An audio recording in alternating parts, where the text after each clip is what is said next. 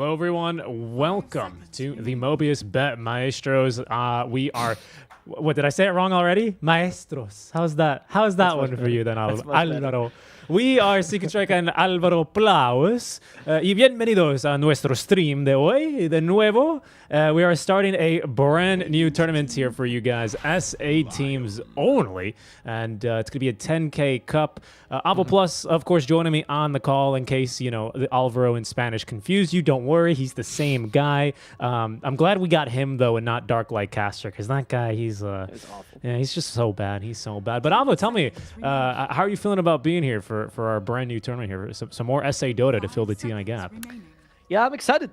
Honestly, this tournament kind of wisened me up about the reshuffles because unlike a lot of Dota drama hogs, I do not go on the roster page and refresh until I see the updates. Like me.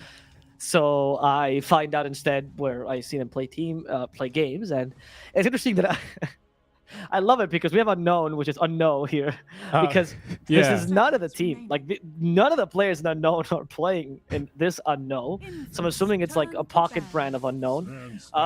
So we have Latin defenders, the three other like the 3, 4, and 5 from Latin defenders, which is Balki, Moonlight, and I actually just forgot the last one.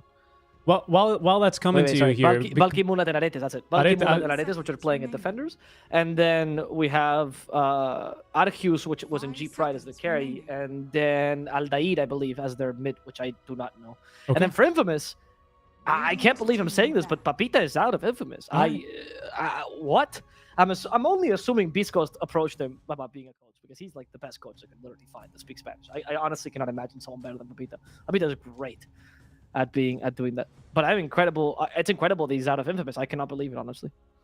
10 seconds well, here we are in our draft. We're off of the camera scenes now, Alvaro, so don't you worry. But we're not live with our draft. I wanted to transition a little bit better because you were talking about all of our players, and of course they're going to be listed here on the right side of your screen, as well as the Unknown Boys up top lane on Radiant's side. That name is fucking awesome. It is pretty funny. And Infamous here on the Dire. We have first pick for Infamous. They've taken this Anch Unknown. They've replied here immediately with the Lion and Broodmaster. Broodmother, pardon me. I mixed up your favorite, most difficult hero there for a second. It's not up to me who decides who the most difficult hero is. He just is, okay? Yeah, and I like this solution because I've been casting a bit of EU Dota here. I've not really been able to spectate a lot of SA Dota, sadly. But this is a new solution to me. In EU, they tend to try for something else. They usually try and stop the Brood, usually with the off-lane pick, like a Sand King or a Timber. But this is more of a laning solution to me here with this Sven. Is that kind of where you think Infamous are heading here? Yeah, I mean, it works either or. So the idea with Brood is that you definitely don't want to... Like, the answer can never be mid. Mid is the one answer you can't have. If it's your 1 or your 3, I think they both apply to different game plans. If it's your 3, then what you've accomplished is you can rotate your 3 into the safe lane. So the idea is that your 3 can ideally take tower before Brood. Most likely he doesn't, so he has to rotate a bit earlier, which kind of sucks. And then you have to deal with Brood afterwards, which is fine. And usually you can. So the best offlaners to deal with Brood are actually those that can take the tower before her. Usually things like Leshrac or DK sometimes, like a Sand King, as you mentioned, because it pushes quite quickly, or a Timbersaw clears Spiderlings quickly.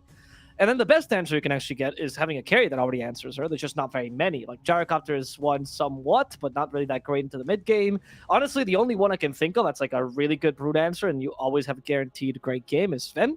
And the reason why he's so good is because as a safe laner, yes, ideally at some point you want to rotate into the triangle. But with Brood, the game changes completely because Brood is supposed to dominate that off lane, right? So every time they gank her, you're taking away all the space that she's making by rotating more heroes into that very lane, which should be already taken over. So Sven staying in that lane definitely not only gets the safety, knowing that either Unknown makes a move that's not too efficient and then kills him, or no, never kills him and he gets the farm out of the tower, or alternatively, you once they do too many of those inefficient moves, you move away and you go into the triangle and you recover as Sven. So I think the pickup is really good. And it shows because I think Chumpy is one of the best drafters in South America in general. So Okay. I'm not surprised he went for this. I like that. Axel. Sorry, that's Axel. I will add the only other hero, a safe laner specifically, that I've seen really be able to consistently deal with the Brood, especially in lane and basically at any stage of the game, along with the Sven, is Naga Siren. She's good too. She's good too. That's another hero. I just wanted to bring that one up because she's just garbage, but you're right. Exactly. That's what I'm saying though. I think I like this Sven a lot better. Sven, however, much like the Naga kind of does, has problems getting kited majorly in this game. And his matchup versus TB, maybe not going to be the best here. All that physical armor is going to do a lot of work for TB versus the God's Strength. We've got a Lion to protect him, and well, I'm surprised they picked the TB immediately, though. I thought for sure we'd see like a support pick here for Unknown first. Yeah, me too. I'm surprised by this TB pick. And I also don't think it's that great. Like, I think Sven, there's a point where you do overpower the TB decently. Like, it's kind of an even matchup, honestly. I don't think it's like overwhelming to one side or the other. It depends a lot on the game. Yeah, there are certain points where TB's better because of Scotty, for example, or the butterfly pickups, but Sven also has that once he gets his initial core items. He can chunk through the TB easily despite the armor. And Enchantress is also great against TB. Steal one of his illusions. Can proceed to deal pure damage to him, so she's actually quite solid. So it's an okay answer from Unknown, but definitely not like the be-all end-all that we usually see TB for. And I agree with you, that's a very early TB pick. And there's no way that Infamous is going to block pick that because they have Sven. Yeah, exactly. So, that's what I'm really confused by, because TB is one of those heroes where obviously he's so damn good right now. It's like, yes, if we can pick it, obviously we want him. The concern mostly comes because he's just so strong, is that there are some matchups he just loses, right? Now, the Sven is through, so we can't counter it like with a Drow Ranger. We won't be able to counter it like super quickly or otherwise easily, right? At least with a safe lane matchup. But there are still other ways, like what we have the Storm still in the pool, for example, right? Can chase a Brood. Lion is scary into that matchup, of course, but stuff like that. I at least will say I like that Unknown. They've at least picked the Lion first, so they do have some setup here for the TB. And seeing the carry, I think it's doable, but I don't see any reason why they could have not picked it immediately and gone with something else, and instead 7th picked it or whatever here for themselves. So well, we'll see here. Nyx Assassin then, out from Infamous.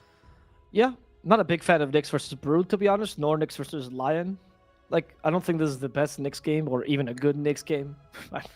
I'm kind of surprised by the Nyx pick, but I mean, the hero's strong in general. It's not like I'm ever sad to see a Nyx on my team. He carries a stun. Very similar to Hoodwink, right? Carries a stun, can always act as a ward, has some great high ground defense and high ground sieging potential, so it's okay. The Vendetta's pure damage, that's great against TB, but Brood and Lion do eat him for lunch, really. Unless you're a bad Lion, you will never spike carpus that Lion, at least not in an efficient way.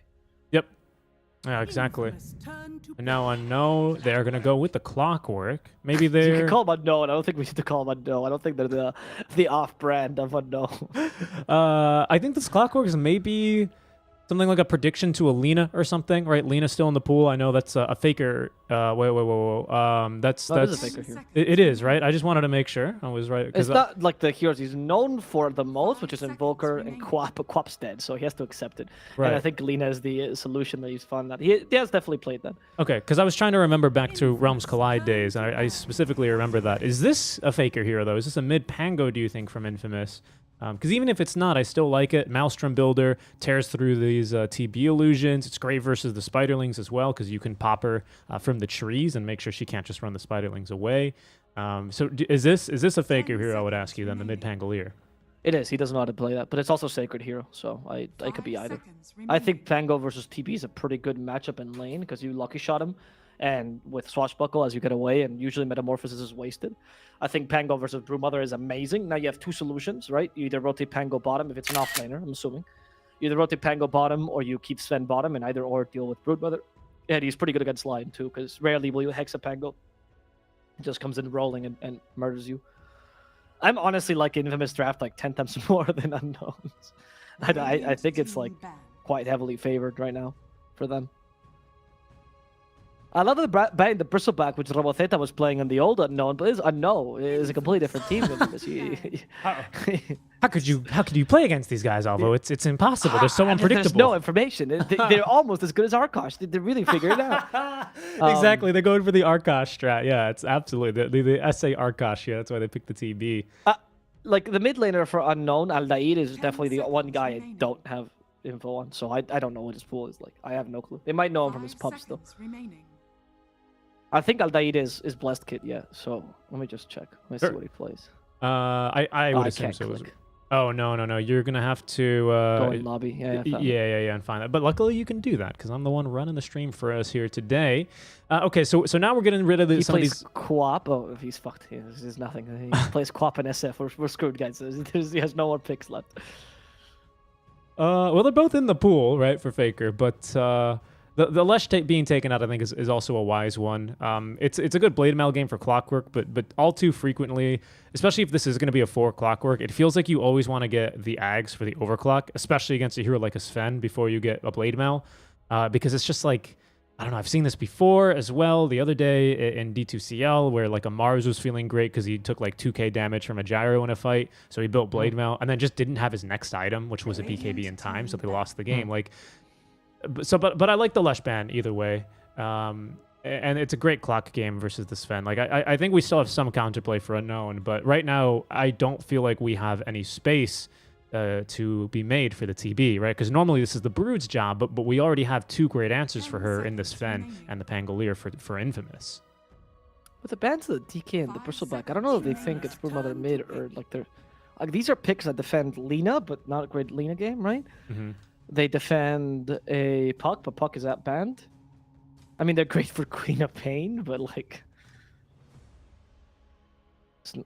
No, but even if Queen of Pain was good, Avo, I would dare say it's still a really bad Queen of Pain game. Like, this Lion Clockwork is you're only good against the TB Broodmother. You're good against the cores though. You're good against the cores. I think Clock is I don't know because you can't blink because it's a long hard blink.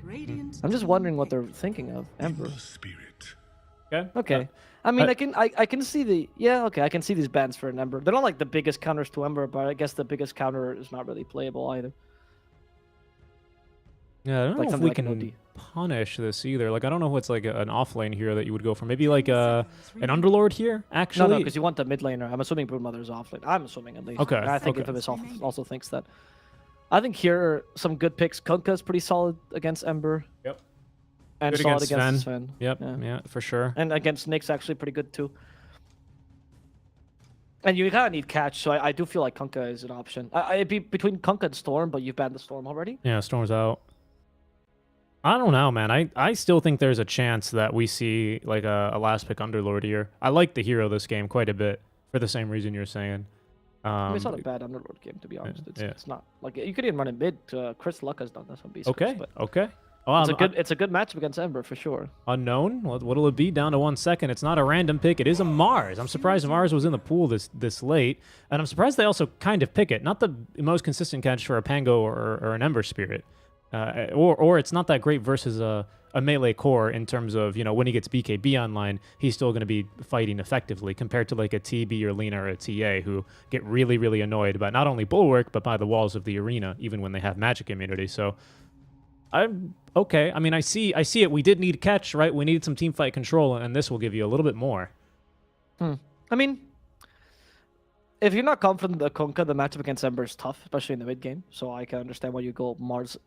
Like, these are the 2 heroes I imagine for the mid lane that are like beefy and tanky and beat the Ember and also bring your team fight. So I think they're kind of even on what you want to provide. I feel like Mars, you're right, he's weak against the Pango, but I don't think there was any pick here besides like DK that was good against Pango. His matchup against Ember is very good in the lane, that's for sure. I think if you go for the Yols, actually, the Ember is not that hard to catch either. I don't mind. I think it's an alright pick. I still believe that Infamous is the better lineup overall, but I think Unknown... Yeah, I can see the logic behind their picks, but it does seem very much like a lot of their picks kind of throw it away, and they have multiple win conditions stacked upon each other. Like the Broodmother, they tried at the beginning, they saw Sven, oh, I guess we don't win with Broodmother. They go TB, and then they put that thing with Clockwork, which is like, okay. And Pango also cancels your TB. You see the Ember, like, okay, I guess TB is not my win condition. And you pick up Mars now to try to see if he can give you the space for TB to get online. It's tough. I do really like the idea of the Mars mid, though, right? Even more than offlane, because it gives you a good tempo here. that you know the Broodmother for sure is not going to be able to provide you. And that's going to allow then TB to show up because TB Mars is actually one of the best combos in this meta in terms of not Metamorphosis. That wasn't a purposeful pun. I apologize for all the pun fans out there. But it's great in this patch because TB Mars just gives you everything you want.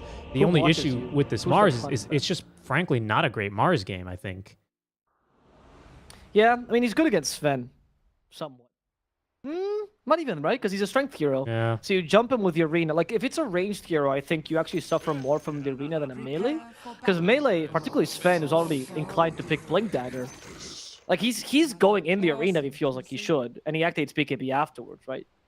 Whereas a ranged hero might get blocked more by the arena. I agree. It's not a good Mars game. Yeah, that's the major concern I have here, Avo, for us. Like, you're totally right. Like, they had to kind of switch around the win conditions because at first it was Brood, and then I think they picked TB a little bit too early, and they're like, well, maybe not anymore because the Pango's an issue, and then they go, oh, well, I guess we need Mars, a catch-all kind of. But even then, it's like that solution, he doesn't exactly thrive this game. He's got free kills onto the Eng. He's got basically free kills onto the Nyx Assassin.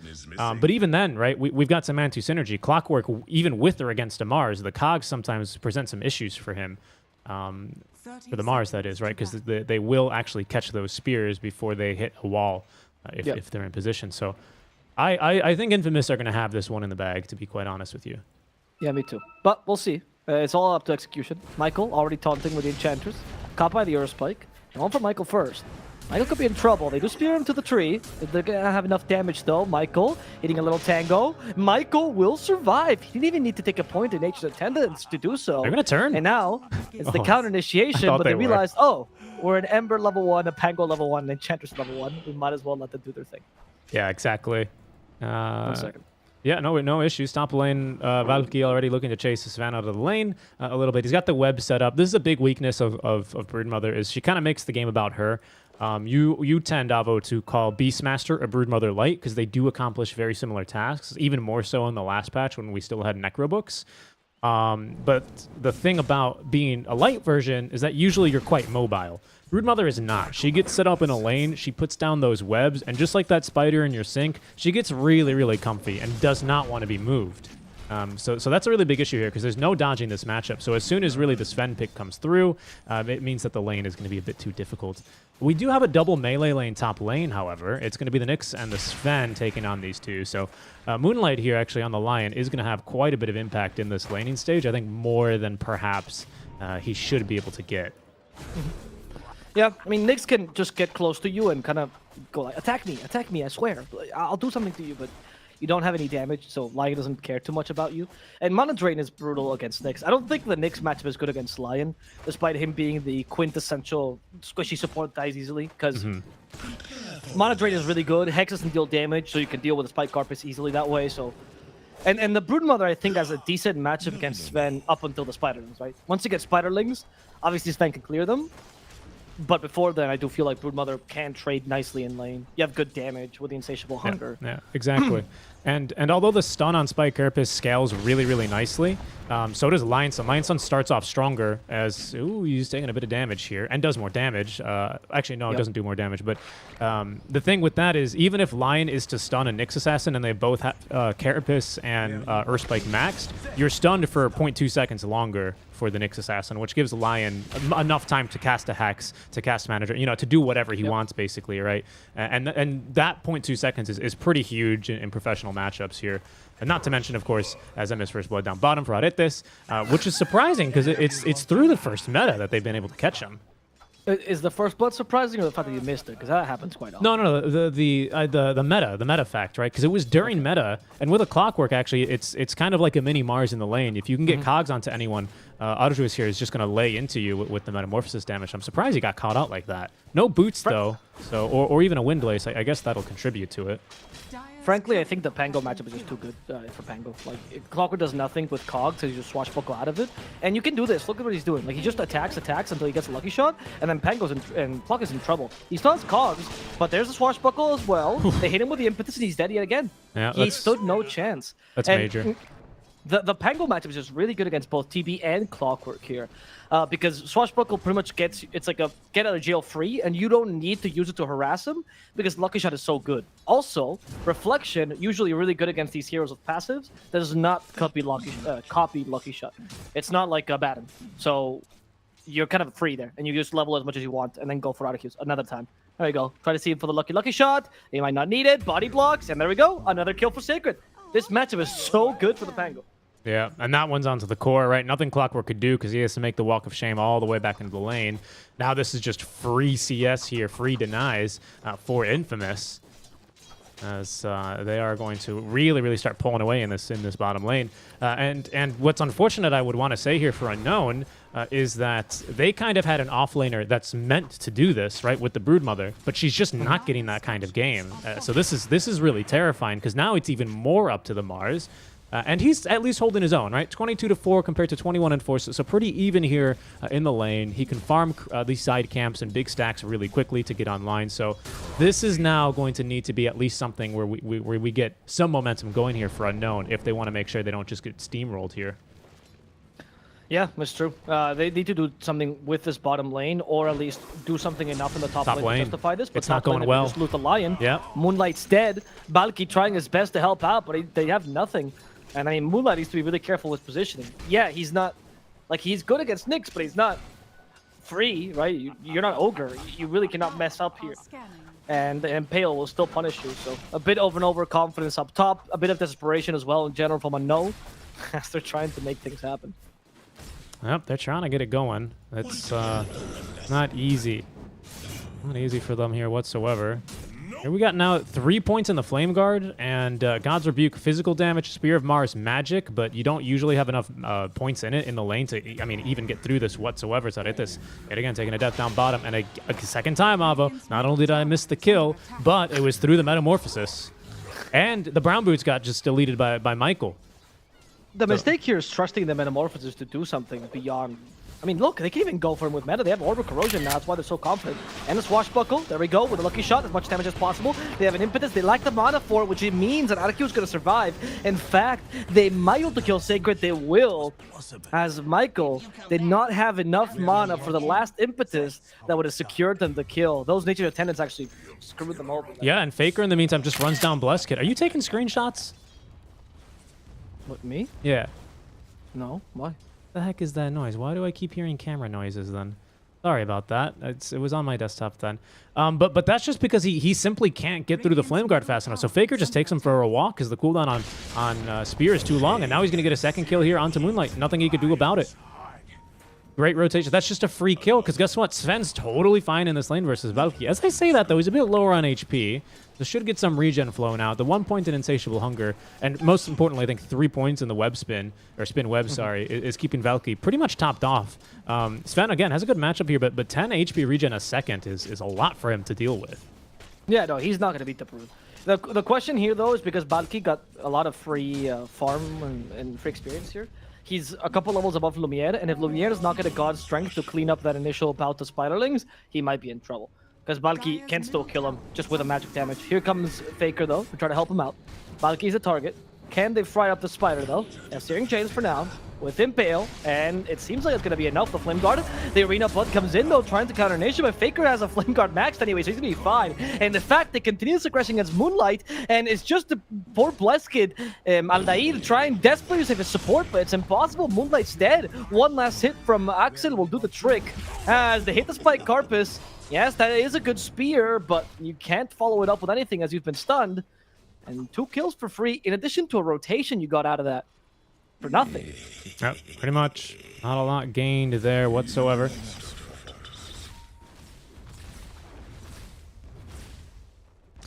Oh, man. It's, I mean, at least we get Terrorblade out of this bottom lane, though. Like, that was a big play top lane for our Ember Spirit. He gets a lot out of that. He's 3-0-1 now. This frees up space bottom for Sacred. As you can see, he's threatening to go for the Rolling Thunder. Unfortunately, there's nothing here to absorb the Battery Assault procs. A little bit low on mana, but he still has enough for it. He's going to have to go for it now, actually. This is going to force it out from him. Yeah, they had the Hurl Boulder a little bit too early there, so he went for the TP to at least force the Rolling Thunder to be on cooldown, but he's not going to be able to defend that tower.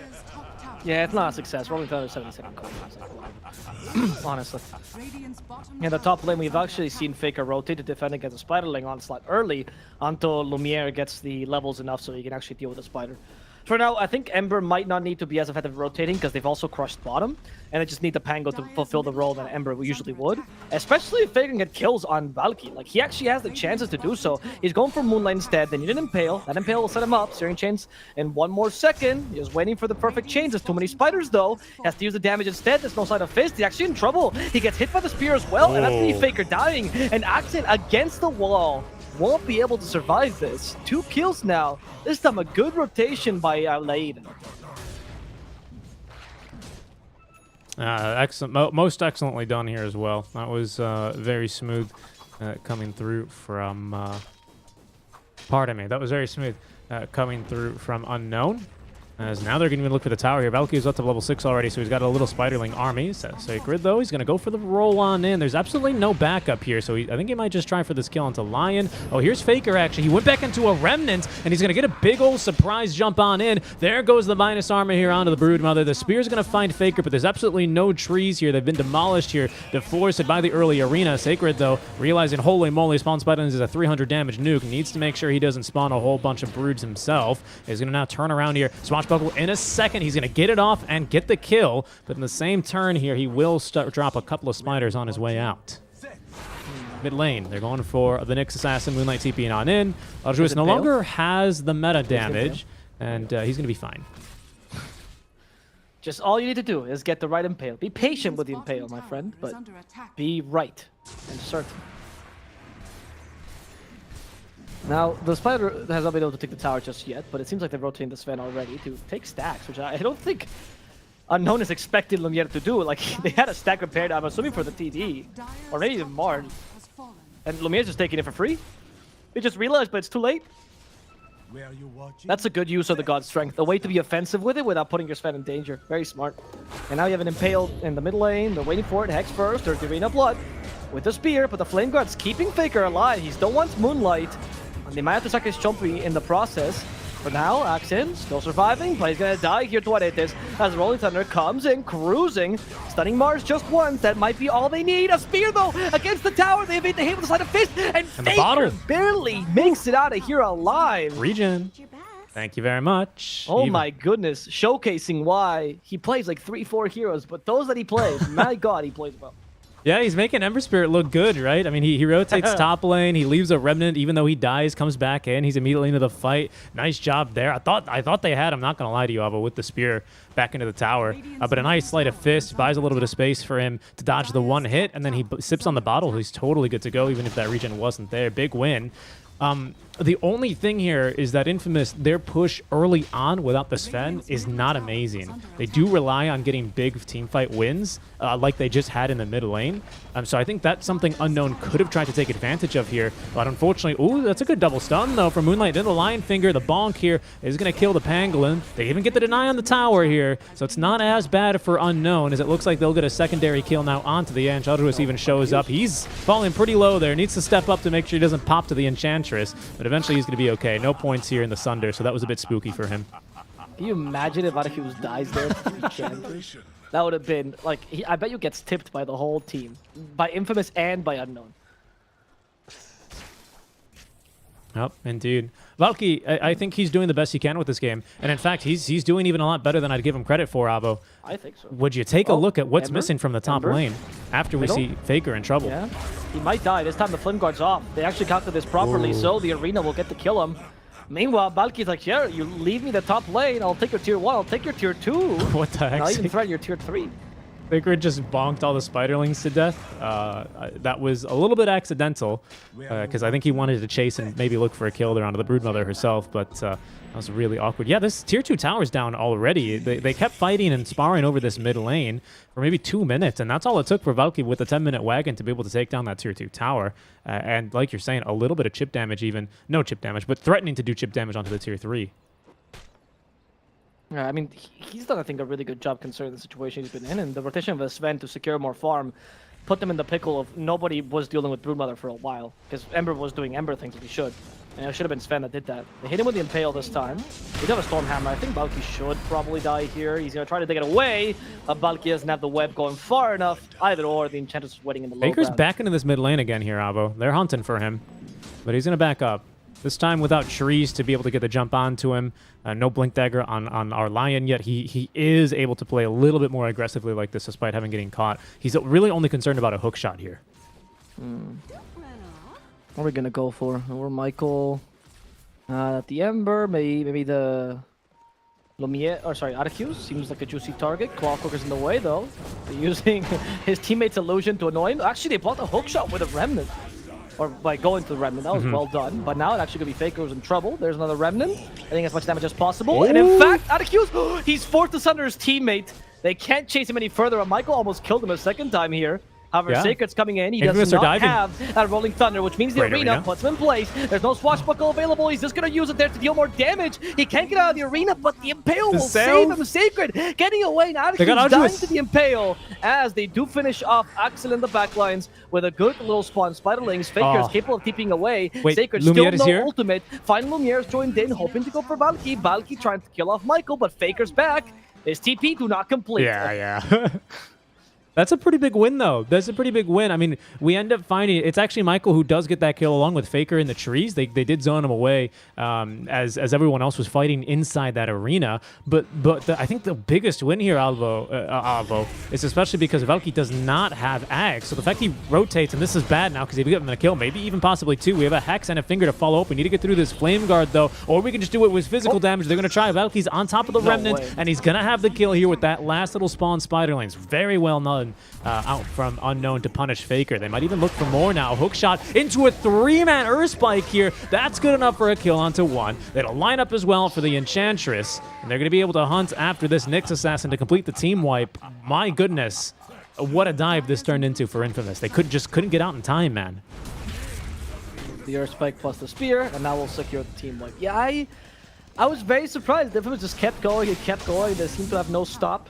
And honestly, it's weird considering how much you prioritize Sven's farm early over the map control. It's odd, but now you're choosing to play this way so aggressively. The Sven doesn't have enough farm, I would argue, to at least fight head on like this. True. It's true. I think Sven, as soon as he shows up and he sees the Broodmother TP'd, I think you say, this is a win. Brood can't play top anymore. This relieves a lot of pressure on our jungle. Let's just take it easy. But here's a free Hex now onto Faker. Moonlight with enough mana at least for an Earth Spike, but he doesn't actually have the teammates here to back him up. So he will fall despite having placed the ward down for Vision. The rest of his team not going to follow him into his grave. Okay, it's just a small kill on Moonlight. Not that big a deal, but... it has reset the game in general, honestly. I feel like both teams are now kind of even as the TV gets stronger, and you lost the Sven's early power arena spike. mid? That arena was a huge miss, but we don't have Rolling Thunder to punish either, so it's just going to be even. I like Sacred's choice for a Maelstrom, of course, but if he goes for this now, Blink Dagger will be farther and farther away, which means you won't really have the initiation you require this game just yet. It seems like Faker kind of has to make up for that. Valky is going to be back into the jungle here. He sees a Enchantress, might go for the kill here, but counter initiation is possible. There's going to be the Reflect. That's going to give time enough here for the kill onto the Enchantress. They're continuing to spit on Nyx Assassin. He's dusted up despite Vendetted. 21 charges, though, so he's not a very easy kill, but they can surprise him there with the Invis-Rune out from the Mars. Just too much burst damage for him to get the wand off. Another couple of kills here for Unknown. All right. Well, Infamous now, I think, has realized that this is not their game to dominate over, and they have to kind of take a chill pill. Like, I mean, Faker might not have realized it, but the rest of the team now playing it more defensively. I think this kind of run-at-them strategy was good for the first maybe 15 minutes, but now that Broodmother is completely online and she's joining the team in fights as well, I also love the build Valky went for. You know, the typical... Like, it's a variation of the Aura Broodmother build, and this variation is the I'm desperate, I need to be impactful immediately, right? So you go for the cheap items, the Medallion, you go for the Hooded Defiance, you now actually take a Sanch, I'm assuming it's going to be a Heaven's Halberd, and the idea here is to make sure that the Broodmother is online as soon as possible after taking those early towers, so you can go and help your team and secure their comeback into the mid-game. And now Infamous needs to go back and farm, get those big items as they play around their triangle, because there's no other place in the map they can safely play around, and hopefully Faker cut some lanes to give him some space. Yep. I'm just got booted from the server real quick, but no worries. I'm reconnecting now. Do let me know if I'm missing anything. You are not missing anything. Surprisingly so, because for the past like 3 minutes, it's just been non-stop fighting. I think both teams have realized that. Well, particularly Infamous has realized that they just cannot continue this any longer.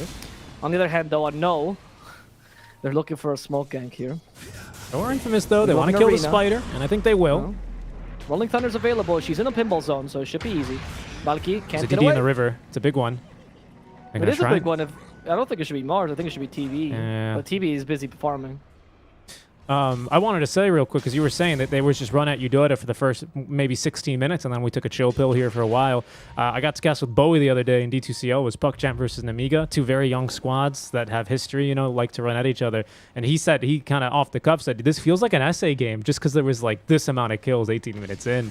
And for a while, I wasn't sure what he meant, but it's good to be back here, as Moonlight is going to be able to get the blink off in time. Not at his ideal blink dagger reveal, unfortunately. He would have liked to use something in the smoke, but still will find the Hex here onto the Enchantress. Faker's going to go after him here. That's a good effort here onto the Earthspike. Thought Faker would be a bit closer so that it would actually hit him, but he was still on the Remnant and invulnerable here, so he's going to be able to secure that one pretty easily.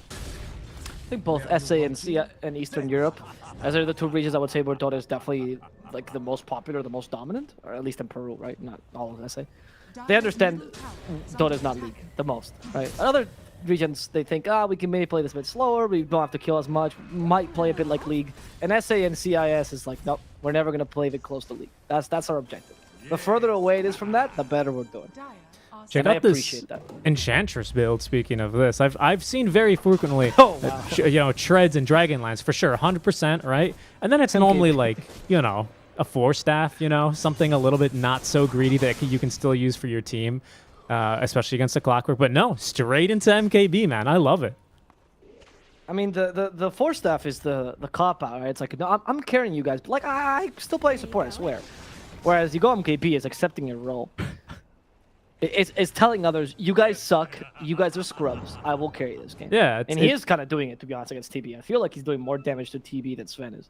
It's a lot of the, yeah, don't worry, I play position 4 and then you take CS in lane. Oh, okay, well the Butterfly's online. Valky's hanging out in the pit. There's a great smoke break here by Team Unknown. Sacred with the Blink Dagger gets the swashbuckle defensively. They only catch actually the Nix's Acid and not with the follow-up Earthspike, but Blessed Kid, oh my goodness, the damage there off the bonk, the DD rune. Both supports almost dead already, and the Finger of Death will be able to secure the kill onto the Enchantress as Faker is going to have a Remnant away, so he's not going to have to take a fall here. That was, I think, the first fight we saw with the double Maelstrom here. Pretty big turning point versus all these illusions, and now this Butterfly that we have online for Rajuis. But I think here, Unknown are feeling strong enough. There's no Rolling Thunder. No supports. They're going to try and get through Roshi with the rest of this DD rune and meta. Okay. And right now, that was a fight where Infamous was definitely hoping for a pickoff, and they instead found 5 heroes, and Sven wasn't there with them, so clearly they didn't want to fight that. Now they have to go and defend Roshan without the support. It's a bit difficult. In fact, it might fall a bit too soon. And there we go. Arceus takes it. As at least Faker's trying to kill off Valky. Can they accomplish it? Valky's still alive. In fact, in the backlines, they also kill off Sakura. And that's going to be a simple kill here, plus the Roche. And I think now the game, I mean, I wouldn't say belongs, but it's definitely Unknown leading at this point in the game. Sven needs to help come online and deal with a TB, or perhaps even the Enchanters to get MKB, but someone needs to deal with the TB. And with Butterfly, you honestly, like, Butterfly is like having a 1.5 items up over the Sven until he builds MKB. Yep. So it's going to be very tough for him now. Yeah, exactly, Faker. He's going to look to boot the Spiderlings at least away. And I'm really impressed with Valky's game here, to be honest. I thought he was going to be a lot more shut out. I think maybe I'll find myself backtracking because we do have at least this Blink Dagger for Sven, right? And now a BKB.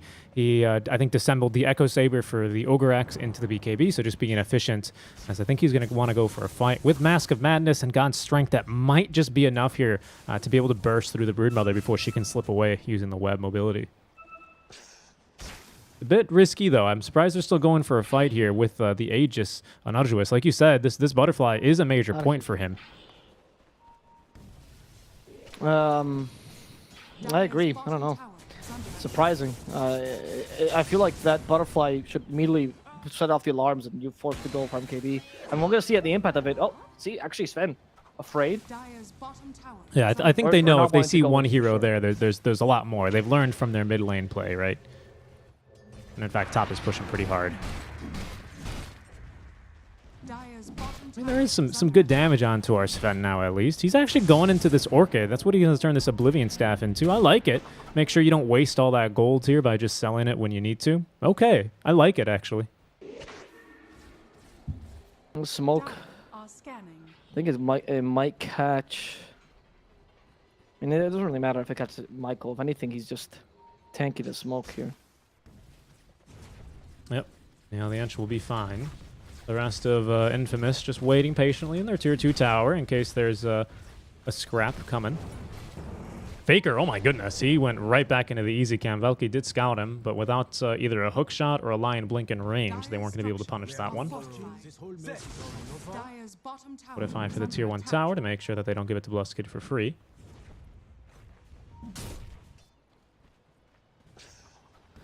Infamous is playing on the, I want to say their side of the map, but playing on the jungle, to be honest, because right now they understand that with the offensive, we're seeing Unknown want to control the triangle and then push mid and bottom.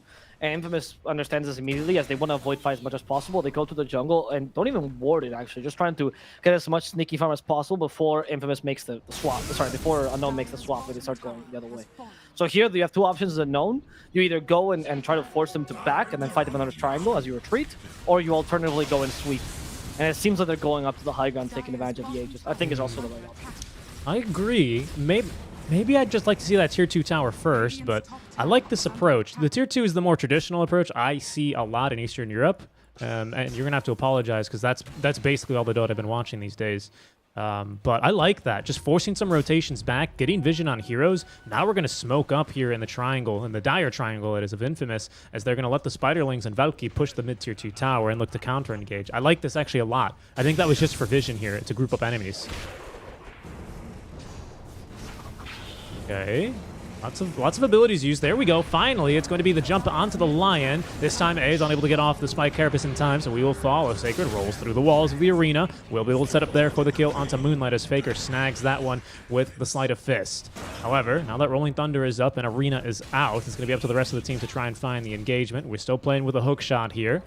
But out at this, very patient here, is going to go ahead and just safely back up with the rest of the team. Or are they? 40 seconds left of Aegis Sabo. They have actually great vision onto the Sven. He's completely alone. He's got BKB, but nothing to help him get him outside of a cog, so he's going to have to use that one now, as Sacred's going to put himself between the enemies and his Sven, which will allow him to leave. That was the 9-second BKB used to hit the Ancients a couple of times.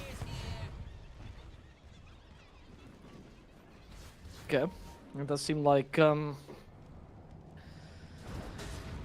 With the lead that they have, they're starting to really stomp on Infamous whenever they engage. So they're accomplishing this as Infamous also trying to... they're managing to secure a decent amount of farm for Lumiere, who keeps going. And it just seems like Infamous is trying to hit that breaking point where Lumiere will be able to beat the Terrorblade. I think that breaking point comes around the MKB part. And if you actually look at how they're positioned, they're constantly like in between. There's like all of Infamous's team, Lumiere behind them, and then in between is, or behind them is Unknown, right? So there's always someone to catch him from catching their carry. And I'm going to be playing this 4-Protect-1 obsessively, which does put Faker in a difficult position. But I also find that he's used to like playing this way. He just always wants to be the sacrificial man in the game for some reason. And make the crazy plays and everything. So it seems like Infamous has come through with this idea. We'll see if it works out for them, though, because I don't know how great the Terrorblade versus Sven matchup is into the late game. Once you get Scotty, I feel like Sven has another obstacle to pierce through. I don't know if MKB is going to be enough to deal with Scotty. Where you walking, that's how it's done. Yeah, that's Scotty. I mean, at least the MKB's almost up on... I mean, we're going to have 2 eventually, because we did actually just buy the... What did we buy here from MKB? What am I missing? Ah, right, the Javelin, of course, for our Enchantress. So we might have 2, and I think Ench is still not too bad here of a hero to have versus the TB. We can see we're very easy to use these. We're very easily rather able to use these double Maelstroms to make sure that they can stop the pushes very, very quickly. So without Aegis now, Unknown, they are given a bit of an opportunity for Infamous to purchase these items and get them online to give them the chance. But we're also still farming very nicely for Unknown, as there's now Arduous finishing up the Eye of Scotty. So now, how do you deal with the Eye of Scotty if you are Sven? Like obviously MKB is the way to deal with the butterfly, but with Scotty, Daedalus, I just don't know more if it's- damage. What? Just Daedalus, more damage. I mean, you have Blink already, right? Yeah. I think it might even be like. I agree that it's not as big an obstacle as Butterfly. Right? You don't need like an item to counter, but I think it is Daedalus and Swift Blink. I'd say Swift Blink is big too. I like that. Bonus attack speed, right?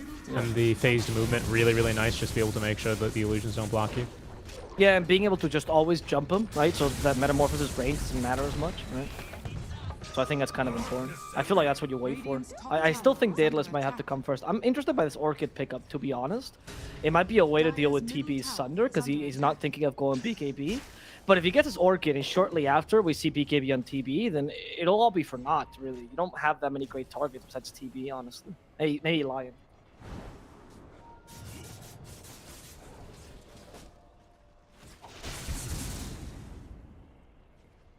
Yeah, I don't think I'd like to see this Orchid finished up. I agree with you. I think there's a lot of options, whether it's Swift Blink, whether it's damage with Daedalus. I like both of those, right? Because I think they look to do the same thing and solve this issue of just getting through that raw HP, whether it's attack speed or crits. And I don't think the Orchid is going to do much for you here. Because right now, I think TB is very, very quickly, at least when he finishes off BKB, is going to be the problem. And that's a problem. Faker, he's going to get caught, and he does not get the BKB off. He is just dead, Abo. Next up here, very well could be some Venison on the side of that Flame Spirit as the rest of the enemies are routed here from Infamous all the way up to the high ground. That'll be the tier 2 tower down for sure. Luckily, it's a long Roche respawn here because we are in the window.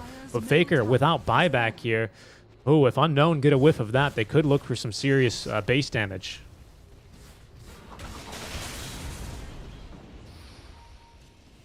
Okay, well this...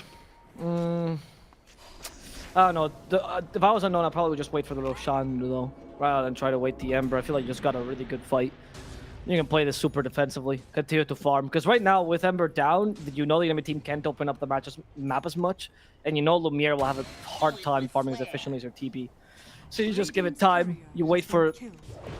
Sorry, you wait for your Terrorblade to just out-farm the Sven by a lot.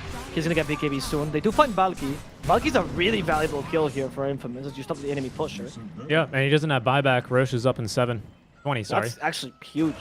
I'm surprised Valky decided to die there. Because it was more of his choice than the enemy team doing anything. Yeah, that's kind of the second time he's been caught out a little bit farming mid. You remember at 16 minutes in when we were talking about how this has all of a sudden been a calm period, and then Valky's like, what if I farmed aggressively? I kind of farmed a little bit in the same spot, so punished for a second time. As a Broodmother, that's kind of where you want them to be, right? At least tanking those ganks. Maybe a little bit closer to the river where, you know, you could counter-initiate with your Blink Daggers on the Mars Lion, but at least it's better than allowing enemies to smoke into your triangle and catching a TB. So there is that to be said. We're about to have, speaking of TB, this BKB finished up. His courier's dead, so we'll have to run home and fetch it, but he will have this now ready to go for the Roshan fight. Aretes, speaking of Roche, is going to be able to scout this guy. Second Roche, Aegis, Cheese, and of course that Aghanim Shard. And there it is. We actually have decided to go for the Orchid. Yeah, but at the same time, TB has BKB. He's already completed Yeah. it, so this Orchid is dead now. I fail to see what else you're going to stop. Like, Mars has his own BKB, so you're not going to stop him either. Broodmother doesn't matter because she has Lotus anyway. Lion. Like, it's really just Lion that you have this Orchid for. I am not a fan. I am also not a fan. I don't really like the item.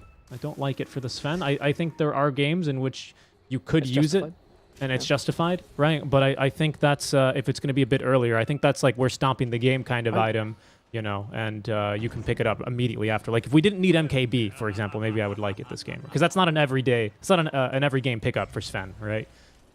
He's committing to the Bloodthorn as well. So, I mean, and that's what I was going to say. I think that's where this is going. I mean, at least he's committing to it. This guy. At least he's committing to it. I like that. I would like to be his girlfriend, but not his item build. Okay. Let's see where that's going. Yeah. Okay, Lumiere. He's gonna just charge. Yep. Charge the high ground. He's gonna make Oh no, the 3-man hook shot. Those are great cogs into an arena as well. Lumiere's just gonna already die. dead? No chance for him. Sacred trying to roll himself to safety. Balky's trying to chase after as well. They have Silken Bow in a second. Beautiful Aura Spike actually will catch a much more valuable Faker. And we stop Sacred with the last bit of that Rolling Thunder. Not gonna last too much longer. It's gonna be an immediate Spear of Mars with a death on the Pango. That's huge. That's absolutely huge. That was an unfortunate place, definitely, for your smoke to break.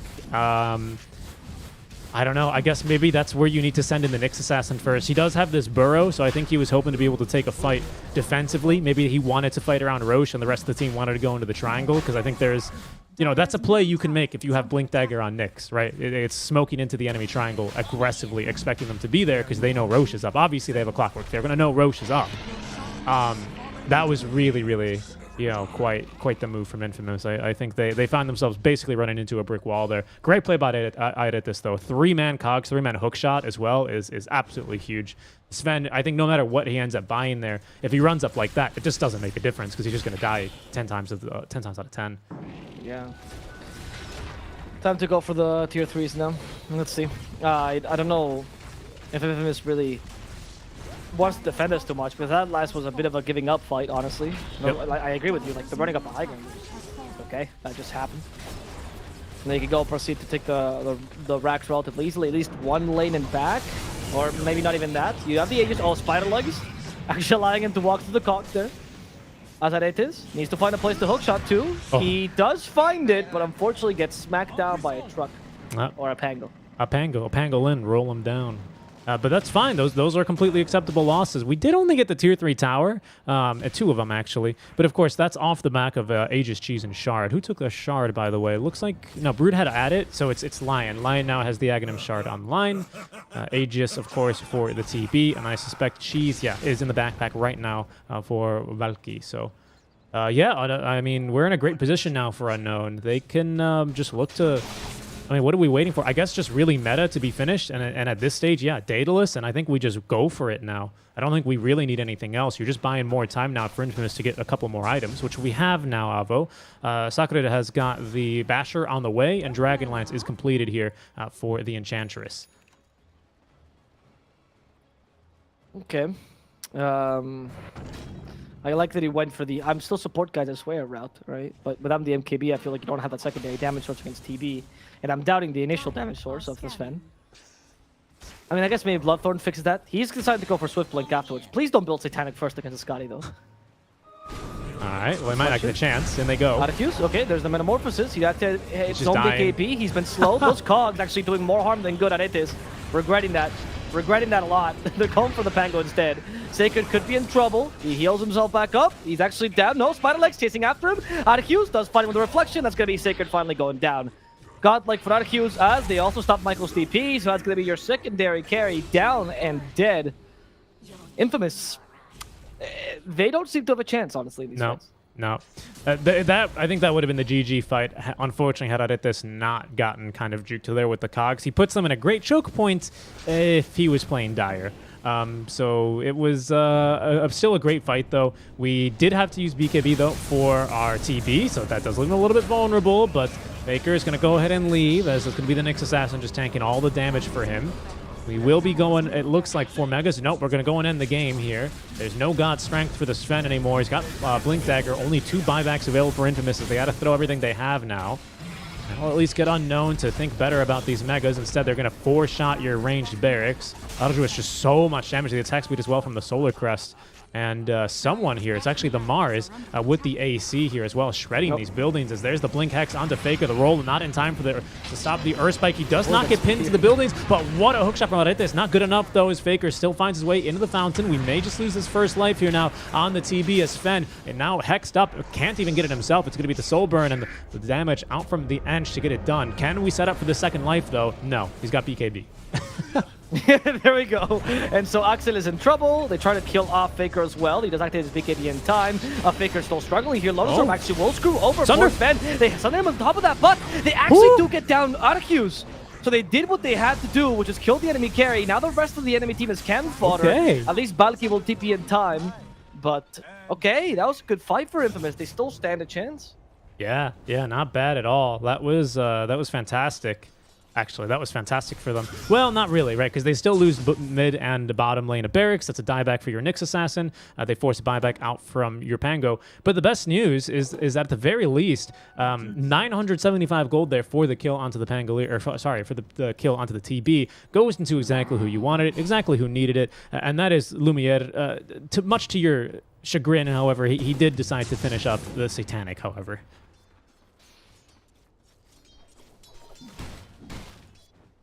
I was expecting a bit more of a reaction from that because you did say, please don't build Satanic, but he's done it into the eye My of my Scotty. reaction is I don't want to. Well, I don't want to say anything to it. I feel like Swift Blink was the pick here. I don't know. Radiant's top tower is under attack. I feel like there's a lot of the advantage that Infamous got, and also a couple mistakes made by Unknown that led them to disadvantage that is just being squandered to a degree on some part of this.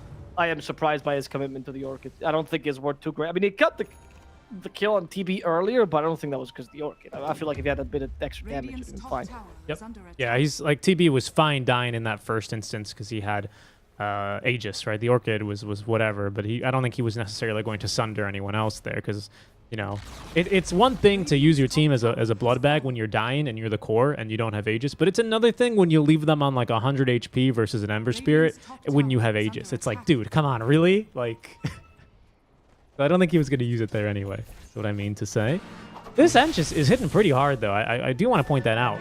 And in fact, they might even have found the Broodmother here, as Nyx Assassin with a couple of good Spike Carapace stuns that allow Sakura. This time he's on the way on in. That's going to allow him to make the jump, but not fast enough. Autodress with the BKB now is going to turn and fight with the Metamorphosis. As Aretes hits him with the hook shot. He's going to try and lifesteal off him, but he's pushed this way, that way, and unfortunately into the grave, as it's going to be plenty of damage by the Mars to be able to get the kill. That is going to be a dieback next here for Sakura, and that just about should be GG. No buyback either here for Lumiere. Just Faker here, able to escape.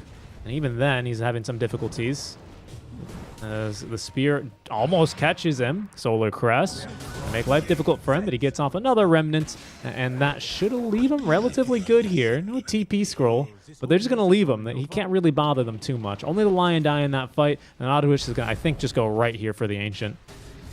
It's a good thing. It's a good thing he got Satanic for that fight. Otherwise, he would have, you know, Dire's structures would have been an easy kill. Easy kill, huh? Really would have. Yeah, really would have. Yeah, I don't know. Oh, shot, they found Faker. Now another kill, perhaps? Oh, maybe not. Ooh. They don't have another stun actually to stop him, so Faker is capable of getting back home. Barely. They don't have Metamorphosis, so I don't feel like you need to push this too hard. You can just go for the tier 3s and take advantage of this. You're trying to see if Sven has buyback. You're like, really? He doesn't? Do you keep hitting the tower? He doesn't? For Satanic? Dire's top tower. But I've had Scotty. All right, they want some venison here to you know, really finish this one off. That's going to be their dessert. Michael down he goes. Faker trying to fight them, but his BKB is up and he gets bonked by the walls of the arena. Doesn't have a remnant for a second, and that's 5 dead. And the GG call out from Infamous, as it is going to be game 1 here into the hands of Team Unknown. Dire's ancient Nice. under All right. Well, pretty good win by Unknown. I still think the draft by Infamous was winnable. I would say that I would still stand by that I like their draft better. I feel like Unknown did a really good job into the mid-late game. But I gotta, like, where I want to give credit to Unknown, I also gotta give a bit of flame. I'm sorry, to Infamous, because there were moments where I swear to God they forgot there was a Broodmother in the game. Like, there was like a solid 10 minutes where it just seems like they just, oh fuck, a Broodmother.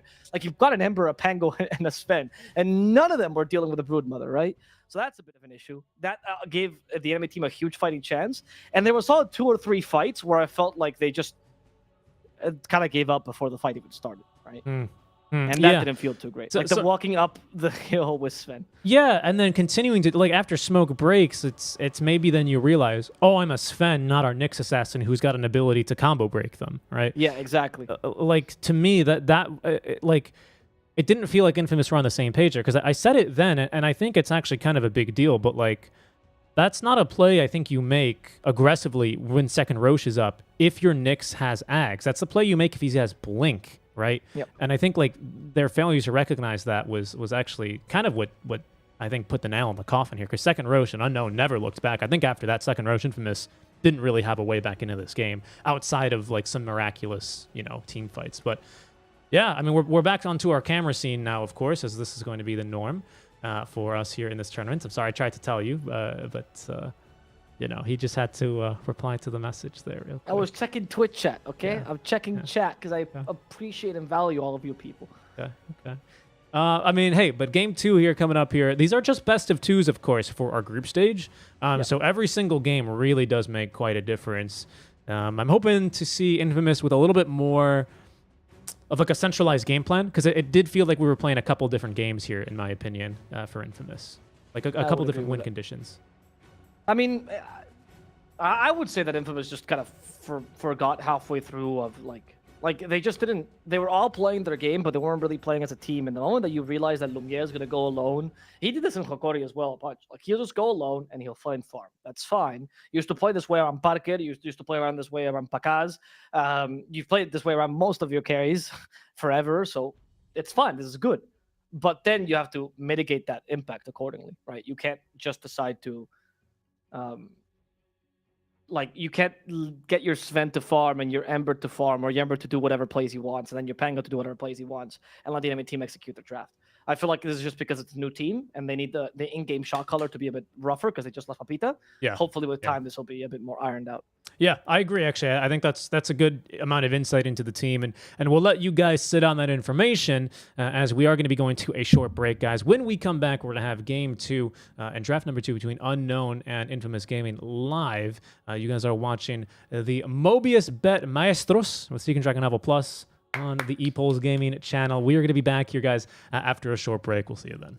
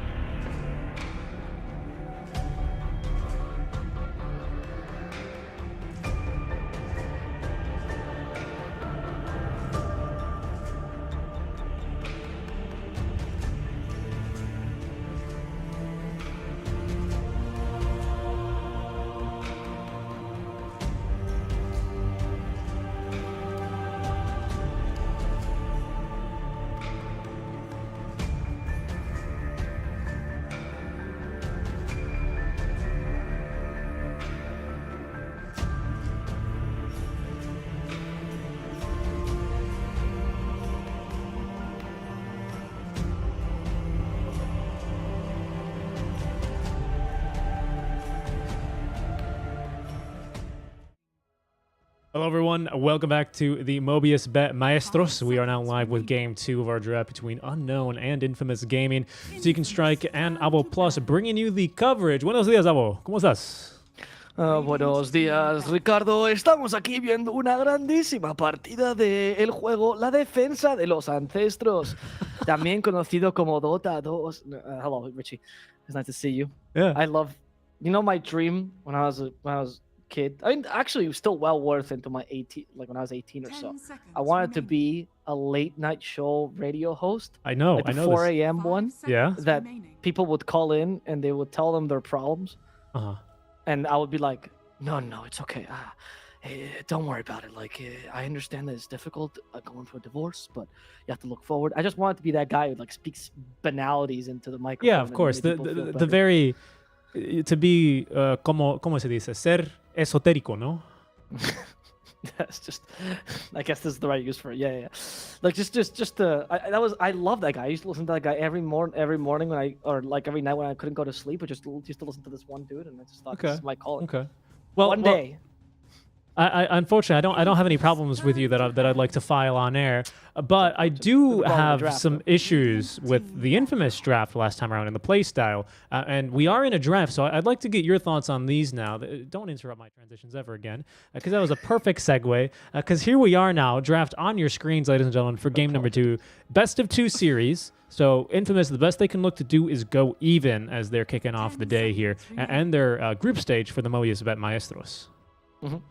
5 seconds remaining. Yeah, I think the playstyle was honestly missing from Infamous. Again, no flame to them. It seemed like 5 guys playing a game of Dota rather than a team, right? And it stands to reason because you just lost your in-game shot caller. For people that don't know, by the way, for Infamous, Axel, or known to his friends as Chompy, he is not only a well-respected drafter in Peru, but also the drafter of Infamous. But in-game, the shot calling was mostly done by Papita. And in case you guys don't know Papita, who was the old offlaner for Infamous, who's been in the team for, I don't know, forever, before the Sun was made, I guess. Papita has just been in the team since his existence, and partially because he came to Peru with the sole purpose of joining Infamous. So I guess he owed him a lot. And Papita, on top of being a great Dota player, he's actually like a genuine lifestyle guru. Like, he got one of my friends who's also a caster to stop eating such unhealthy foods. He's gotten multiple people I know to go to the gym, not because he gets paid or anything. He's just out of the kindness of his heart. So he's just kind of like a natural born leader. And I feel like the loss is greater to Infamous than they could imagine. A lot of people criticize him because of his playstyle. Some of his ideas are a bit weird, and fair enough. But the amount of mental stability the guy brings to the team, like whenever I've gotten to interview people like Mr. Jeans, for example, or even Pacaz, before he left, of course, like much when the team was working, all they spoke was praising him as an in-game leader. And I think we saw the lack of that in the last game. Whereas Unknown just played their game. If you played a normal game with like a TB, you're going to win 9 times out of 10, even if you don't coordinate well, because he's just so strong. That's a big deal. It's a big deal, losing your shot caller. Thank you for the slice of life behind the scenes as well. I think that's always really cool when you're able to bring that, talking about the deity. I mean, but it makes a difference, you know? It makes a difference having someone like that on your team. Okay, Swallow was really fat beforehand, okay? And then Papita got to him. Okay, well, good to know. Unknown here. Some good picks here. Some really, really good picks, actually, into the TA. I can't believe Infamous picked TA into the Lesh. They must be looking to run it safe lane then, right? I would imagine. Because I think, to me, that's the laning stage is not bad for TA, because Lesh, of course, in the mid lane, in the short lane, you don't have too many creeps, or you have a lot of creeps around, so Edict isn't going to, completely murder you. But as soon as Lesh hits 6, you just have to leave. Yeah, I agree. I think the lane is not impossible, to be honest, against the Lesh. Like, I feel like you can get away with the first levels. You might even be able to get a kill. Definitely. And then it all depends on your support rotations. Once he hits 6 with a support, like, say, the Squirrel, since you're going to stay away from the Lesh, it's not as dangerous because you don't have to get close to him. You can still get the kill. Like, he is vulnerable to burst damage, which TA, of course, brings. So I don't think it's that bad. TA can also go jungle, so even if Lesh takes the mid tower, you kind of sacrifice that for a much stronger 15-minute power spike, so I can see that. I don't think TA carry is the name of the game here, to be honest. I like Lumiere on Terrorblade, on Sven, on just hardcore carries. Medusa, whatever it is. Not a TA. TA is too tempo-based. I don't like Lumiere on that as much as I like him on his traditional hero. Okay, so you're still hoping it's going to be then this kind of carry for the mid lane for Faker. Again, like you said, the lane is not impossible, but Lesh, when he hits 6, I think the game is too scary for TA, and maybe even a bit too scary for a Slardar without Blink to be able to blow him up fast enough. Like right now, that's the unresolved issue. So we would need a different mid laner then into this Leshrac to try and take care of that if we do still want to run this TA, or like we need a different support that can help a lot against the Lesh. But of course, good drafting by Unknown, right, from Valky. They pick up the Nyx and the Lesh, so we don't have the immediate obvious counterpick available here for Infamous. Yeah, that's true. It's tough to. I don't think you even deal with counterpicking the Lesh. You just deal with what they're doing right now, which is now they have a really good hunting team and really good burst, which is usually the best way to deal with like these pushing lineups because they open up the map a lot. So unless you have, this is a counter actually. There it is. I didn't consider this. So what you usually do against heroes like Lesh or DK or whatever that are guaranteed to push a tower, whether you want it or not, is that you come up with a good ganking lineup, ideally with burst damage rather than stuns. Although obviously a stun is needed, but you need more burst damage than anything, which means that even in a closed map, you can actually acquire kills relatively easily, and you can get pickoffs and fights and whatever. That or a really good early game lineup, right, to destroy lanes. Deep pushers are good, of course, but deep pushers against DK and Lesh are not going to stop the late game from them, which is still strong. Infamous here with the Pugna, who's also a faker here, by the way. A hero he doesn't play very often, but a hero that is definitely in his pool. Maybe indicates to me that Lumiere is going to be playing the TA. 10 seconds And remaining. Pugna is great against Lesh ever since they made that change to another ward. 5 seconds remaining. Okay, Infamous, okay. turn to ban. We'll see here. I mean, what do these last bans say? It looks like, yeah, they will. We're Infamous banning, right, mid laners. Or even, actually, this Bat Rider is a good ban versus the TA. Making sure that the TA is not going to be countered no matter where she goes, trying to give her the best setup. But this Puck ban is interesting. To me, that they want to try and send this Lesh, I think, middle, so that the Pugna can just blow him up. Or is this a support Pugna? 5 I don't know, seconds to be honest. remaining. I don't know. I assumed it was a core. I'm assuming it's mid too, and so Yeah. that's why I would change the Lesh and put him off lane, as you suggest. I think that's why they're banning mid laners, because if you put Lesh off lane, you avoid the Pugna. Like, Pugna can go 5 here, but you have to define this last pick. And I can't imagine anything else that can flex between 5 and mid. Or carry in 5. 10 seconds You know? remaining. So by that, you're determining the Pugna or the TA's lane here. 5 seconds remaining. Yeah, well, it's going to work out for Unknown here, most likely then on our second draft. Like, the only option here I would like... Actually, Lena's decent. Lena's pretty good here. Okay. Because if you pick up Lena, first of all, you have nothing to cancel her. She's good against Dusa. And you can flex her between 4 or mid, and then you can put Hoodwink as 5. Drow Ranger. Not at all what I was expecting. What? I mean, I like the idea of it. Right now, other than the Nyx, we don't really have too much gap close to the Drow Ranger. Everyone else a little bit further away. Lesh could be a problem for her for sure, but that's where Slardar comes in, I would assume. So it is going to be a mid lane TA then at the end of the day for Infamous. Okay. Yeah. But at least you I like that. From what I was saying earlier, right? Oh boy. Now select your Well, heroes. that's a bad mid lane TA matchup. Offlane Veno. Yeah, so Off lane Ven. Now this is very weird.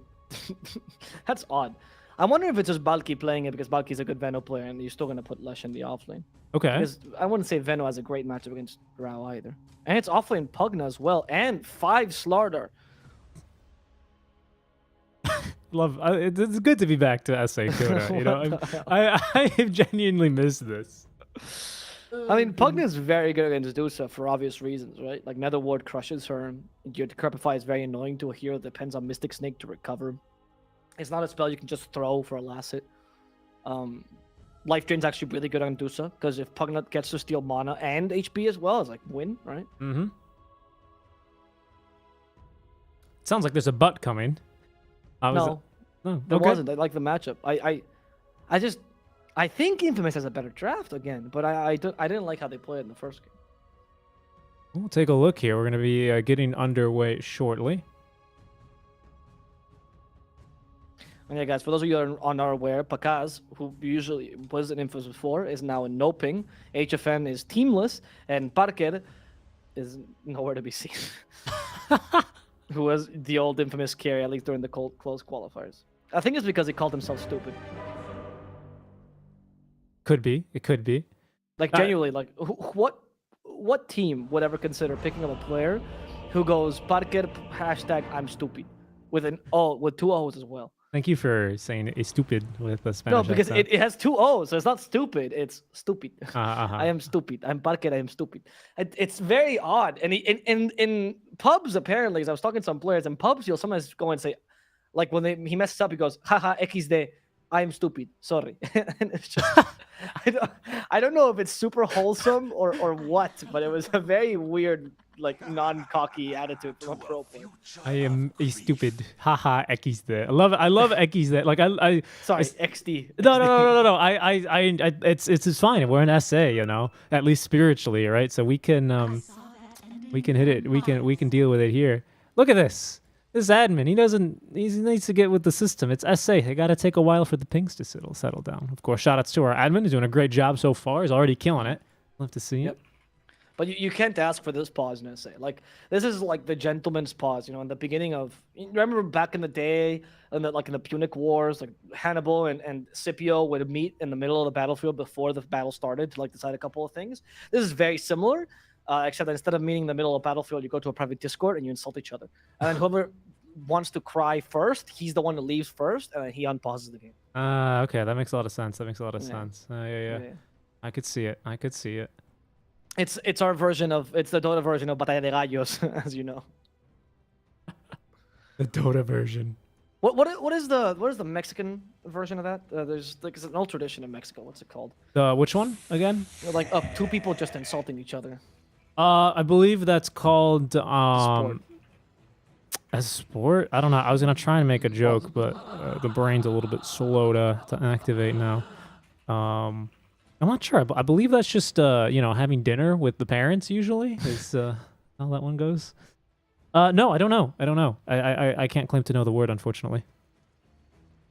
For all I know, it's Avo. It's called echando pedos probably. No. There's like a real name because it comes from there's in Spain, in Galicia, there's a tradition in Galician, which I also forgot. Retranca, that's it, which is where two people will like they'll stand in front of an audience and they'll say passive aggressive comments to each other. And the most passive aggressive, like they're supposed to be like sarcastic, absurdist comment, right? But they're passive aggressive in nature. And the biggest one wins. And there's one in Mexico as well. And I also know that there's this in this championship they do. It's insults, but it has to be somewhat they have to rhyme, and they also have something else. They have to be sexual in nature. That's it. Whoa! And the current winner is a woman. Okay, that's pretty like cool. The top one in the world right now is a woman. That's pretty cool. I'd like to think I'm pretty witty. I think I could do a pretty decent job there. Unfortunately, of course, the prerequisite of having to speak fluent Spanish, that's I think where I would struggle. But oh boy, would I be gunning for that position? I think. It sounds like legitimately something very fun. I will have to. I want to really find the name for this. I can. Yeah, I mean, we got the time, right? Which interesting as well, because Batalla de Gallos also comes from Mexico, obviously. That's what we call like rap battles in Spanish. But as you understand, it's also it's a cockfight. It's a rooster fight. It is. Yes, of course. That's still also something that happens in Mexico. Yes. So I wasn't too sure, right? It happens in some places, right? I don't want to give the impression, you land at the in the DF airport and you walk off the plane and then there's just you put on you slide the exposure setting all the way up the saturation, and there's a desert with a cockfighting. Like that's not how it works, of course, but it's incredible. I was looking up tradición mexicana donde dos insultan, right? Mm-hmm. Mexican tradition where two people insult each other. Yeah, and I put tradición mexicana donde dos, and then it says hermanos se aman. I'm starting to question what Mexico is. Okay, maybe that's for like Aguascalientes or something like that. One of the different states. Yeah, I hope someone like genuinely from the chat is Mexican and can inform me on this because I'm very curious. I remember reading about this. I'd be interested to know as well. For all it might be just called the same thing. No, it's something. Well, actually, that's a good idea. Entranca mexicana. You know, good old, Occam's razor, right? Plague our enemies.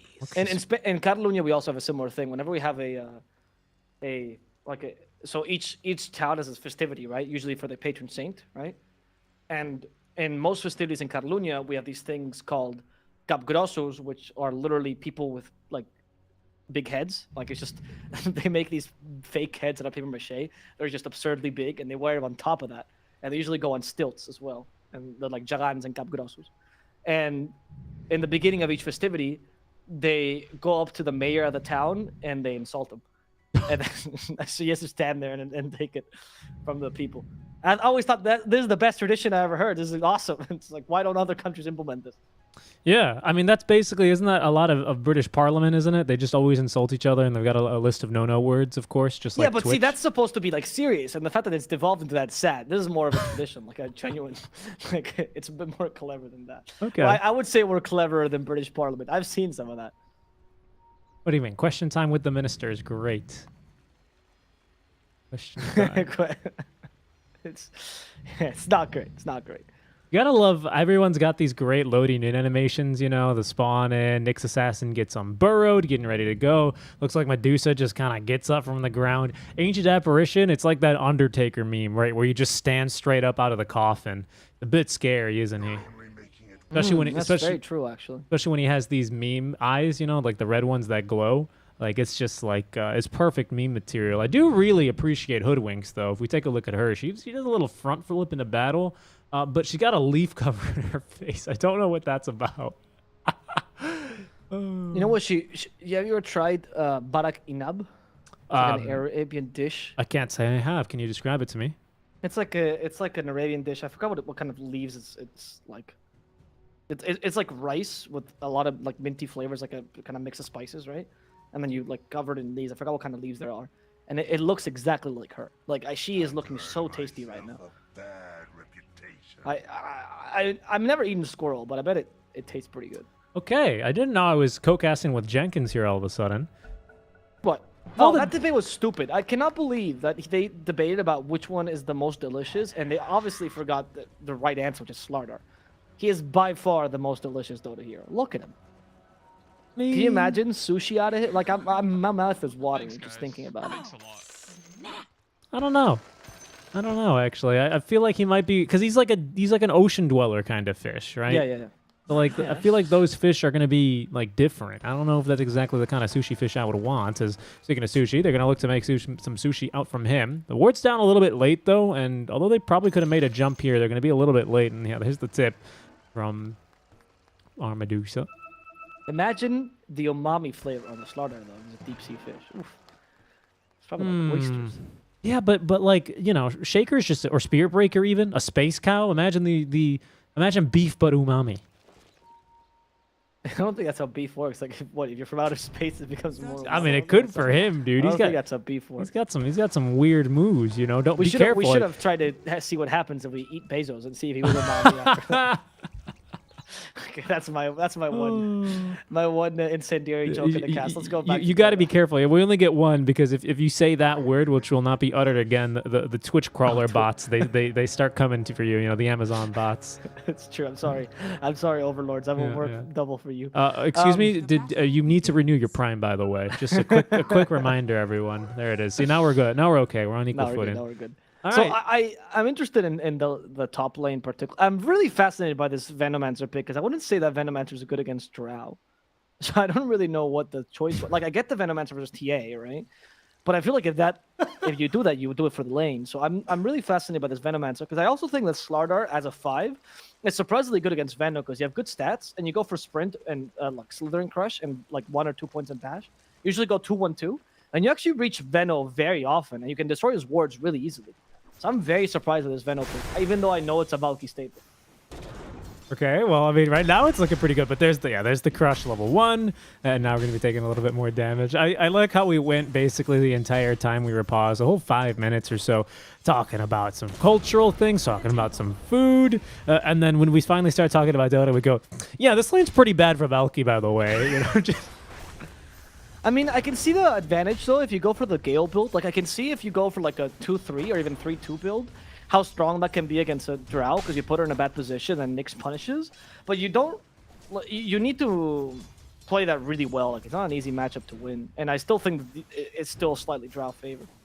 And the only reason why I say this is because I feel like if you pick a Venomancer into a lane that's not like a 70-30, there's no point in picking this hero. Plus, I feel like Drow just goes Falcon Blade, and she goes, all right, I'm fine with this, right? She needs to be a little bit tankier for the lane. It's an item she doesn't mind building anyway. She can continue harassing you constantly with Frost Arrows, which is going to be nice for Slardar to close the gap. Like, it's, like, I think this is not really amazing for Veno. But who knows? Maybe this and the Nyx, they can look to get off to some nice aggressive starts here and look to, shift the balance here a bit. Yeah, I'm hoping that we see the impact of this Venomancer further from the early, right? Because, I mean, he's still really good against TA at any point in the game until she grabs BKB. So this might be a game where Faker decides to go, like, we've seen this before. Dragonlance, Desolator, BKB, and you skip the Blink, right? And then you go for Blink a bit later. I actually think that build is really good. Because you deal with Lesh, you deal with Veno, you deal with AA and Nyx. So I'm hoping that's the build Faker will take. I think there's a justification for Blink if you feel good enough, but BKB feels like a godsend this game. But this down bottom, taking a fair bit of damage here. Gonna be fine though. So Saber is taking a lot more actually out of this. This is not a lane AA particularly does too badly in. I mean, the trees are going to be a bit of a problem for him, especially with how consistently you can shove out Bushwhack.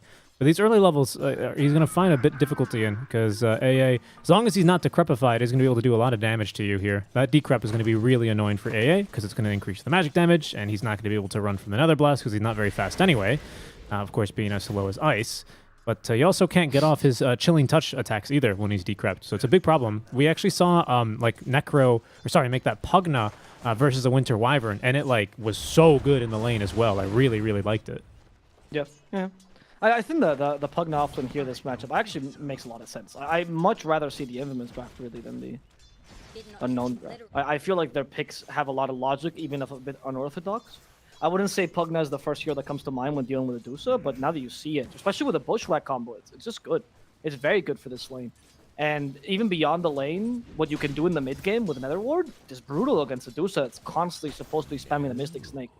I'd say to a degree, it even stops going for the Ags build if you feel like you need to rush on Adusa, which is something you do against Drow. Not an option this game, not with Nether Ward up. I don't think that would proc the Nether Ward though, because it's a 0 damage, it's a 0 mana cast ability, isn't it? No, when you actually cast it, I mean, because the Ags depends on you going for the shard, of course, but also you casting it. Right? Okay. Yeah. So what you do is you just drop Nether Ward and you go, oh, Medusa, you want to play aggressive? Wait till half of your mana is gone because of that. Top lane, by the way, I think Balki might be in trouble. They have Bash in a second. Ah, nice Impale. Moonlight was forced to use the Impale, and they still get the Bash on Balki. In fact, they want to continue being aggressive. Slithering Crush over for Balki, still being slow, but the Frost Arrows on top of that. And the last Bash will set up for the kill as Lumiere gets it. Moonlight's been saving 2 points here.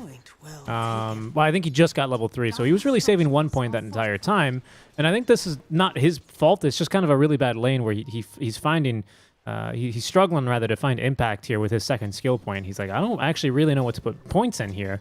Because Carapace is nice, versus a core Slardar if you can get him on the Bash, right? Or on his Crush even. But it's not the best versus a Drow until she has Marksmanship, because you're not really taking that much damage from her. And just Frost Arrows are not really anything. It's going to be a deny from Axel. Yeah. Yeah, that's true. So there's a point to you getting the mana burn in the lane, so you can at least reduce that. That's what I was thinking, right? Or even to stop the Drow from having mana for Frost Arrows, maybe? Yeah, but at the same time, if you do that, then you lose the option of getting a secondary stun, which sucks, right? Yeah, good point. But I do agree with you. I just feel like this lane just doesn't look that good, and I think they just proved it to me, right? I wasn't wrong about this analysis. I kept thinking, am I not seeing something that they are? But clearly not. No, yeah, it's not very good. It's not very good here. I would have to agree with you there. Arduous is doing all right down bottom, but there's that Mystic Snake you're talking about. Yeah, in these early levels, he's not going to get too much mana back for each one, but eventually I think it is going to pay off, especially if he can hit these multi-mana, multi-hero snakes. Top lane, though, speaking of snakes, there's going to be the Poison Snake himself, Valky, getting ran down, as they will be able to get the kill here. They get the counter kill onto Axel, but Valky's not going to be around here to get any of that experience. So another big win here for Infamous up top lane. Some people say that if Axel doesn't die 5 times in the landing stage, the game cannot be won by Infamous. But every time they get a kill here, it just validates my point earlier. I do think that they're doing a really good job. But I feel like you kind of set yourself up to fail because of this Venomancer pick. And the mid lane is going really well, by the way, for the TA. In fact, they might be able to... No, I see a TP. Forcing a TP is, in a way, a win, though, so I don't think it's too concerning. And I also find this time their game plan, by the way, is much easier. Like, they don't need to deal with Broodmother or anything. At best, they need to deal with a Lash, which is much easier. They have one main carry and a secondary carry. Both can fulfill that role easily because Pugna is a very sacrificial offlaner. So I do find that they're in a better position for sure with this draft. Yeah, and I felt like as well, Faker kind of agrees with the point I brought up in the draft, right? Which is you get level 6 on Lesh, and he was very quick to just use the Pulse Nova a little bit there, and you just leave, right? You're like, oh, okay, this is now a little bit too spicy. 3 points in refraction, but 1 stun here in this lane, and I think you're basically minced meat. Yep, I agree. That's why the Hoodwink is so important. If it was an Earth Spirit or something, you might just die to the Pulse Nova, but Hoodwink never will, right? Because you won't ever get close enough. Yep. So you can just throw the bushback from a distance. It's not like Lesh is good at avoiding those. You have to kind of guess where the Hoodwink is throwing the bushwhack. Oh, I think this is okay. And Michael's like, sure, I'll take a free hit, or 3 or 4 or 5 on this Ancient Apparition. In fact, I might even take a free kill as Sacred's joining in. 3 points Body and another blocked blast. by the Squirrel. Aretes, so slow, Here it comes. so useless. Aretes will just die here. Can he deny himself though? Nope. No. No attack speed. So sad. It's going to be a bit of a mistake. Valky 2-2-1 build then. I think he's going to start putting points into the wards. He's going to go mid lane now. Faker was going for a bit of a dive with the haste rune. He's feeling it, actually, especially as they cancel the TP of Valky. Or he canceled it himself, actually. I'm not sure if they have stuns. Oh, there's bashes in the top lane. Of course they do. Faker, he's going to get hit by a Moonlight here briefly, but they will go diving even further here as they get Valky in the top lane simultaneously. Okay, 3-4 kills here in the past couple minutes, and I think they canceled the TP there for the Ancient Apparition as well. So not a lot of map mobility available here to stop Infamous from, say, for example, Lavo pushing a tier 1 tower in the mid lane. And there's a rotation here, or well, not really rotation, just Aldair coming back, hoping to get a kill. Ideally Faker, if not Michael will do. They have Moonlight even rotating. They forced a lot of resources just for a tower that was going to fall naturally here. And not even something that TA needs to do either. Meanwhile, Sacred's like, sure, you'll leave bottom lane alone, I'll push it, I'm a Pugna after all. Yep. Yeah, he doesn't need to... Doesn't really need to get any ultimates online or need to wait for any specific timing. It's just no one's here. That means I start blasting the tower. He's like Danny DeVito up in here. Faker, though, is also like Danny DeVito because he might just become the trash man as he's stuck inside the river. There's going to be the mana burned. A little emergency mango eaten. No refraction for a couple of seconds, but Moonlight wasn't in position there to get the stun off the side blades. So he's going to have to just back off there. Could have been an opportunity, actually, a pretty big one for Unknown. Because if they kill the TA with, what, Edict level 3 or 4? Yeah, 4 now. They get the tower easily. Instead, he's going to have to go top. Axel? Axel, slow. They hit by the Impale. There's a third death, guys. Counting. He still has 2 more minutes to die 2 more times. It's okay. Don't worry. He's on track. Sacred does take the bottom tower, though, as a result, so not too bad. And they do have to force a lot more rotations to take this top towers. I think it's a win, especially if Faker can take advantage of this time and take down mid. That would be pretty huge for Infamous. They'd open up their map. They actually rotate Sacred mid, so that's perfect. This tower will fall. Just 1 or 2 other blasts and he's down. DPs are coming, though. There's going to be a pair at already. Valky is first. Doesn't have the Poison Nova, and there's backup here. Axel is just running at them now. 2 points in the Guardian Sprint means he can close the gap super easily. Valky out of mana, out of life, as Moonlight at least able to find a stun on the Faker ever so briefly. No mana left. There's no life left either, Avo. So it will be sucked off by Sacred. Axel's like, no, kill me! Kill me, please! He's just diving as hard as he can. But this team is not strong enough right now, and Infamous gets, another tower there. What's the opposite of the canary dying in the mine, right? Because normally the canary dies, and that's bad, right? Yeah. We need something that's the opposite. like, that dies, it's good. I don't Yeah. think death is ever considered good. Well, are you sure? The king. No, sorry. I don't know. I can't think of anything. Oh my lord. Oh my lord. That's you're gonna have some angry flags in your mentions here, Alvaro. I already got that last time I was casting. Aretes in trouble. We do have a Sacred nearby. We have a life drain ready, but Aretes will survive for now. Axel not wanting to die this time. Only level 1 bash. I would like to see the level 2 just for the value point. I think it's really great, but I can see the point. It is a support slaughter. You can't afford to be great. I think the... Actually, I think you should just go 2-2-2, because these are all great value points at level 1-2. And then proceed to max sprint, probably. I'd agree. I mean, I think we put the point in Corrosive Haze, though, first, right? For sure. Before the second point in Bash. Because, I mean, the stun duration's whatever, right? You got the second point in the Crush now. I think the second point in Bash is just really good, though, to be honest. Because you get the 100 damage versus 50. Like, I honestly think that's kind of worth every single time. But don't you... Not now, sorry. Not now. You get haste for sure. Okay, then okay. afterward. Then... I agree now. Sorry, I agree. I misunderstood you. Yeah. No, you're good. You're good. Moonlight, he's going to find a squirrel here, but they want bigger game. As they're onto Faker, but yeah, that trap's going to let them know there's a sentry nearby. Bushwhack doesn't connect. But this is a nice little stack of a small camp here for Faker. I mean, we'll take it. It's not a big old ancient creep camp, but it's good nonetheless. And speaking of ancients, he does have a couple of stacks already in his triangle brewing. So he's got some of those to go on farm. Sacred is he's playing Brood Mother like last game. He was like really excited to do that last game, so he's just slowly pushing. If they go and disturb him, he can kill pretty much anyone here, except for the Nyx, who's pretty much the only annoyance here. So they're fine. And actually just playing in enemy territory, making sure Venomancer cannot set up his toll booth anywhere. Veno also going for the same build as Axel, actually, 2-2. The sampler build, nothing into the Nova quite yet. Veno is the only core I ever think this build is not only justified but good. And now, Axel, he's looking for that 4th death. He's gonna TP though, but he has a cold snap on top of him, so there's no way he's TPing. Bushwhack will secure the kill on Balki, and Axel going further, hoping to finish off Aretes. They do see him, but he has the Venomous Gale on top of him. And there's gonna be a trap, actually triggered. Now, going for Aldair, or perhaps Arceus. Aldair is destroyed, no chance for him, as Sacred has been slowed. Actually turned to stone as well. Michael's ready with the Bushwhack. That's going to catch Arceus, and Arceus in trouble is going to die to this meld plus marksmanship damage. They also get Aretes for free, and we're getting the Pugnut life draining a creep so he can't get stopped by the Spike Carpet. That was genius. Sacred might not be worth a soul, but he is sure worth a pretty penny. And that allowed him to get Nyx Assassin down, in addition to a secondary kill against Balki. That was such a good play. For that was 0. a great life drain. 6 for 0. Yeah, and he's going to even keep that alive here with a secondary life drain. Healing Salve applied onto himself. Yeah, Axel actually screaming at him right now. Like, just want to stop it. Well, yeah, that was really why Axel decides to TP, right? Because he lives through that fight, doesn't he, though? Yeah. That's incredible. Yeah. That's incredible. That was really good. That whole fight in general, the execution was really on point. It's night and day from last game, honestly. Yep. But I feel like the early execution from Infamous, up until probably like 14 minutes when they brought Sven bottom without any items to fight. Remember that fight? And then they got wiped. I felt the same way about the early game from Infamous as well last time around. This time, though, I will say they have more things to capitalize off of the mid lane, right? Faker, he's going to be online a lot faster. And speaking of him, there he goes already into the mid lane. No refraction charge, but they missed the Gale, so they can't punish him. And even still, he's got Aegis, of course.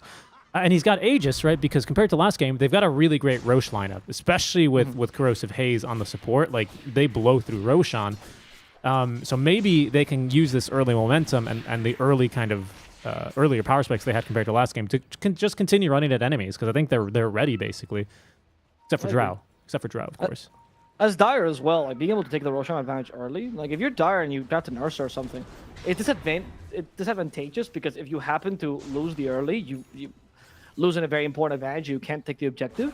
But if you happen to win there like you did here, and you have a good Roshan lineup, you deny Radiant one of their most viable or vital advantages, which is Roshan control. So I do think it's a very good objective to take now. Also, the Blink Dagger on Faker that I was commenting earlier, I think it's the right choice this game, seeing how it's developed, because you can play so much more aggressively with your team. So you don't really need to rush that BKB and be a carry. Drow's doing that, you instead are going to be the space maker. Dire's top tower is under attack. Valky, once again, just like last game, Alvo, going for these very valuable items, needs to fight early. Had a lot of impact last game with the Brood Mother, but as we can see here, the only thing impacting him now is going to be the Sharpshooter Bolt from Michael, securing another kill here. Underneath the tier 2, I mean, it's not like he was, you know, farming where he was last game. They just pick him off as the bottom tier 2 is taken down. They might go high ground here. And in fact, I think they're gonna. There's a wagon on the way. Okay, that's good. Let's get the Split Earth over. Axel in trouble. There's the Cold Snap. They do throw the push whack to make sure that they can't advance any further. I do feel like you just go and take high ground, honestly. Yep. With how powerful you are. You have an 11k difference at 50 minutes in. It's insane. That's a lot. Yeah. And again, the wagon's on the way, so this wave is whatever. I think it's all about the next one. I'm surprised we put down the nether. It'll be fine. It's gonna be up by the time it's the creep wave is here. Yeah, another one is like I think it's 8-second downtime or so. Yep. 9 seconds. Looks like 8.5, 9, something like that. It was pretty close, yeah. So what you want to do as well now is you keep nether blasting this until the creeps come by, and then they break backdoor production again, and then I think you actually might be able to take a second Yeah, or you just go for a free kill here onto the mid lane Lesh. See you later, because guess what? We have all the push we need here, right? With Sacred, he's already almost got the tower down basically. Okay, Moonlight did manage to at least stun the Pugna this time, but there's another blast. Like, even though he got stunned by another blast alone, there's still another ward around, which makes it very difficult to initiate. You can only really defend high ground. And these Plague Wards are useful for defending high ground against anything but a Pugna, because Nether Blast just blasts through them. Yeah, exactly. And you, with the Aether Lens build, you just completely ignore them as well, right? You just kind of cast it safely from range.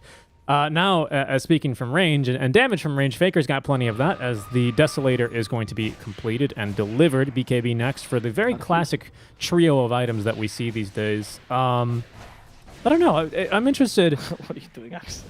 Oh, well, he's... I'm sorry, we're not laughing at it, but it was just... I saw the Dusa farming, and I was like, I can take her. He just runs at her. And to nobody's surprise, someone TP'd to save the carry, and then Axel was dead. Oh, maybe they can make something out from this opening. We still have this ward in the high ground. They're going to smoke in. They've got vision now on the draw ranger, but they've missed the stun. That's not a good start here. In the meantime, at least they're going to get the squirrel. But look at this damage onto Lesh. He's going to be popped. That's the offlane. Pugna already doing so much work, as that's going to be a second death now in this fight already. Valky is going to go. Lumiere, in the meantime, is just going to be free to pick off whoever's left remaining, and it's really just the one death that started it off from Axel. He's like, yeah, guys, I died for us for that to happen. I'm telling you, I think when he dies, good things happen. It is kind of incredible, but it is the way he plays. They know him as Chompy partially because he's like a shark, you know? That and because he wears brackets. Or useful. Or braces, sorry. But I think that's what he's playing. He's just acting like a shark this whole game. He's just, you know, chasing after people, knowing that's the right kill. You have to be a shark. Punishing. You have, when there's blood, you have to chase them out of the game, right? What was what Insania said? No, that was Nico Baby. Oh, was it? I don't remember. I think he doesn't like that. He's like, sometimes as a support, you have to be a squirrel. No way. Oh, Moonlight, yeah, with the carapace already. There's the self-dispel, so no Yules for a while. Oh my goodness, that magic damage. Sharpshooter into the bushwhack for the Lesh. As in comes Arduous now. Yeah, they got him, and now I don't think there's anything to stop Infamous running it down. Look, you could see the gap. Faker's like, guys, just run at them. I'll connect here. There's already the kill on Earthis. I mean, he's really going to have basically no one to kill. Valky, yeah, he's going to get 3 shot.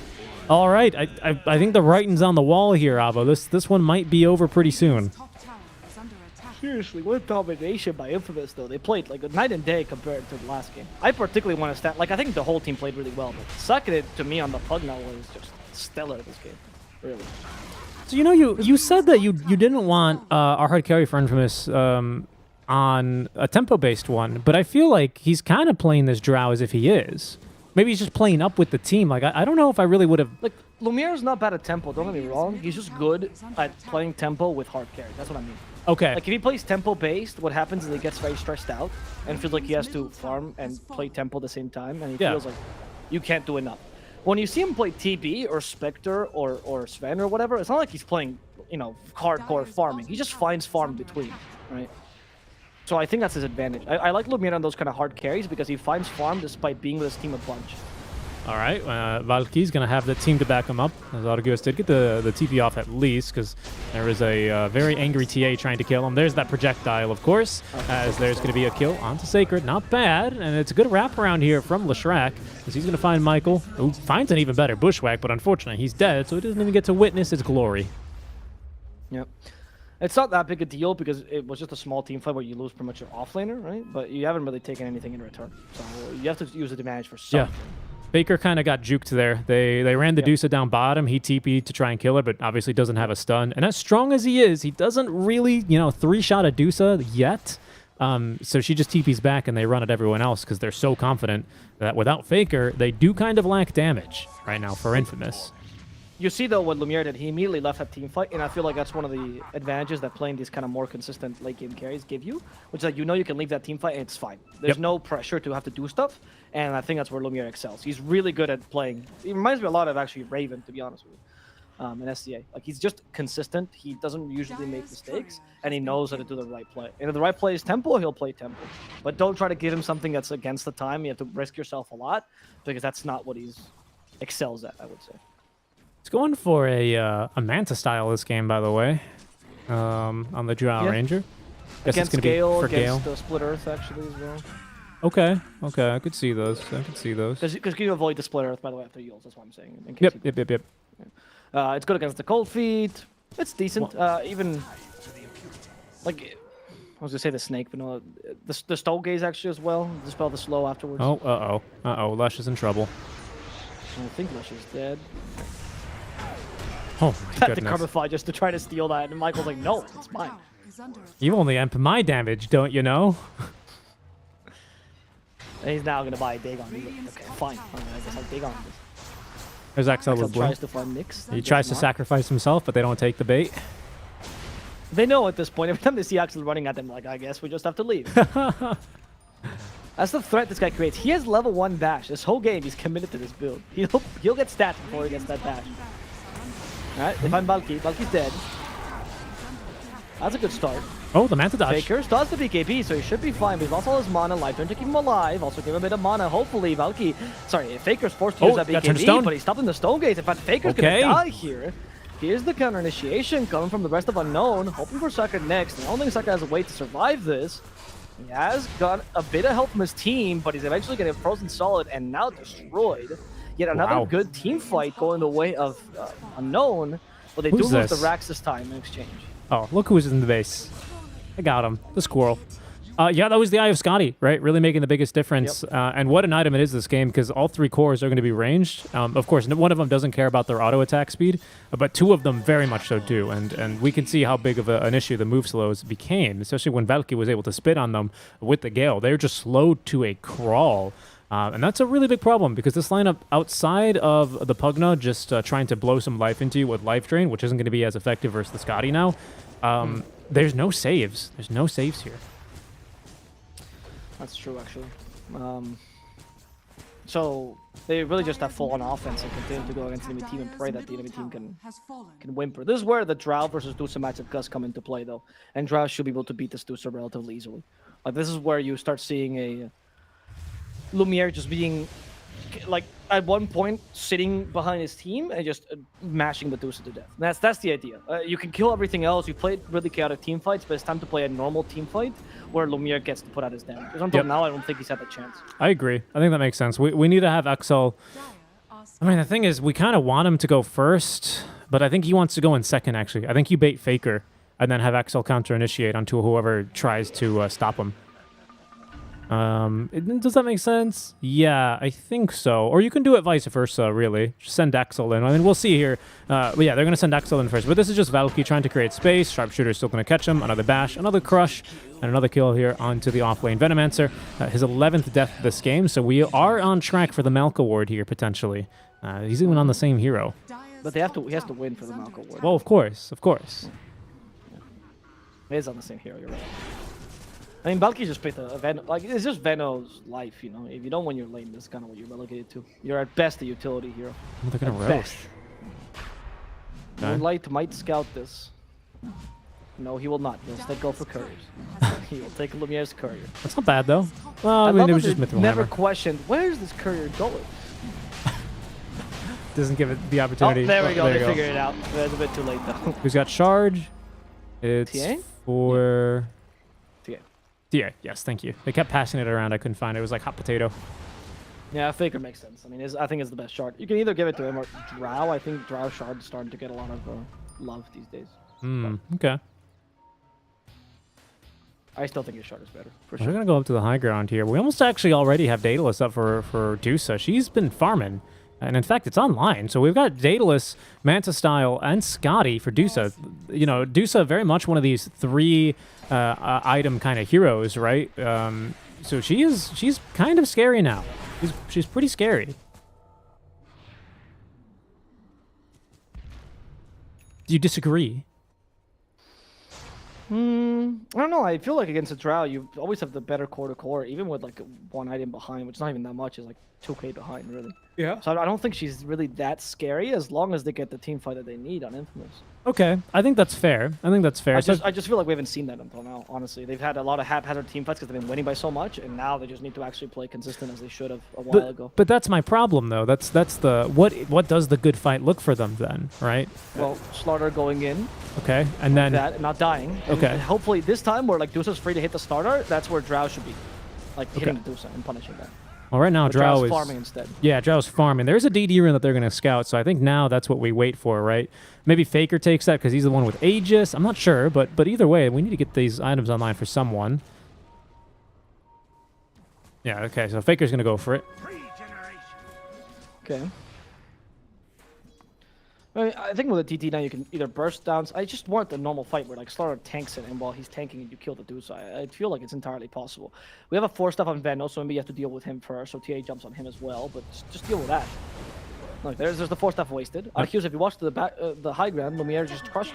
We have Ags as well, by the way, for the next season. He did manage to somehow finish that. I'm shocked how much farm we have on That's Moonlight, to impressive. be completely honest with you. Especially when you're down 17k. Like, this is a very oppressive game to find farm in. But, yeah, he's gotten it done. This is pretty big for him. They've sacked the Veno in return, of course. But I agree. Valky is at this point a support, so if you can actually, you can just burst him with a single meld, I would say, or like meld into a hit or two. They found the Dusa, by the way. Yeah, she awful pushed. position. I think Garcute might just die here. Stone Gaze? Is that going to be sufficient? Axel? Oh, actually got turned to stone. Axel's going to die. No way, Axel. 4-step. Helmet the crep as well. They had the bushwhack and the sharpshooter to almost kill the Veno. They do get it finally as Wow. Arceus finally falls to Drow as well. And then Pale so they can retreat, but they've been hit by yet another trap. There's not a Blink Dagger just yet here on Axel. He just wants vision for now, and it seems to be the target. They go up to him in the high ground, and the bushwhack will hit. And ensuring that Infamous gets yet another kill in this fight. Axel aggressively blinking just across of Haze that Nyx assassin before he burrows. There's the GG.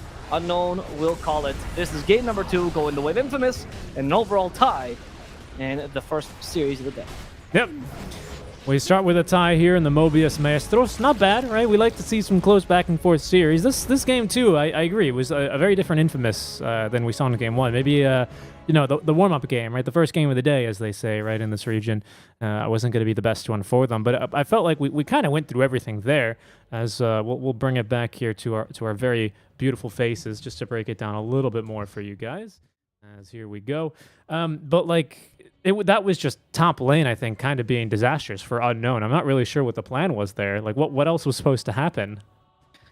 I don't know. I just didn't understand the Veno pick from the start, to be honest. I thought the Veno pick was supposed to go mid, and then you put the Leshrac into the off lane, and I still think that's a bad lane, because Lesh still loses to Drow, but it's a lane. Definitely better than the Veno. I'm not really sure what the Veno was for, to be honest. I like Valky's Veno, don't get me wrong, but I feel like it's a waste to put this guy who's particularly known for being a lane dominator and a guy who plays from in front, very similar to Lelis, to put him on something like a losing lane Ven.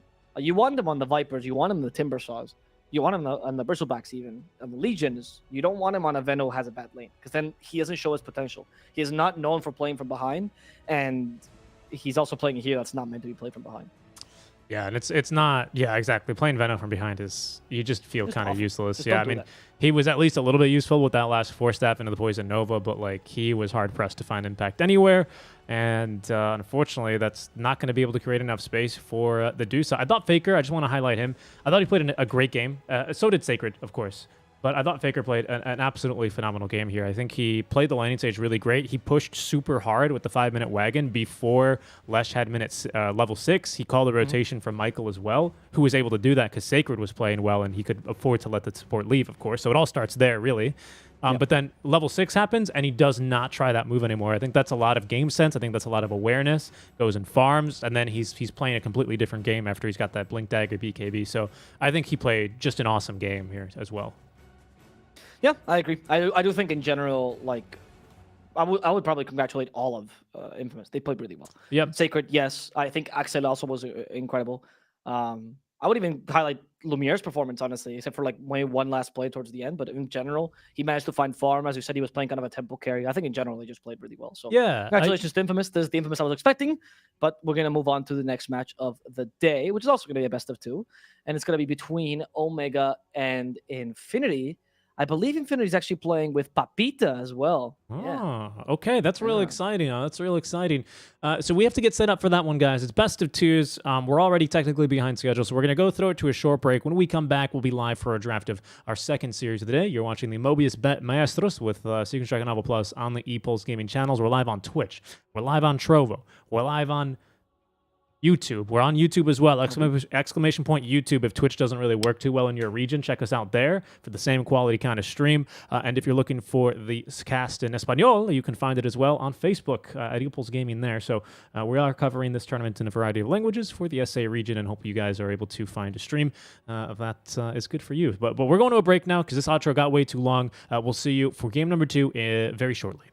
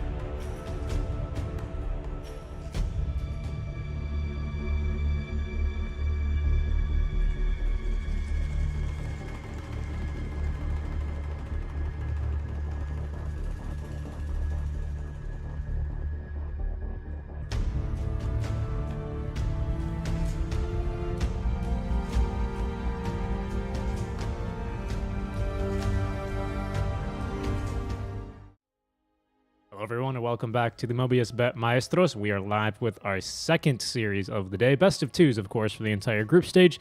And now we've got one between Omega Gaming and Infinity. Joining us for this coverage still is going to be myself, Seek and Strike, and Senor Ravo Plus. How's it going? Oh, right, it's me. Yes, it's going well. It's going well. I think we saw a decent first match. I think first stage jitters, I think, for a lot of these teams who are literally is the South American reshuffle. As we see now Infinity come to play. Very excited to see them because they recently changed their or actually Dire team ban. yeah, it must be their offlaner. It was definitely their offlaner for Papita, right? So quite the important change for a team that was playing with Rs and T. They were playing with Little Boy beforehand. Both these players, they're very young and they both had issues with like school. Quite literally, like they needed to. In the case of Little Boy, they had issues getting him out of like uni. Well, he didn't want to leave uni, having to do exams, stuff like that, so he kept having issues with that. Argentina, a similar position where he was like a very low-ranked player and got like well respected over time, but still not to the degree that you would expect for an offlaner in a team of this caliber after they're showing in close qualifiers. I think the acquisition of Papita is incredible for a team that was already lacking an in-game shot caller. That's probably their biggest weakness. And now I'm expecting big things from this team, actually. It's looking really, really good. They're also sponsored, in case you guys don't know, by Infinity, who is sponsored by Gillette, like the guys who help you shave, which I would desperately need. These guys are like, they're not small whatsoever. They come from League for the most part. They're one of the few League orgs in Peru that are actually profitable, and their investment in Dota is huge. So they're actually helping out their players a lot. I'm very excited to see this Infinity roster. Yeah, we'll see if they make the cut then over Omega Gaming here. No, that's an NA team. I think you're confusing them. It's a stake. Oh, my bad. I'm sorry. But what is important for them is that they can get a win over the Open Qualifiers team, right? This should be pretty much, especially coming in, I think they would be first seed then if you get to play the Open Qualifiers seed first. Seeding, of course, in a group stage round robin doesn't really matter, but like, you know, maybe it makes a difference, right? You'd want to start on a win, basically is what I'm saying, and a nice 2-0. We'll see, though, because Omega did pretty nicely to get through those qualifiers. There was a lot of teams that played in them, actually, on ePolls. So they managed to get through and actually take the cake. So they deserve their slot here, and they're playing for the lion's share of that $10,000 US. That's up for grabs here for the Mobius.bet Maestros. And to do that, got to get a good draft, although I want to say I do like this Infinity draft a little bit better. They did get the Spectre into counter to the Luna, and right now, you know, that's just good, right? Going into the late game, Spectre's always going to be able to consistently get that win. All right, well, I like the Spectre particularly because I was also one of Banner's best heroes. I think his best hero, actually, and they were the ones to innovate this pickup. If you actually looked at close qualifiers, you know, what did I say? Spectre's like, wow, crazy, what have I just witnessed? But if you look at the close qualifiers, the trifecta of heroes were Medusa, Luna, and Terribly, right? Those are the three carries that everyone was playing. And Infinity figured out that Spectre actually can deal with Terrorblade if played in a very specific way, deals with Dusa nicely, and deals with Luna as well. So she becomes a very strong first phase pick, particularly as well if you get rid of the Dusa, which is probably her biggest issue into the late game. So solved, right? And now you're dealing with a Luna, which Spectre has an easy time with. You just need to be able to mitigate that lack of early game by picking up heroes that can deal with that. Timbersaw is an idea, but of course Luna does cancel him. But for the most part, the idea is pretty solid, and I think Infinity is well versed in this matchup. The Witch Wyvern does make Spectre seem a bit like it can backfire, but usually Spectre is capable of destroying the Winter Wyvern most of the time with a simple haunt, which makes the hero very, very weak this game. Yeah, exactly. You can find drought very easily, like a lot like the Tinker players, right? Hate playing in a Spectre Zeus, Spectre especially pardon me, because she's just right on top of you. And Spectre, an Agi hero, right? Normally, it's really nice to play Wyvern into these Agi heroes that if you can get the curse affected, if you can get them affected by your curse, they usually melt their teammates. Not really the case for Spectre, right? She relies on doing a lot of her damage with Desolate, and for the most part in Dota 2, your passives don't proc on teammates, and Desolate is one of those. So it's not really that amazing. As they goes the Tiny, is this going to be like a Silver Edge core Tiny, you think, to try and deal with the Spectre? Or is it just going to be like an early game Tiny, just to try and blow her up? I either think that's a Mr. Jeans Tiny to try to blow her up, or even maybe a 4 Tiny here for Omega. It's interesting because the old Omega, which is now no ping or mostly no ping, they had Tano as their 4. I think he was going by INS at the time, and he used to play a bunch of 4 Tiny. It was big. So I don't know if the owner was like, "Yeah, guys, I remember back in the day we used to play 4 Tiny. Why don't we do it now?" Which you guys think I'm joking, but I've been in conversation with team owners where they'll literally go and make these kind of comments, and the team's like, okay. So I do like the idea of the Tiny here as a 4, to be perfectly honest. I think as a mid laner against Timbersaw, it does suffer a lot because your strength is going to be destroyed, but you can have the option if you get a really good early game. I don't love the pick, though, if it's too defined by Infinity, because Infinity can just go and pick on mid laner, crush his Tiny, like, say, a Razor, and all of a sudden the Tiny pick feels completely wasted. Okay. Well, we'll see if that comes through. And once again, as compared to last game, Alvaro, I think this Tiny pick's a bit better because I think last time in our first draft of the day, right, they picked the TB here, and I was like, why, right? Tiny, you can flex to that 4 position, right? Infinity, though, they're going to make you ultimately decide or make you pick the offlaner here probably, because you still would like to keep this flex potential, as you say, because it could be Jeans and it could be the position 4, so... offlaners then versus the Spectre. At least we know the matchup, right? What's going to be something perhaps on your mind here for the offlane for Omega?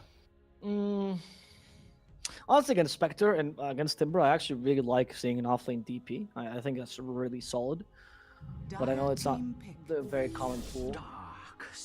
Okay, Darkseer's fine. I think the lane against Spectre is really good. Wait, no, it's not. They picked Darkseer into Ench. What are you talking about? Oh, that's right. That's true. You're right. I was thinking more of the Spectre Timber sub picks. You're right. Ench does crush him. You're right. I can't believe it, honestly. I really can't believe it. I mean, it's kind of doable in the mid game, but the lane is completely dumpstered by just Ench. No, you're right. You're right. I completely ignored the Ench pickup. I'm sorry to cut you off there, but I just... No, you're totally right. You know, I was thinking like, oh, Darkseer Tiny kind of justify the Tiny pickup more. Yeah, the Tiny yeah. 4 is looking better. But you're right. The Darkseer is kind of dumpstered by the Enchanters, and I don't know. Again, I don't see the justification for Darkseer over, like I said, the DP, which I liked a lot, or picking up something that's a bit more bullying to the Spectre than a Darkseer. Like usually a Darkseer, when you're picking up against Illusion heroes, is your contingency plan. You know, like you pick him up against Terrorblade, Naga, Phantom Lancer, and you go, all right, in late game, if our carry is starting to struggle, Darkseer will make up for that difference.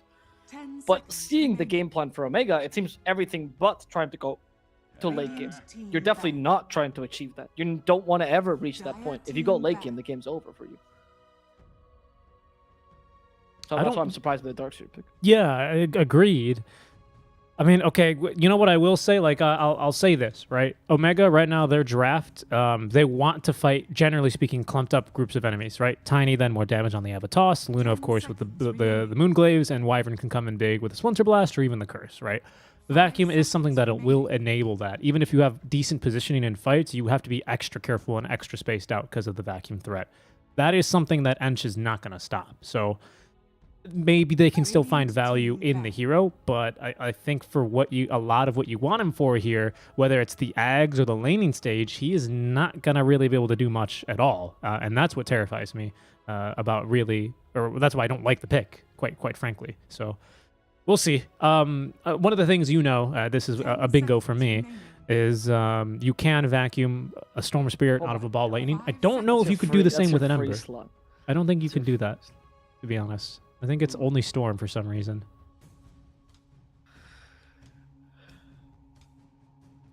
I think you can vacuum of a Remnant, though. Right? Can you? I don't know if you can. I think it's a little bit different of a mechanic. Why? Is he not also... Like, I understand the Sleight of Fist, so that's different, because you're kind of like... Yeah. No, I mean, you bring up a good point, because much like Storm, when he's Ball Lightnings, Ember can still cast items and spells, when he's in there. So I assume it's somewhat similar, but I don't know if it has something to do with like the fact you're going to a Remnant, whereas compared to Storm, you're just going to a location, right? Oh, right. So if you're stopped from going to that location, it stops. Whereas run, it doesn't matter because run's still there. Yeah, I don't know. Again, I'm not 100% sure. Me neither. So that's why I don't know. I would assume it would, but that's making me hesitate. I love this combo though, Infinity. They needed a little bit of lockdown. They need the ability to get some eyes on enemies and find a good fight, especially for this Wyvern. Now that we have Searing Chains into Marana Arrow for whatever mid laners this is going to be. Yeah, I like this draft a lot from Infinity. I think this is pretty good. The only option you really had to deal with this combo was Puck. Puck's pretty good against this, but obviously he's been banned. You can go for one of the tanky mid laners that can deal with this, like say Kunkka. Kunkka's fine here. DK is also fine, and both are okay. It's Mr. Jeans though. I'm thinking of Mr. Jeans. I mean, I know he plays Kunkka, but he's known for his Viper. I know he plays Tiny. I think the Tiny, the more I look at it, the more he just seems to be the mid laner here. And I'd pick up a different 4 that does more than Tiny. I don't know what we do, because at least Tiny Darks here, even if you can't get the Ion Shell, like the double Ion Shell strat off, maybe you still have a Surge ability. DP. The DP, so that's the mid laner. Okay. Yeah, because like, yeah, okay. That's okay. not great though. Because DP's still vulnerable to that chain's arrow combo, and Ember just needs to be clever. Because if you slide a fist in a way that's far enough away from the Spirit Siphon, you break it. So you don't even need to bother, or you could just ram it in and out. Like the matchup DP Ember is not great for DP. Like it's even really.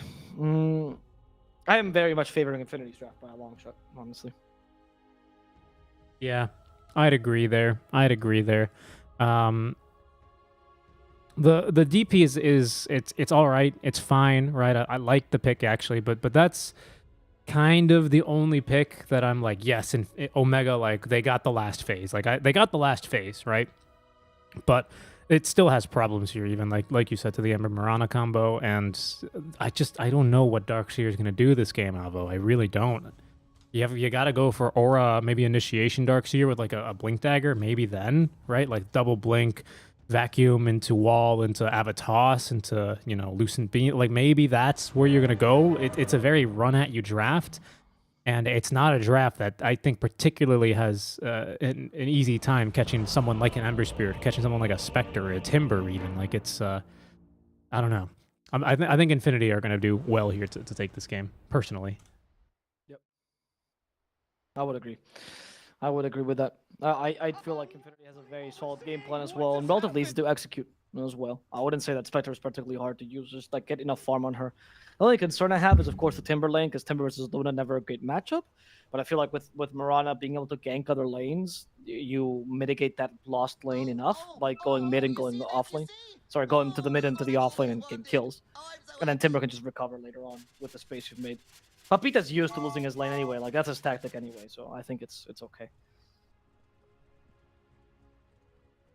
A little bit of pause here early on, just waiting for reconnects. Again, if you, I mean, I can't imagine that a lot of the people we have here are first-time SA viewers, but pretty normal. I think at this stage, we're all kind of expecting it, which means, Avo, we're in for some long days here for the tournament. 4 best-of-2s every single day for 7 days for our group stage, so we are absolutely buzzing through the early time here. Mm-hmm. Yeah, I mean, yeah, it's a lot of Dota. It is a lot of Dota. It's a lot of Dota. Back to the old days where we just do Dota and there's like no end to Dota. Mm-hmm. Mm-hmm. It used to be my dream when I was like 14 or so. I was like, oh, I can't wait that I have to not worry about responsibilities and just cast Dota all day and then go to sleep and then cast Dota. Yeah. And then I got a girlfriend and then my whole plan messed up. I can't do it anymore. Because she's like, oh, you can't smell like trash. I'm like, what is this? What right? You're taking away my right. How could you? I can't exist. You know, you said you loved me. That means you love my natural self, okay? Yeah, exactly. She's like, yeah, but not after you don't shower for 7 days. I'm like, dude, honey, I'm working. Also, it's 14 days, not just 7. Honey. She's like, you can't live your life this way. She's like, honey, Dota is my life. You don't understand. I love you, but I do love Dota more. Like I hope you're aware of this hierarchy here. And I don't want you to get your hopes up here. I just want you to know, like, I love you. I want to marry you, but you know, if Dark Willow and Maresca were to come through, I mean, it would be that. I mean, that or you. It's Dark Willow. I'm sorry. Yeah. I mean, I don't even play the hero, right? Imagine if it's someone I play like Bloodseeker. Like Bloodseeker. Shotgun wedding. Like not even questioning it. We're going to Vegas to get married. No, unfortunately, the hero is very bad this meta. So I decided to play another very difficult hero. I started to play DK instead. Or what is it already? Papita? Or just Papa, actually, instead? What? On the minimap? Oh, Papa. Yeah. Mm-hmm. I assume It might also just mean potato, right? So it could be. Or the Pope, right?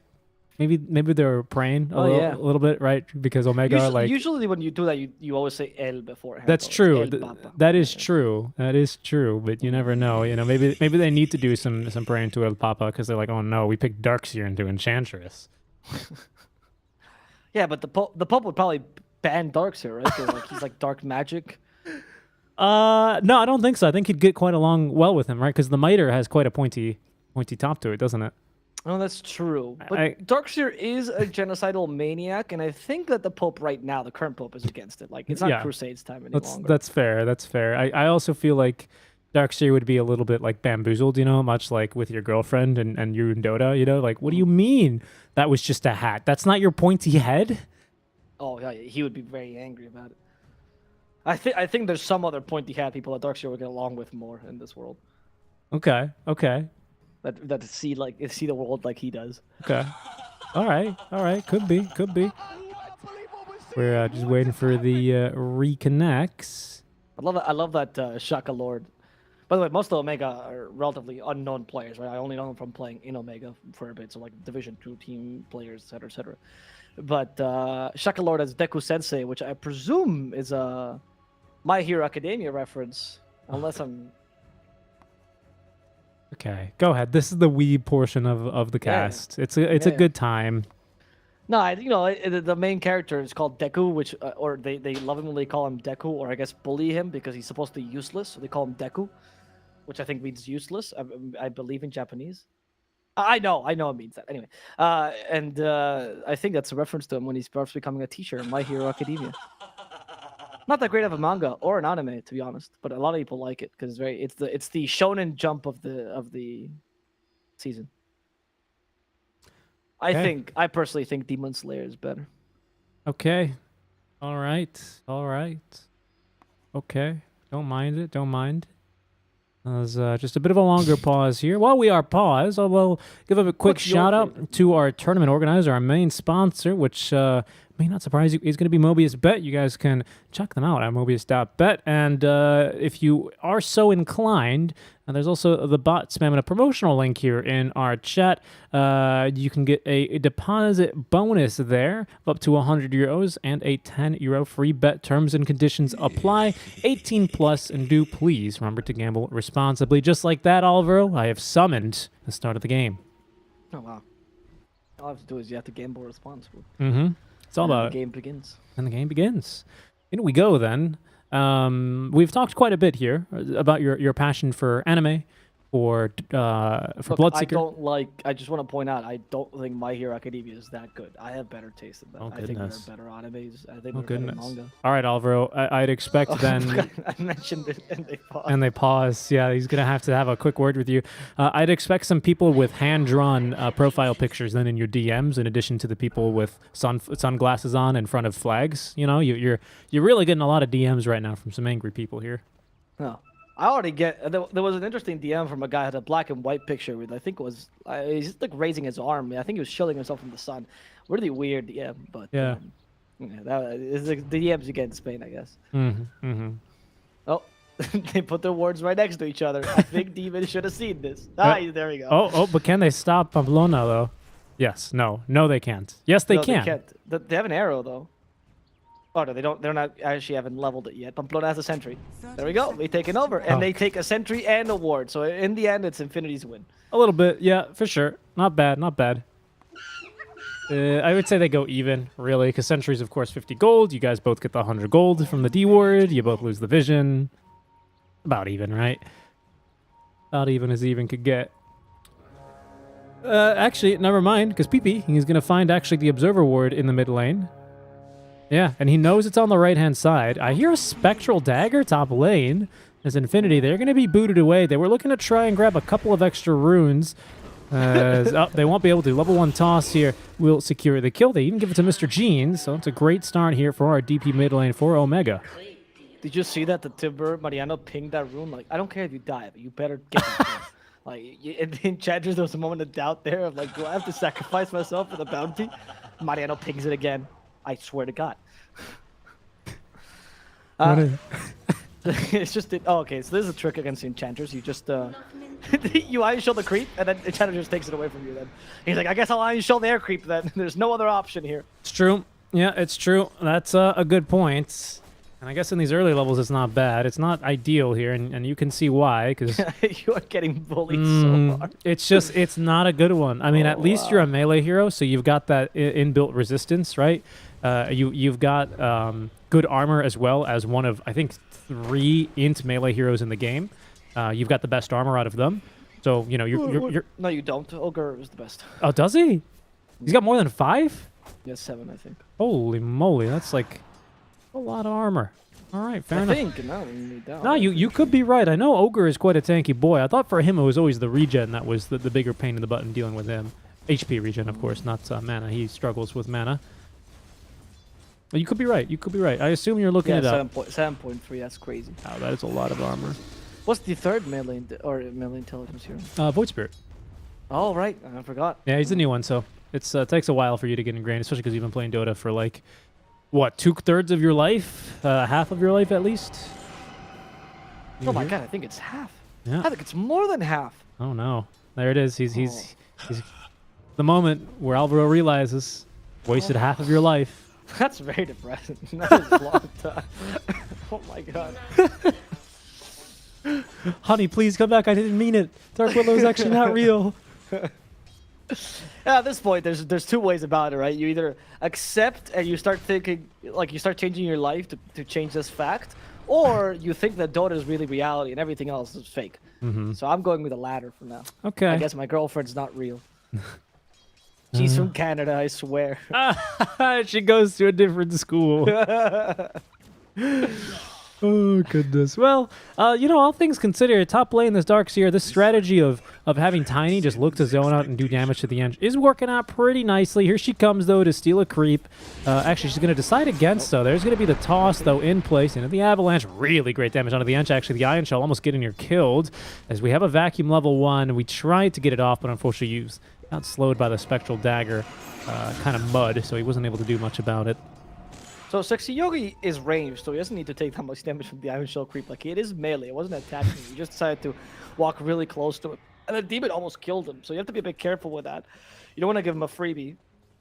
And that lane is not going as badly as we initially predicted. I think Darkseer's adapted really well. He's also gotten pretty lucky with the Iron Shell hits. But he hasn't really been stopped by Sexy Yogi that much, to be honest. And I think Demon's also been a huge help. Now with the Surge, Demon still looking for the kill on Sexy Yogi. He's being controlled nicely. As the Harpy dealing as much damage as possible. And they still do have an enchant in 10 seconds. If Lysix wants to continue playing aggressively. Well, I think about it. We've got a Vacuum level 1, but the toss was kind of just more vertical than anything else. One more Chain Lightning for you. Have that, you fiend. It's down bottom. No, it's Timber. It's Mariano. He'll be fine. He even actually has the infused raindrops. He's totally good. I think Demon might be in trouble. You hit him with the enchant. There we go. There's no search possible. And it's going to be Demon dying. That actually was a really good enchant. They waited until Darkseer was out of range to make sure they didn't need it to dispel. So then they got the kill. Well played. Also Mariano. And Mariano. Yeah. They do hit the Winter Wyvern with an arrow. Mariano considering going in, but with only a single point in reactive armor. You don't really want to dive the tower. So there's no point that you really attacking that too much.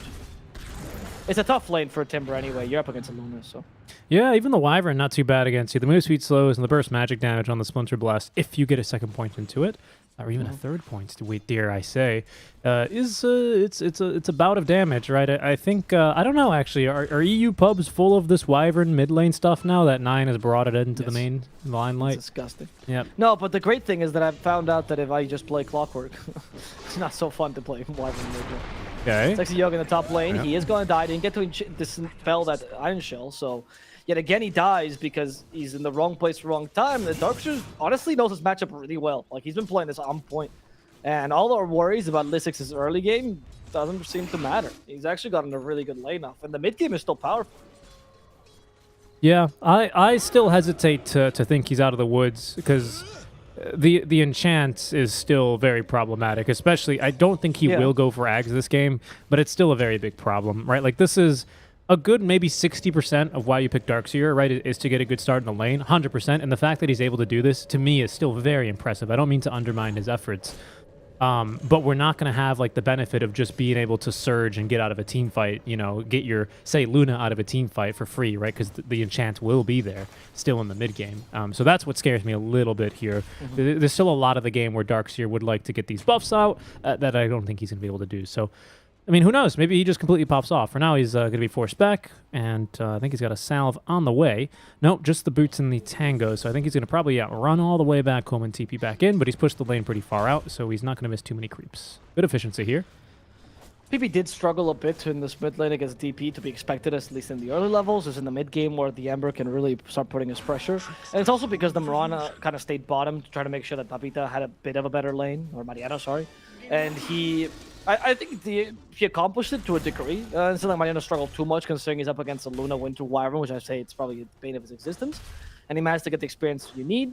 So, a bit of a trade-off, right? Your Ember having a worse lane and not really being able to use that combo does suck, but now your Ember can recover by getting kills, like rotations here, and Papita's still pretty dominant regardless.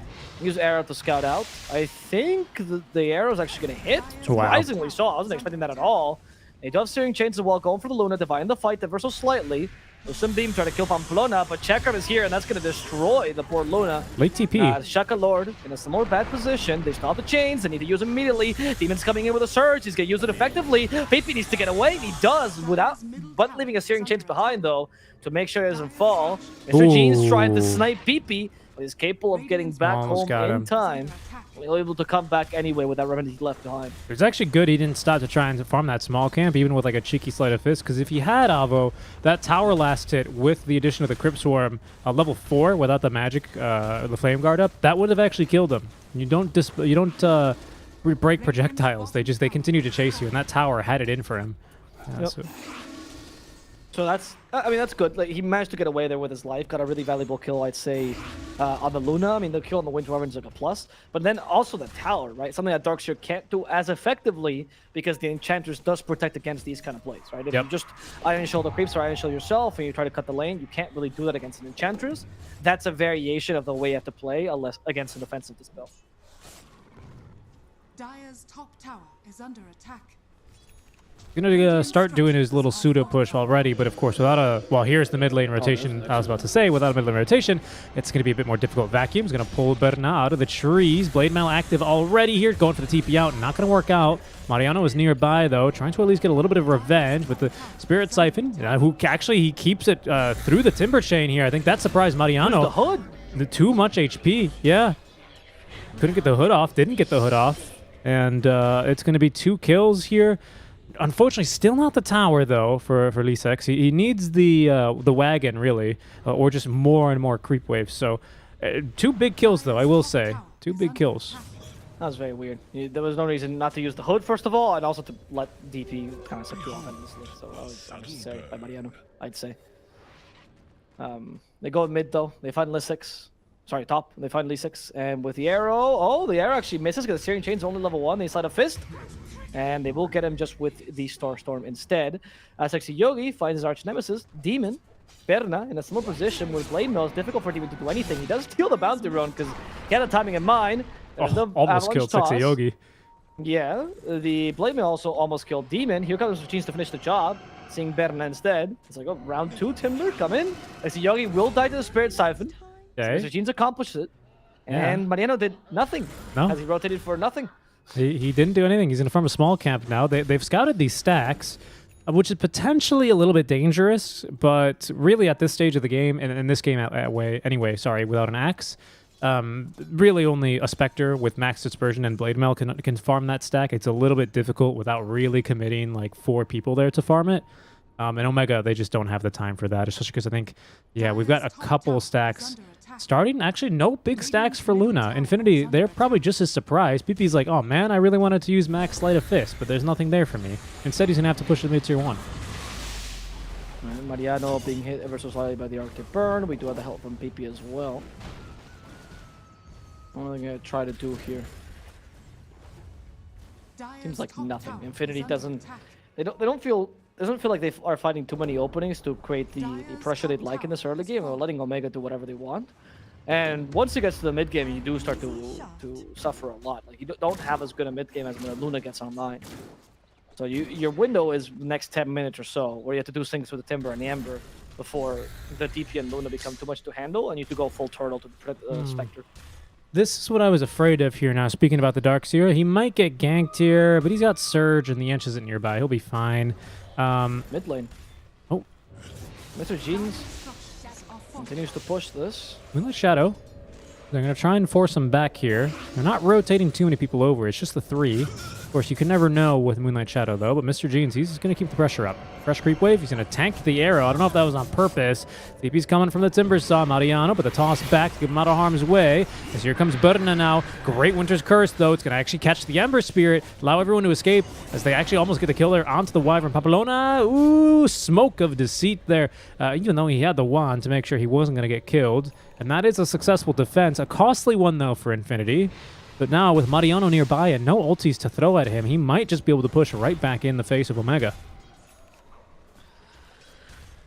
Yeah, that's true. You have nothing to be too afraid of. I mean, the Avatar's combo, that's it. Mariano has a Hooded Defiance anyway, which I know he'll activate if Demon comes close. This time he will, surely. Surely. Hopefully you can at least take one tower off this. I mean, it's not like you accomplished any kills, but you at least defended yours, which is no win in itself. They're also giving a lot of space to Berna, who has no haunt this time though to help him. DP is rotating. Spirit Siphon, only 1 charge, now 2. And they'll manage to defend this. So the push is just so slow from them. Only over Corrosion helping them out a bit here. Yeah, exactly. Yeah. All right. Well, that's maybe a catch. Yeah, Ashes on the Sexy Yogi though, as they toss him back to the Luna, who will roar in his face and get the kill with the Mask of Madness active. Did Luna roar or was it Nova? Good question. Good question. Nova's pretty quiet in the anime though. That is true, actually. I mean, Luna is quite a roaring terrorist. Really. That she is. That she is. I think she would prefer the term freedom fighter, but Lusex would prefer not to be stunned here, especially because his Iron Shell's not doing anything versus PP. Eventually he's going to get through it, but yeah, Sleight of Fist to cut him down, and Timbersaw was on his way over to do the same.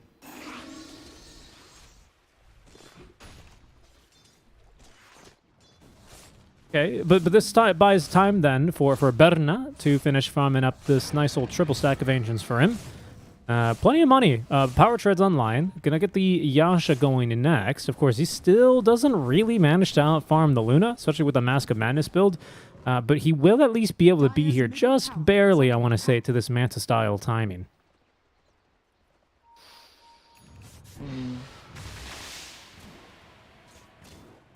Yeah, I mean, you didn't go for the Echo Sphere build, right? So the Manta style is not good enough to start getting quick kills, like a Spectre with Echo Sphere might do. But your Blade Build does boost up your farm. So I think you need one more item apart from Manta style to really make this work. And if you do that, then I think you can actually really match the Luna's Manta style timing herself. I mean, you're really only 500 gold away from it. That's crazy. That should never be happening. Luna should have much more farm than a Spectre. Yeah. At this point in the game. I mean, at least 1k above. I'm not saying like 2 or 3k, but it's like 400 gold. That's definitely not it. You even went for Mask of Madness on the Luna, like, yeah. Oh my goodness. Yeah, exactly. You just traversed all the points I made, and we came to the same conclusion. Quite impressive, right, for Berna. I will say, I think this is partly to do, not majorly, but partly to do, as we see now Omega group up mid yet again. We have Exo, level 2, but of course we won't need it for the meager amount of HP this tower has. They do not catch Sexy Yogi, though.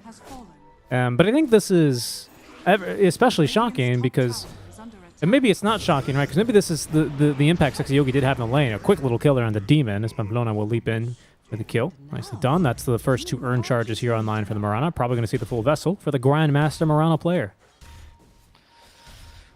Is it a good Vessel game? Yeah, DP, Winter Wyvern. Yeah. Oh yeah, Winter Wyvern. Yeah, okay. I was seeing one more justification besides DP. Yeah, Winter Wyvern. I mean, Mirana, I feel like this game, it's even honestly a really good Ags game because your burst damage is kind of crazy against DP, against Luna. Not heroes with huge HP pools. So, I'm liking it. I don't think you need to Yols this game. You have enough setup. Here to go. Well, there's the setup. Searing Chains. Chakram available. Oh, actually stopped Mariano right in his tracks. The Chakram, he can't bring it back. Doesn't matter. Sleight of Fist will do the trick. Mariano could be in trouble. They are using the Spirit Siphon on him. He did use 100 Defiance this time. Offensive Yols. One last Timber Chain. Doesn't get it off in time. Lucent Beam will ensure he falls down here. In fact, Sexy Yogi will be in a similar position, being chased down by the ghosts and also by an angry woman who controls them. That's going to be 2 kills for Omega. She doesn't really control them, does she? I feel like Of course she does. they're more tethered to her than... Oh, she goes, go my babies. What do you do with the baby? You control the baby. I don't think so. You don't really control babies. That's why you got to baby-proof houses. Otherwise, babies would be breaking into them and stealing whatever they wanted. Baby-proofing houses is exactly how you control them. Baby wants to experience a shock of electricity? No. All of a sudden, baby can't do that. No freedom of choice for the babies, honestly. I thought that's why you put locks on the door. I thought that was baby-proofing. Otherwise, they crawl into your house and break your things. No. Babies don't do that. What are you talking about? That's foolish. Baby-proofing is when you protect your house to make sure that your current baby doesn't experience the fun in life, really. Okay, I get you, right?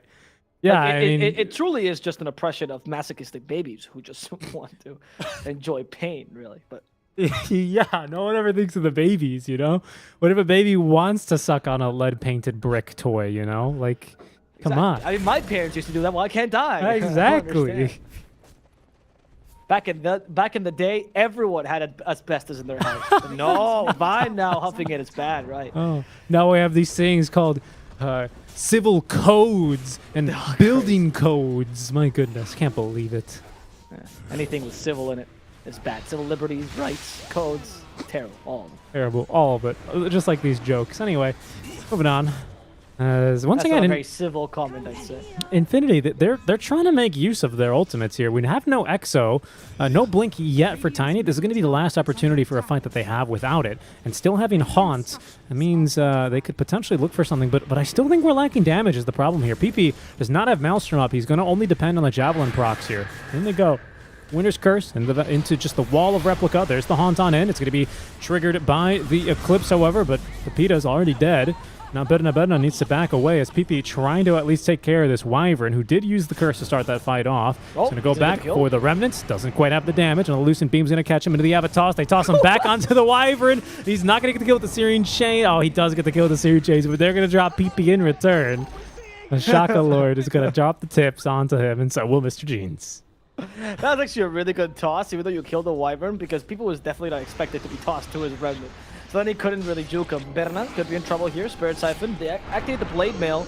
You have the double Iron Shoal, though. And they're going to charge it up. Berna, for now, still alive. It's Exo. Coming in. Has to dispel. Oh, doesn't have the enchant. Berna starting to DP. But the damage from Exo is too high. Mr. Jeans chasing him down and killing him yet again. Yeah, down he will go. It's the ghosts.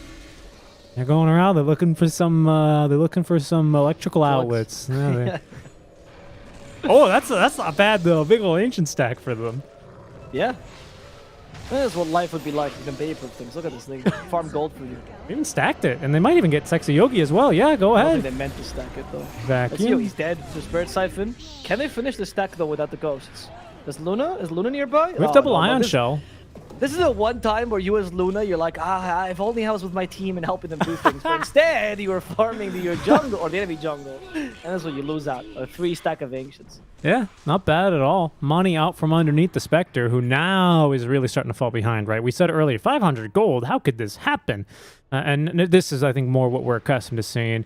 It's extended now just to below 2K. We've got this Dragon Lance, this Manta style, and of course, Mask of Madness part of me still online, but Luna really going to start to take off from here. Darkseer, again, he has finished up the Ag Scepter, so having 2 charges of the Ion Shell is nice, because worst case scenario, after the first one gets enchanted off, you just give him the second. That raw HP is so good.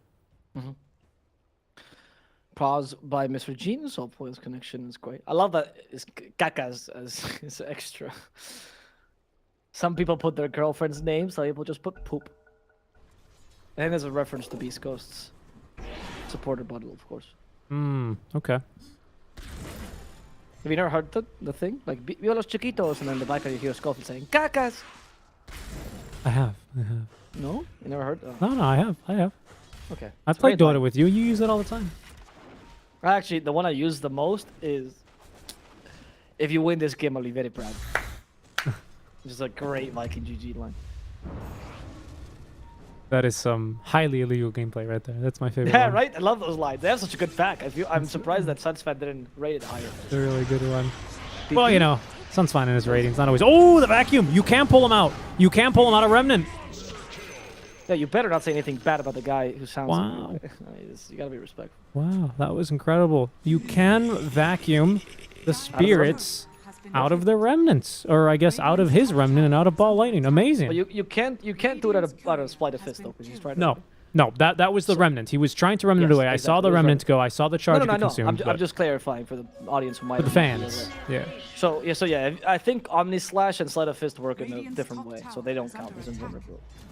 Yeah, that makes sense. Yeah, that would be a little I'm stupid. presuming, because I don't know. I actually think I used to think it worked with Omni Slash. I'm not sure about this one, but I know Sleight of Fist apparently doesn't work. I mean, who knows? Maybe like these. Did you see the Reddit post where it's like, hey, if you dispel CK's Cataclysm, or not Cataclysm, what is it? Phantasm Illusions. Like if you just hit him with a Fortune's End or Diffusal him or whatever, not Diffusal. Yeah. If you otherwise dispel them, you can kill them with Hex. Even though this. So you dispel the hard looks. Oh, interesting. Well, I don't know. Apparently, it's an invis buff, so maybe that exists. I mean, not like you can dispel someone in Omni Slash, but maybe it's one of those weird, like, invisible things that Valve had to. Able to hook 'em, right? They So had that's to, why they I'm had to like surprised. duct tape it, you know, like the boat was sinking and they kept scooping out water with their hands or like using a straw or a teaspoon, and they're just like, what if we just use some Flex Seal to fix the boat? And that's what they did. Makes sense. The Leaky boat story, boat. by the way, I have no clue what this analogy meant, but I think the boat story makes sense in and of itself. Mm-hmm. I'm gonna see a mech on the Mirana. I'm not the biggest fan of this build. I honestly think Mirana could have a lot more impact this game by being offensive with this build, but honestly, it doesn't really matter at the point where it does seem like Infinity. Like, you're starting to recover regardless, just by the nature of the game. So if you could just withstand a bit more punishment, I think you'll be good to go. And the mech is going to help you do that much more so than, say, a Yule Scepter. Or Nags or whatever. See, man, he's caught here by the like Yules. Can't get the blink off then. Whirling Death. He's going to tank the smoke for his team, though. So I think overall could be considered a win for Omega. Speaking of a win, I mean, they are absolutely crushing it. I don't know. Maybe where they struggle here, if at all. I think Scotty's a big turning point here for Berna, right? If you can get the Scotty online, Luna's going to suffer a bit. The healing from the DP or even from the Cold Embrace is going to be a bit more difficult. Dire's middle tower is under attack. I know how to handle such power. Oh, double rune here think- for Mr. Chains. Not bad. I actually think it's quite a major for the Mask of Madness, even on the Luna, more than anything. Because I think the Scotty's mainly for the core-to-core matchup, right? Mm-hmm. I don't feel like you're that concerned about the Cold Embrace saving, say, a Luna or whatever, but you really, really want to be able to destroy the, You really want to be able to destroy the Luna, right? And with that Scotty, that's why you build it anyway. Otherwise, you would build Basher to be able to deal with this Winter Wyvern quicker. They're going to start up Roche, and in case it wasn't obvious they were doing Roche, but the fact she used Exo in front of an enchanted creep, they also did it right under the Arrow Roche. actually Jeans. catches him? Yeah, could be That's good. huge. Unless PP, okay, in trouble. There's a Han to create a bit of discord here in the middle of the fight, and they did actually that find the enchant. Luna. They just need to finish her off. It's a two supports trying to deal with her. They forced the Eclipse already, as they've killed Mr. Jeans. As the Eclipse, though, to kill at least one of the supports, and the one wants to survive. Avalanche will not let that happen.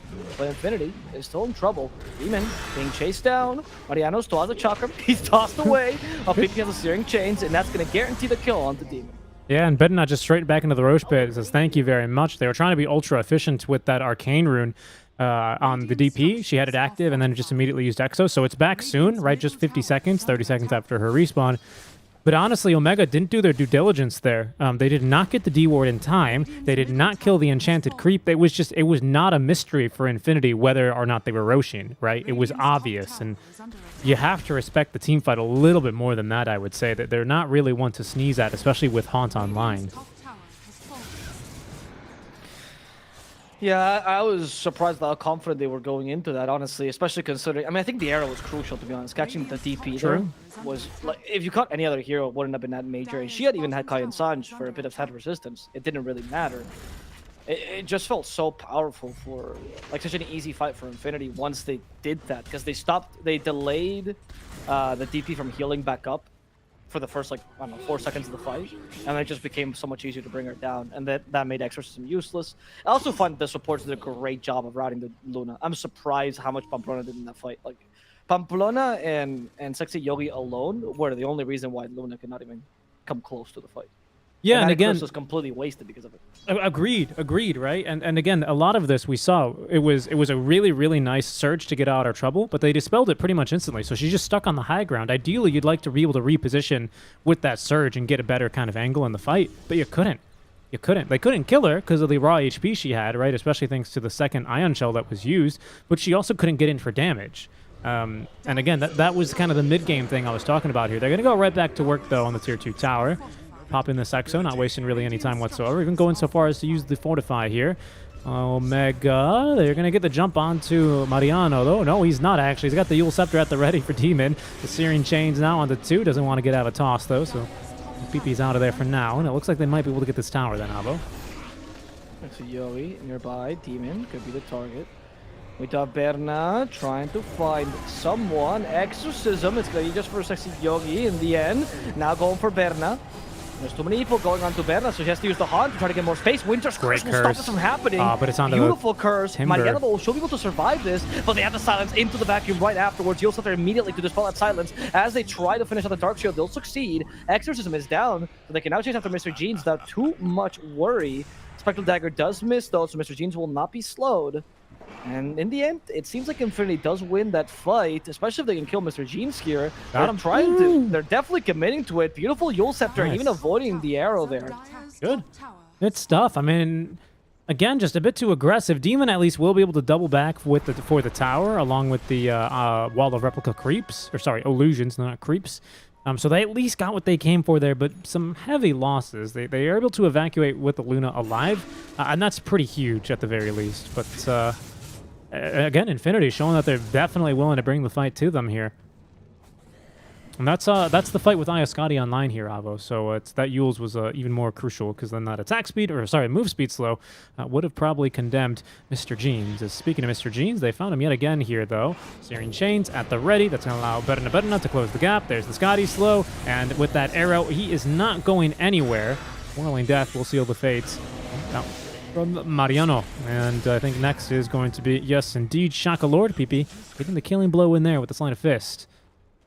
Alright, 2 really valuable kills here for Infinity. Can we go for more, though? Can we take an objective? They want Luna.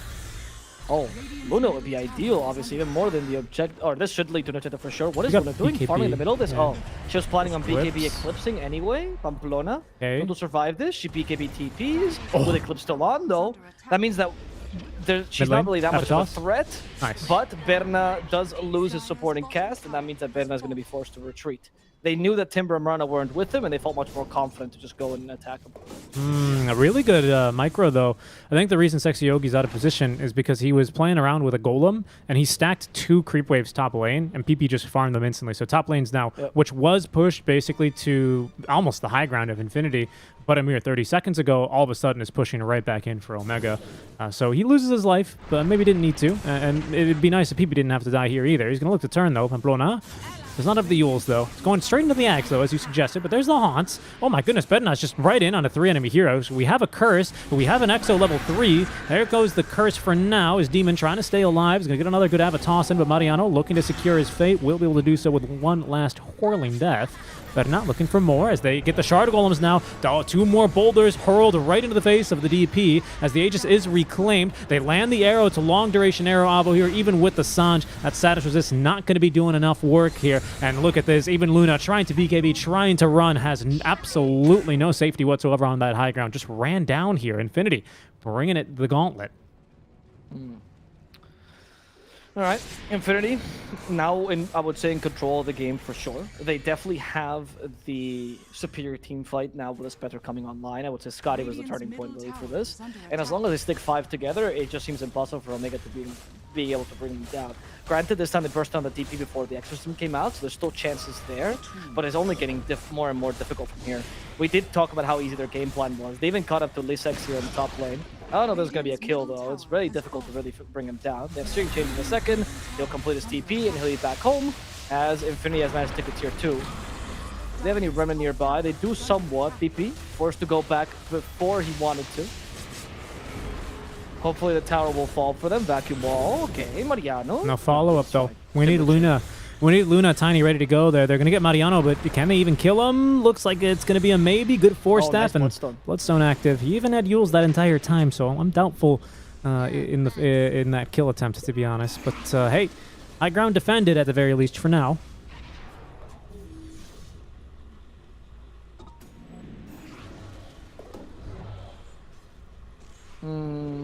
Plans here for Omega. What should you be looking for if you're trying to come back into this game? Radiant's bottom tower is under attack. I think you just need to honestly play a bit desperate and try to force engagement as much as possible. That or rely on your Darkseer entirely. Like, and the other option you have this game is to swap priority in terms of farm, and I think you go and give Darkseer much more farm now.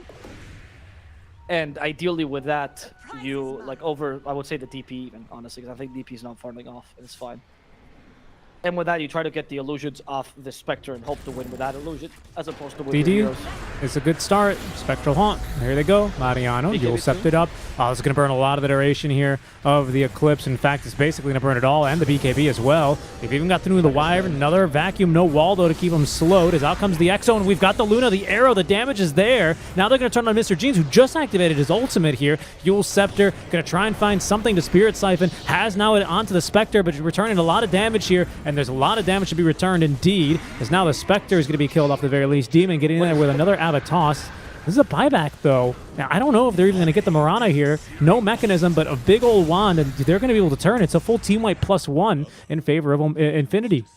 And the Winter Scars on top of that. So even if when you revive, you still don't have the Winter Scars for a bit. So that's quite a big deal. I mean, I think Berna is a valuable kill, but it's definitely not worth your whole team. Ember can also mitigate that impact. Even Papita, I would say, with the Bloodstone pickup, allows himself to be a bit more of a secondary carry. He's even going for the Flamethrower soon on the Aghanim Shard. That's going to help him push a bit, something they were lacking. Like, it's looking scary for Omega, and I don't think that was the idea. Like, you don't fight head-on. You try to be sneaky about it, you get pick-offs, and you change your farm priority to make the Darkseer more powerful, and you fight around wall. And that's the way you play, honestly. You even have BKB DD during a bit time there, and you did nothing with it. Yeah, couldn't get it done. It's going to be the mid lane of Barracks at the very least. Luckily, we have tier 2s top and bottom. It's a little bit too early, really, to look for to end the game here. But, hey, big old wave pushing down mid lane with the wagon. And that is going to be the first lane of Barracks in the game.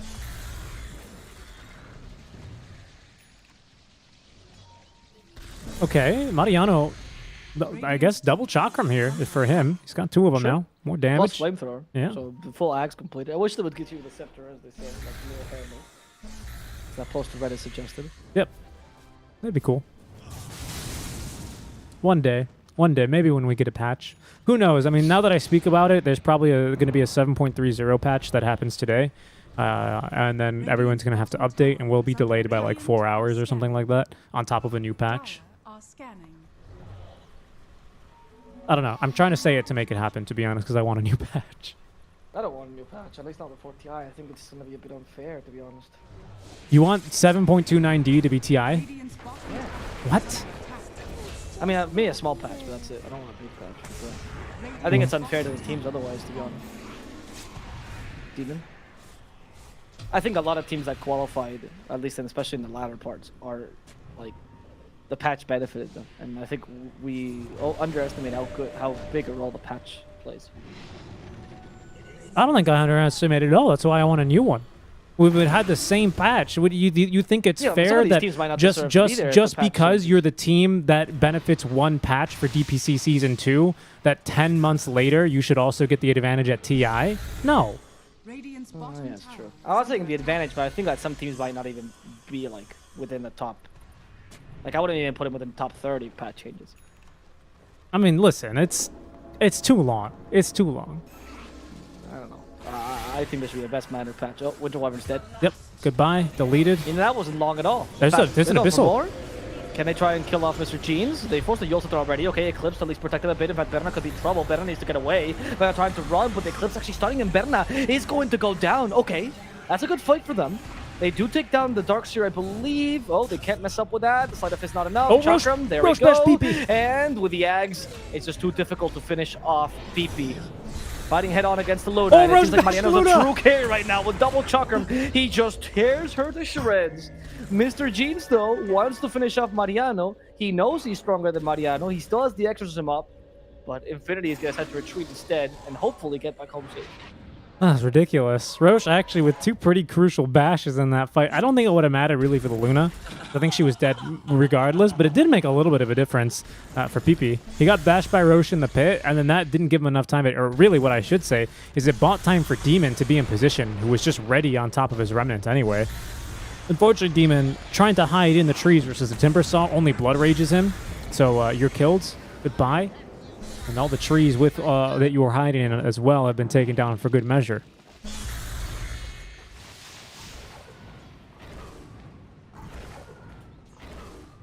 Gonna be good stuff then. Out from, I would say, still kind of Omega. You get out of that fight with DP, which is pretty huge. And that time around, we don't have to use any buybacks. It's a 5-time killing streak ended as well. So it's an extra, what, 500 gold now to Demon. He's just going for Dagon. He wants to zap people. He's here to blow people up. Blink, full E-Blade, and now Dagon queued up. So I like what I see.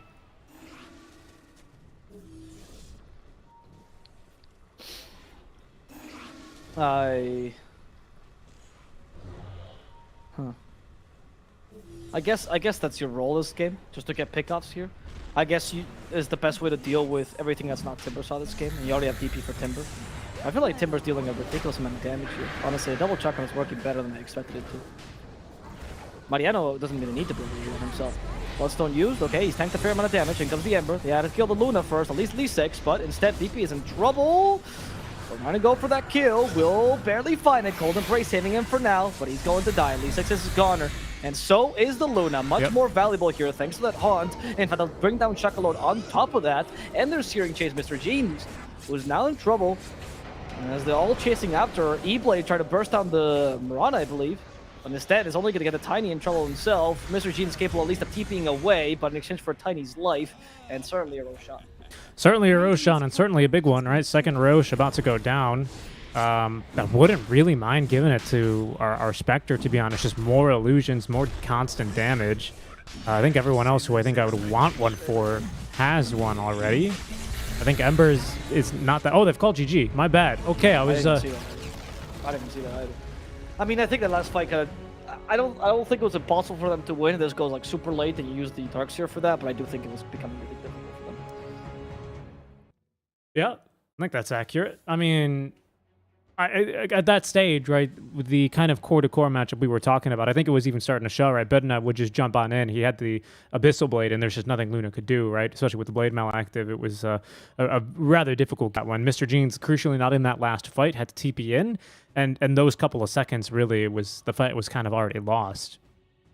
And yeah, like you're saying, it doesn't get any better from there. So I think that would be why we saw the GG call there. We'll bring it back to cameras just to break that game down a little bit more and get ready for our second series. We do have to get these games moving along, Avo, of course, because we are in for quite a long day today. Every single day here for the Mobius Maestros tournament has got 4 best of 2s. We are now halfway through our first one.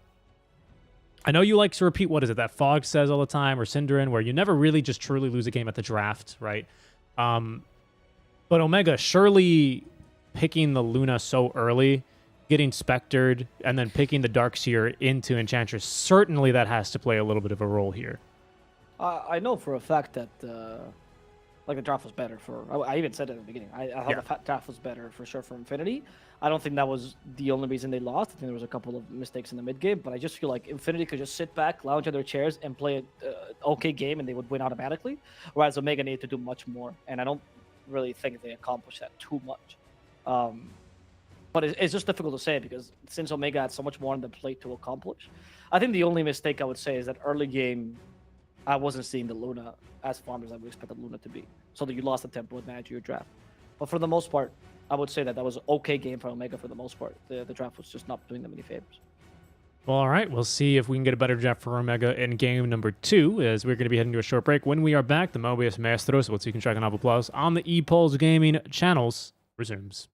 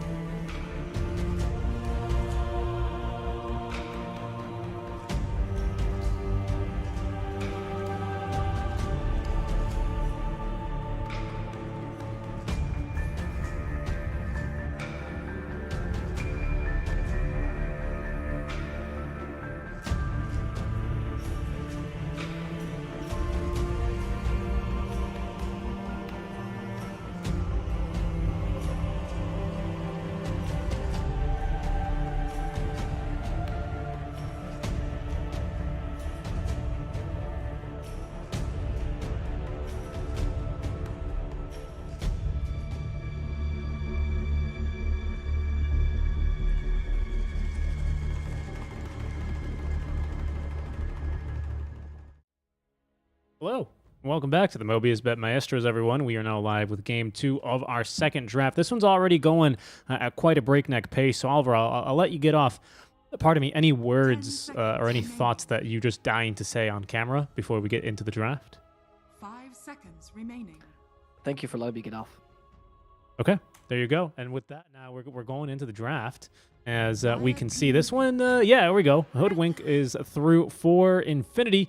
They've already picked up the Winter Wyvern and the Mars, but Omega with the Axe Marana. So very, very strong potential off-lane duo. Or could this still be a safe lane Axe, do you think, here for Omega? It could be, but I don't think it is. Okay. 10 seconds. I like already the start for Infinity considerably more.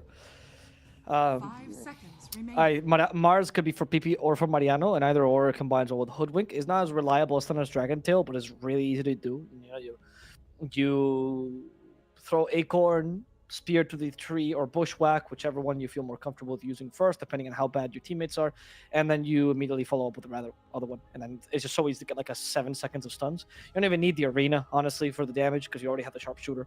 So you can use the arena for solo kills with Mars. I like it a lot. You have really good counter initiation with Winter Wyvern. It's solid. I think Omega has... I love the Axe Marana combo for the most part. I think it's a solid lane. I'm a bigger fan of the Axe Phoenix, though, if it's a start, to be honest, because I think it brings you more team fight. There's more of a pick-off potential.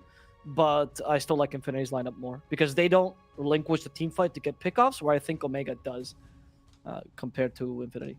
Okay. I see where you're coming at with that. Okay.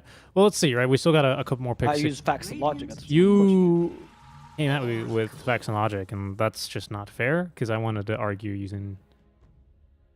I don't know, actually. I was going to use made-up words. I have no clue, but here comes the Oracle through. We need a YouTuber. The caster destroys other casters. Monumental debate. Dire team pick. Spectre picked up. Okay, that was an answer to the Oracle. I think it's fine. I'm surprised you pick up Spectre against Axe, but I guess it's not really that big a deal into the mid game, right? So it's whatever.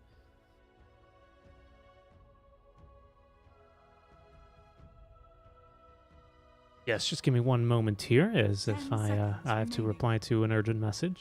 That's fine. I do find that 5 like seconds remaining. the Spectre lane versus an Axe is certainly not a good one. I think you're gonna struggle with that lane. I don't think Winter Wyvern does enough to make that lane fine. But since Spectre's a hero that can recover anyway with farm in the mid game, I don't think it's too concerning. So I wouldn't be too bothered by this if I was Infinity, and I would just be concentrating on my mid game. Because the early game my Omega seems decent, but there seems to be an expiration date. And you need to pick up a good hero that can carry you into the late, or a lot of pushing power. So since Luna got taken away, it's tough. Like, we're either thinking of something like Lesh, but Lesh is banned by the Spectre, or just it stops it.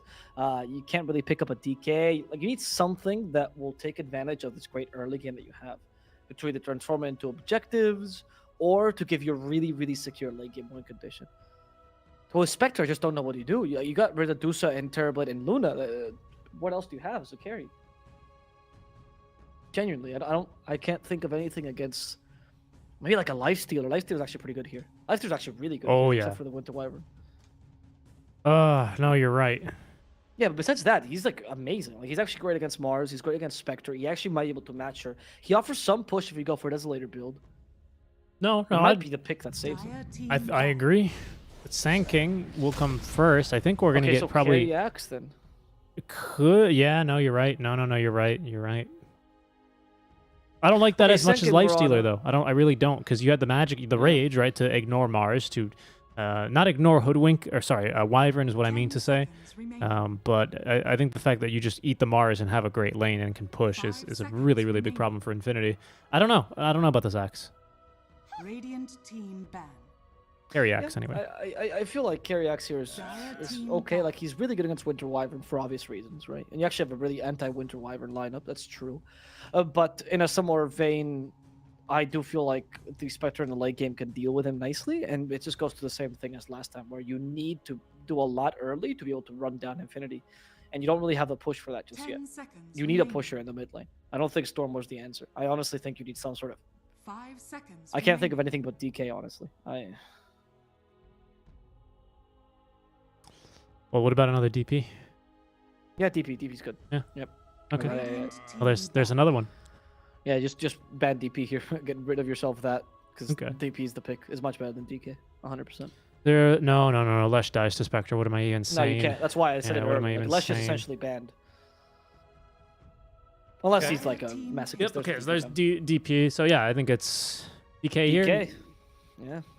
DK. He's not even that great, but Blink eggs. No, I mean at least it plays nicely with the Sanking, right? They have got like similar timings. Double stun, Sanking if he wants to go blink first, especially, right, is pretty lethal.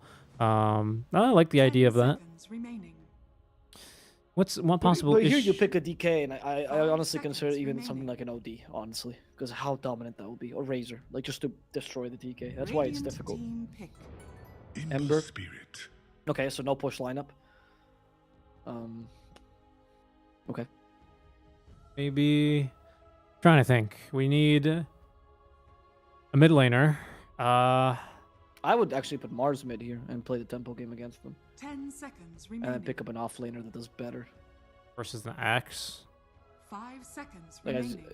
no, tempo got banned, unfortunately. Yeah, that's of course. That's what I went to. When you started suggesting DK, I was like, ooh, this is looking like a good, like some high percentage-based magic damage dealer. But of course, Zeus is bad versus the jump. So, what are we thinking then?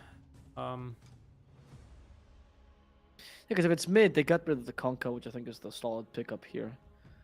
I mean, DK does kind of work for Infinity, but I don't love that pickup. I would love to see. I mean, Void Spirit's kind of decent as well. I know PP likes that Void Spirit. I'm just a good against Ember. little bit afraid of Void Spirit versus a Sanking because he lands that initial stun and everything else is coming for you then, right? Yeah. But you're right. You are good versus the Oracle, right? You can cut straight to him because that's, I think, something else we could use from this last pick for Infinity. We don't really have someone to jump him too easily. I think Mars is going to be looking. Again, I guess Mars could look for him, but I expect later on into the game the Oracle to be a little bit positioned too far from the fight. Where if Mars wants to throw an Arena to catch the Oracle, he's probably going to run into an Axe, a Sanking, or an Ember, or it's just not going to be a great arena, and you won't have that team fight control then.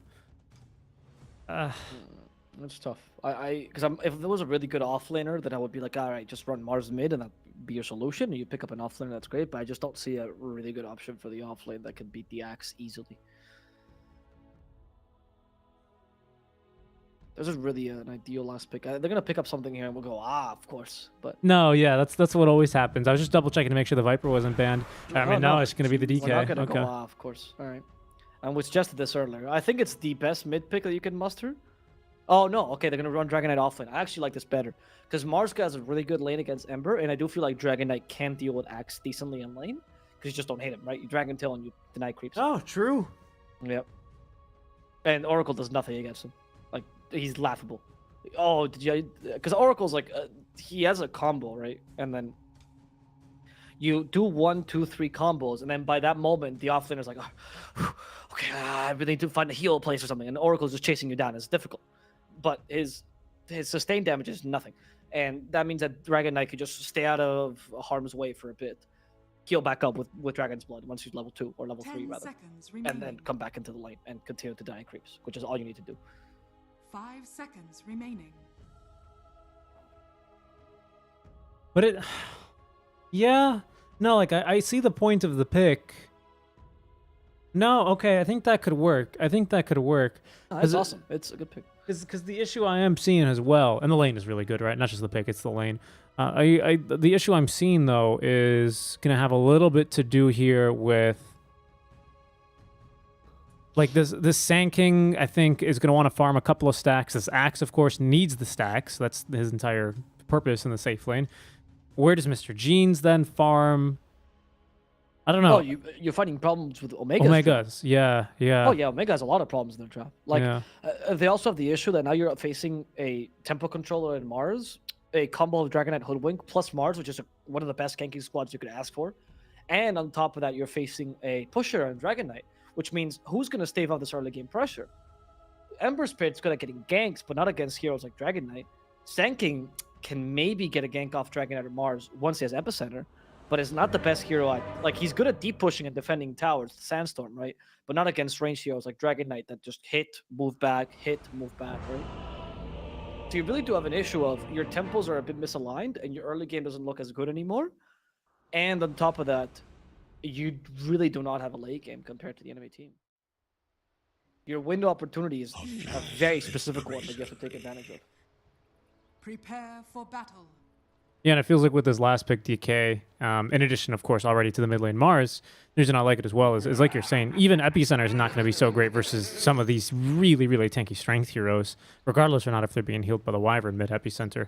So there's also some issues there. That's also kind of why I liked the DK for Omega potentially, right? Which is gives you the push, the stun, everything you talked about, but also he's tanky, and it's maybe a hero that dies to an arena if he's like gonna get hit by everything in the arena.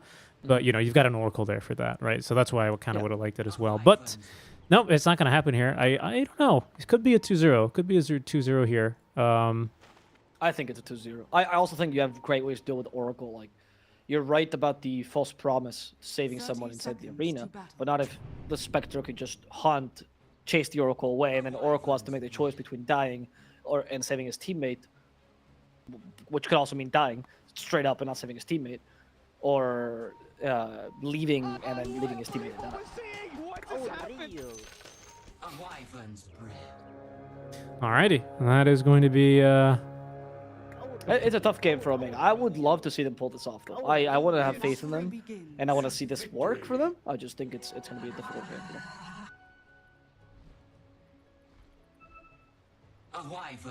You know what I actually wouldn't have minded this game from Infinity was a different last pick other than the DK, and you're on the Wyvern mid. But Axe like crushes her. Oh, Yusakesito mentioned it in the chat, huh? Did I? No, sorry, I don't even. Good. I have overlays open. I have like Photoshop. It's okay. Yeah, because it's actually something PP does. He does like his Wyvern pick too. Yeah. I was looking at it and I was like, I wouldn't, because you're great versus, you're okay really versus these heroes that like to jump you, just because their strength is kind of the reason I liked it. And then with the Ember Spirit last pick, right? You like to build that Orchid, like that's something Ember would have really struggled against. That's true, but I feel like Ember has a really easy time jumping you, and Axe is great against the Winter Wyvern. Like this game, the Winter Wyvern is just not a good hero. It was tempting. It was tempting for a second. That's something else they could have done because we couldn't find a hero. I definitely think this pick is better. I would say this pick is much better, especially with the swap. Like I was thinking of something that would allow the Mars to go mid, and something that would justify it. And genuinely, that's why I was suggesting the DK. This is a very genius idea. I really like it, honestly. I think the DK is the offlane is also one of the more secure picks you can run. He's today's Centaur. Yep. I don't know what to pick in the offlane. Oh, just pick a DK. Oh, he's always good. He's the Centaur from the start of 7.29, isn't he? Yeah, and hopefully for TI too. Lysix. He's going to die in the bottom lane. Berna just needs one more hit. Day 6. Oh, they got to hit the Arctic Bird, though. There we go. Yep. That's going to tick him down. Or just kill. Arrow's going to miss. Sexy Yogi still has the salve, so he should be fine. Fairy Fire. He's Demon? fine. Fairy Fire. He's fine. Oh, he's not going to die. He's not going to die. This is bait. Oh, yeah, look. He's baiting it. Very funny. Very funny. That was a nice play. I like that. He also Fairy Fired in front of him, so he knows I was baiting you. Yep. In case you ever question your existence. Oh, yeah. I've gotten real good at that one. I used to get surprised all the time. Oh, Fairy Fire. Now, not so much. Ooh, but surprised here in the mid lane is going to be Mr. Jeans. Got pump faked by the Spear of Mars. The body block's coming through, Mr. Jeans. Oh, you needed one more right click there, PP. Cool guys don't look at their explosions onto Ember Spirits, but he needed to look at that one a little bit longer. You need to properly cosplay as the God of War and go and punch the Ember one more time. Just one. Either way, put the fear of the God of War in him, as Wyvern is going to have the fear of this double stun lane put in him. As that's a Burrow Strike into an arrow. Nice pick off there onto the Wyvern. Yeah, there's no way this lane is going well for you. I mean, Sanking Moran is definitely a strong lane. I think where you get the advantages off the denies that DK might be able to get, or just surviving this lane against Axe, which is a win in itself, and the mid lane, which should definitely benefit the Mars. Not by a lot, though. I think right now Mr. Jeans is actually doing a good job of keeping this lane somewhat stable. And if you go for Flame Guard build, you're also decent at farming the small camp, which is going to stack over itself, so quite... Well, if he gets it, there we go. So that's quite good for him. But the Mars are still going to win this lane overall. And especially in the mid game, that's going to really, really show. Once you get like 10 minutes in or so, Mars is going to rotate everywhere. Ember won't be able to match. Mariano? No, Mariano. Papita, second point in Dragon Tail. Oh my lord. Wait, what is that about? Yeah, I'll tell you in a second. Okay. Because Pamblona's fighting is okay. So, a lot of Dragon Knights these days are actually maxing Dragon Tail. Not first, they'll pull like 2 or 3 points in Dragon's Blood, and then they'll max Dragon Tail over Breathe Fire because the cooldown reduction is kind of OP. Honestly. Yeah. 2 seconds per level is pretty great. Yeah. It's pretty great. And the damage is kind of respectable, so when you get to 160 damage every 10 seconds, not bad for a single target stuns that also gets you a bunch of right clicks in, right? So a lot of Dragon Knights do this. I have never, and I mean never, in my competitive history of casting Dota or in my competitive history of watching games, seen a Dragon Knight take a second point in Dragon Tail over the second point in Dragon Tail. Yep. Or even the first point in Breathe Fire if you think the lane is good, right? Yeah, that is the only time that you can justify it because the Breathe Fire secures range creeps. Yep. Right? No, But this is, I mean, Dragon Blood level 2 is such a value point. It literally doubles both values. It's incredible. I cannot believe you went for the second I point. really liked how you called your history. You described both your history of watching Dota professionally as quote unquote competitive. In my competitive viewing experience and my competitive casting experience. Well, yeah, because I compete against other people to see who watches the most. That's what Yeah, we do. people don't actually know this, but Alvaro, he demands, he always challenges me to games of chess while we cast Dota. It's very weird. He calls it competitive viewing. But the problem is he's rated 300, so it's like really not a problem for me. So it's really... Oi, respect. I'm not even at 300, okay? I think I'm at 150. Wow! I went down. Oh yeah. Sorry, I had to get that free shot in there. You know, some Alvaro lore.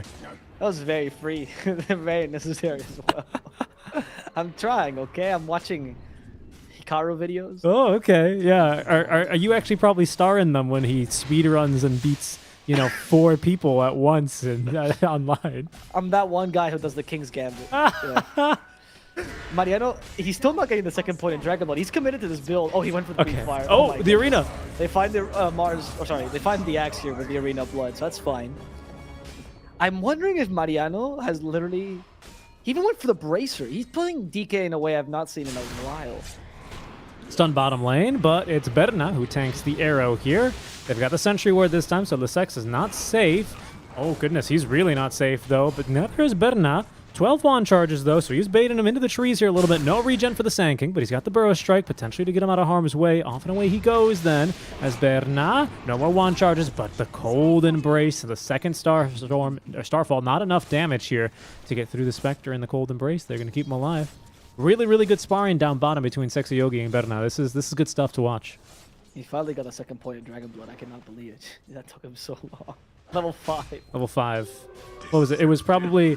The build in order level 4. was 2-1-2. No, sorry. 2-3-2-1-4. 2.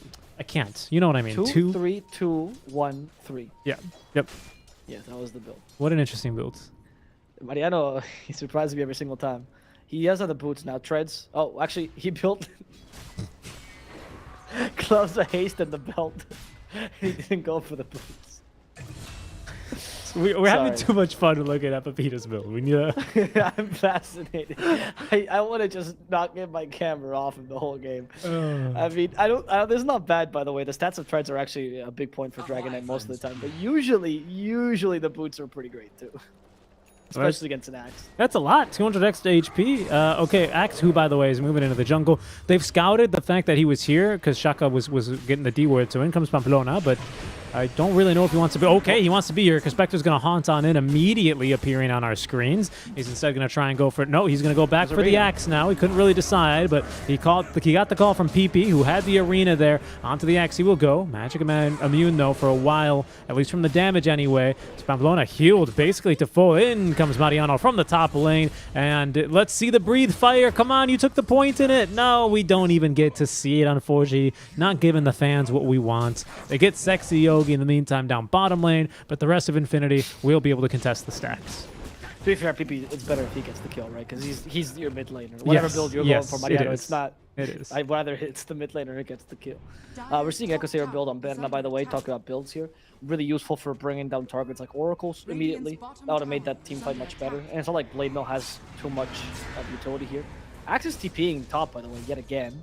He might feel confident that he can beat Berna. Pamplona doesn't have level 6 just yet. So they don't really have too much kill potential with just a DK. He needs some help from his allies to deal damage. Spectre doesn't bring that. There's the Bushwhack. They go for Shaka. There's Dragon Tail level 2, and that should secure the kill. Fates will do nothing to save him. Got PP mid, and they're going to get Sexy Yogi on top. As that was just going to be probably the Spirit Bombs with the Arcane Runes coming on in. Nice arrow to boot to be able to get that double kill in the mid lane in exchange only for the Oracle. And we burn the duration of Mariano's first Elder Dragon form, so he's going to have to continue pushing out top lane. Not really what Berna wanted. In fact, Berna, he's TP's back bottom. I think Mariano is like, no, I want to max my Dragon Tail in this lane. Go away. I don't want to push. And No, I think he'll this he'll is take the 3 points in Dragon. this is trouble usually a though. turning But this is trouble for Berenak. There's no support here for him. Searing Chains, yeah, he's just dead. He tanks the first whole episode. I can't believe he TP'd home by him or bottom by himself. That's true. It's tough because when you go for this build of Echo Saber, you kind of are dependent on getting kills because you don't farm as fast as this lane mill. It's still decent for farming, right? But the idea of this build is for you to get kills. So it did put him in a pickle where he kind of wanted to go fight, but it seems like his team wasn't willing to do so. A DK will not push on the first catapult wave. It's impossible. He's not going to get it. It's not that strong. Not like a Timber or whatever. But the second wave is usually when you start to push, and it's now when Infinity should be putting the resources up top. Whereas Omega already has the chance to push that bottom lane without too much trouble. It's a little bit of an issue though, because our Axe is really farming at a good pace. He's almost got enough money here for the Yasha on top of here the Vanguard. Here's the second Elder Dragon form. They're going to go for it now, but they've lost the bottom tower here to Mr. Jeans, to the mid laner. Yeah. The Orbital Corrosion's enough for you to push at least tier 1s, right? We've got So you need Blink to on start- Sand King as well. The lack of push from the DK has put them in a bit more of a pickle. Mariano will finally get his first tower. You can't let mid fall, though. Mid is the most important thing. You have better team fight right now. And Axe, no matter how well he farms, he's still limited by the 20-minute shard timing. So you're okay with him like getting good farm as long as you are capable of keeping up your space before that 20-minute hits. Or your map control, rather, not the space. I'd agree, especially if he goes Manta second and not Blink Dagger, then he really does not. He needs to just farm, right? Is basically what the play. And so get a nice little call out. That'll get him basically the Yasha online. So he's gonna let instead Lissex, who's got his Blink Dagger now being fetched to him by the courier, probably look to play the 1-2 punch here along with this soon to be Maelstrom, but probably just first item Javelin on top of over corrosion for Mr. Jeans, as he's gonna go behind the tower. Good. There's the sharpshooter. The reason why I didn't use Arena there, by the way, is because Arena destroys trees, so then Bushwhack is immediately released. True. So there's no point. You can't have that little combo there. One of the issues of the Mars plus Bush plus I was gonna say Bush Plus Bush. Mars plus Squirrel. Squirrel Hoodwink combination, which is that you can't really use that as a stun. And this game Mars needs yes or Yule Scepter because you need to be able to catch the Ember somehow. Yule's also dispels Flame Guard, so it's a twofer. Okay, there's the Blink reveal on the Wyvern. Got Winter's Curse. She has 8 wand charges and the Cold Embrace in a second. They're not going to let her use any of those, Alvaro, as he is cut down by the Oracle's Purifying Flames level 3. Oh, we have Arena here, but the Epicenter has been charged. The Mars is in trouble. There's the Arena. They catch the Ember. BP, is he going to be able to get away? Just barely. The actual wall saving his life, but now it comes the Ember with double damage rune to finish him off. Spectre looking for some kills. They just finished the Echo Saber, but Moonlight Shadow completely canceled this. He's not carrying any dust. In fact, his support was bringing the dust in. We'll die for this. The Sharpshooter does nothing thanks to the Fate's Edict. And I try to go for Lissex at least 1 kill, but the False Promise will save him. Winter's Curse, punishing the Oracle who used the False Promise earlier. Mr. Jean's double damage, still a bit annoying. They need to go for the supports. They're much easier kills, or at least the Lissex, but they muster none of these. And in the end, they're going to have to settle for a simple Oracle kill with a lot of resources expended. A lot of resources expended, but Omega, when they were going for those little +1 kills and only getting supports, and the Mars, they don't get the mid-tier 1 tower. So that's not all too big of a loss, really. I think that's why Infinity decides to fight them out to make sure they don't get the tower on the way out for free. I don't really see what's stopping them from going right back on in. And as a casual reminder, of course, we are still fighting 4v5. Axe has been doing nothing but hitting creeps in the triangle here for quite some time. Now, he's doing a good job of it, right? He's the richest hero in the game as he stacks for himself and almost has his Manta style already online. So he is getting there. That's true. That's true. And once you get Manta, you start to really, really boost up your farm, even without the shard, because you just send them to lanes, right? And they just push lanes super easily. So it's starting to be a bit worrisome because these team fights are not going the way you expect them to. you're spending way too many resources. And that Echo Saber seems to me like a dead item, honestly. I mean, he hasn't been able to use it yet, but imagine he had a Blade Mail this whole time. He would be able to take stacks, he'd be able to match the access speed as well to a degree. Yep. But instead, you're falling behind, having to divide this farm with PP as well. And PP will finally get the Yule Scepter now, I would say. But it's needed this much earlier. Yeah, and They need to smoke on this Yules, though. Oh, they smoked before it. Okay. Omega have got a pretty big item themselves, to be honest. We have a vessel completed already for Demon. 1 charge in it. 14-minute vessel boots is not bad for a position for Marana. So Demon doing a great job of finding farm here. This makes anyone, save for the Spectre, killable with your little hit squad. I think Spectre still needs a little bit more attention from the rest of the team at this stage. Maybe DK can also survive this. Oh, he didn't go for anything, actually. Yeah. What does he got? I think Spectre's actually killable, too, to be honest. Mariano? What do you Blink? Okay. Dragon Tail? He got 4 points of Dragon Tail, so it's max now. Marana's never getting out of this. No, she's not. She is perpetually stunned. That's a bit of a bad spot for Demon to get caught like that, unfortunately, because the rest of his team wasn't really in position to take advantage of that. You're out of range for even a false promise. Axe even stopped farming to come and join you for that fight, so he was actually, they were looking for something better. Ideally, a catch, an arrow, a tier 1 tower, right? But none of that, and I think now that's Yule Scepter, yeah, completed for PP. They're going to smoke up, and they're going to go for this counterplay here. This could be really big for Infinity. It's not huge, but it's a little bit of breathing room, to be honest, for Infinity. And this allows him to go now for a second pickup. This could actually turn into a pickup. Maneno missed the Dragon Tail. Dragon Tail is not actually instant when you're in range form. Yeah, I think Mr. Jeans was like, no, I got away with the Remnant in time. You weren't going to catch me. I'm not sure, though. I'm not sure. Maybe the stun missed. Maybe he was too fast anyway. No, it's not like he... Sorry. Better no, the hunt? He just avoided the stun with the sleight of fist. I thought he stunned a creep. Yeah, because the sleight of fist avoided him being targeted, is what he said. Marana? There's the Berna, okay. Berna. He is being stopped by the epicenter. It doesn't seem to hurt him too much. In fact, Lee6 might be the target. They missed the spear. God's rebuking him against the wall. And that was not what they were expecting. They were definitely hoping to spear him to the wall and kill him. It's okay, at least they got the kill against Marana. Mr. Jeans used to play with Mariano, so they're good friends from what I've heard. Mr. Jeans admires Mariano a lot, so... Mr. Jeans. I think that was a friendly tip. Okay, could be a friendly tip. Señor Pantalones. Señor Pantalones. Gotta love it. Great name. Great name. It's up there with like Toronto, Tokyo, I would say, in terms of best names. I really do like both those names. They're absolutely wonderful. The more absurd... I mean, my favorite name in Dota of all time is Cat Feces. Nothing beats that, but... The Chinese player who got forced to change his name. I think ATF, Amar the Fucker is pretty good too, to be honest. Yeah. To be honest, El Cacha Vieja 26 was a classic for Hector. That was incredible. Actually, yes. I think you told me the story about that one during Realms Collide, as I recall. Oh, it's nice to be back casting SA, but not for Sexy Yogi, because he's being ran down. And once again, it killed Mariano. Going to counter-initiate, though, as PP from behind here. He's going to land the spear. Wow, even committing the assassinate, really making sure that they wanted Shaka Lord dead. But now they're going to hunt for a squirrel, and it's open season, Alvaro. First dunk of the season. Feels real nice for the Axe.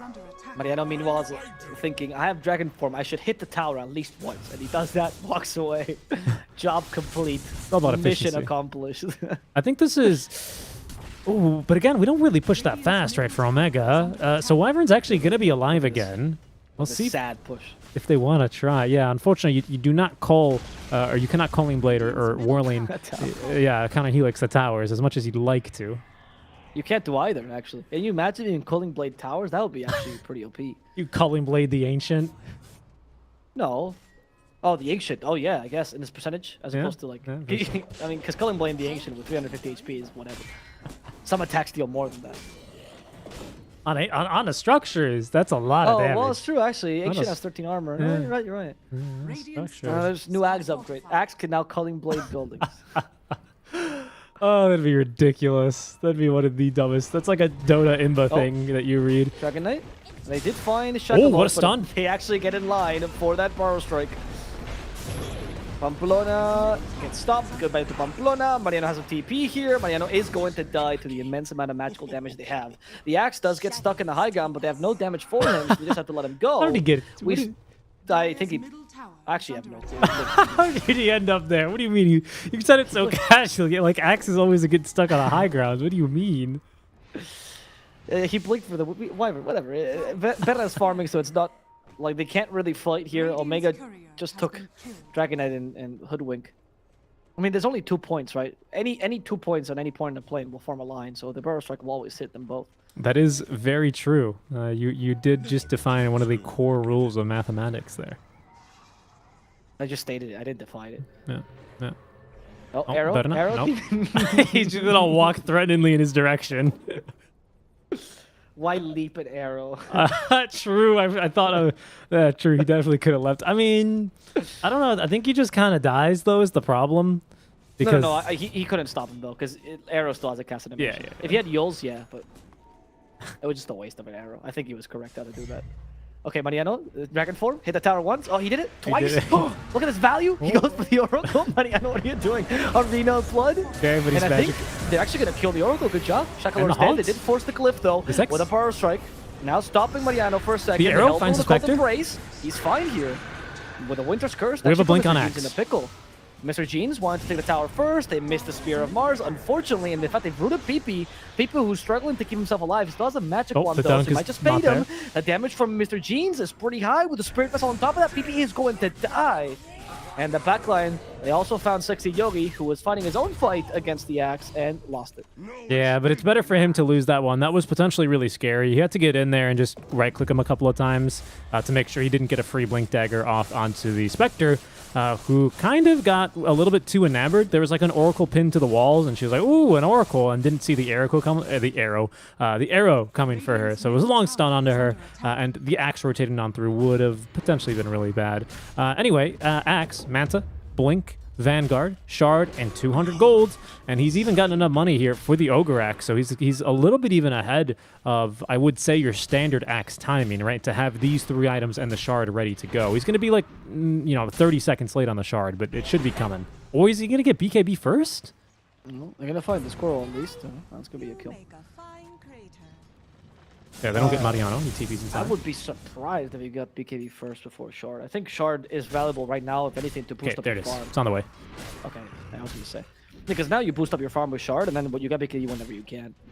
And now this is the moment of death. This is a window opportunity for Omega. Now is when the game actually begins for them. This is, for the next like 10, 15 minutes, they should be able to beat almost every single team fight for Infinity.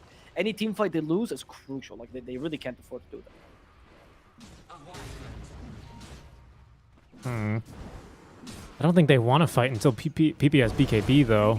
I think ideally, Blink Yules, because what do we have on the Spectre? Yeah, Spectre, she's getting close to having that damage. I think Oracle is now going to get deleted in these fights. What level is Desolate? Yeah, it's max, so he is going to be deleted in these fights pretty much. But I still think we kind of lacked damage right now. At least BKBs make your fights easier because you don't have to worry about Lisex anymore. So, That's true. That's true. Yeah, no, I think... I mean, Winter's Curse will still annoy you, though, but you're right. yeah, true. It It's will. the only tool they have against you. And until Spectre gets, like, Basher... Are you going to go Basher this game, though, just to deal with the BKB? I don't think it's worth. Dire's top Well, tower they're trying to is under find attack. Demon, who's going for an axe for himself. Oh, Mr. Jeans, he's Mariano. Mariano, who's still a bit vulnerable to this magical burst. Needs to be careful. The axe can blow him up. DK tanks thanks to his armor and everything, but his HP gain is okay. 3.4. Clockwork has higher strength gain than DK. Mariano, he's going to show again. The rest of his team kind of forcing him to go. He's like, "Oh, guys, it's scary out there. I don't want to hit creeps. Don't do it, Mariano." You picked them into Okay, the but I'm maxing Dragon till one more match, I swear. I'm not taking those points in Dragon's Blood. I don't know why this is so funny. I literally have never seen that before. What an inside baseball thing. What the heck? The best thing about Mariano is that I know for a fact that he always does this every single time, and players keep going, "What did you do with this? What is this genius idea?" Right? They're killing me. No big Yeah, I deal. got him. So they constantly got them. They constantly are like baffled by Mariano's builds, right? And then Mariano, everyone starts theorizing because they all respect him so much. It's like, oh, he thought he thought of this, and that's why he decided to do this. Oh, wow, I never considered that. And Mariano shows up on the stream and goes, nah, I just messed up. That was a bad stupid. Messed up. It was actually a misclick. I was really dumb. I was like trying some things, but it didn't work out. And they spent like a whole hour theory crafting on what Mariano was thinking, and it just ended up being him misclicking or something. But he does have some very creative builds sometimes that people very much can question, particularly casters or viewers, which I think are incredibly clever. I don't think this is one of them, but I have seen games where he like played Timbersaw. I remember one game where he played Timbersaw first time in BKB, and it was pretty much game winning. Okay. And you'd think that's a stupid build, but he didn't even go for Hood. It was very, very smart. I forgot the composition. Why it was get Hooded Defiance if you could just get BKB? Ignore all the magic damages. That's what I would say. I have a feeling he was one of the early ones as well to go for Blade Mail. Hold that thought. We are going for a kill right now onto the Wyvern. Nice stun to follow up. Bushwhack onto 2, but is there follow-up? PP trying to blow up the Oracle. Will be able to find him along with Berna, who's now in. Double buyback, though, is out from both teams as the Spectre going to be healed up a bit by the Cold Embrace. That's going to be through the the Epicenter, but another 2-man stun will keep him locked down. But Mario, no, he's here with the Dragon Tail stun and is going to be able to pick off the Sand King. So buyback from both position 5s, but obviously Oracle unable to reach the fight as quickly as the Wyvern was. What they did that fight that was really smart is that while, first of all, the break forced the Axe to use the BKB, because break is dispellable if you use, like if it's from a sharpshooter, right? So knowing this, of course, he dispels it with BKB, but then you force the Axe in a pickle where you already knew when he wanted to fight. And then what Infamous dedicated themselves to do is clearing the illusions. Very smart, meaning that you completely mitigated Axe's damage. You pretty much, decimated it, right? Because you only have a single hero who's also now BKB'd and is depending on that to escape as well. So it's not like he can stay and fight. So that team fight was played really well. They understood what they had to do there to be able to stop Axe's damage. But now they're in full force. They should be able to interrupt this, hopefully. There we go, Berserker's Call. Berna avoids it. Berna playing well with the shadows. Berna wants the last hit on this Roshan. I don't think he's going to get it for now, though. He's taking too much damage. The Aegis is snapped by Berna at least, even if he doesn't take the Roshan himself. In fact, they've actually broken the Axe. Axe is not spinning any longer. He can actually hit any further. Mariano's the target, and they go next for the Spectre, who will lose the Aegis. Mariano taking a bit of damage. Was not expecting that for the false promise because, of course, the indicator still broken. BP trying to fire the Oracle. There's a Yule Scepter. PP in trouble. Here comes Axe. Round 2. But I don't think PP's making it out of here. Spectre is back. They need a spear. Unfortunately, couldn't use it in time. Instead, as Mr. Gene's the target, activates the BKB, and he'll be capable of making out of here alive. That was really cool. Oh, hold that thought. We're not done yet. Axe actually making the call jump in. Doesn't really find anything. Wanted the squirrel. Mr. Gene's is back now, but with no BKB, what kind of impact can he have? There's the Vessel Charge. That'll force back Berna. Second one now for Mariano. Max stun here onto the Axe. Oh, wow. Mr. Gene's dodging the Bushwhack projectile. Now looking for the squirrel himself. Does he have Searing Chains? He does. He's going to connect it. Trying to avoid it. The arrow tanked, though, by the Ancient Granite Golems. At the end of the day, not going to make a difference, Savo. Still 3 dead. Still Aegis removed immediately from the Spectre. And a great fight for Mr. Genes all the time. I love that because you were cast in the fight in the Roche Pit, but Mr. Genes, he avoids the Arena Spear. He avoids the... he just doesn't have to use BKB until the very last, kind of scrap kind of broke out. Like, that was a really, really well-played fight from him. Yeah, I mean, in general, I think Omega played that fight really, really well. There was a bit of a mistake there to buy back on Mariano, I'd say. I don't think that was necessary. But besides that, I think the fight was really on point by Omega. They knew they were stronger in the Roche Pit. They also knew the Spectre would take ages to be able to take Roshan. This gives them a solid chance now to win, because this win opportunity just got increased by a lot, because they won their first big fight in a pretty great fashion, even getting rid of the Aegis, which would have given them a little bit of a lull period, right? Just taking that away from them completely. Yep. And now this one is, I mean, it's looking pretty good, right, for Omega. They have got not only a good amount of a net worth lead, 10k, 26 minutes in. You've just gotten rid of Aegis, which can be a little bit of an equalizer, especially for a hero that, when you kill her, passively does a lot of damage back to you, on a team with no breaks anyway. And this is where the Axe is kind of at his strongest, right? You know, he's not going to necessarily fall after this. That's not what I mean to imply by any means. Because, again, having a BKB... or a magic immune piercing call. I think all calls in the game are undispellable as well. All taunts in the game, are undispellable. Is a huge asset into the late game, and his damage output does not get any worse. Pure damage is great. Enemies get tankier, sure, but the stats that they build along the way don't help them versus the pure damage. So but they're super strong right now. Basically, is what I mean to say. Yeah, if Spectre used to go for the builds where you just go straight heart, right, which was the build a long time ago, then it wouldn't be such a big deal. Because as you say, these builds nowadays usually go for the multi-stated items like Scotty, or sometimes you even go for the butterfly and stuff like that. Because Spectre actually has a bit of offensive potential these days. You take away the possibility for her to do that essentially. You actually have to go as tanky as possible. You might have to consider. I mean, I don't know what else you can consider as Berna, to be honest. This game besides Scotty. Yeah. I think you might have to consider Heart, honestly, just to deal with the axe. Yeah, I wouldn't mind. I really wouldn't mind at all.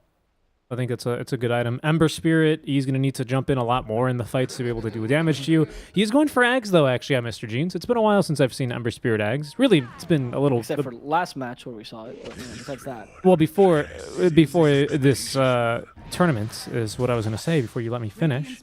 Because Ember... Yeah, but then I couldn't get my jab in, could I? But then you couldn't. See, that's not fair. How could you let me finish? That would be just mean, right? Anyway, it's been a while since I've seen Ember Spirit in mid lane, like with this frequency, which is a bit surprising. That's why it's nice to travel, even if it's in the plane of Dota, to a different region, to see these new and exciting things and go ooh and ah at all of them. But for the most American. What? It's Axe. Yeah. Oh goodness, this damage. He didn't want to use the Manta, or he didn't have the Manta actually, so Manta doesn't die here. Hold Embrace. Oh. Can't get arrowed if she can't move. They're gonna. Okay, they're gonna let him go. That was much ado about nothing. It really was, but they've got Sexy Yogi here, who dodges the arrow at least, but okay, and will use the curse. That's not going to do much though. Sexy Yogi is going to try and keep himself healed, but another Vessel Charge, a Whip, and a Barrow Strike, and down he goes. Sexy Yogi okay? What just happened there? I don't know. He eventually knows that there's a ward here, of course. This is a freshly planted ward as well, but that's going to be uprooted rather quickly here by Infinity. There's a DD in the river. Could be nice. Could be nice. I mean, right now it's Omega's still dominating, right? At least for the next 7 minutes, where Spectre gets her Scotty and +1, I'd say. Maybe the other option I would say is Basher and Purple, so that's another option you could go for. Oh, arrow, misses PP. Where's this haunt for? Okay, there they go into the river now. But they've gotten PP almost killed. He's going to BKB with like no HP by the spear. Even though he's magicking me, Mr. Jeans, he's going to dodge it. That means he can't chase him out of the arena, though. So PP doing a little bit of a dance. Killing a courier. The arrow finds him and kills him, though. Oh, no. Mid-taunt animation. He is taken down. Axe with a great call now onto the Spectre. He's going to get the dunk. Mariano trying to run for his life. He's got a Dragon Tail here in 3 more seconds. Can he get to use it? His favorite spell in the game? No. Stunned instead by an arrow. As Demon with 2 kills, securing 2 kills with the Sacred Arrow there, Avo. And we're not done yet. They're also going for Sexy Yogi, who just respawned underneath the Tier 2 tower, sent back to the fountain by Axe. 4 dead now, and what a swing for Omega. I do not know what I witnessed here, honestly. That was such a chaotic fight, to not say other words about Infinity. Like, they didn't have a plan, it seemed like, to me. And Omega just absolutely dominated them with the... I mean, they excel in chaos. They have so much mobility in their lineup and so much burst as well. To be able to punish anyone out of position. And all of Infinity was just out of position. They were caught with their pants down. It's almost like they were not expecting that Omega wanted to fight. Which is surprising to me. Because Omega is in the prime time to fight. Yep. I don't know. I mean, the arrow was a bit unfortunate, you could say, to the Mars. But everything else... I mean, it was unfortunate in the sense that, damn, he's that good. Because it's not like you just throw random. For the Mars, I mean. Yeah. It's not like, it's one of those, I don't know, what's like something you get really lucky with in Dota, right? Because you got it. Or multicast? Sure, a multicast, right? Like that would, that's unfortunate. You got the multicast. What are you going to do? But like, toss that arrow. You ran in a straight line versus him and he hit you with that arrow, right? So, yeah, no, but I agree. I don't know what the haunt was for. Like, we haunted... And it must have been for Berna to get out of a bad spot, but it was so weird. I didn't catch it either because I was also watching the mid play, or the mid lane play, and I just saw a haunt. And Berna was like, woo wee, look at me, I can be everywhere. I'm definitely not Rick from Rick and Morty, woo wee. Oh my god. What you do wow wee, okay? every time. Different. Oh, very different, super different, isn't it? They killed Pamplona. And they might actually find the Spectre too. Barrow Strike, they have Yols as well, but not just quite out of range. Spider likes to chase after them. Oh. And that was actually a really Haunt? good juke by Berna. Haunt, just so he can get away here. In fact, Haunt to reinitiate onto Schalke. They will get rid of the Oracle at the very least. At the same time as the Winter Wyvern seems to fall to the Battle Hunger Spirit vessel, but Demon will fall together with them. The death of all the supports here. Mr. Cheese is forced to TP with BKB. And everyone else retreats on Omega. 2 support for 2 supports, though. Ends up being an even trade. I don't think we're done yet. They might try and find... Yeah, they scouted him, I believe. Yeah, so into the trees goes PP. Oh, this is a little bit awkward. Burrow Strikes. He's going to dodge the Spear, Blink Dagger in 3 more seconds, and a Yule Scepter and an Aeon Disc. I think Senking's fine. In fact, he's going to go right back on in. Yule Scepter into the epicenter. Here's Axe with a call to hold him in place, and guess who's back? It's Mr. Jeans. Didn't even need him. They had the damage with the spins. Berna? Okay. Do they get Berna here? No way. We don't have a curse. Wait. Well, there's a blink now. Berserker's Call up to 2, which is the perfect Berserker's Call. They're going to kill rid of Sexy Yogi, just in case he had curse or whatever. And now you go for Berna next. He's going to buy back, but he still doesn't have curse. 18 seconds. Still no curse. And he can't TP. He's going to have to run all the way back. Oh, my goodness. The Sharpshooter just missingly sexed there. Okay. SA Dota, man. I've missed SA Dota. He's out of remnants. They just keep fighting. Oh, Mr. Cheats. Why are you in here without remnants? 17 seconds as well. So it's not like he just... They're not... You know, he freshly lost him in the middle of the fight. He's actually going to get away with his life. That's incredible. I don't think they expect him to be out of remnants, much like they probably assumed the Winter Wyvern had curse or something. Yeah. By the plays, right? Because, you know, 15 seconds up, 15 seconds down is hard to calculate in the middle of a game of Dota. It is. It is hard to calculate, yeah. Okay, well, this is... I mean, it's still good for Omega, though. Like, it's kind of wild because we've been fighting for the past minute, Avo, and we haven't gotten any objectives over it. But the big man himself is respawning here as soon as in 10 seconds. This will be second Roche, if I'm not mistaken, right? Top tower is under attack. I would think so, because right? Because last one only came with ages. Yeah, well, and neither team really has got great Roche takers, right? So yeah, I think it is second Roche, you're right. In which case, are there any good shards here? Actually, Marana shard scrap. What is it again? Oh, it's the leap. Yeah, it's crap on a support Marana for sure. Senking is pretty decent, actually. The yeah. Now that it doesn't get used unless you're nearby.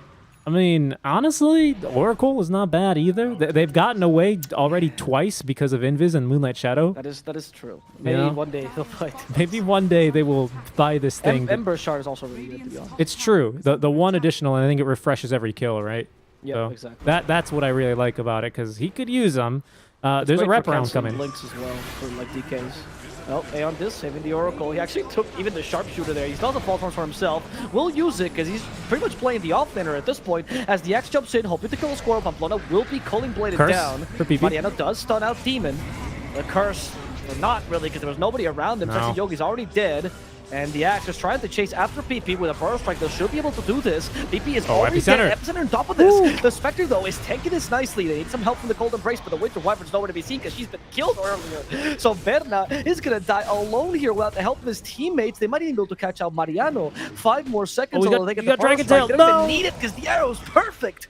And that's going to be a team wipe in favor of Omega. Pamplona, of course, buying back without much success. That's a bit unfortunate. They don't even need to go back for Rush. It's not up yet. Up in 10 seconds.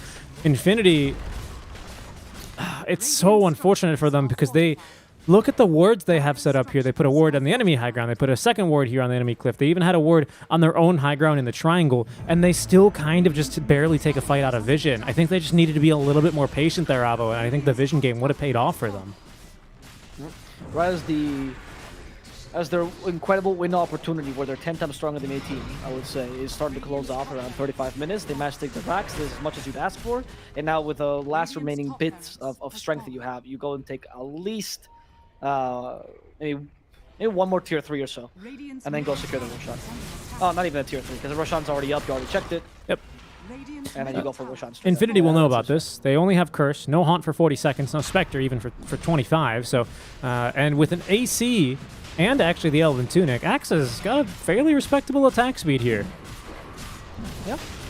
The Assault Caress, by the way, was a great pickup to not only take towers and objectives, but also even make Roshan easier.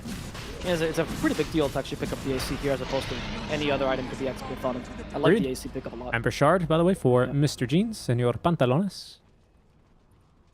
Technically, Senor Tejanos, that's what the jeans are in Spanish. Is it Tejanos? What did it's my called mother always Texans. call them? We They call were them not. Texans.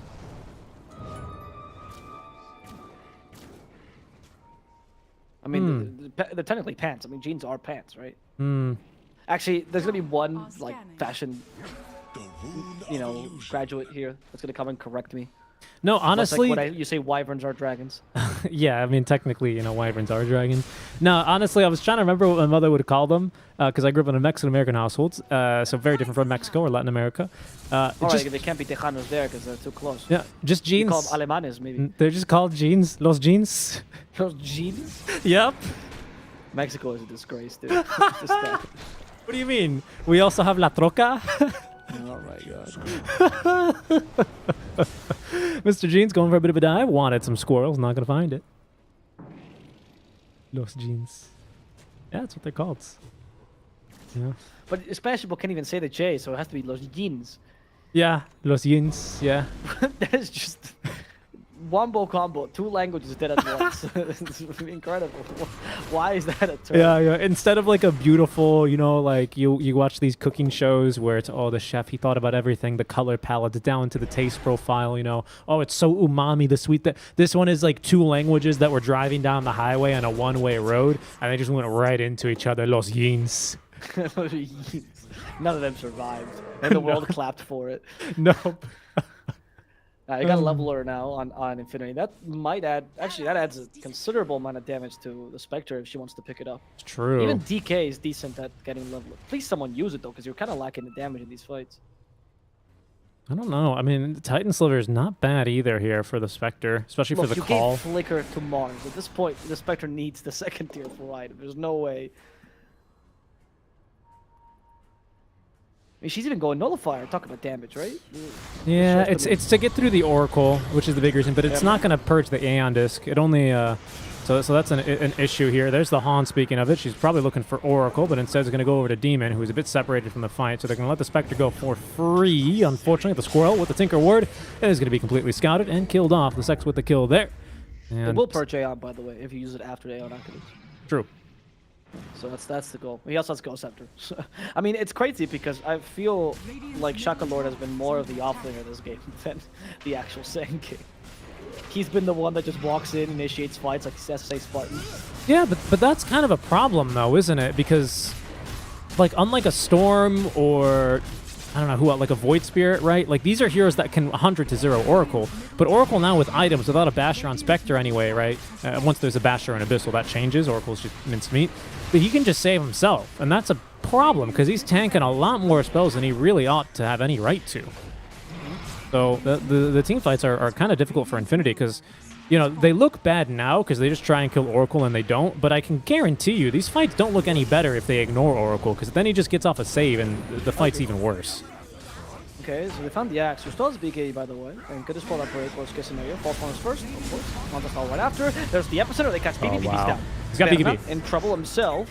They still have the Abyssal just in case they need to stun Berna, but they're concentrating on the tower first. In fact, they actually catch Mr. Jeans, who still has the Aegis. Oh, they missed the spear. They need to use the Abyssal. There's the cheese eaten by the axe here. But the Winter's Curse keeps the Oracle at bay. He did use Ghost Scepter right before the Winter's Curse, so Genie might be able to survive it just barely. As Shaka Lord falls towards the end of it, there's the Abyssal we're talking about, but the Cold Embrace will keep Berna alive. And many the Berserker's Call now. For now, Burrow Strike, keeping her in place. Aeon Disc, saving the Sankin. Where's the Berserker's Call? Finally used. Do they have enough damage? They have the Cooling Blade, and that's going to be sufficient to finish off Berna. Yep, That's all they wanted. Berna's back with a vengeance. Another great Burrow Strike. In fact, they walk back in, Mr. and Jeans. Berna's going to be bursted down. He wants the rampage. Together with BP, they just didn't stand a chance there. Oh, He got it. Lord, the Rampage coming in from Mr. Jeans, who was dealing the damage all along. It's going to be Omega Gaming's victory in game number 2 of their series against Infinity. Another 1-1. I hate to correct you there. I mean, because technically, Mr. Jeans was doing a lot of damage. Mr. Jeans just 1v1'd everyone as they tried to leave the fountain. First, it was Mariano. He got taken down. I think he got the first life as well off of PP. And then PP bought back, and then he 1v1'd him. And then the Squirrel was there, and he 1v1'd him. And then the Wyvern won. And then it was just like, Mr. Jeans. No, I can't believe it, though, Avo. Like, it was incredible. 15-0 and 15. I guess really starting to show off the power of his Ember Spirit. But he just wouldn't let anyone else after PP get back into that fight. So Berna was completely alone. And 4v1, even a late game Spectre, who was kind of getting there with BKB and Eye of Scotty, just doesn't stand a chance. And Mr. Jeans, it was beautiful. He was just repelling people back into the fountain, diving in to get the kills. It's only right he gets the Rampage towards the end because he played an excellent game. He did play an excellent game. I think his choice to also go into damage items after the Ags, as the data list he chose, was also the right one here to make sure he had a secondary damage dealer because the Ags was starting to fall off. At that point in the game, we already started to see it, right? He wasn't dealing enough damage himself to be able to deal with Spectre in a whole life. He needed to use the cheese there, but it was the thanks to the Ember that, as you said, you actually managed to win that fight. Also, the concentration they had against the Oracle, right? Being like forcing a Winter's Curse on an Oracle is a win every single time. It's true. That's a position 5. It's true. Who already used False Promise as well, so... I'm going to bring us back to cameras here real quick, Alvaro, because we do have to quickly wrap up our series.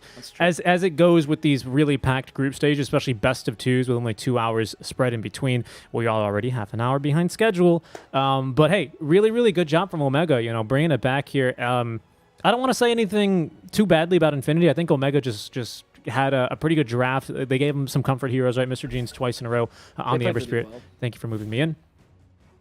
And they played a really great second game, especially. And who knows? Maybe this cup's going to be a lot closer because that is our Open Qualifiers team taking down what was perhaps one of the stronger teams in here. Of course, we still have No Ping and SG, which we're going to be seeing a little bit later, actually facing off each other. Because our third match, Avo, I just want to introduce is Hokori versus BINOMISTAS. If you could just give us a little bit of a preview of this one. I mean, Hokori is a team that kind of really had to reform themselves. They were a team that, if you guys knew them, they were always playing around Lumiere. I mean, some of the other players stood out, particularly El Micho stood out a lot. I think a lot of people called out Analog in the second season as being really solid, made a good replacement to Nier. But now they're starting to reform themselves as they have to play around a new carry, which is not very well known, called Tiares. Well, I personally don't know very much. And BINOMISTAS is completely different. They're a team that's been slowly increasing little by little every single season, with a combination of a Peruvian/Argentinian carry with 4 Brazilians. And now they actually added King RD into their roster after failing to qualify from NA.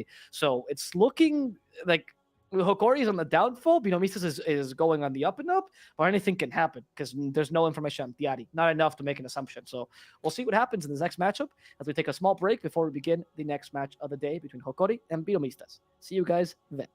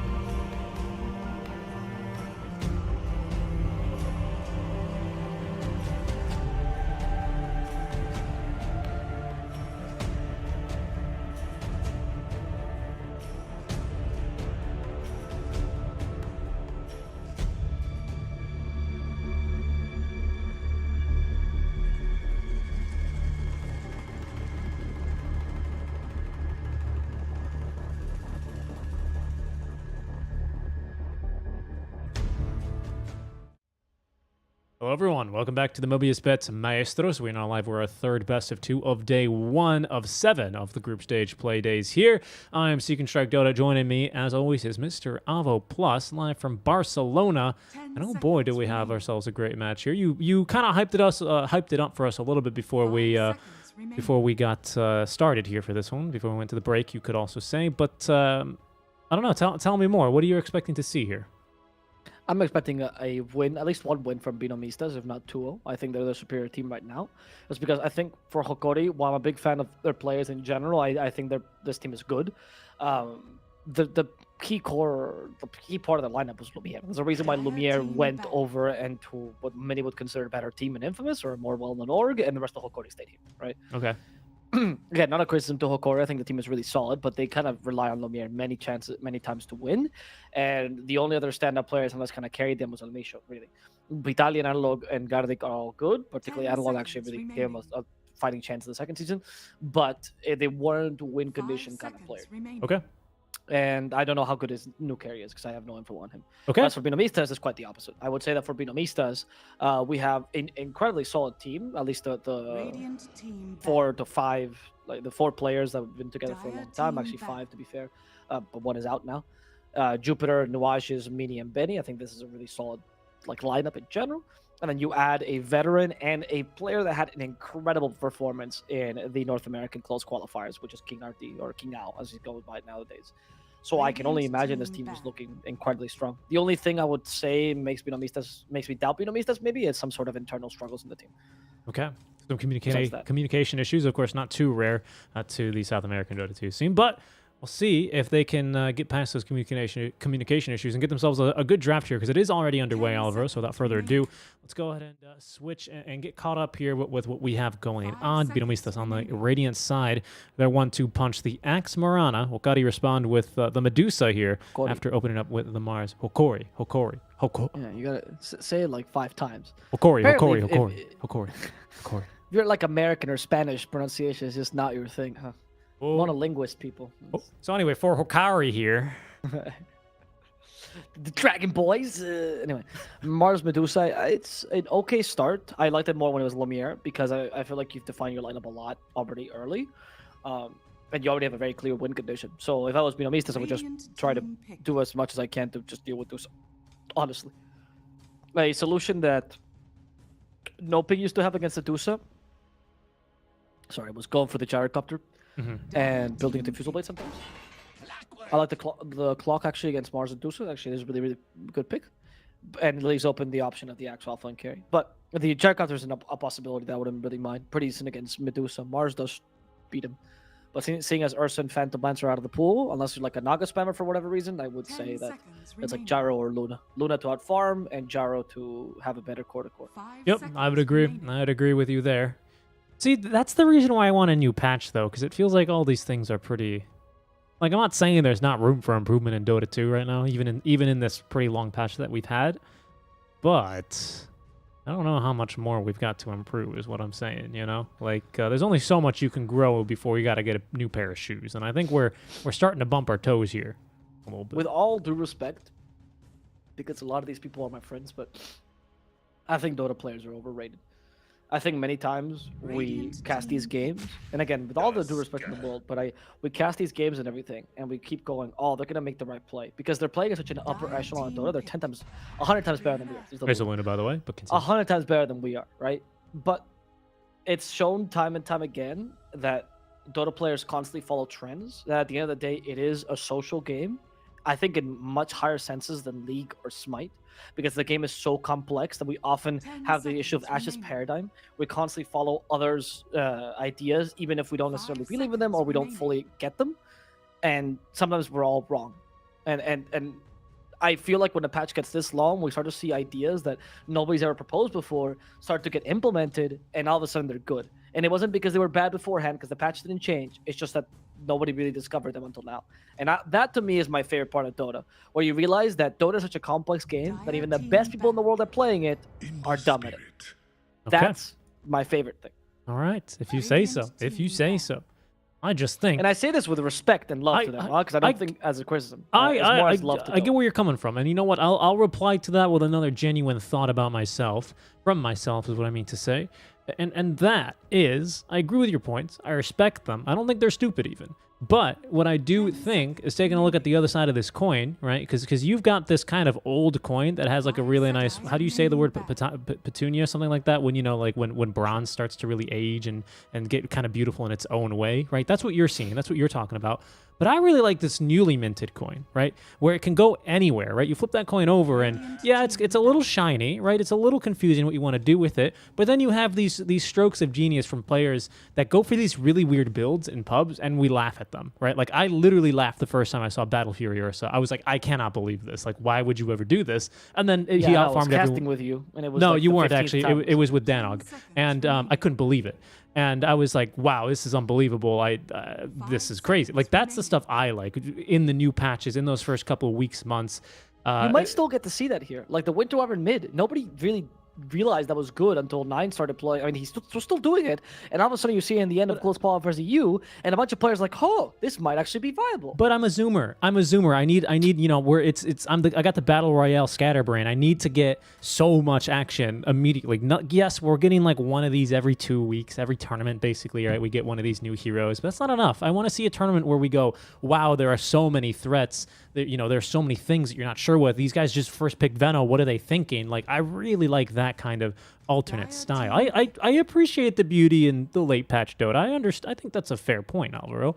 But I also like the, you know, the unchiseled stone of marble. You can take it anywhere. You could take it anywhere. And I think some of these guys in Dota 2 that we get to watch, while it is a social game, they got their own kind of ideas and twists and techniques that is really cool to see them forge a new meta with. Yeah, I hope there's more people breaking away from the system.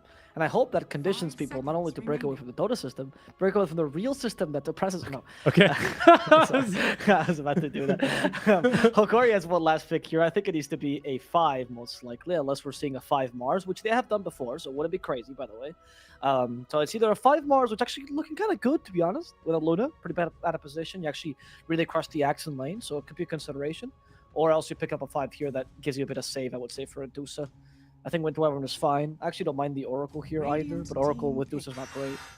There we go. 5 Mars. Okay, good. Timbersaw. Not the pick I was hoping for, though, because Timbersaw versus Lune is a bad lane, but I still think the Timbersaw's decent. Yeah, it's not too strong of a lane here. But the good thing is that the Clockwork, I don't think, really stops you too much. Or sorry, as a Timbersaw. Like, Lucent Beams are a problem. But very rarely do I feel like I see Timbersaw actually getting hit by power cogs and, pardon me, pushed into a really bad position. Yeah, I feel like Clockwork Battery Assault does annoy you a lot when you try to Timber Chain away. You have to use Timber to do that, right? Luna still beats you in lane.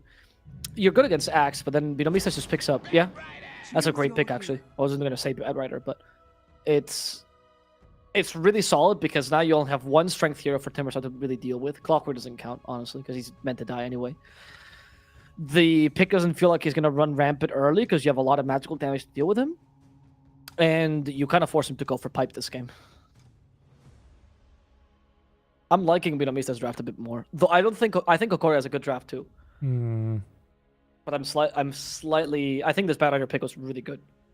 Really, really good. I would agree with you on that, Avo. I think that this is a draft that a really high-skilled team that plays well together can execute. Because we have lockdown. I'm not going to say we don't have lockdown. That would be a lie. In fact, every one of these heroes has a lockdown to varying degrees. Yep. But none of it, with the exception of Lucent Beam, is point and click. A lot of it is execution-based, right? Yep. Bat Rider, sure, point and click lasso, but like, who's going to let you walk up to them and lasso? Like, it's execution-based, right? Same with the axe. So I'm really curious to see as how they can string it together, because I think this is a very well-rounded draft. Strong lanes, really great rotators, especially scary here for a Deuce or an Ember Spirit if you can catch them. But can they do it, right? That's a whole nother question. I think Hokori with a little bit of an easier draft to execute here. What is this? Hokori? It's an O. What else Hokori? would you read the O as? I don't know. I don't know why I like to say Hokari. I don't know why. I've done it since LPG days, so I do apologize genuinely to them. It's not their name. It's just me. I'm just dumb, is what it is. But their draft is not dumb. Their draft is very smart, right? And this transition. Look, just don't distract me, okay? And now there's BINOMISTAS. They've got a smart draft as well. But the thing is, like, Hokori Their draft's a little bit easier to execute, is how I see this one playing out. Yeah, I can see that. I do agree on that point that BINOMISTAS is kind of a window opportunity where they're stronger, and if they don't capitalize on that, they're kind of screwed. So I would say that Hokori definitely has a much easier execution. I just trust BINOMISTAS. I mean, I was giving them a lot of love before the game.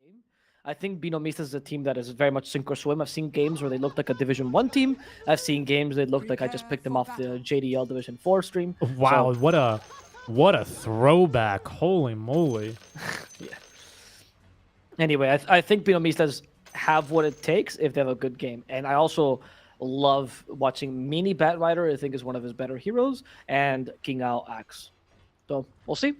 We'll see, honestly. I'm looking forward to this game. Like I said, I really do like watching these execution-based lineups because when the team fight, when it looks and comes together, it makes you want to play Dota, right? It's one of those where it's like, that looks amazing. Everyone kind of played such an integral part here in this game. You know, they all had like a bunch of really unique puzzle pieces, and they kind of had to twist them and do a little bit of mending here, a little bit of duct tape here, but it comes together really, really nicely. That to me is amazing about watching Dota.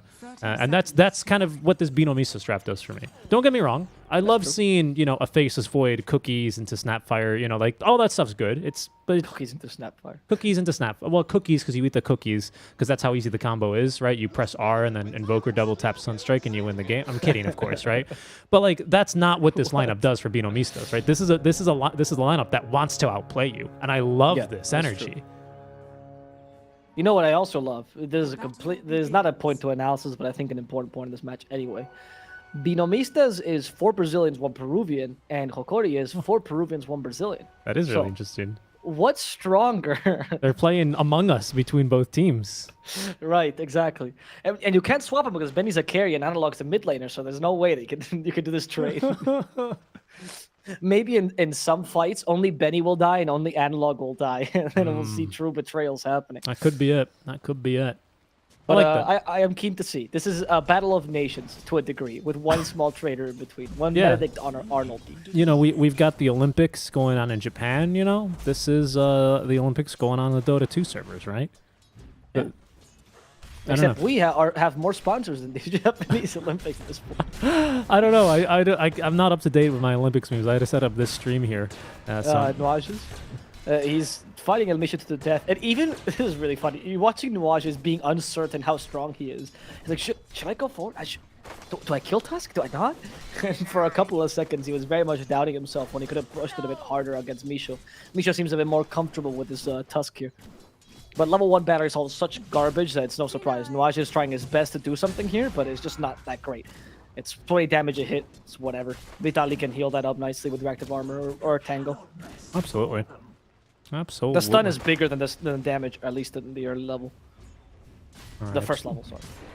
Good creep wave management here for TRS. And King Ao, he's going to try and think, as I say, he's going to try and at least force the Deuce under tower, but she's got a Quelling Blade, so she's not really struggling for these last. It's not as effective, of course, as it used to be, but the 6 extra damage does make it much easier to see us under tower. Gardic as well making really good space with his body, so good stuff. Can you imagine I tell you, like, a year ago that I was buying Quelling Blade on a ranged carry, how much it would flame me?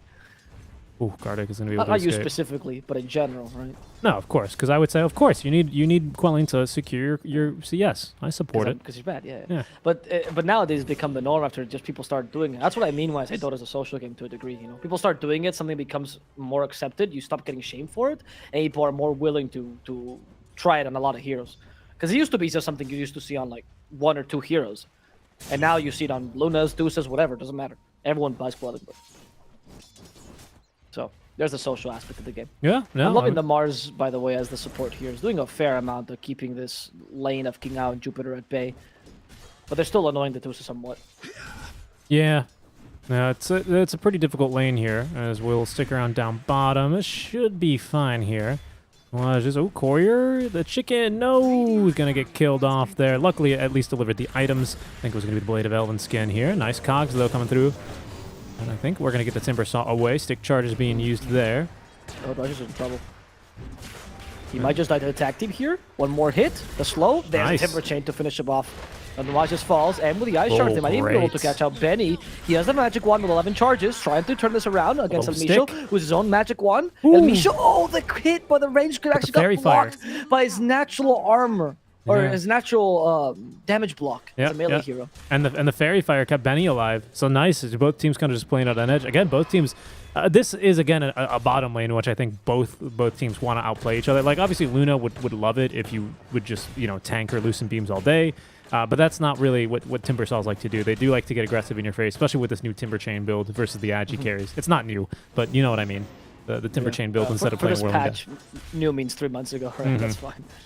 I agree. I think this is the way that most people have decided to play the match against Luna. And if you play with a stun, you actually can make this matchup decent for you. Tusk is not very much of a stun, but tag team is good enough. Middle, though, we're seeing an attempt against Analog's life. He does have Searing Chains. Took 2 points in it, actually, to make sure that Mini can't quite kill him. But the real win for Mini is not really with destroying Analog in lane or even getting a kill. The real win is when he starts to rotate and gets killed literally wherever he wants to in the map. Has been killed. Gardic tried to protect his Hokori, but the spear came out right after that last arrow from Jupiter was sent. So the bonus attack speed. He is chasing him around here. Has 5 stick charges as the Mango is swapped into his inventory. That will force out another leap charge and the healing salve, but his carry is taking some damage and the spins are immense. Ooh, King Ao not having the dunk yet, but if he had it, would have been an easy kill here. Strength threads now for Tiares, but he's tower. Oh, he's going to miss out actually on some CS. Luckily, he's got the healing salve courtesy of Gardic. They might look to turn here with the spear, trying to force him underneath the tower, but a bit hard to do here, so they're just going to secure CS then for Tiares.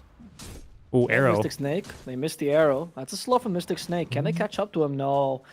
They couldn't dispel the Battle Hunger. That preemptive Battle Hunger that King Ao used on the Mars actually saved his life there.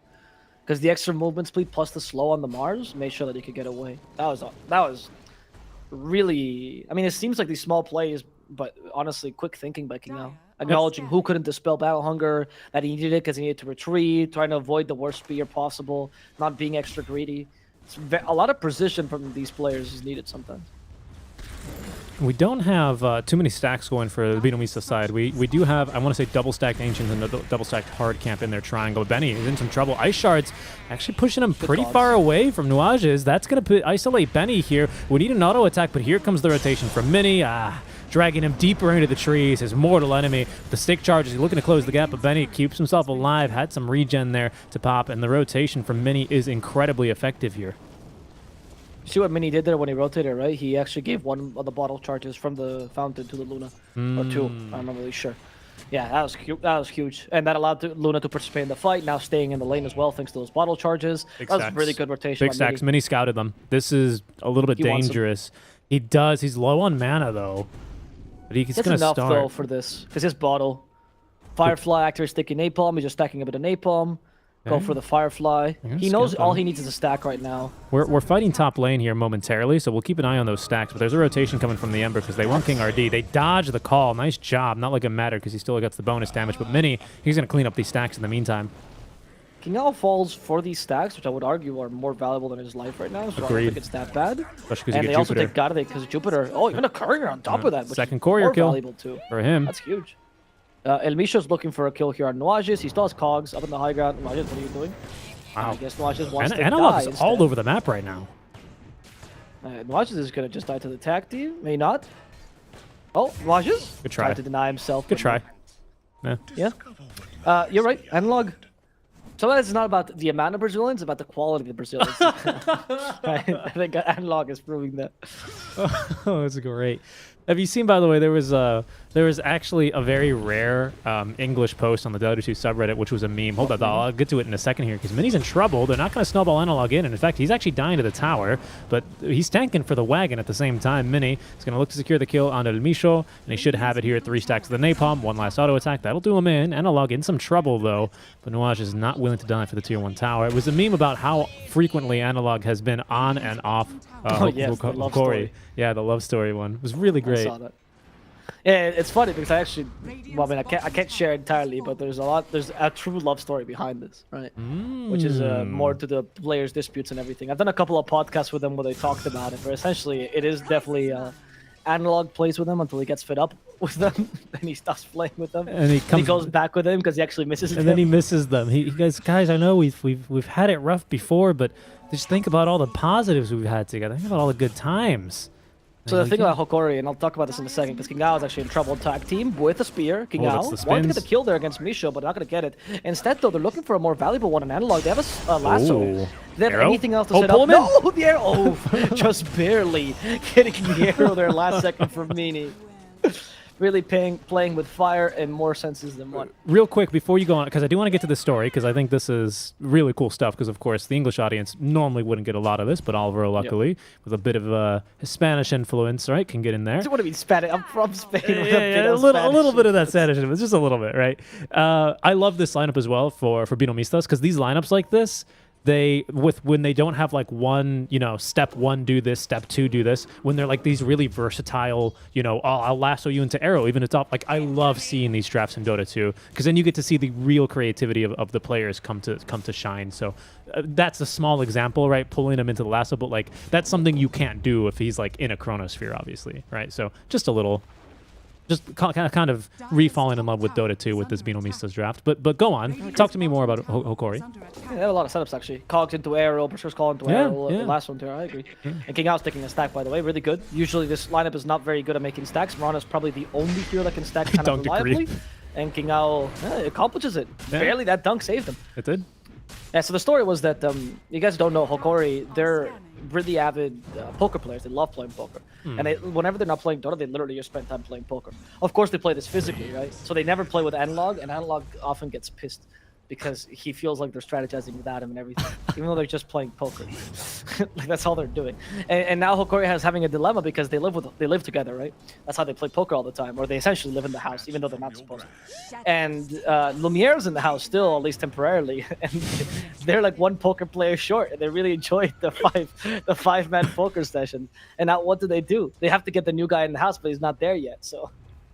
Oh, let's see. Apparently, it was a requirement when they're looking for players that he was capable of playing poker. They even set up a station so Analog could play online with them. That's pretty nice. But they thought that he would cheat because they were playing with physical cards. Of course. Yeah, it's a whole thing. I like it. It's a lot of these like kind of really silly things that bring a lot of character and it breathes a lot of life into the Dota 2 competitive scene, right?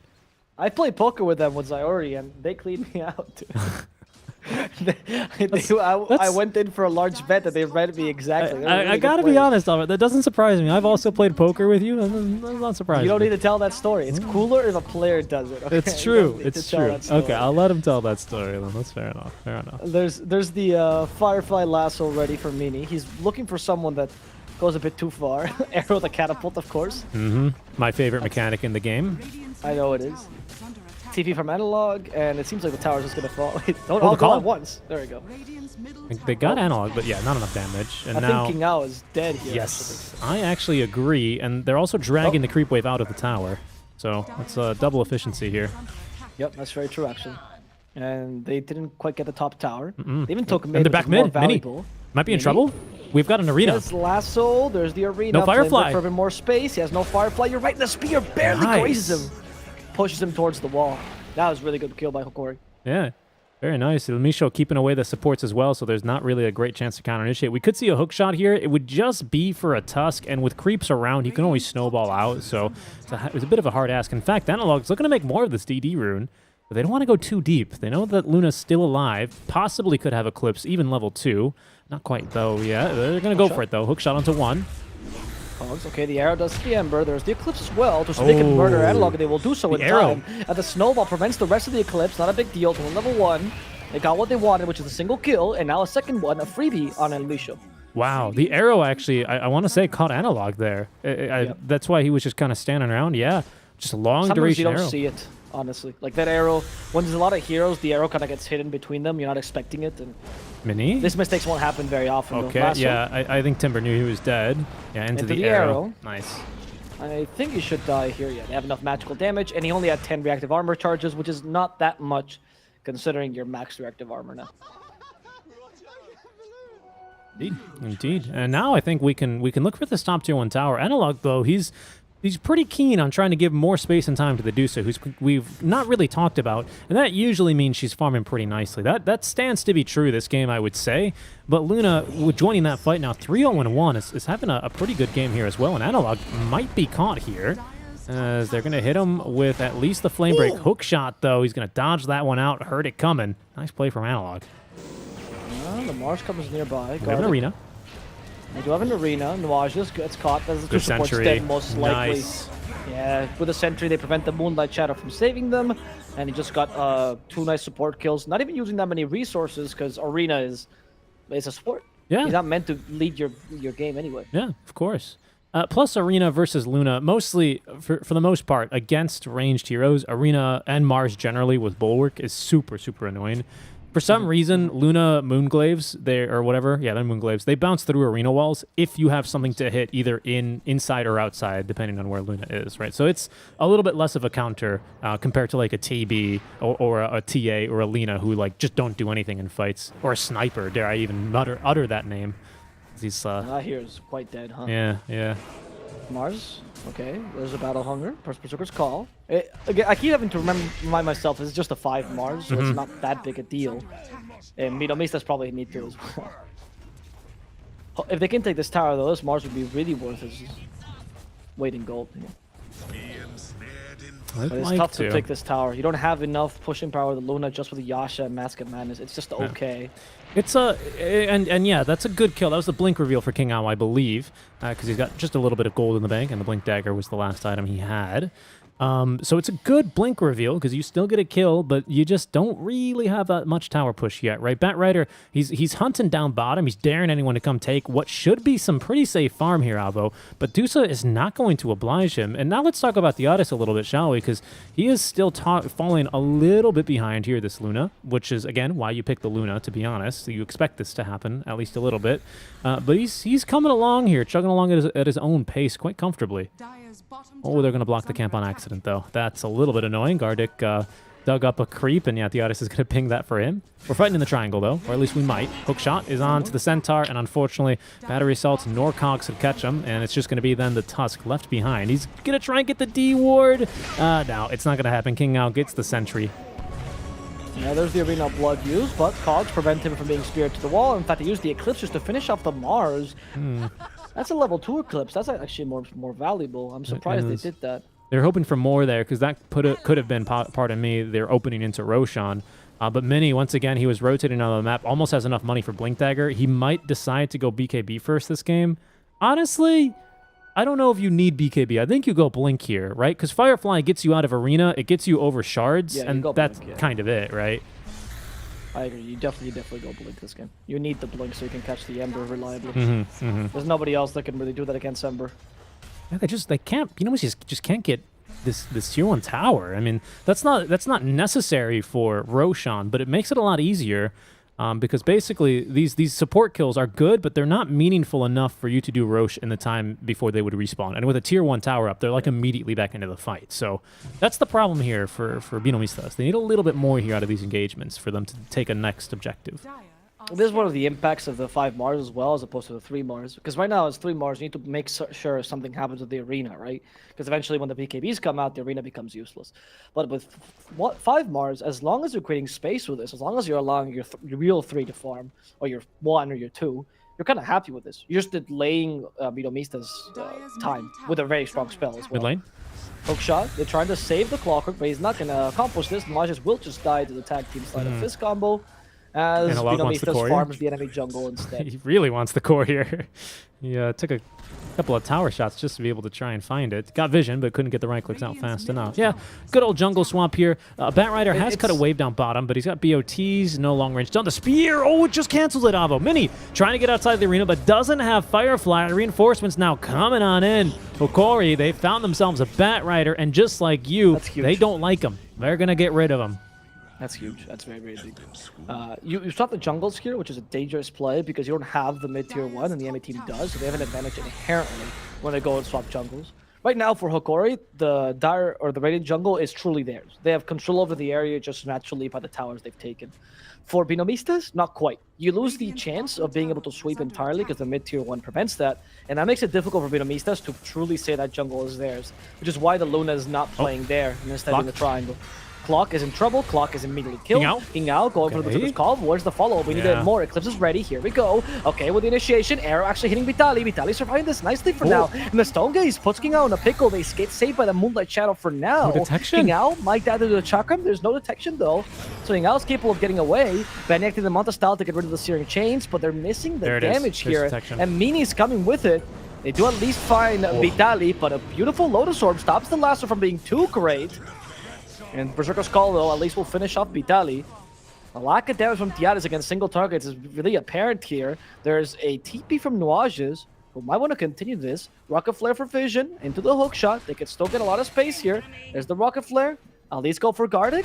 He's going for something more valuable. Wait, Hokori It's going to be Gardic for now. I don't think Hokori can turn, but they might Misho from try, behind. though. Tiaras looking for Nuages first, as in comes on Misho, hoping to kill off Jupiter, and he accomplishes this battery assault, stopping the impact of the tag team, but no, tag team is destroying Mini thanks to the damage from Dusa.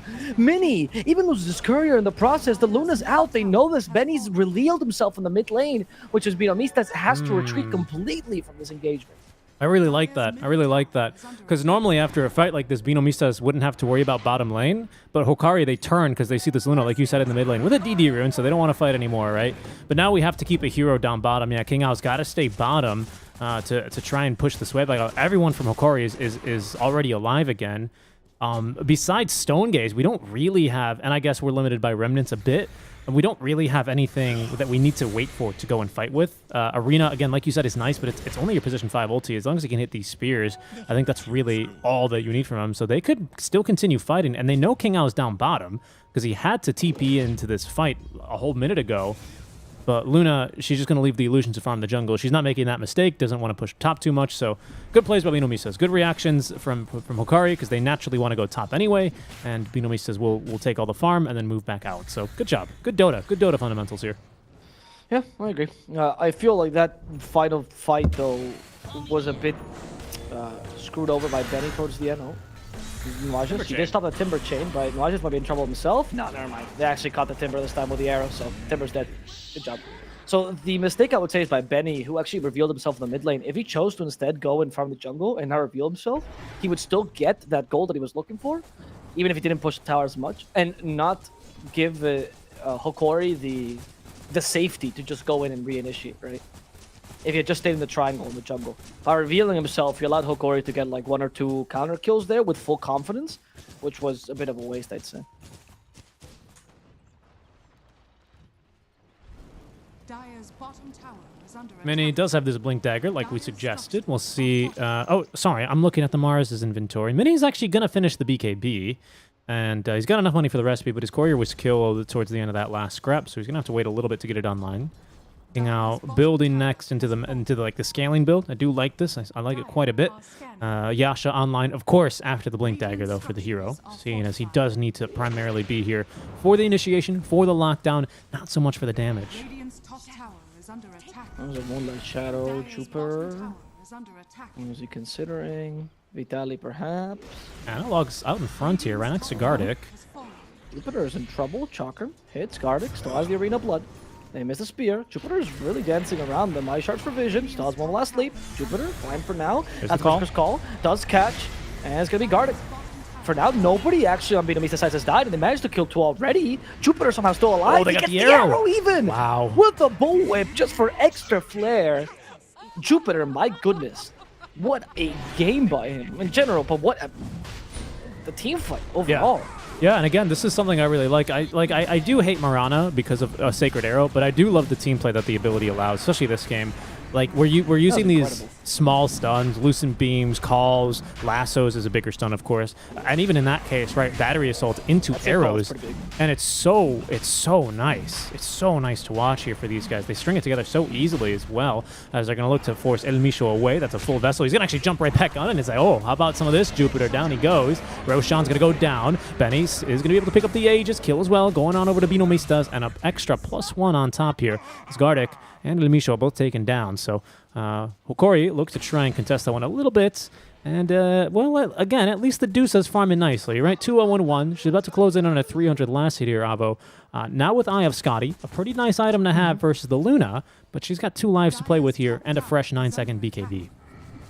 The only issue with the Dusa is that this farm, because of the state of the game, like the 5k difference is not that much, but the state of game is definitely benefiting BINOMISTAS, and this farm of the Dusa is at the cost of the Embers and of the Timbers. So right now, if I'm BINOMISTAS, I'm looking at this and going, let's itemize against the Dusa. King Ao is just trying to build as carry Yaks right now, which is fine. It's good building against Dusa. We're seeing the batter decide to build the PKB as opposed to the Lasso, because he's not concerned about Blink, sorry. Because he's not concerned about the Ember. He's concerned about being able to deal damage to Dusa. Fair enough. They might even see later on Heaven Salvator too, you know, which is great to deal with Dusa as well, or even a Force Staff on the Clockwork. This is the issues of the 4 1 lineup that BINOMISTAS could try to exploit. But otherwise, they're looking pretty good. Okay, there's a jump King Ao. Yep, big one. Oh, Snowball saved them. Thanks to the Blink Daggers. He's actually going still back on a King Ao, though. Flame Break is good. King Ao trying to get the call out. Counterization, though. Gardex on the way in. That'll trigger the BKB from Mini. And actually, with Benny nearby, they'll be able to clean up both strength melee heroes from Hokori. And a big catch here. Benuage still has this hook shot ready to go. And he will throw it in now. They've stacked the stuns, but great damage. They didn't quite connect onto the arrow. That allows the Stone Gaze and plenty of damage to come through. Tiara's moving with that additional move speed now. Manta styling off all the napalm strikes, trying to at least turn this one. Stuck into the lasso. Finally, reinforcements showing up from Hokori. It's going to be a little bit too little too late, though, Avo's the double dunk from King RD comes through. 4 dead then for Hokori, just in exchange for the Bat Rider. So what's interesting about that fight is that Hokori... we saw another aspect of it, the 4-1, another weakness of it that is usually not seen, which is when your carry is in a position like that, no matter how much he tanks, he is your be-all, end-all. So there's always this kind of psychological shift, this schism inside your mind where you go, I don't really know if I should go and help the Dusa and me die myself. Like, what should I do? She's lasting so long, I might as well try and help her. And for the next 30 seconds, no matter whatever else your team is doing, it's useless because you don't have a Dusa with you. In fact, this Berserker's Call, can they catch some analog? No. The arrow was good, though. Yeah, and you brought up something, by the way, in the last fight that I do briefly want to bring up before we got involved in that catch in the mid lane. I'm not sure if this is going to be the full Protect one we're expecting, because we do have the Sanj and soon to be the Kaya online for analog. So I'd be really... I'm going to hold my tongue before I commit and say he's going to play a little bit like a core. Because it's been a long time since I've seen Embers play for this 25 talent, right? The 2 Sleight of Fist charges, Daedalus, like that's not really what we see. And today we've been seeing a lot of Ags Ember, right? So it still very well just could be the, you know, I'm going to dive, make space, scout for the team kind of Ember Spirit, try and tank a couple of spells. But I think Kaya and Sanj, or what is he going first? Yeah, Kaya and Sanj is going to allow him to maybe flex a little bit into some more damage down the line if he feels like it. So we'll see.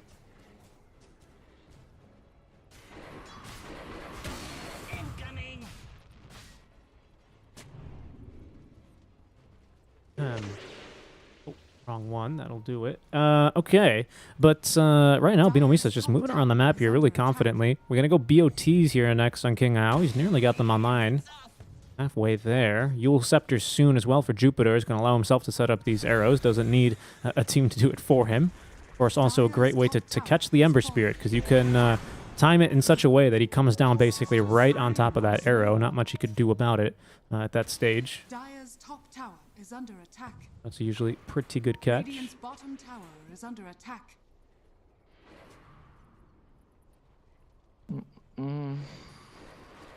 Nuages has a hook shot ready. Only by Tiaras here. Berserker's Call. Not again. Okay. There's the arrow. What a There's save. a good, really good snowball. What a But save. now, can we set up Cogs here, for example? Okay, Cogs first. Arena Blood here to try to save their carry. They gotta do everything to save their carry. Carry's bringing the damage. She has the Stone Gaze available as well. In fact, they're actually gonna be able to turn this around. Poor Luna, Benny is turn to stuck. stone. He's turned to stone. Benny can't do much. Finish him off. Tiaras Finish off Benny. okay. There we go. Finally took the Aegis. All right, now it's time for the Hokori to retreat. In fact, Tiaras might be in trouble. They still have the lasso, but he's using instead on the timber. They're letting Tiaras go. And Tiaras is just decimating the team. BINOMISTAS. He's out of mana, though. He's got to be careful. Can't deal with a Dusa for now. They're going to be forced to retreat after losing Mini. As Hokori, in a similar vein, don't want to go any further. As you said, Tiaras is out of mana. Yeah, now out of mana, analog as well in these team fights. I think this is what this Kaya has got a lot to do with. These are pretty long fights.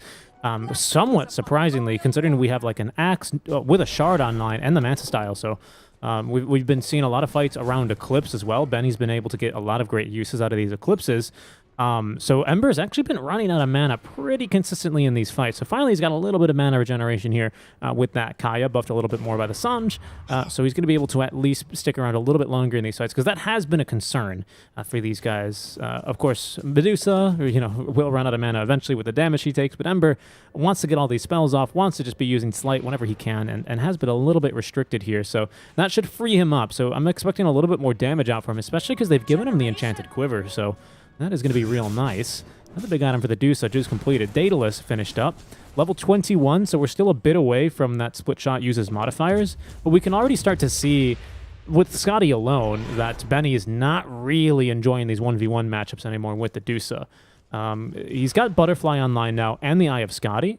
I would like to see them secure second Roche Avo as well, which is going to be spawning here within a minute to 4 more minutes after that. Because he's got Enchanted Quiver as well. And Satanic Enchanted Quiver with the Lucent Beam Shard is basically a full heal. That thing is so good. So you can probably beat the Dusa now, honestly. You just need a better initiation than that, because you kind of stood around and just hit her, and you can't concentrate all your efforts on Dusa. That was, BINOMISTAS fell into the trap of, we kill Dusa, we win game. And you have to forget, like, the rest of this team is just there to protect him. A 4-1 lineup is also really easy to play around, because you're just all there to make sure Dusa lives, right? So just prevent that from happening. Be proactive. And King Ao kind of forgot there for a second, because he's playing too many roles at once. Yeah, for sure. The evasion is really nice, but I don't know. I can't help but think that this Timber Saw is going to eventually be a little bit more of an issue, because they have managed to kind of just dispatch of him or just ignore him, quite frankly, in a lot of these fights, or even catch him out of position to start them. But he's pretty tanky now. Hooded Defiance, Kaya and Sanj for himself, and the Lotus Orb. So lots of status resist here on the Ember and the Timber Saw. So if we are playing for a 4-1, which very well could and seems to be the case, as Ember Spirit, he is going for Aghanex, so it's the pretty standard Ember build. I think at least we're itemizing for it very nicely. As all the trees will grow, that'll trigger the smoke from Hokori, and they go. Taking out in trouble. That takes him on the stall, but it's not going to be enough. I think King Ao is dead. And with this, Hokori might just be regaining their lead this game. DD just spawned bottom. If it's a fast Roche, King Ao without buyback, BINOMISTAS could be in for a tough bind, but it's going to be Luna who's going to catch it. No, they both scout each other. She's going to send the illusions to deny it at the very least, removing that from under Hokori. And it's a long Roche. It's a minute long, so I don't think the DD rune would have made the biggest deal in the world, but they did pass her the bottle. You could see they were ready for that. Okay. At least you can take a tower as a result, right? Not too bad. And then if you take tier 2 and then... Can you force Roche? You do have the Stone Gaze still. Supports are fighting each other. They're going for Luna. Eclipse. Eclipse used this early. Vitali, can he still apply this? Oh, maybe the Dusa won't. Stone Gaze needs to be used, but they got her with a lasso! She's out of mana. She can't use it any longer. That's gonna be Tiara's dead. And then continue on further. Hokori could not protect her. They were instead trying to fight here the Mirana, who just took a kill against El Misho, by the way. She's going for more. She's looking for Analog next. Yule Scepter, somewhat defensively, but I think Jupiter's still dead. Okay. That's kind of the tough thing here for Vitali is he wants to be this very stereotypical Timber Saw, right? Oh, I'm so tanky, I'm going to dispel myself with Lotus. Haha, go and try and Flaming Lasso me now. Oh no, you took the Dusa, and the Lotuses are safe for her, right? Like, it's that very difficult decision he's forced to make in the split second. He reflects a couple of Lucent Beams, and then BINOMISTAS make the call, yeah, okay, let's just murder this Medusa.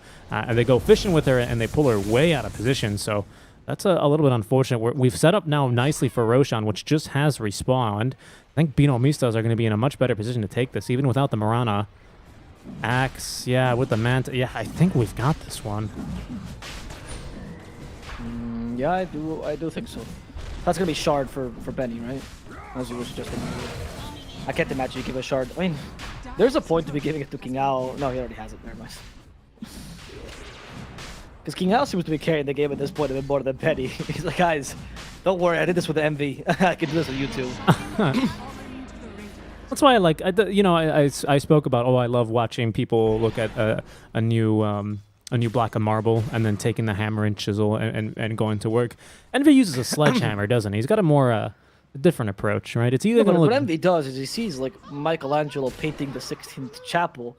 He goes behind him, shoots him in the head, and then proceeds to like paint his doodle over it. And goes, "This is perfect now." That's what Envy does. But sometimes it is, though. Sometimes it That's quite the thing. literally the is. doodle sells for more than the 16th chapel. Well, I mean, I would say it's not even so much the doodle. The doodle's like the cherry on top. That's his like Envy signature, you know? It's more of like sometimes you look at the blood spider and you go, wow. Oh, yeah. That's true. beautiful. I can't believe you massacred this hero and item build, but it's kind of got this own beauty on its own. And that to me is, again, that's why I think I like watching Envy so much. That is true. And at first, it's always the same, where like people will come in and he's like, "What are you doing? Why'd you kill Michelangelo?"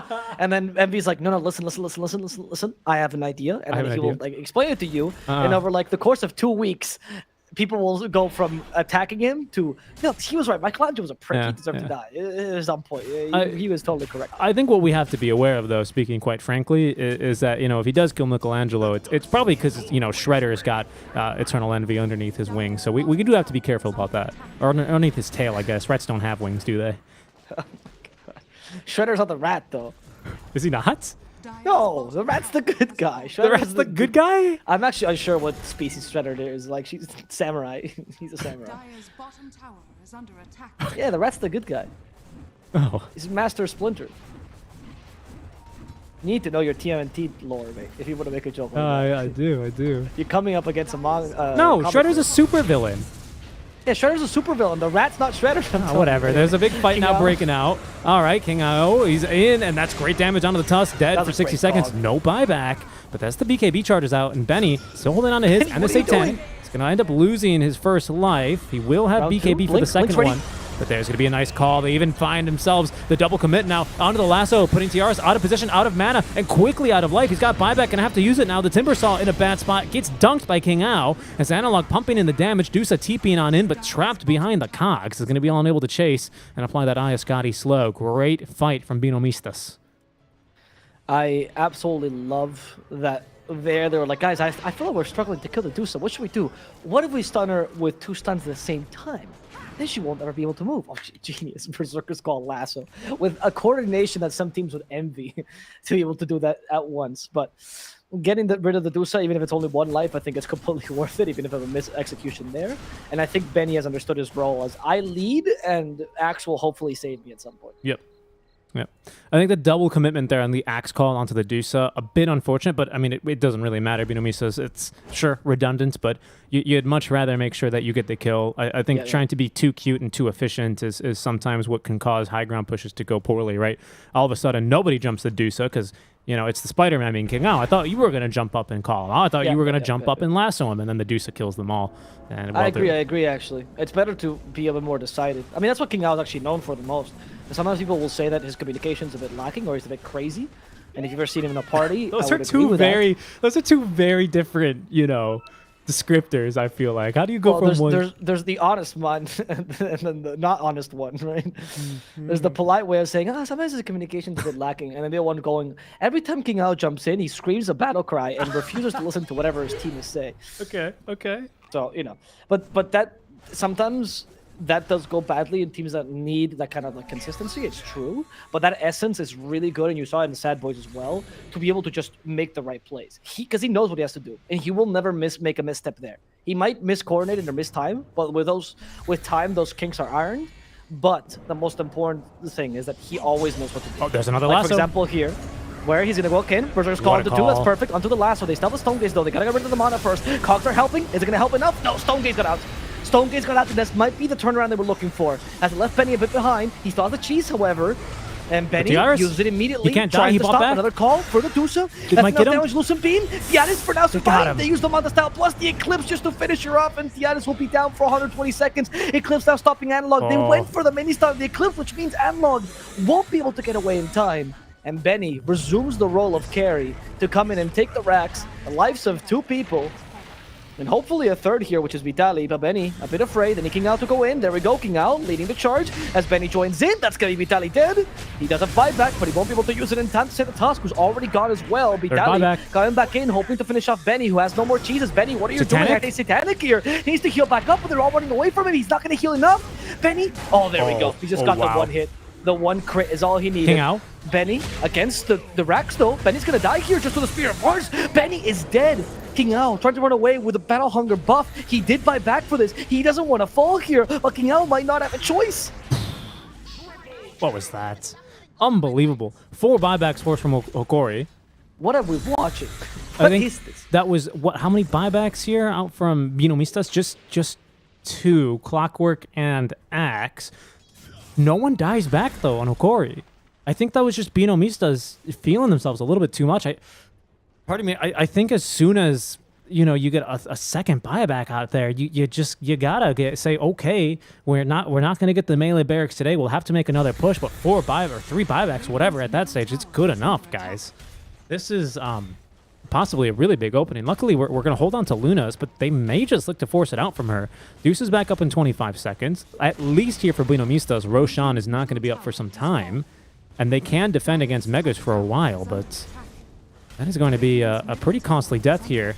When they go back to look at the replay, sorry. As Jupiter, there's a steal, tosses the arrow, that'll find a creep. They are struggling though. Again, this is not a team that pushes very quickly. Not without their Medusa, at least. Oh, okay. That's 4 stuff though. Yeah, okay. Whew, that was scary. I don't know if he was trying to bait out things that lasso. I was like, guys, I swear to God, I have lasso. If you don't leave, I will lasso you. Yeah, I don't know what that was. exactly. Vitali saw the last game with Papita. He's like, I want to do that build too. So he's going to go for the chakram, the double chakram as well, with the flamethrower on top of that. It's not the same build though, because Papita did something really smart, which is go for Bloodstone. You don't have that, so he's going to be lacking a bit of damage, but I still think it's going to be impactful here against Luna. Yep. Alrighty. And, well, Medusa, as long as she's not pulled out of position immediately at the start of these fights by the lassos, or really anything, well, basically just lasso, right, is what'll put her out of position this game. She should be in a good spot, but sadly for her, no one else on her team can afford to just tank a spell here. I think it's just too dangerous for everyone now at this stage. Even with Ags on Ember Spirit and the 25 talent, he has gone for the 2 Sleight of Fist charges, but he's going first for a Refresher, so very much so playing around these remnants.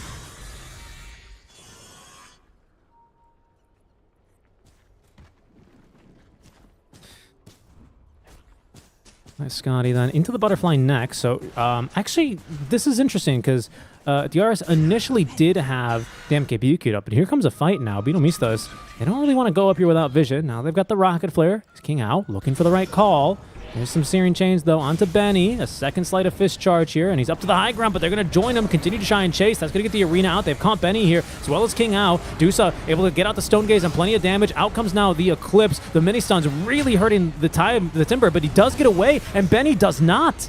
He is stuck, and just the Searing Chain's doing so much work here. They'll chase Nuages up to the high ground here. Has the Ghost Scepter, but he's just going to burn to all of the magic damage. There's Hokori. They've just gotten a huge opening. 3 kills for nothing. And they're the teams without buybacks available. This is anyone's game, Richie. Yeah. I cannot believe that they're coming back at this point to the game against what I thought was a surefire win for BINOMISTAS. When Axe even has enough to actually become a secondary carry, like truly he has enough gold to be the carry Axe pretty much, right? The only weird item he has in his inventory that wouldn't be too much carry Axe is, no, even Vanguard's good. Trial Boots, maybe. That's it. Mini? Even found none on the top lane. He has big AB. Mini, TP. Oh, you don't have TP? You don't have TP? No Firefly either. Mini, why even BKB there? What was the point of that? Just to delay it longer, I guess. Now you buy back and you have no BKB though, which is a big deal. Medusa just got Butterfly. They might just be winning this game off this. Who's gonna buy back? But it's gotta have to be Luna. They're not gonna push for it though. They want to get at least the top tier 2 tower. Roche is probably on their to-do list, but it's up in 30 seconds, so Luna is not going to have to buy back for that one. In case you can't tell, by the way, now we've got this 25 talent after that fight for Tiaris, so guess what? Even if you're not his primary target, and even if he's not critting you for as much, you still have the chance of getting crit. And I think most importantly this game, it's probably about the Eye of Scotty. That attack speed slow and the move speed slow, of course, is going to be instrumental here. Up they go to the high ground. We finally have at least a little bit of push with the flamethrower, but they're going to respect the Axe's presence and go and back away. Roshan, though, up for the taking. The DD rune is in the river here, Abo. This could be just exactly the gift from Gaben that Hokori needed to get into this game, to seal it anyway. It's even the Roshan with the Refresher, which I think is actually major for Dusa. Double Stone Gaze means pretty much a one fight, right? If you can get the first one off, you can guarantee getting the second one off. Yeah.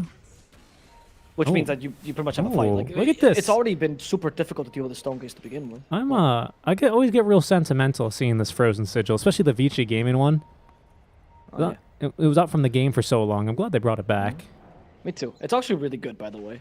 Yeah. Vision plus a Yeah. way to deal with attack speed and movement. Or no, they took on attack speed. Just movement slow. Mhm. That's fine. Mhm. Movement slow, 40% is ridiculous though. And the fact that you give you vision already still. Yeah. It With was a fi- bit better when it reduced attack speed though. That's true, but it's got a 5-second downtime. So it's, you know, I think it's hard to complain about it too No, much. that's 0-second downtime. Oh, sorry. No, 5 seconds. Okay, good spear. No follow-up immediately, though. There goes Analog. The call from King Ao's going to miss, though. That's going to free them. Benny taking so much damage already from the Deuce. At least the Eclipse is doing a lot of work here. There's a refresh somewhere. I believe that's out from Analog. He's going to go back on, but the Deuce has just chunked. The Deuce has chunked Luna, rather. The lasso's not in time. They're going to try and drag her up the cliff, but she flickers back down. The Vitaly's doing DD so much. rune. Oh, my goodness. 4 heroes dead just like that. Vitaly is doing so much in these fights as well. That second Triple chakra was doing a buyback. ridiculous amount of damage. I want to see it. Do we get a fight recap here in a second, or did it? I hope we do. That's the DD, There though. we go, fight Here it is. recap. That was Look how Ember, much too. damage that Timber did. Oh, Ember, you're right. 4K for Ember. Hey. Wow. I mean, got- a Timber with 2.5K is pretty great. Also, Mars with 2.5K is impressive as well. Great arena. They're going to smoke up here. No more DD rune, though. And the That was mana Ember's regen. refresher, by the way. Trying to kick in. Yep. I did call that. I wasn't sure who it was. I'm pretty sure it was his. I was I just don't know. surprised. You said refresher, but it was Ember's refresher. Yeah. I thought it was his. I wasn't sure who else had one queued up. I didn't think he honestly had the money for it. But now, actually, Hokori with a 9K gold lead after the triple buyback. And BINOMISTAS, they're going to struggle to get into the pit. We don't have BKB. And we don't it to even Dusa. we don't even Give it have all an to Dusa. MKB. Look, she has no boots. Top of Dragon Lance as well. Get a refresher shard and get Yeah, the they Aegis can't over. fight this. Their initiation is so awkward without the clockwork. They just can't. There we Dire's go. middle tower is under Diana's attack. got everything that she needed. Refresher plus the Aegis. What else do you want on this hero, honestly? Okay, refresher I think got I mean, passed some along. movement speed. Yeah, refresher's on analog now. Okay. You already have refresher on. You really bad. More remnants.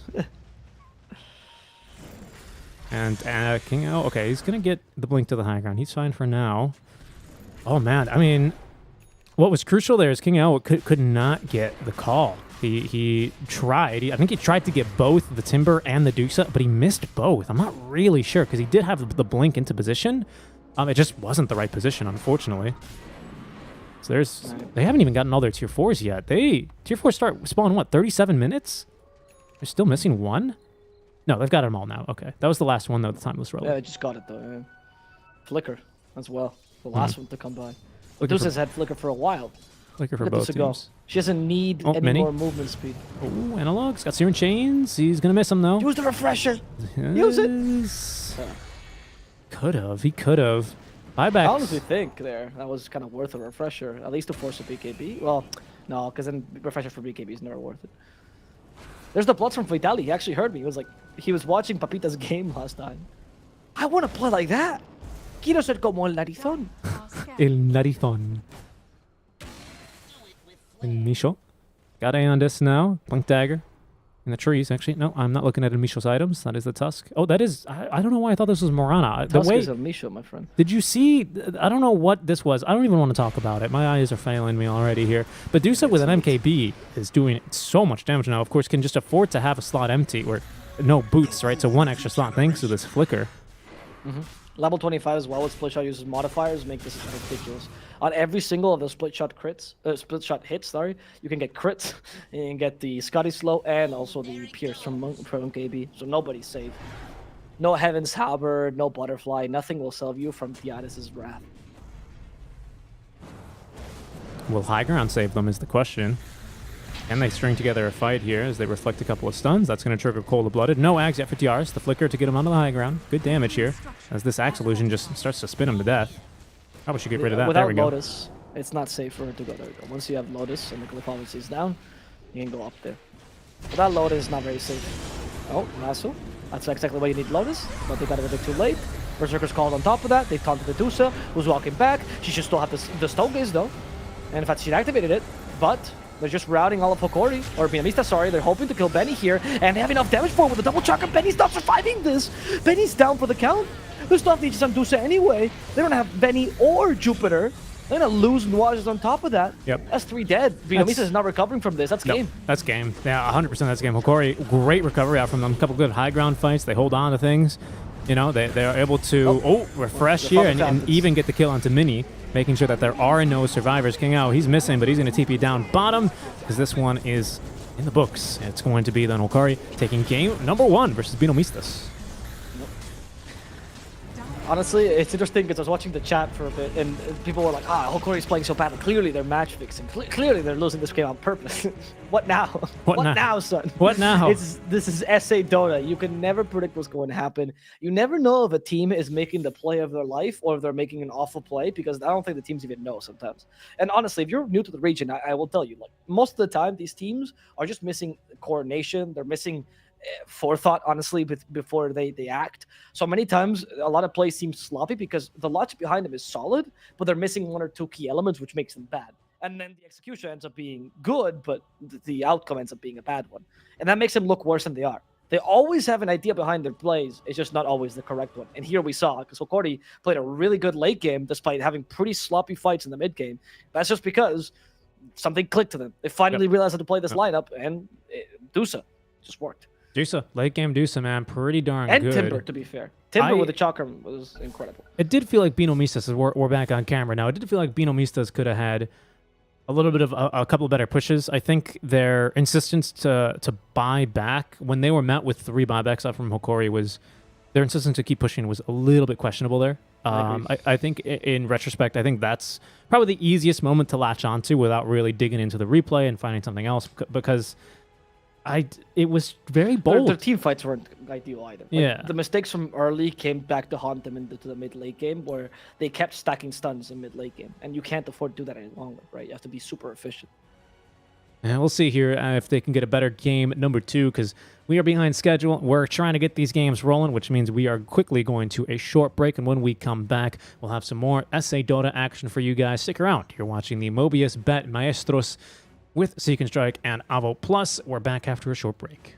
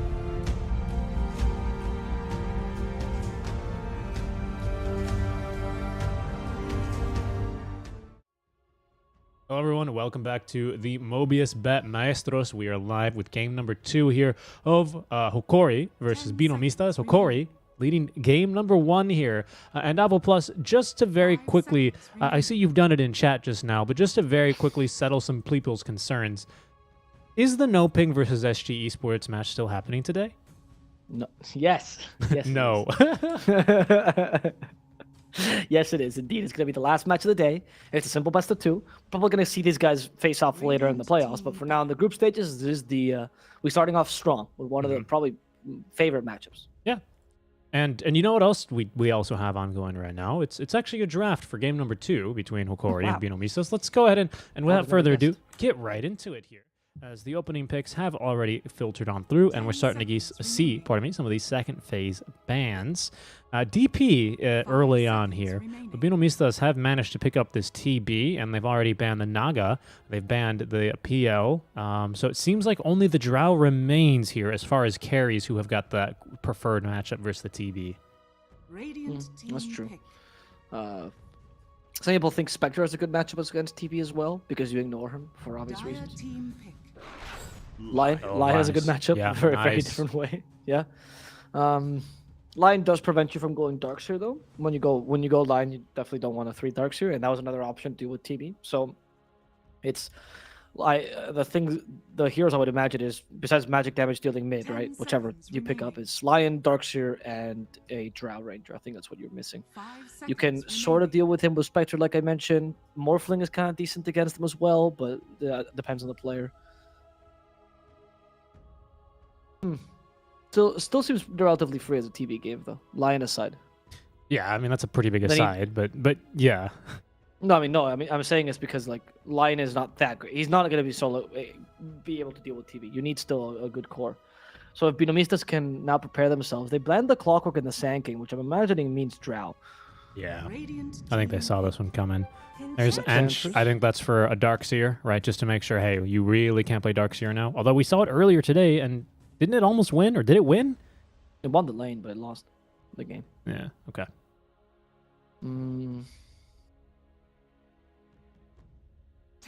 So now I'm thinking, if you pick up, like, can they get away with a Drow here? And then you get 2 bans. If you pick up a Drow here, though, the problem is that BINOMISTAS can just go for a Storm, for example. Even though the matchup against DP is bad, or like a Void Spirit or Amber or whatever, and then you still counter. Ooh! Hardest hero in the game. Hardest hero to play in the game. Not the hardest hero in the game. I think that one would probably go to Tiny, because he's a rock. But Or Spirit. Or Spirit. Yeah, he's got to be up there. Coddle. Yeah, because he's got the freaky horse. But the Invoker then to come boats, through. dude. Boats are harder than rock. So there's Mass Dispel, right? Or it is Mass Dispel is the spell name on the Storm Panda. There's also Tornado, right? To lift, or Cyclone. Yeah, for the TB. Okay, I'm liking those quite a bit. We have a couple of interrupts to stop the Brew from getting his ulti, but Ags usually means you're free to use the ulti. You know, not the blink ultimate. Yeah, you can just sit in the trees and then run out after. So it's looking good for Brew to get off these ultimates, and I think it's a good offlane solution here. The issue that the only issue I see with it, Avo, is I think Drow gets banned here 100% by BINOMISTAS. Then what's your carry? Drow Spectre is going to get banned here probably. What do you? I don't know if Drow Spectre or Drow Morphling, honestly. I think Morphling is still a valuable ban. Because I find that against Morphling, if you had Alacrity, you're fine. Master Spell gets rid of that. I would definitely get rid of the Drow for sure. Though Drow could still be in trouble because of the Tornado, I still think Drow is worth banning. You might have to consider the Lesh, though. Oh, but that would be... I don't know, actually. I mean, Lush carry with a DP and a Beastmaster on top of that? Ban Dusa, I don't like that ban very much. I don't like that ban either. They ban the Mars. Yeah, Mars would have been a really nice pick. I think you ban... Well, it depends what this ban is from BINOMISTAS, because you're gonna react to this ban here. I think it's Drow. I think you still get rid of Drow. I get what you're saying with this Tornado Invoker. Drow famously not very mobile core. But we see... Well, you already picked up a mid laner, right? So what's a good offlaner that can jump a Drow? Sand King's off, so... 5 seconds remaining. You don't really have great offlaners to jump a Drow easily in Burster. Yeah, especially because Axe is not really a good solution to a Drow in the lane. Timber's back, yeah.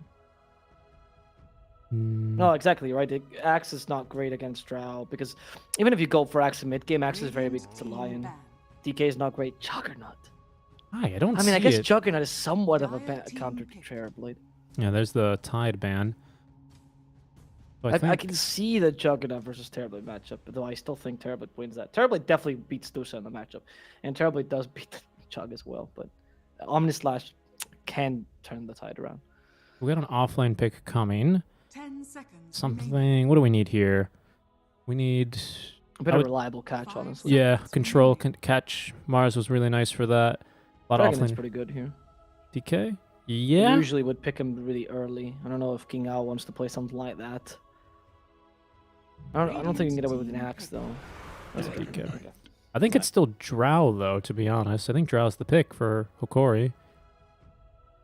I honestly love the Lush too. You kind of give him a free Lush game. And you run carry Lush. And I don't disagree with. I find it hard to disagree with that. To me, there's. I mean, no matter what, this lineup is kind of made out of paper, with the exception of Brew. I guess DP is deceptively tanky now that there's a DK in the game, so that's not necessarily true. Yeah, and Brewmaster is not easy to kill, at least not until meta is activated, right?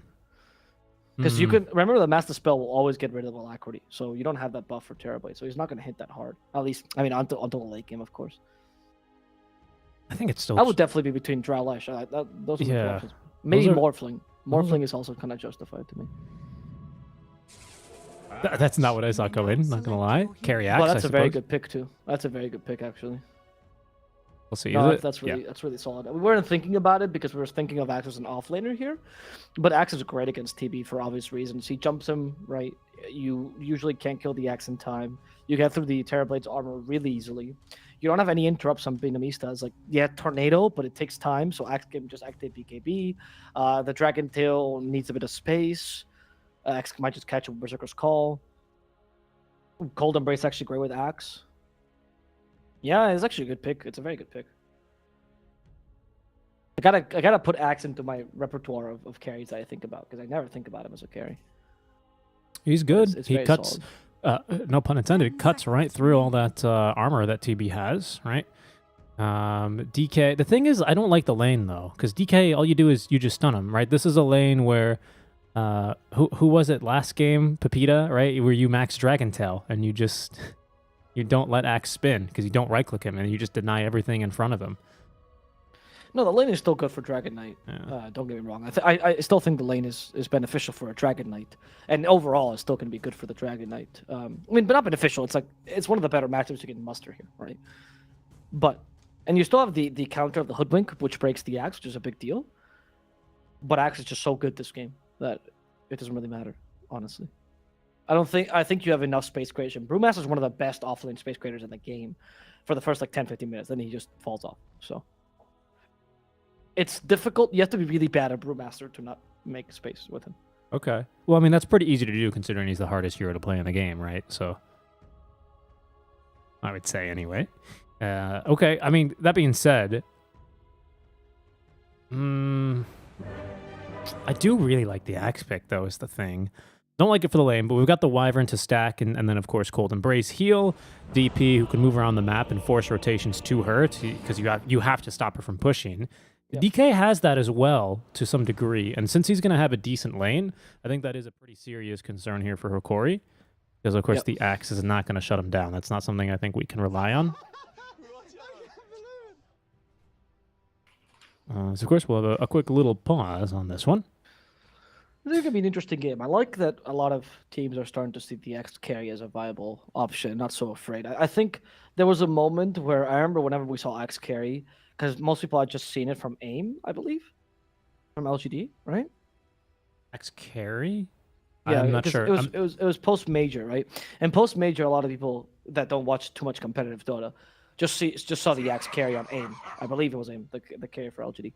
And every time someone would pick it, like, you're not AIM, it's never going to work. And it got to the point that was such a pervasive idea that, no, seriously, that even casters would say it. Oh, this only works with LGD because they're such a good team. Like, what are you talking about? It seems so OP.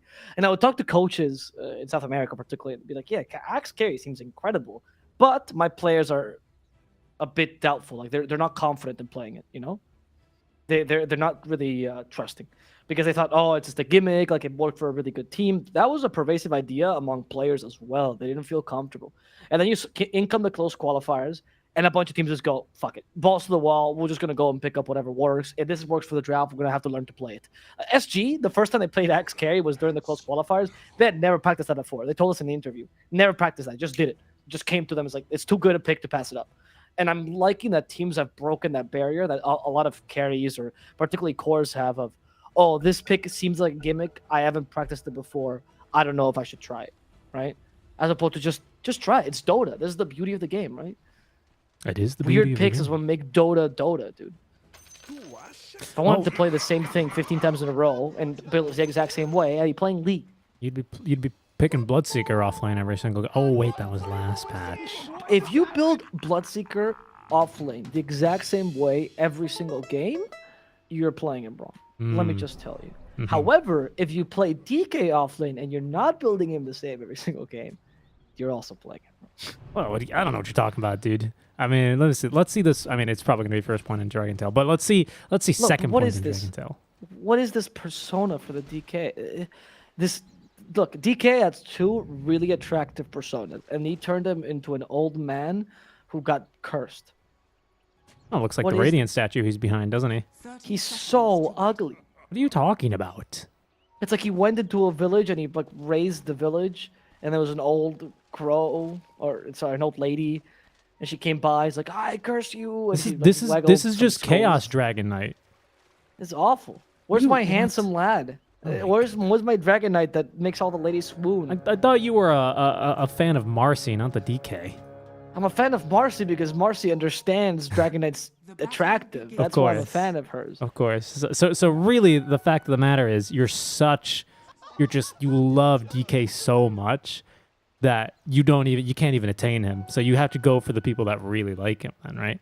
Yeah, because Marcy's the same. Do you think Marcy's a chance of Davian? No way in hell. And she's cute. She's much more attractive than I am. But Davian only has eyes from Mirana because he's also a gentleman. So what? He can't. What does that mean? Yeah, because he just doesn't have eyes for anyone else because he's in love, and that's it. That's what gentlemen do. No, but that's not true because he was crushing on the elf girl. I forgot her name.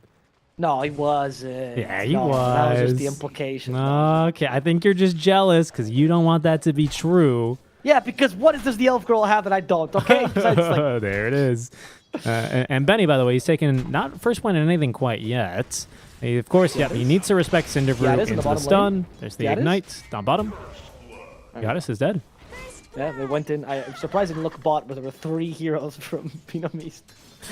But okay. Well, that's Hokori. That's what I was pointing out top lane that Hokori TP'd away their hero. Yeah, because they were struggling to keep the axe alive.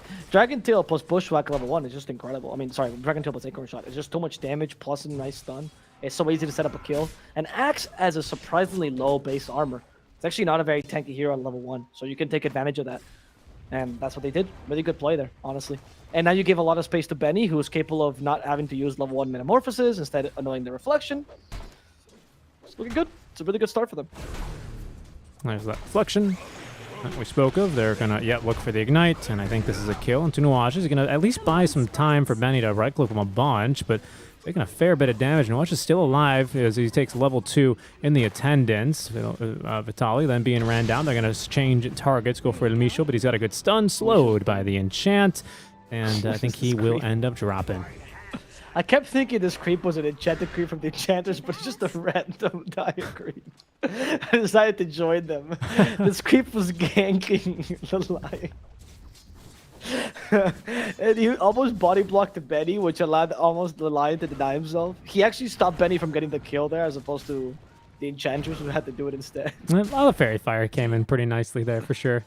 Yeah, but it's also just this creep, dude. This ganking creep. Well, he's going to die for it, and he's already dead. And the Wild Wing Ripper tore him apart. And Micho is going to try and pull, but of course that's interrupted pretty much instantly from Nuages.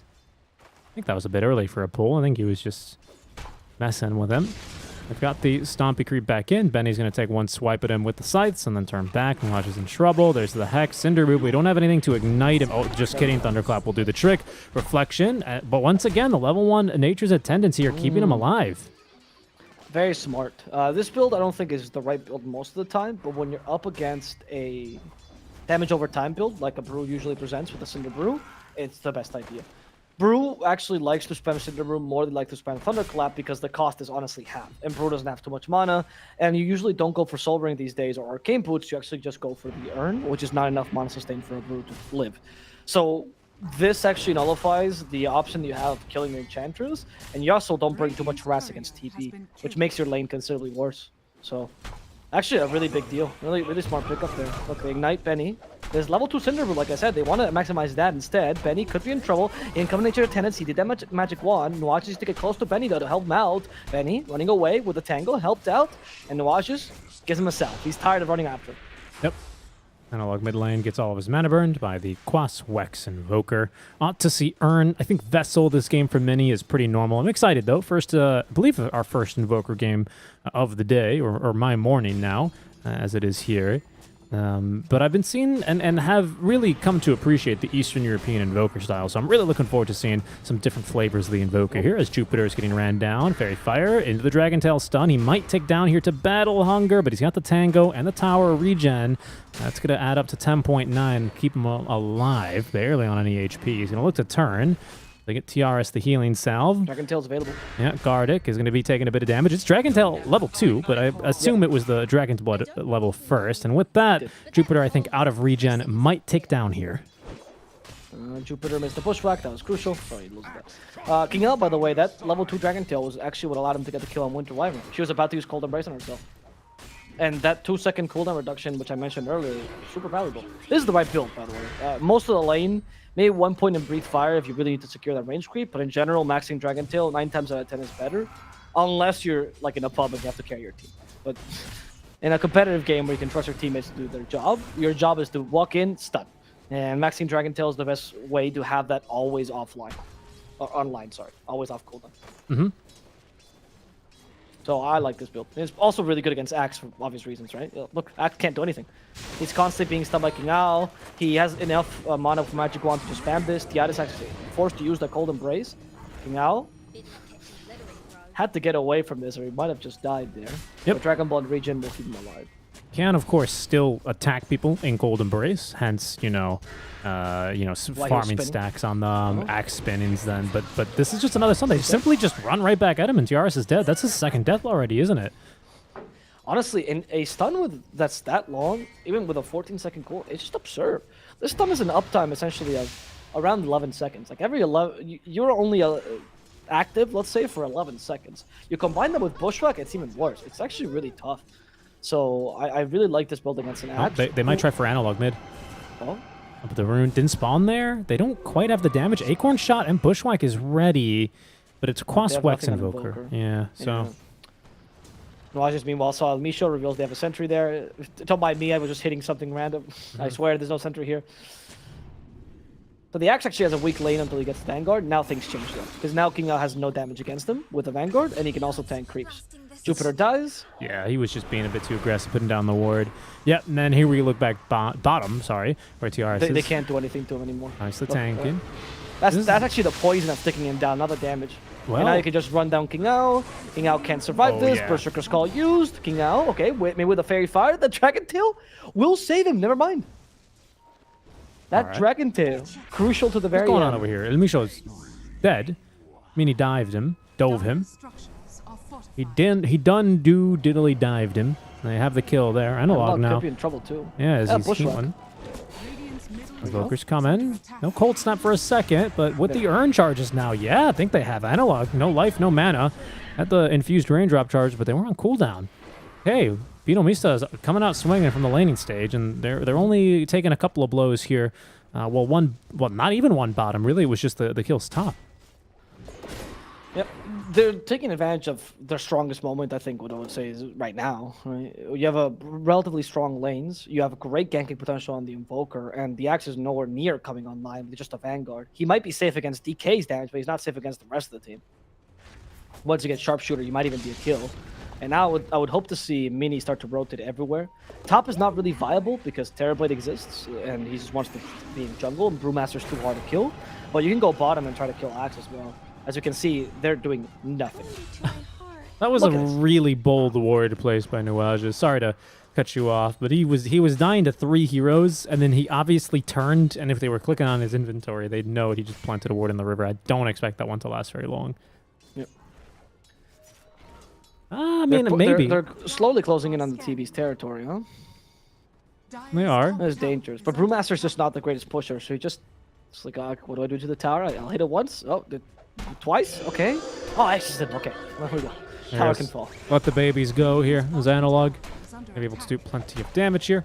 Well, they're doing the same down bottom, though, with just a Dragon Form committed.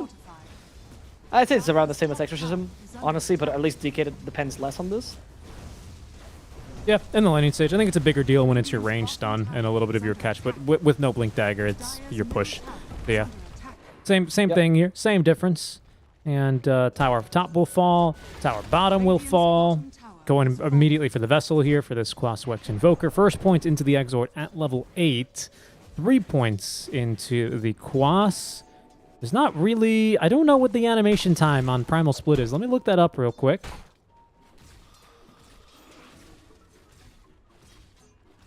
Actually, I have no clue.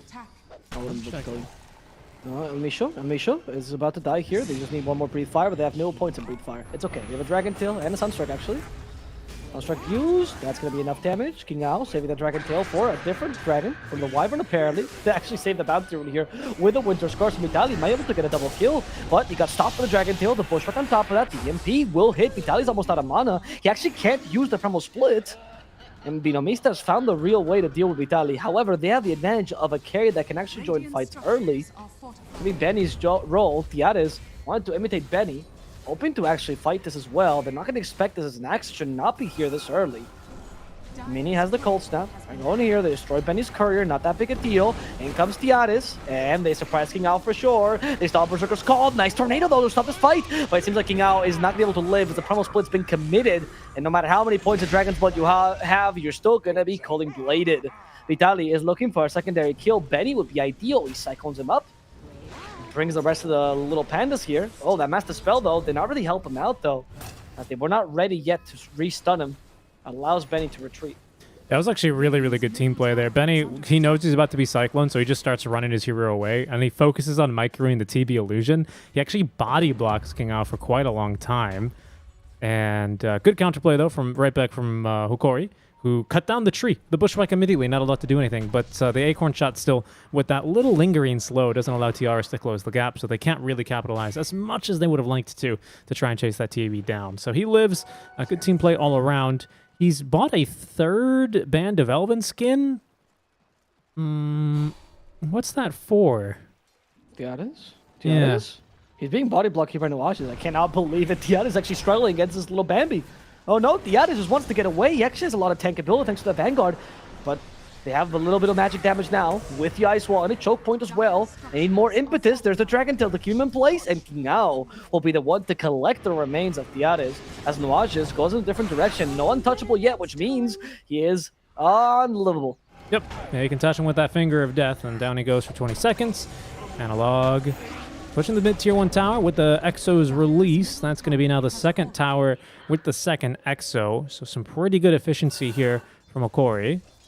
King Ao closing in on this Blink Dagger, though. He's going to get a little bit of space and time to farm this up top lane. Let me switch to net worth, pardon me.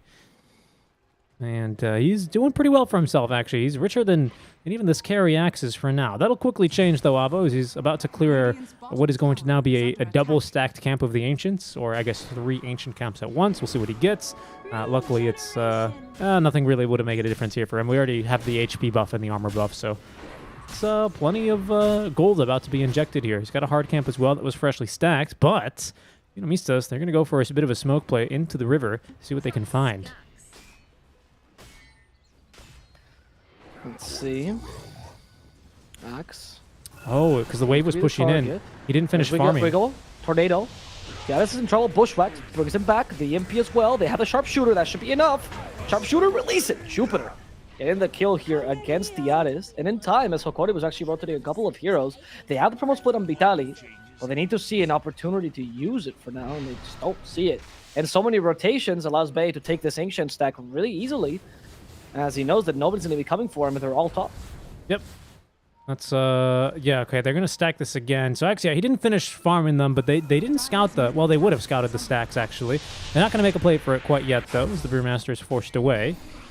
By the way, cast animation for Primal Split is 0.55 seconds. Cold Snap, the lowest cooldown you can get on the freeze. It means basically there's no kind of point to maxing or putting more points in Quas. So he switches into Exort at level 8, not too early, not too late. There's never a way to stop Primal Split. Then. Exactly, right? I mean, if there is, it's with DK stun, right? But that's not dependent on Quas. So yeah, he's going to start dipping points into the Exort now here after he completes the Vestal. So that's always just what I look for now.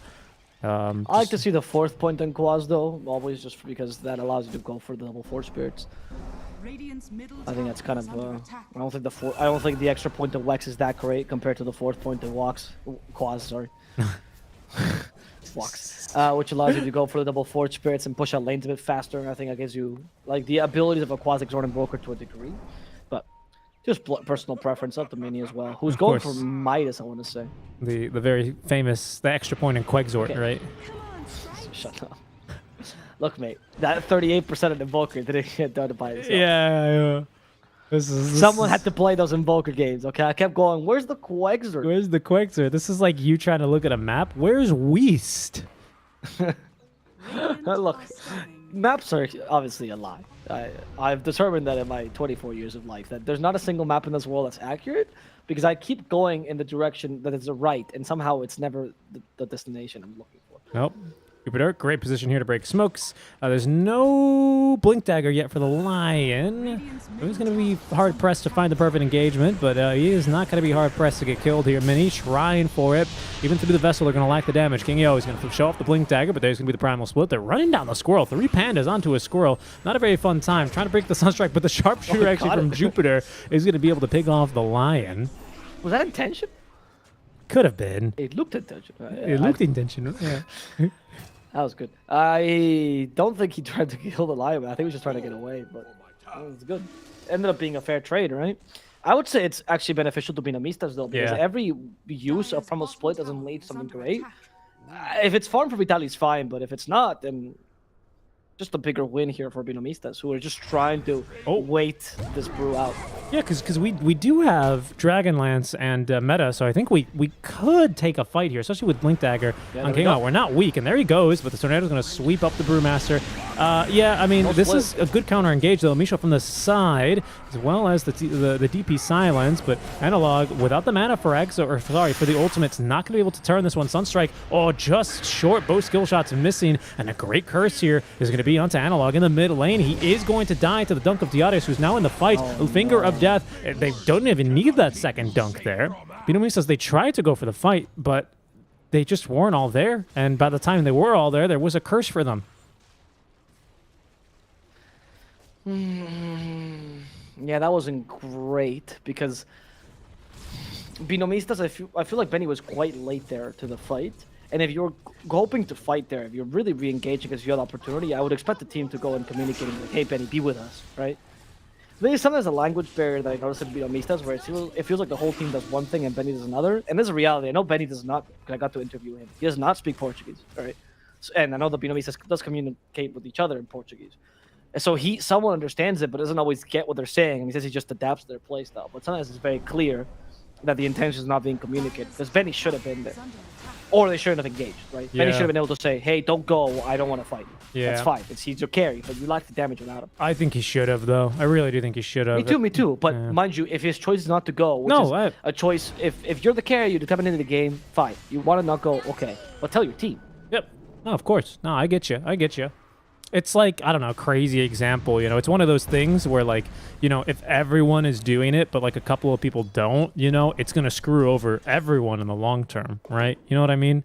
I don't know, that's like a really niche example that doesn't apply to real life or anything modern these days, I'm sure. I have no clue what you're talking about. Well, like, if there's, like, something you need to do, but you just don't want to do it because for other reasons, but by not doing this, you're not committing, So like TB, he's like, I don't want to show up. I don't want to do this thing, right? And then, but the rest of his team does. It makes the rest of his team moot, and then eventually him. It makes him weaker overall, right? You need to. Sometimes you need to go as the herd, unfortunately.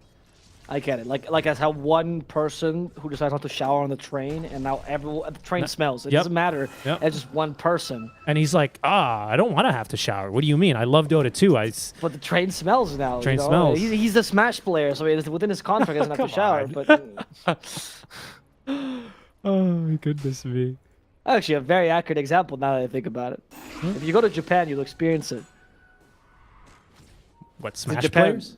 No, because in Japan they don't drink milk. It's very common. In fact, most people are intolerant. So the body odor for foreigners is actually very strong, and they notice it immediately. And they don't use deodorant or anything. They just wash themselves properly. That is true. I have to finding deodorant here in Malaysia. Very anecdotal evidence is difficult sometimes. Not difficult, but it depends on the country, right? But it's most about the diet. Some diets just make you smell worse than others. and That's why I'll tell you what, guys. consume dairy products. A diet of feeding and raging in your pubs not recommended for you. It's not good for you. I'll tell you that. No, it does. It makes you smell. Yeah, makes you smell angry. Nobody likes that smell. Nobody likes that smell. I don't know if Hokori is considering the Roshan right now because he's just been like swarming There we around. go. There we go. Okay. It was Vitali. I don't know if he was talking to his team, but he was just going in and out of the Roche pit like multiple times, hoping the team would catch the hit or something. And then he finally decided to go for it. BINOMISTAS seems none the wiser. Maybe Vitali was just testing. Oh, they know. They know. They just don't want to fight. Yeah, they know. This is the second time we've had this ward here for BINOMISTAS. And again, we saw the squirrel plant it the first time when she died in the river. Very surprised to not see it get dewarded here ever. But this will get first Roche. They will trade a tier 2 tower for this without the use of meta, so we still could fight. I wonder what Benny's thinking about doing with this SNY, because he only has the one ultimate orb. Okay, Curse actually from the trees. Hold that thought. Oh my goodness. Goodbye, Mini. He's absolutely blown apart. Silence immediately following. As in the trees is Jupiter. Goddess, though, is still nearby. Did they Yule Scepter the Hellbear Smasher? What? Analog, why? Okay, now he's So just they gonna... can't disturb. I don't know. But they took the tower for 2 kills. It's honestly almost even. I wouldn't say it's that bad because you open up your map a bit more. But the problem is now very similar to last game we saw with the Axe. The Axe is starting to start up. Not last game. The game before, sorry. The series before. The Axe is now very close to coming online and hitting his stride. And once he does, for the next like 10, 15 Benny's minutes, he'll be dead. stronger. He doesn't have anything to sunder. He barely has mana now. They still have Cyclone as well with Master Spell. There's the Rock. Invoker's up in a second. Can they save Maybe him? not, actually. Cyclone for the Enchantress instead. It's kind of difficult. They actually don't have the damage for Benny. They need someone else. Yeah. And they got nobody. Then they go with a Earth Spike. Oh, the finally. finger's It actually ready. Triggers. Oh, it's not. That's going to trigger the Cinder Brew, and that's going to be enough. Cycle Split. That's going to kill off Benny. With another Cyclone to get rid of the Lion. Now going for King Al. Oh, the DK crash. Oh, okay. I thought it was like, guys, I've been up in the air for 5 seconds. What is this game? Like, I can't move. Okay. Well, this is not a great fight for BINOMISTAS. It would have been nice if they could have gotten a Sunder target there, but the TPs, I think, for Nueges, he goes to from the outpost, so he's approaching from, unfortunately, an angle where Benny has to keep kind of running north. I can't draw it because it's paused, but he has to keep running towards his tier 2 tower. Yep. But the Invoker TP was a little bit too long, unfortunately, but just real unfortunate. It's they couldn't really give him a Sunder target. He needed a blood bag there, and then maybe this fight is actually pretty good for you because Hokori are kind of overextending, and they don't have fine now. really any spells. But yeah, now it's fine. TB is dead. He's got buyback, but I doubt he uses here. There's going to be You can the actually bush way, continue to fight this if you are Hokori. which is incredible because we don't have any ultis. Dragon Tail from King Al. They're going for Analog first. The Analog got saved by the Cold Embrace. Does the Regen Rune. They Meatball. still Meteor on top of that. Berserker's Call though. Catching 2. Analog just use the Regen Rune for a bit of HP. Pull the wow. Spirit Siphon. Analog will barely survive as they decide to go for King Al instead. King Al will die to the Culling Blade. The Tornado that misses Analog, so that's fine. They're trying to push the Invoker away. They do get 1 or 2 crits, but Tiatis tries to guess the Invoker's location. Not going to succeed, and Mini will be capable of surviving this. Another Cold Embrace to make sure that Analog does not fall, and more kills the way of Hokori. A really, really aggressive dive that ends up turning good for them because of the terribly dying so early. Yeah, and literally no ultimates back up. That was kind of incredible because this is when I was thinking, all right, now we didn't get to use meta before. They got a kill onto you, and then they rushed off of it. Now, certainly, when they don't have ultis, when they're running at you, you turn around and kill them here and punish them for no ultis. Even maybe they'll get rid of that Aegis. But now Hokori, they hold on to Aegis. They don't use a single ultimate there. And they still basically got a team wipe. I think they don't get the Ench, but they don't care for the Ench. They got everyone else, except for the Invoker. But now they're going to be pushing at you. Sure, they don't have the primal splits. I guess we did use primal splits, so that's not true. And that was the eggs as well. But he's got so much out of that. You'll see what they can get now on the revenge, as there's a stun onto the DP. Bushwhack's not going to find anyone. Sunstrike is not going to get anyone either. But it's going to be a nice little sharpshooter. Ooh, they run right into it here, but not much really you're breaking here. And DP, even with that slow, is still pretty speedy. BINOMISTAS looking for more. They got to be careful. All the ultimates are up for Hokori. And well, there's one of them. Winter's Curse is going to absolutely blow through the Enchantress. Another DK stun here for Analog. Meatball on top of Misho. Counter initiating now onto Mini. There's going to be the Dust as well to make sure no one can run. And that's already another Primal Split ready. They're just running down this Invoker now with the Brewlings. Another Boulder is hurled, and that's another kill here. TB, who used meta, just has to ditch this fight. And TRS, with a last call here, should be able to find a dunk onto the Squirrel, making it 3 more dead here in favor of Hokori. Another huge win for Hokori in this team fight, honestly, and BINOMISTAS seems really lost. They're not all playing on the same page. I mean, Benny just used meta to farm, really, and then retweeted. I'm not really sure what's happening here to BINOMISTAS, especially because now we have hit the point where Axe is too strong. You can no longer deal with him once he gets the shard. Yep. And Diaz has been playing already aggressively before he even got that shard because he's just felt the confidence for it. And Su's going to be able to buy it. I don't know why it's a Blink Dire Q, and I'm assuming it's going to be a shard next. Yeah, and what's incredible is, yeah, it's probably just like a quick buy glitch. What's incredible is he hasn't had the best start either, right? Because I think the last time we saw carry Axe, it was basically these 3 items and the shard at 21 minutes, right? Which, I mean, he's not doing too badly, but considering his start, he's had quite the recovery. He died twice to start this game, basically. We got Scotty, though, on TB, so this might be a turning point for them. Scotty usually against Axe, one of the biggest things. I think the 2 items that you want in TP is the two tanky items to deal with the Axe, right? Which is Scotty and Satanic, I'm presuming, as the other secondary strength item. Yep. You already went for SNY, a bit of extra strength, so you can deal with them. But I still would say that Tiaras, at least for the next 5 or so minutes, should be able to kill you. Hold on, bro. Let's talk about something. Normally I don't do this, and don't expect me to ever do this again, really. But I think this is actually a good question. Someone asked in chat. Oh, wow. Is the 4th Brewling worth it, right? And in case you're not aware, No. the shard here for the Brewmaster gives you this 4th Brewling. All he has is this Astral Pulse ability. It's a little bit buggy as well on that 4th Brewling. It was not really great, greatly implemented. Even in a game where a Disarm is very useful versus someone like a TB, you still think it's not good? No. Okay. I mean, it's 1,400 gold, so at some point it becomes good just because how cheap it is on a hero that has trouble farming, right? So there's utility to it, don't get me wrong. Especially if they give it to you for free, or if you feel like you can get away with 1,400 gold, sure. Getting an extra Brewling, always useful, right? Because the Brewlings are great. Like, if that Brewling did nothing, it was just another Fire Brewling, it would still be useful for 1,400 gold. That said, the ability is crap. It really is so bad. You can get, even with all the like upgrades to it, you can use it once during the Primal Split. Oh, is that true? It's so bad. The cooldown is ridiculously high, so you get to have this incredible usage, and you're like, oh, okay, you can only use it once in 20 seconds. Must be a 5-man stun. No, it's a fucking Disarm, which deals a bit of damage. It's really not that good. And a slow. 40% slow. Yeah, okay, but it's just no, not worth using it once. It's still not good. Right. No, it's still not good. I don't mean to. So that's why if the shard falls from Roshan, or if you feel like you already have your big core items or whatever, sure. You know, you feel like you want to have a small power spike, or you're dominating a lot, it's fine. But ideally, get anything else. Anything else. Well, Refresher, like he's doing right now. They almost cut away. Just he's going to be able to escape, but King AO is nearby. I don't know if he throws a stun here. I think he's got to leave him behind, but they're actually going to be able to counter-initiate. They find a line, picked off with the Sunstrike and the Assassinate now. Sorry, the Sharpshooter. Tiaras in a bad spot all of a sudden. The Mad Style is going to come through. They lift the DK, but the real damage was coming from Benny, and now he almost immediately kills the Fire Spirit. Okay, goodbye, King O. They're going to look to turn now, as with the Splinter Blast, they will receive the kill. But these Brewlings just not tanky enough. Yeah, we had to lift him. The Master Spell as well, doing a lot of work. As he's going to go ahead and respawn back, and I think on the Storm Panda, which was pretty far away. Drunken Brawler to try and increase the gap, but here's now going to be the Meatball on top of the Cold Snap. Ooh, is he going to be on the low ground? He didn't get pushed up. He still gets the Cold Embrace at the very least, but the Sunstrike now, in addition to another Vessel Charge here, Benny's going to lay into him. Did not have another charge for 10 seconds. Down he goes, and Witch is tanking the tier 3 tower. Is going to fall, but he does give at least the vision for Gardic. Another Sharpshooter, second one in the fight here, being channeled, and it's not going to be enough damage here for the Wyvern. But a great fight there. Hokori not expecting BINOMISTAS to have reinforcements in their jungle.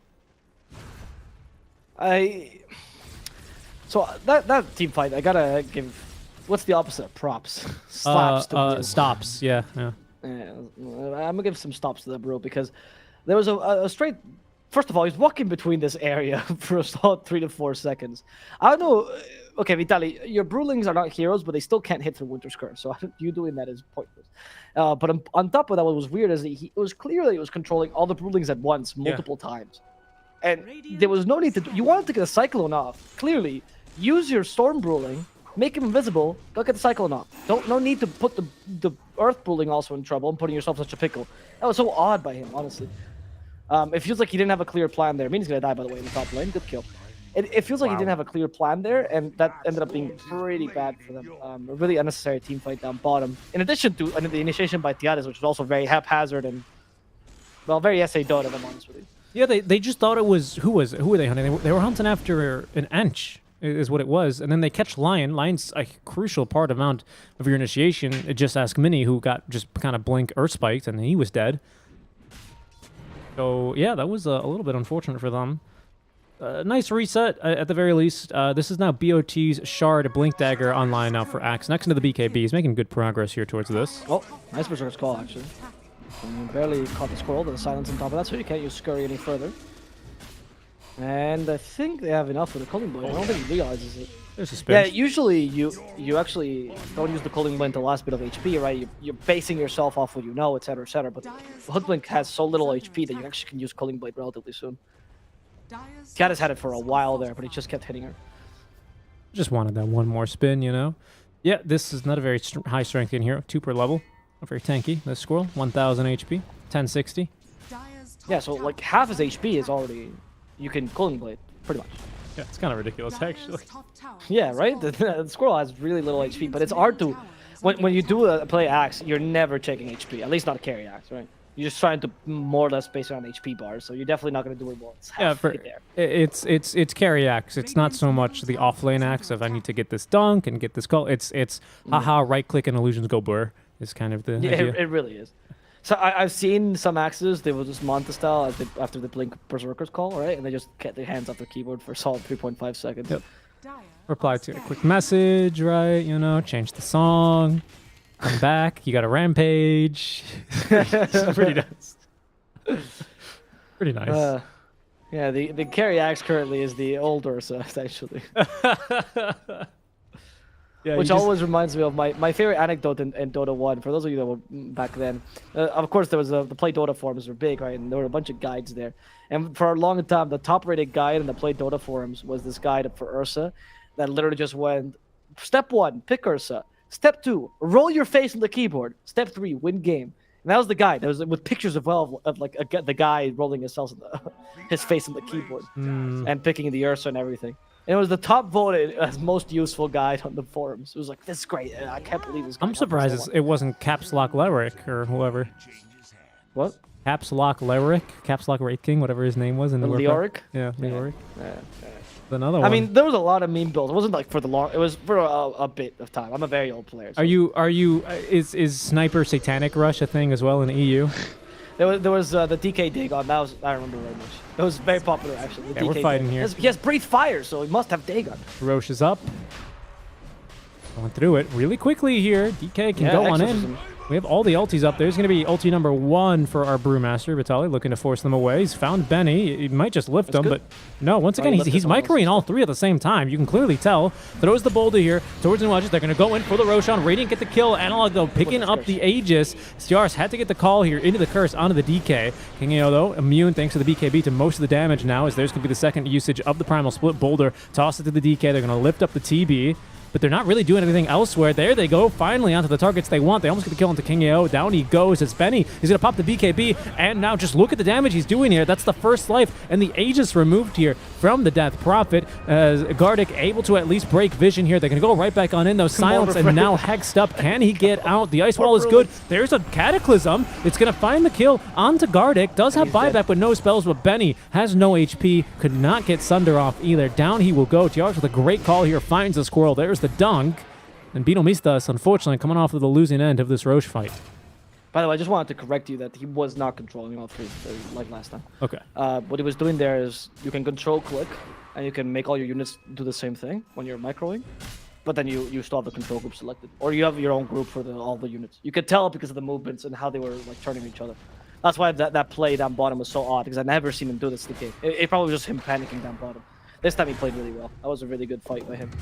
The initial cyclone of Hoodwink was actually what won him the fight, because without Hoodwink they knew they had no big stuns except for DK, and they knew DK had to come in to steal the Roche. That was actually really, really smart thinking by Vitaly. As opposed to just cycloning Benny, they knew they could kill Benny instead. And Hoodwink was too hard and definitely not worth their time killing. So, honestly, clever thinking. I was very impressed with that fight by Vitaly. I was just watching him the whole time. Mirages? Yeah, they have a split here, but no point in using it. Yep. I'll get a couple of spins off here eventually. I mean, you can just use it. Yep, there it is. Okay. You know, 200. That is indeed less than 450. You know, it's easy to do that math, right? Even for me. True. Yeah, it's true. Is 430 less than 450? That's a lot of work. Gotta hit him one more time just to make sure. He might reach in 20 in that time. Yeah, you never know. You never know. Genuinely could happen. Yeah. He's going for the sharp, by the way. So this is what I mean with Brew. Like, getting the extra Bruling is fine. You're never against this. So I think a shard, when you already have all the items you need, which in this case is definitely Ag's Refresher, why not? It's very cheap for what it gives you. And it's good with a Bruling help, but the ability is nothing to call home. The Ags is the big buff that he got dispatched. The Ags is huge, actually. The Ags was what made Brew viable again, thank God. Don't play him in your pubs, though. Many going for pretty much the exact same build that I do see across Invokers in Eastern Europe. Midas after the Vessel to get the Ags online. BOTs now, he's level 18. So he's pretty mobile and around the map now. And I like that. So I like this build. So it's good to see that the Invoker players, you know, there are a couple different flavors of them. You know, it's a Quas Wex or a Quas Exort. But for the most part, they're still pretty standard. It's like going into a McDonald's. You know, you can find the same thing here as in there, and it's you know, it's similar. It's the same thing. Differs a little bit. An old RPG, right? Where in the beginning, like the drafts are kind of the paths are kind of different, but towards the late game, it all converges. It's the same thing, no matter what you pick. Look, they got the little Void Bruling this time. Watch this incredible disarm. Well, he's not gonna do it. And there's a big KB on the X, and he's gonna just activate it. Go for King Ao. King Ao activating his own BKB. Tiaris gets the Culling Blade onto him. King Ao's dead. And with the Shivas, they'll see the Invoker as well. Actually, with a huge Shivas. But Benny has a BKB this time, so they can't quite stop him with the Cyclone this time. In fact, he's going to just tear down this DP unless the help of the Winter's Curse puts Benny in a pickle. Benny still wanted to kill Analog, but they caught him here. He's not going to be able to get away. Benny is in a choke point, and Benny's going to be choked to death appropriately so. Yeah, down he goes. We did actually get to see a usage here of the ability. Oh, that was so smart. He turned into the Bruling that was furthest forward, sorry, to catch up to Mini. That slow from the Cinder Brew will do it. That slow from the Cinder Brew just did it. He's going to get to kill on Mini. Vitaly. Wow. Yeah. You dance. You dance, my little Brewmaster. You dance, you beautiful bastard. What was it? I mean, once again, you know, very impressive. It is just about impossible to actually press that button on the Brew Panda, whichever one is furthest in front. Like, it's really, really hard. So, really impressive. No, but he played that really well. I want you to play Game of Brew and not get overwhelmed by it. You'd be surprised how easy it is to overwhelm. Okay. Most, you know, have you ever tried a little Meepo or a little a Visage? Yeah, but Meepo, you always have the things. It's fine. It's easy. You just prepare. You're like, oh, I'll do this when I go in. Okay, you jump in. Easy. Just Meepo's just fast fingers. Brew is intelligent. That's different. Sure thing. Well, he played a great job there. People don't play Meepo. They play Brew. And he did use the active there, which has no name and no spell description. What, the active promo split? No, the active on the Void Panda has absolutely no description. It's very funny. Did he use it there? He did. Oh, okay. And it actually Did you see its effect? Yeah, it was pretty good. That was the whole reason Mini couldn't actually run, because he ghost walked, but he still got hit with the Void thing, so he couldn't run that fast. Look at that. No, seriously. No, I'm telling you, look at that. It's genuinely It's not bad. I mean, it's very niche. It's very niche, but hey. It'll do. I think Analog was also key in those fights. Like the Shiva's there to be able to select, to catch the Invoker was huge. I mean, you also stopped a lot of the regen from the DK, so DK doesn't seem as tanky as he should be realistically. And the carry axe is actually not doing as much, as his team is just giving him a ridiculous amount of space. Those Winter's Curses have been on point every single time. The DP is a huge threat in each team fight because of the Exorcism. So Diaz can just go around and finishing off heroes when he sees fit, as opposed to being the main initiator, which sometimes the carry axe is relegated to. Where are you going? Well, there's carry axe. That's the amount of split pushing he can do. We use nowhere even close there, but completely pushed that bottom wave or top wave back out. There's a smoke. Right now, King O has been unable to really have great initiations in these fights. He gets the one stun and then he's kind of just dead. But here he goes. Now he's got the damage with the upgraded Elder Dragon form. Here goes BINOMISTAS, though. Could be a big engagement. Oh, Tiares, he found the real TB. Do we have the burst damage in time, though? He's going to pop the BKB. They're going to try and get through this line immediately. Down he will go. A good start then, but he's going to try and TP right in front of the Wyvern. Winner's Curse is going to stop that. BKB duration ended now, trying to fight versus Analog. Not going to be able to do so. The Axe Call and the Ghost will clean him up. King AO now with the BKB active. Cataclysm, this is going to be a big one. Doesn't find a single kill, though, Avo. And King AO was probably expecting a little bit more than that. There's a Tornado. We got 2 more charges now with the Primal Spirit, Primal Split, sorry, if we need to use it. But unnecessary here to kill the DK. Jupiter trying to run, but the Shiva's Guard's going to scout him through the trees. It's a 2-for-3 trade here. We've kept alive the carry axe throughout the entire thing here, and I think this is Hokori then looking for the second game. I think they're having really no issues taking down this TB, as they even find Mini. He was trying to split push bottom, got punished for it. In that team fight, Analog dealt 10k damage in total, where most of his teammates did like around 2 to 3k. It was kind of insane how much damage Analog did. He's been such a... because he's both the tank and the damage dealer in these team fights, and all the team has to do is protect him, and they're doing a good job of doing that. While Axe finishes off targets, right? I don't understand what Benny was doing, though, out of position like that, but that's a question for another day, as they just finish off the Enchanters relatively easily. They don't have exorcism for these towers, but they're doing their best to just try to push them. Oh, and they go. 2 more charges of the Primal Split ready to go. Level 23 right now for the Brewmasters. He is... Level 25 is huge there, so you can get the Drunken Brawler passive in the Brewlings, or the critical strike damage if you're playing the more crit-warranted Brew. Not a bad one. Not a bad one here. Drunken Brawler is actually pretty big on the Brewlings. Adds a needed damage source towards the late game for you. He's getting there too. So of course taking the 1400 Brewling's health talent, of course with Ags and Refresher, you're pretty heavily playing into this. Look at his attack speed right now in TRS, by the way. 25 attack speed. Taking the Berserker's Call AoE, so his game's a lot easier to play now. Oh, that's true. Yeah, you'll be able to get some huge Berserker's Call. Unlike BINOMISTAS doesn't make this difficult, because I think Axe is really good against carries that are very static in their positioning, like Medusas, Drows, or TBs. But at least Drows are used to running away. TBs and Medusas just want to stand there and hit things, right? Yeah. And then as soon as someone gets in their circle, they just look at them and go, "You die now." But Axe does not die. Axe just kills you. And then TB doesn't know what to do. What is this? He doesn't die? I'm hitting him, though. What's happening? I am hitting him. Edge and sword. so Benny seems a bit out of his depth, honestly, this game. I've seen a lot of mispositioning by him in these team fights. Hasn't been going too well for him. That's pretty accurate to say. They will at least be able to get a snipe heal onto El Micho. Down he goes. Really like charging that bushwhack. Oh, a good call. Tiares, he's easily got this killed up. You can dunk him. There we go. Just wanted to kill him with the spins. Kingyo, without the Wyvern here, is going to be able to TP away. Down bottom, there's a bit of split pushing as well. He's not going to be able to TP away, and probably not, especially because the Lion bought back and still has a Hex for him. Ultimately, unnecessary Finger of Death. There's the dunk this time from Tiares, not wasting any time for the Untouchable to slow him to a crawl. Level 26 then for him. I gotta say, I really like what happened there with the BKB TP on the DK, where Brew saw him BKB TPing and he thunderclapped him just for good measure. So why not? I mean, even it doesn't stun as in pure spell immunity, but it will make me feel better. Absolutely.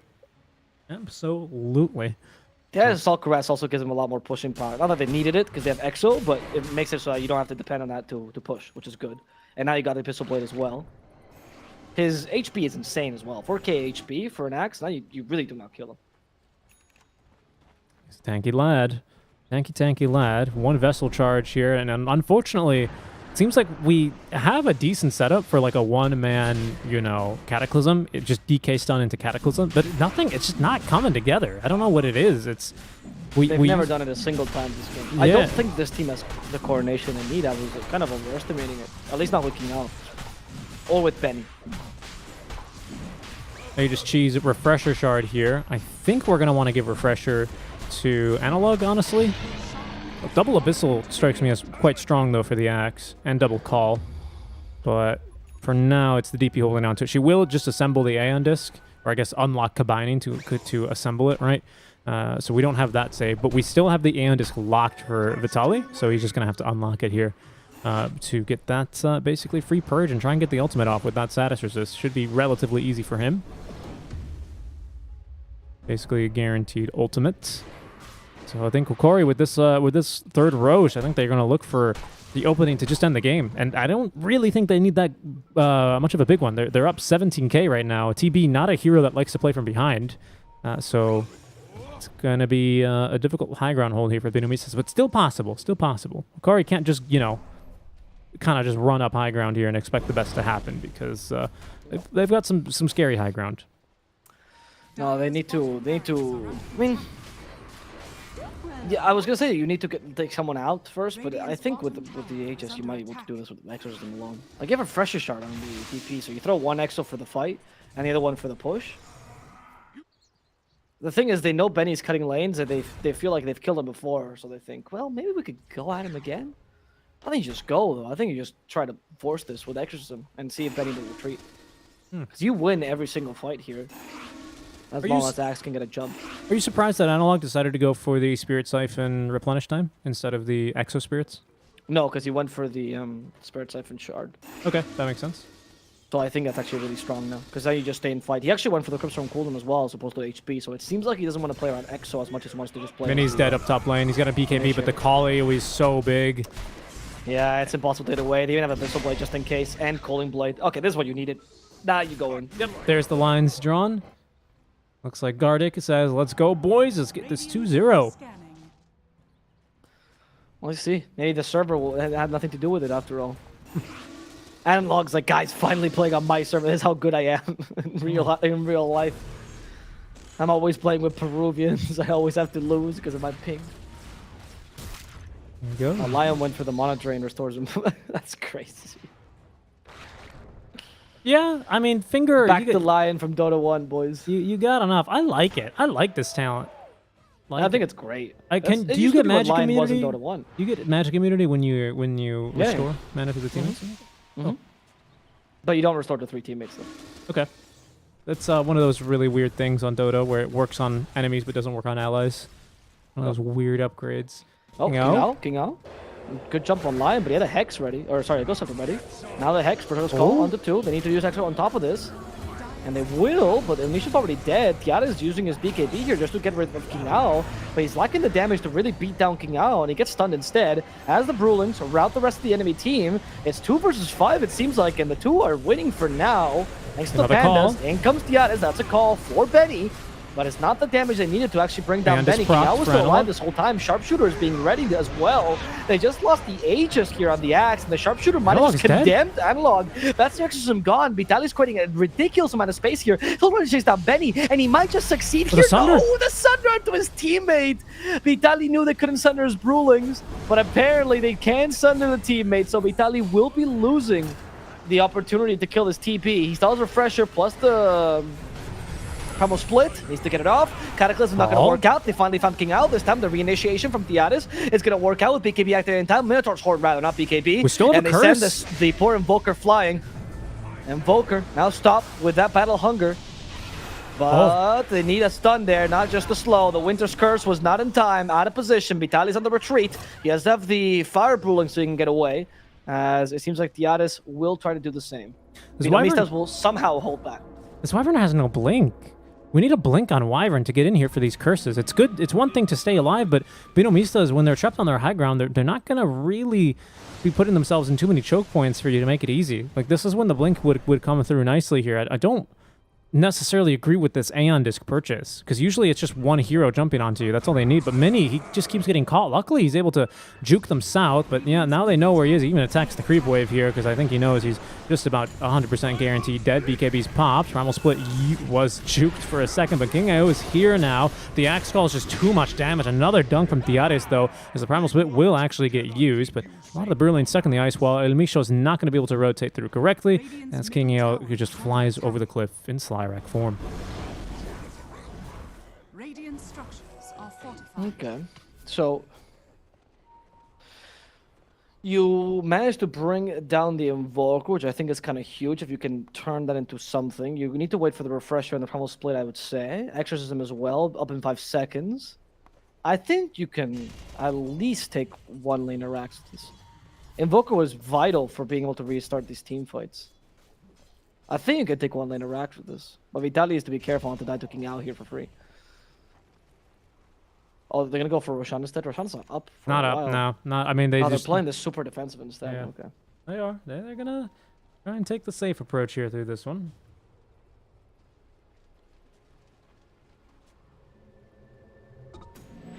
All right. Well, that's given enough time now for a couple more items here for Benny. He's almost got the Satanic online. Would be nice because you can lifesteal off of the Brewlings even if you can't sunder them. Almost an issue last time, but the Squirrel ran in to nobly sacrifice her own life. Here comes Analog, though. Exo, level 3, of course, without 25 talent, but they've gotten the jump here on a King AO with the Spirit Siphon as well. He's gone invis. The double force staff might get him out of dodge here, and that's a great bushwhack, but a 2-man silence. Vitaly's going to make the jump on in. This BKB is forced up with the Abyssal Blade now onto the TP through the BKB. He's dead for 100 seconds. Sietis with a 1-man call here just on the Enchantress. Gets the heals as El Misho jumping forward with the finger. That's a dive back from King AO for 2 minutes. Invoker cannot buy back either because he died earlier.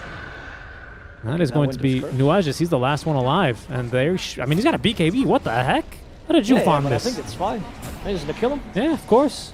Have enough magic damage right after the BKB ends because he has no escape method. And now it should be your turn to push. Invoker's finally back. And Chandler's as well, but without BKB. So, they still, oh, he's dropping items. He's dropping Dragonlance. Why did he drop the Dragonlance? Is he trying to bait him out? I swear, guys. I'm not sure what Nuages is doing. I think he's... Nuages gets the kill on the Winter Wyvern. The lack of Dragonlance is making him stronger? Wait, that's not his? But he has a Hurricane Pike already. That can't be his. Oh, then what is that Dragonlance he picked up? All right, well, Nuages. The mystery of the Dragonlance will be solved later as they finish off Mini. That's going to be a game. BINOMISTAS will lose the last hope they had. And the game as well, as we get the first 2-0 of the day. Hokori will take this series. It was finally, his. You get to say that. It's not a time. It was his.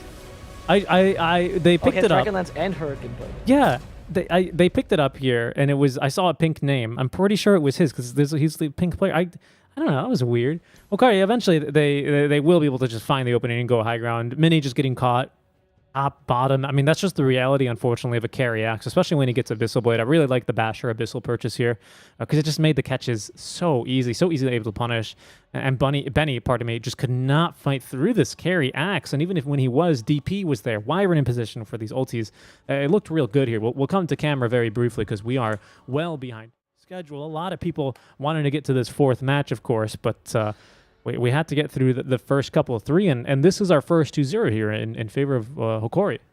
Yep. I mean, impressive job, I would say, overall by Hokori, for sure. I think they played a really good game. I think the axe pickup was incredible. They did really well with it. I think overall, Vitaly, Brewmaster is one of his best picks. It showed. He played a really solid Brew game, something we don't get to see, except when we watch China, which is why I like watching Chinese games, because most regions just don't like the Brew, except for me, NA with the Brew 5. I feel like Analog also was incredible. To me, he was the MVP, honestly, because in the team fights, he did so much, except for the one small mistake him in the mid lane. But I also feel like BINOMISTAS didn't perform at the level that I was expecting from them. A couple mistakes from Benny in his positioning, in general, lack of communication for the team. And it seemed to me like it was 3 players plus 1+1, rather than having a team of 5 players. I get that. Well, I think that's... It's a good wrap up of our second series, but now we've got quite the big one coming up, Alvaro. I'll let you do the outro here because I know you've got a good amount of history here with these teams, and you'll be able to lead us through it. But our final match, it's the big one. I think a lot of people are looking forward to this. No Ping versus SG Esports. Give us a preview of what's brewing here behind the scenes. Not behind the scenes, but what's the build up to this match. SG Esports, the one Brazilian team who managed to make it to TI in a miracle run to many because they had actually a really bad DPC Season 2. Some people were like, oh, no, I really believe in SG Esports from the start. Those people were wrong or didn't watch DPC Season 2 because they made a huge comeback after that season where they were psychologically destroyed. And they looked really good in the close qualifiers. They're a team, a force to be reckoned with, a team of good players. And I'm really impressed they blessed us with a presence in the 10K tournament, honestly. Very happy for SG to be participating here. bit of money is always great, but of course they're a caliber above most of the teams. And Noping was expected to be the qualified team. Instead, they kind of choked. They made a change, which is their carry, which many argued kind of choked a lot in the close qualifiers, at least, and even in the major as well. And they included Pakaz, which is was the other finalist in the close qualifiers, and the guy who pretty much made unknown the force to be reckoned with that they were in the close qualifiers and SA. So with Noping revitalized, are they capable of taking down the SG that usurped their rightful spot in TI? We'll have to see, and the simple best of two determines absolutely nothing, but the honor story are great to sell.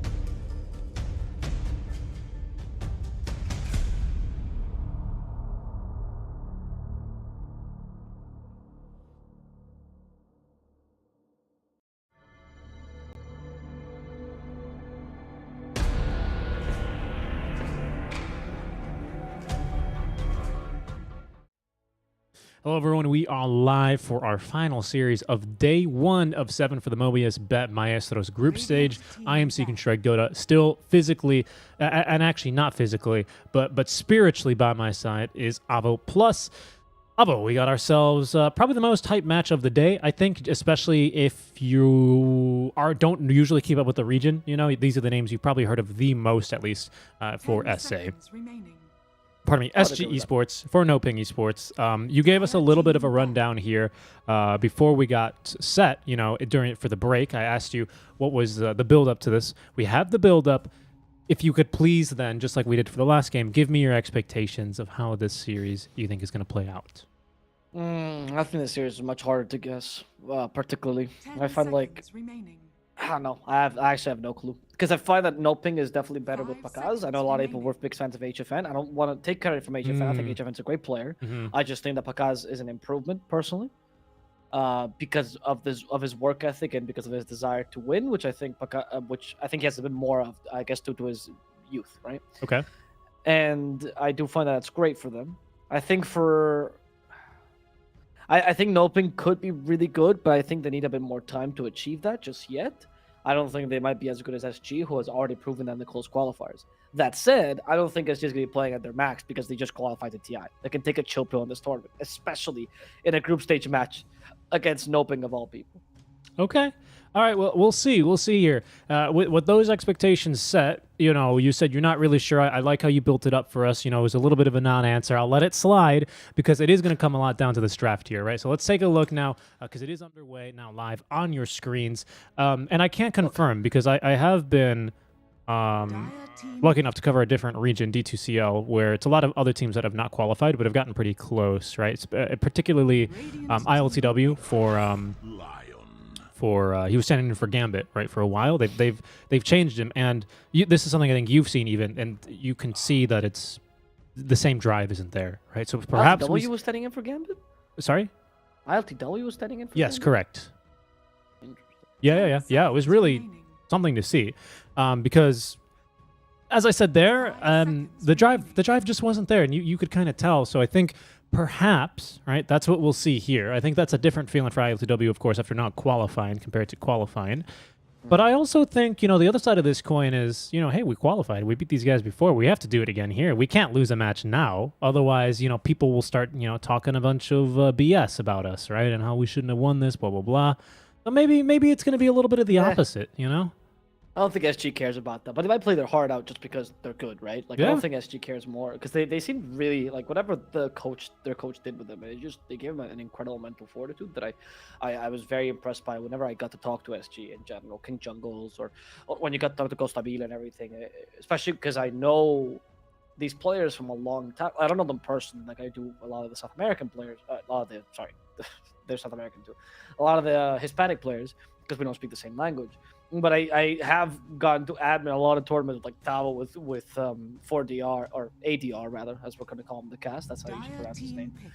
With Tio Licoro Costabile, and with the mental fortitude I saw right now, it's just incredible. Which is why I think they might just win this because we can. Why not? Right? Not because necessarily they want to prove anyone anything. They have nothing to prove. I wouldn't say they have anything. Oh, I agree. I think you qualified to TI. You don't have anything really else to prove there. You know, that's not really where I was taking it. It was more just of.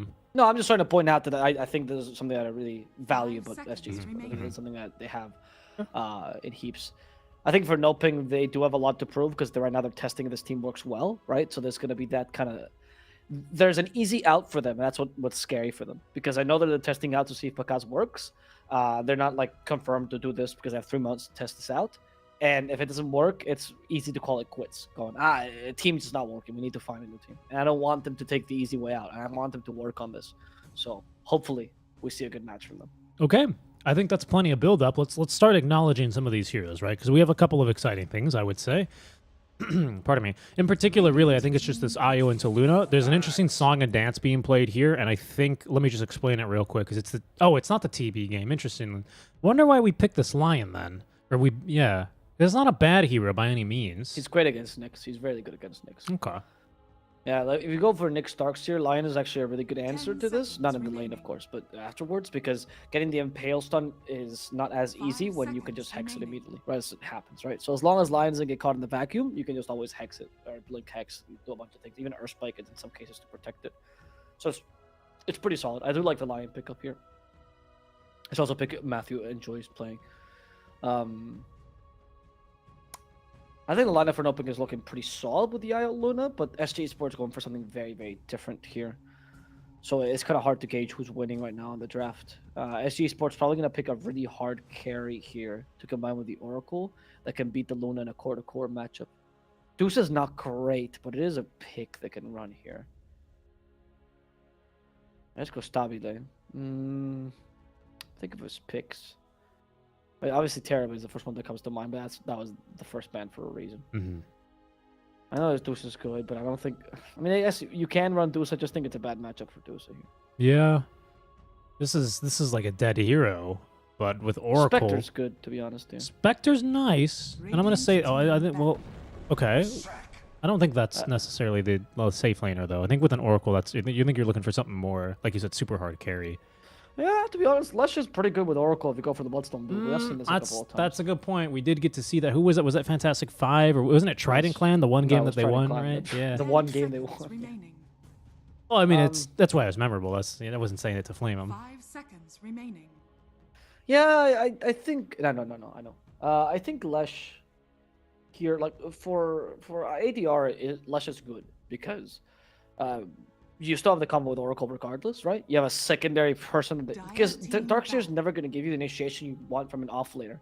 You never going to get the invulnerability that a stun provides you, right? Like people are down and you just go in and you mash them. So and he's also not a frontliner like a DK or an Axe might offer, even though he tanks decently. So having a secondary frontliner in addition to someone that can tank spells to make sure that you have an extra stun or something that you could combine with vacuum. It's perfect. This Lush is a really good pickup, honestly. All these things considered. It complements your draft very well. Even if like it's no ping staff, nothing too special, it makes your draft work. Okay. I'd still like. I was thinking I want it more in mid. I think I still want a different safe laner, and I think that's what no ping are banning out here as well. I still want a mid. Yeah, I want a different safe laner that can bring the damage that you're kind of lacking. A lot of sustained damage now. I would like to see some burst. Some burst, okay. Because I was also going for some more sustained damage, and I think that's a good point. I was even daring to even utter this guy. I haven't seen him in forever, but the Troll Warlord, just with Oracle, it just seems like it's always decent. But yeah, it's dangerous. Lion Axe to jump you. Yeah, so... They're thinking the same things as I am, like burst physical. I still think Spectre's fine as well, because the core-to-core is great, and you deal with IO well. But then the Oracle pick feels a bit weird, doesn't it? Because Spectre's not exactly a hero who's in position usually to be getting a false promise. You have the Drow pickup, for sure. That's always an option against a Luna. And with the Oracle, that kind of works out. I like the sound of that one a bit more. It's actually a pretty good Weaver game, but then you're playing Weaver. Dire team pick. Okay, Lifestealer. Nothing too special here, but does combine well with the Oracle.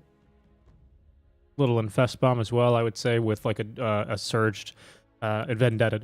Or I mean, Nyx Assassin, or you jump into the Lesh for a little bit more HP if he's called. Like, I really like that aspect about the hero as well here. His lane is good against the Axe. I think actually this is a really solid pickup here. It's not a hero that comes immediately to mind because he's not seen in the meta, and particularly not an SA. But I do think that the Lifestealer is good here. When we should have guessed Dark Mago's hero instead, because that's always easy. Doesn't need to check the bands there. I love that. I love that line out for you. Just the way you say it is, oh yeah, the Dark Mago, or as some casters will call him, Dark Magoo for some reason. Please stop, dude. That is offensive. Honest.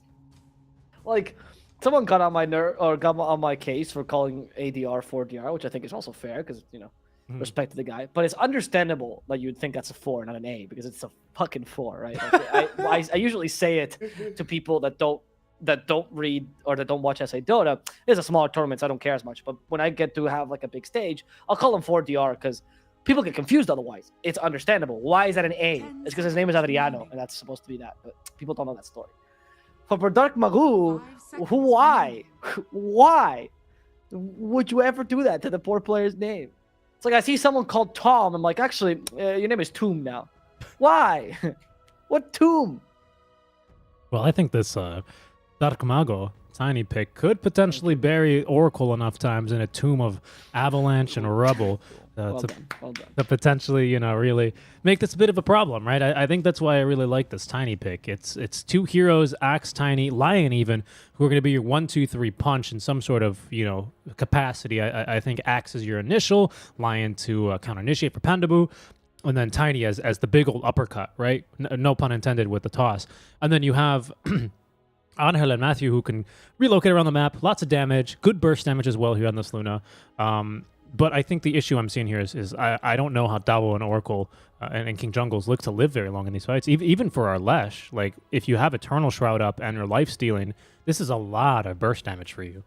I agree. I think Tiny is actually a solid pickup, regardless of Dark Mago's limited pool, right? Like he's gonna pick Tiny whether it's good or not. Doesn't really matter. I remember a long time ago when Panda first came on my stream, and I was just talking to him casually. It wasn't like an interview or anything. I was asking him if when he drafted, I felt like he often lost the drafts because he was so limited by Dark Mago's pool. Because it's true. They often pick his like they're just limited by his heroes, and they'll pick up mid lane at subpar. And he's like, yeah, I know we lose drafts. That was back when he was drafting. Now it's Matthew that's drafting. He's like, I know we'd lose drafts, but Dark Mago is so good that even if the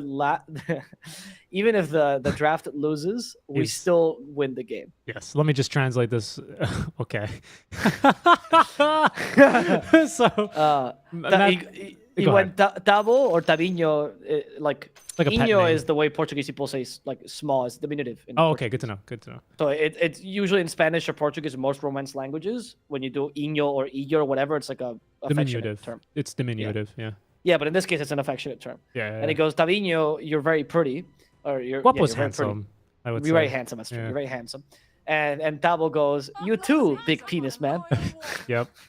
There's no other way of translating that.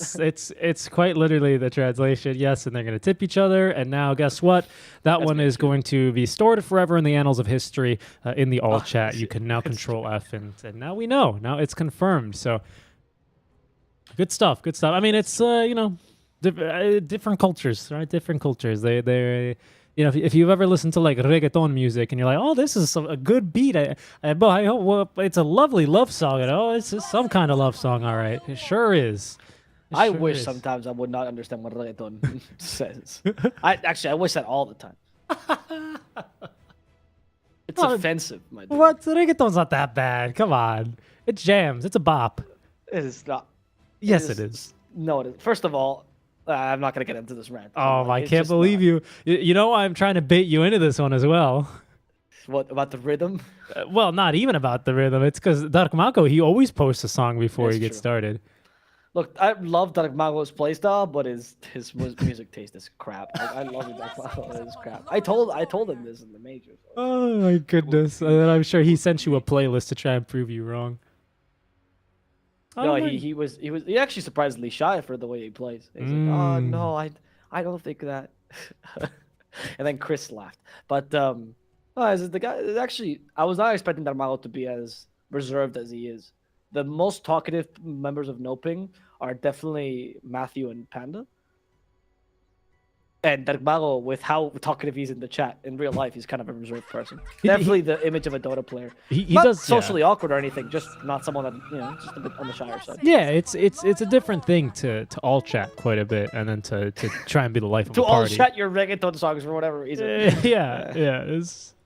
I don't know what you got against the reggaeton, man. I think you got to give it another try. There's some good ones out there.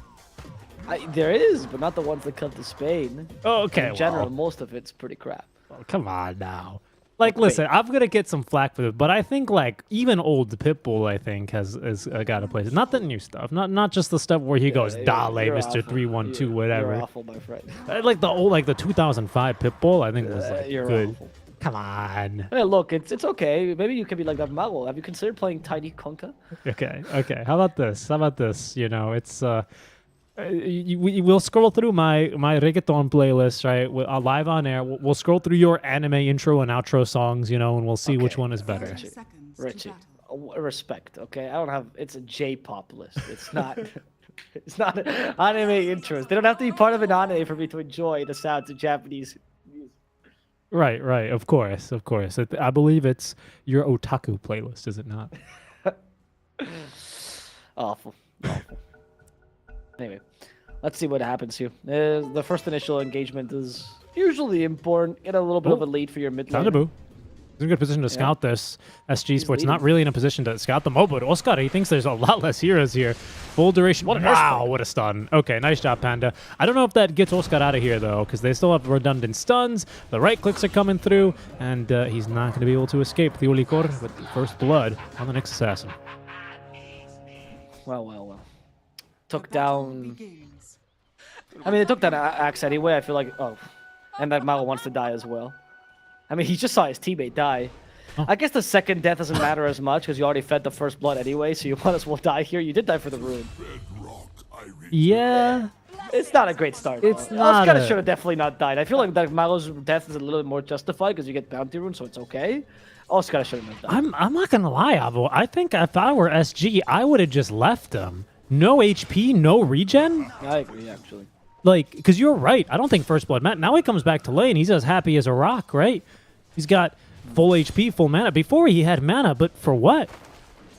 I don't know. I think the gold at the end of the day for ADR is going to be much appreciated here. But I also could see a point where you just go, okay, have fun not having any HP. Like, yeah, sure, use all 3 of your tangos just to have, just to miss the first 2 waves pretty much. I don't know. I think that's a little bit. What he'd do there. I wonder, like. I think you just deny yourself to the tower and you still get the kill anyway. Like I think Dark Mago's like, I can't do this. Oh, he wastes more time. Yeah. Exactly. I don't know. I'm not like criticizing them. I think it was whatever, right? You're just gonna kill them and move on with the lane. But who knows? I think maybe in a different dimension, that's a pretty cool move to make. Yeah, that's true. I would agree. I think that'd be an interesting idea to explore. There have to be like some calculation as to how much time is worth in Dota. I think it'd be interesting to see a chart as to how much not like an actual value, but a more or less a range of what time is worth for each position as the game progresses. Because I can imagine like, stopping. For example, we've already seen that kind of calculation early, where, for example, the 5, his role is to disturb the 4 to make sure 4 can't harass your carry, right? Well, I would even go so far as sorry to like immediately cut you off because I really like where this conversation is going, but I would say it's more about the 5 distracting the 4 so that the 1 can continue, lane equilibrium. I think it's even more about that these days. Oh yeah, that's true as well because 4 does disturb that a lot. Yeah, and but the idea is to secure farm for your carry. Absolutely. At the end of the day, yes. Yeah. The ultimate goal though is to make sure that the 4 does nothing, right? Yeah. So you're kind of asserting that your time is less valuable than a 4's time, and that's already a calculation that Dota players make in their minds, essentially. Interesting. That's an interesting way of putting it.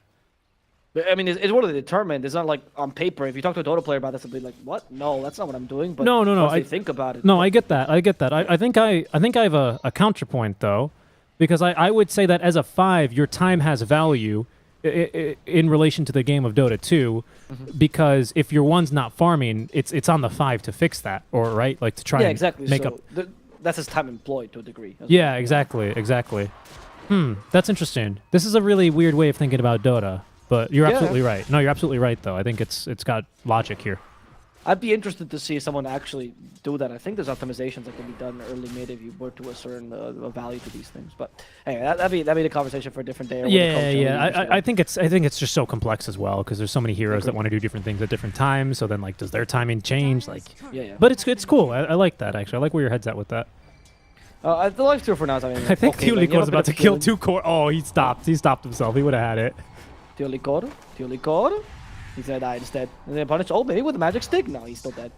So the Leicester is doing a really good job though against the Axe. I think he's quite happy with how this game is going because he also has the healing from the Oracle. But in the top lane, they're not accomplishing much with the Darkseer Nyx. I mean, you can disturb the Luna to a degree, but you always have the healing from the Io. It's a tough lane for a Darkseer to be fighting against, to be honest, the Luna Io. You're good in the mid game. You're not very good in the early game. And your last hits are already really respected. Pardon me. All things considered. They're not going mid where they see Dark Mago because they want to disturb him. They want to make sure he doesn't farm. Dark Mago loves hitting creeps, so he always will take any time to just try to hit creeps instead of going and doing things. So no, it's true. Like Dark Mago he's attracted to the creeps, and so every time they stop him from hitting creeps and like they take him out of lane, Dark Mago needs to make up for that later in the game. Yeah, there's a really good clip in there where you just clip Alvaro quite literally saying Dark Mago really likes creeps. And that's it, and that's the clip. Oh, right, I see. I can see how that... I was only thinking... There's no other interpretation of that until I realized. That's why it likes me. Yeah, But of course. I think that's why people have realized that the best thing you can do against Dark Mao is stop him from farming too much early, and that puts a wrench in his plans very often. Or ban the heroes that make him play mobile, like for example Tiny. That's what they did in the Major actually. They got rid of his Tiny, and they got rid of his Kunkka, and they were like, all right, Dark Mao, play a creep hitting hero. Like his Bat Rider is quite a greedy Bat Rider. And so then they would take advantage of that in the Major. That was quite I loved seeing that from EG particularly. Yeah. He especially likes you because, you know, after he gets the last hit on you, since you're Spanish, you drop gold. Yeah, of course. That's why he likes me the most. Yeah. Yeah. It's his gold as well. I took it from him. So yeah, of course. I mean, that's it back, well, that's the mentality. I feel like, you know, sometimes you see like, I don't know, Bulba doom a creep and then eat it, and it's like, damn, you know, that creep deserved That was it. Blitz. That was Blitz. Bulba. Thank you. Come on. No, your daughter meme. How could I? How could I not? How could I not? How could you not? At least Pakat is having a good time in the top lane, though. Bandaboo? I think Gonna be killed off here, actually, pretty early on, and this is level 6 for ADR. Doesn't really have a lot of mana. In fact, he's gonna try and force Dark Mago away so he can continue farming his stack. Dark Mago, he wants to hit these creeps. These are his creeps. look at how much he's defending it. He'll get a kill on Teolikor. He sees Teolikor as a creep. But unfortunately, Teolikor can fight back. He's a stun as well. Double dash in the top lane, but they're still going for like Mago here. And like Mago, TP trying from to the run away lion? from the pulse Not Nova. enough. It's impossible. He's going to die. ADR doesn't even need that split earth. ADR as well. Normally I see like more of like a 2-2-1 build here in the lane for the Lesh. It's actually a 1-2-2 at level 6. I think this is interesting, right? A little bit. I don't know if this is a standard matchup versus the Tiny. Or standard build, sorry, versus the Tiny. I kind of like the idea. Just letting someone to force him away, easily secure these range last hits, and then move on to farm your small camps, right? You're not really too interested in fighting versus Tiny with Split Earth. I think Tiny's one of those heroes, much like his matchup versus the Puck, where he's just too tanky, right? So you're like, I'm not going to bother. Just give me the range creeps, let me nuke the wave, and see you later. But at the same time, with the Diabolic Edict at the right time, you know, you put so much pressure. Like you're so good at Pressure. controlling Look, they're space stealing with, more like- stacks. And they're still in the Luna stacks this time, which are even more valuable. They do lose Teolikor in the process. Okay. Dire's top tower And Pakaz gets the kill, so I think it's worth the stacks overall. But yeah, that's the idea is correct. This time though, they understand that they need to give. I mean, they played with HFN for a whole year. They know they need to give the carry farm, right? Every day that Malo, like whenever he touches their creep, it's just Matthew like hitting him, smacking him in the head, like, no, don't touch your creeps. And Malo's like, okay, I'll go back and fight. I'll find a way to fight. This tower is just taking free damage top lane, though. This is like, I don't think No Ping really wanted to move into the jungle and farm these. They're I don't want to say lucky, because of course they're only doing this because this is like not, you know, a DK or a DP, right? But like they can get away with this is what I mean to say, because it's a Darkseer they're laning against, right? It's not someone who's going to take your tower. Yeah, I agree. I feel like that's why they can be so chill about it. And Pakaz is also just trying to maximize farm. When you go with an IO, right? Because the movement speed is so great. In the river? You can take advantage of that more. Lots of damage. He's going to be cut down. That's going to be him unable to stack then here. That's kind of a big deal. Top though? Tabo? No. Ups You the good wall. replica, just in case, right? He might kill Matt. Oh, stick charges got forced out. Got close. Still though, I think it was a... Oh, Oscar? No. I still think it's okay because like I said, the Luna is still getting farm. Oscar got a really good lane, and like Mel will be useful once he gets Blink Dagger anyway, so he just needs to farm that up, and he's happy to continue farming. You're concerned about ADR's domination early, but it's not going to last forever, and there will be a power spike you'll hit when both Axe and Tiny have Blink Daggers, which will allow Bakas to continue this ridiculous farm he's having. Okay, Pandaboo. That's another death for him, but there's the reload in from Mountain Hill. He's got level 6. Okay, Spike Carapace, a little bit of damage return, but they're going to actually toss ADR right back on in. Lots of damage, but not enough, as Oscar is not going to get the call onto anyone, but it's going to stop Island from getting this kill. That Fortune's End probably won't kill Wisp, as they will leave Angel in the mid lane. That was awesome. The Fate City was really good, obviously to prevent some of the Eclipse damage, and then the Invis Rune always to make sure that they couldn't really finish him off. It was real well thought out, that initiation by ADR. Something I'm always impressed by, this guy, ever since I started watching him play, I can't even remember, 5-6 years ago or so? I've been playing for so long. Dire's top tower is under attack. He always seemed like a player with a lot of forethought, honestly, since the get-go. He really plans things out a bit more. Right. He's rarely caught out in bad engagements because of this. All of his actions are very deliberate. Yeah. Well, Here's a kill attempt. Yep, nice job. Good self-avalanche to cover your tracks a bit, but unfortunately, there's just, again, a lot of redundant stuns. That's a kill right after a TP. And Avo, I wanted to talk to you about this here, because that's now the third kill. Technically, the first kill I think we can kind of ignore, right? Because that was just whatever. But these two kills are pretty major, because I was going to ask you, we have an Axe and a Luna, two heroes that, you know, don't really like sharing their creeps with other people, right? That's their gold, and they need it for their items. Axe for the Blink, for the Vanguard, right? Where does this then leave the Tiny to farm? Because he's not too close to this Blink Dagger. He just finished off Phase Boots. He can't. That's the problem. In fact, what's actually really impressive, and I want to go back to praising ADR, if you allow me.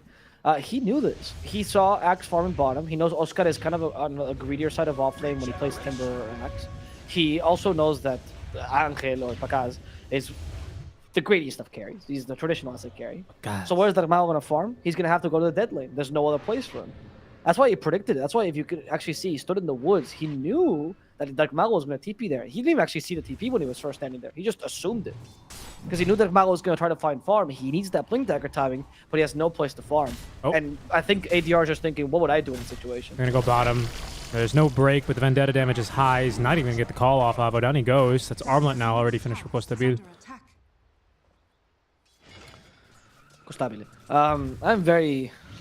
I was very impressed with how SG's playing this, honestly. They're playing proactively against Noping. Noping is struggling to respond in time because they don't have the items to do so either. And Noping needs to get to this power spike at least in a decent spot so they can actually abuse it. Otherwise, it's going to be useless when these two Blink Daggers come up. And they'll have to play only around Bagaz, and that's much harder to do. Yeah, man. ADR's already got Hooded Defiance online, so I don't think he lives, you know, through a level like a max, you know, Avatos, but that's still one full level away here. And Dark Magus, he does live through it if he activates Barrier. Yeah, Barrier is special. Okay, good to know. Oh, okay. Well, that thought they might go mid. There's the Surge. With the Surge? Oh, they're dividing. Good job by Matthew. He has the relocate just in case. He's going to get in space. There we go. Oh, man. When Matthew's on point sometimes. Huh? That was a really good. Like, literally on the very edge of the tether. If he dies here, it's okay. Oh, I mean, I think he is going to die as well. Yeah, there's a couple enemy heroes waiting for him. Nah, there's not against a vacuum, not against a Nyx. Like, you don't get back there as a Wisp. The initial one was great, but they're not letting that happen again, right? It's fresh in their minds. You're right. That's not gonna happen. They take the tower though, which is a big deal here. As we get the Blink Dagger on Axe. So right now, as Noping, you're deciding, all right, we have to let this tower go because we have to get farm on these cores. But let's use this time at least to farm effectively. But unfortunately, there's no stacks or anything for like Malo just yet. He finally found the only one they prepared for him, and he's still far away from that Blink Dagger. And mid 12, this is a rarity for Dark Malo. And again, let me just highlight ADR's deliberateness here. The wall of replica was like here on the line. He's actually standing right outside the wall. Right, not the usual place to stand if you're sieging a tier 1 tower, but he's like, the wall's going to defend me. Like, even if someone has blink, like, they're going to be slowed. They can't chase me. Like, you're right. It's very deliberate. It's these small things that usually don't end up making a difference, but they don't even let your enemies, you know, back into the game. It gives them no chance. But there's blink reveal now for Oscar onto King Jungles, and this is going to be a very easy kill. Okay. It's well kill though. It's just an oracle. Like I think he was actually taking a smoke there, so it's fine. It's kind of a win in the way for SG. The blink reveal by Oscar also kind of hurting them, but they need to make sure that Mao gets this. Honestly, until he gets this, there's not a game for Noping. It's just maximize farm on Luna, and try to farm as much farm as that Mao. Now that Oscar has though the Blink Dagger Vanguard, I'd like for him to stop farming as much and give all this safe farm to Mao so he can get his. Because I feel like he's taking a space that is not really being utilized for anything. Because what big item is Oscar going to get next? It doesn't matter. Because Dark Mago should be getting hit instead. Poke play here from SG. They're still undercutting this tiny Blink Dagger. So like every minute, you know, every single smoke, every kill that SG gets out of this without having to fear, you know, the backlash right from the tiny is huge here. And they're going to get right up to the high ground for free. This could be huge. Because he's the richest hero on the team. The double impale, no chance. Wow. That was really hard to get, actually. Point blank impale is not easy to learn. Well played. And they kill Angel, which is that's your secondary option, right? If this mid game power spike fails, which Axe Tiny might, honestly, considering how late it is, you finally got the Blink Dagger on Tiny. 14 minutes. Yeah. What you need to do now is either this power spike succeeds and you manage to bring back the game, which is entirely possible, or alternatively, this power spike does not work, but you still get a couple of ganks and you're still threatening for a while, and this allows Luna to get so much more farm that she just destroys the Lifestealer eventually, and you play for Protect 1. Those are the two options right now for noping. And by killing Luna, you're making the second option not seem so appealing, of course. And the first option is inherently more risky, as we're seeing here. Oh no, but he got off the Fate's Edict. Okay, they're still going to be able to throw it back, but we have the ultimate. This is just so tanky, just casting it preemptively. Matthew's dead.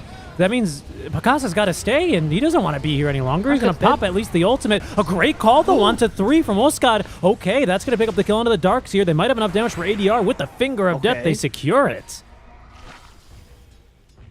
Okay, that was impressive. Dervago going for the Oracle. Now flying the Mana Drain, and King Jungles will die to this as well. So that play was noping, making the wrong move, or at least the wrong order, but making it out because they outplayed the enemy, honestly. Like, Oscar's call was definitely not expected. That was incredibly good. And then Pakas barely making it out alive, a relocate that was not ideal, and then they fixed it with their just good mechanical skill. That Finger of Death was on point as well. Yeah, I don't think SG made a mistake to go for that. It was kind of an obvious kill, but it just didn't turn out for them. Yeah, that's them maybe just looking for that one extra engagement where there's still no blink on Tiny, right? I think the Tiny blink reveal, like it does change the game here. So I SG, agree. oh, but they're going to be able to get him in the mid lane. Vacuum onto 2 here. Spandabu also caught up. That's going to be a toss back at least for the next assassin. That's going to allow Dark Magoo to get back into the fog of war, leaving Pandabu to die. You say that one more time, I'm kicking you off. Which one? Which one? Don't say Dark Magoo. Did I say Dark Magoo? Yeah. Dark Mago. There you go. Thank you. Fix it. I even roll the R a little bit, you know? I'm really trying out here. I mean, you don't need to try them. You roll the R. That's normal. Dark Mago is fine too. Dark Mago. What do you expect of an English person? Mago is okay if you really can't pronounce the A short. Blame almost done an Oscar, so that's gonna be his next beta item. Okay, at least he's not going for something really expensive. Oh, they find the Lash again with a really good toss. Can they kill him this time though? Wall replica's been used. Beautiful Earth Spike. That's gonna secure the kill on ADR. Gonna go forward, hexing up the darks here. But it seems like it's actually gonna be Oscar just dying here to the lifesteal and chunks him down. Luna doesn't do enough. They do bring back Tio Licor, and that's gonna be enough to secure the kill. Another Earth Spike for Costabile, sorry. There's another rage just yet. But there's a search for Tabo to make sure he's getting away, so there's not going to be any further kills for noping. He's still very happy with that initial Lesh kill. Dark Mago, as soon as he gets Blink Dagger, is like a completely different person. Yeah, no, I mean, and I think that's why SG were looking to push this as far as they could. I think this second attempt, I'm not sure why they actually continue to go diving. I don't want to call it, I'll call it diving. I don't know if that's really the right play to be making there. You know, going again after you failed to get the kill onto Dark Mago. It seems a little bit too spicy to continue going on in, especially because you know that Wisp Luna continuing to farm. We do see a little bit of muscle though, right? From Costabile? What is it? Costabile. Costabile. Yeah, so apparently I had to check his name on Wikipedia because his name isn't included in the game. But there's an accent over the A. Ah, Costabile. Yeah, Costabile. Okay, Costabile. Okay. He's flexing a bit of his muscle here, right, on the lifestealer. With this Armlet Sange, huge point of inflection for the hero. It's just so much synergy with your passives. It makes you quite a force to be reckoned with as they have caught Dark Mago in the river. Oscar waiting for the counter initiation, but I think he's a little bit afraid. There's too many enemy heroes here for him to really make anything out of an axe call, even if it's on to 3. So he's going to have to let the kill into the Tiny go. Quick. Deward. The Deward Wars.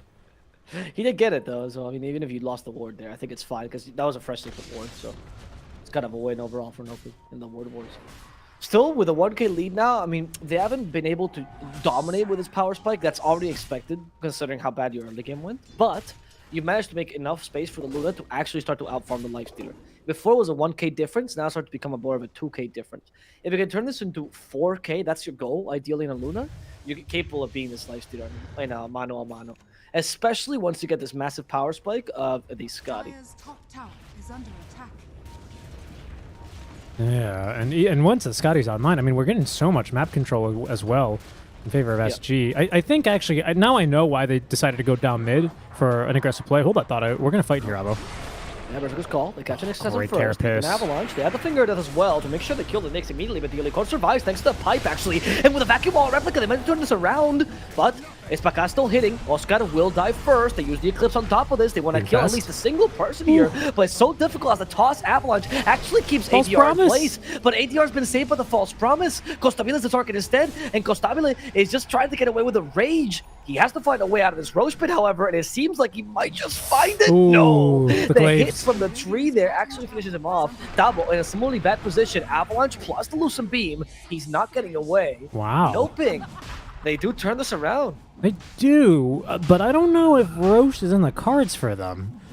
That seems a little ambitious here. With a Wisp, they will get through it here, but Tiny doesn't do a whole lot to help.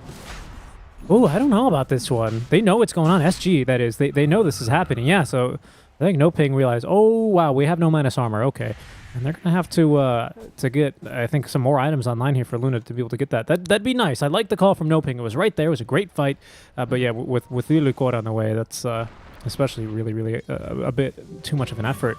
Okay, great fight from No Ping, man. Started off a little Spanish. Oh, go ahead. When you see someone do a play like this or something that's very hopeful, right? Like really, oh, we could do this. We got the Roche.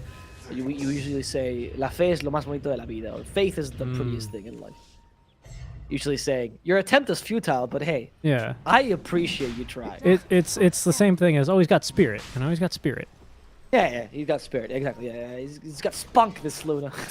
Well, that can mean something a little bit differently, can it, right? No, don't ruin it. Just like Leche can, apparently.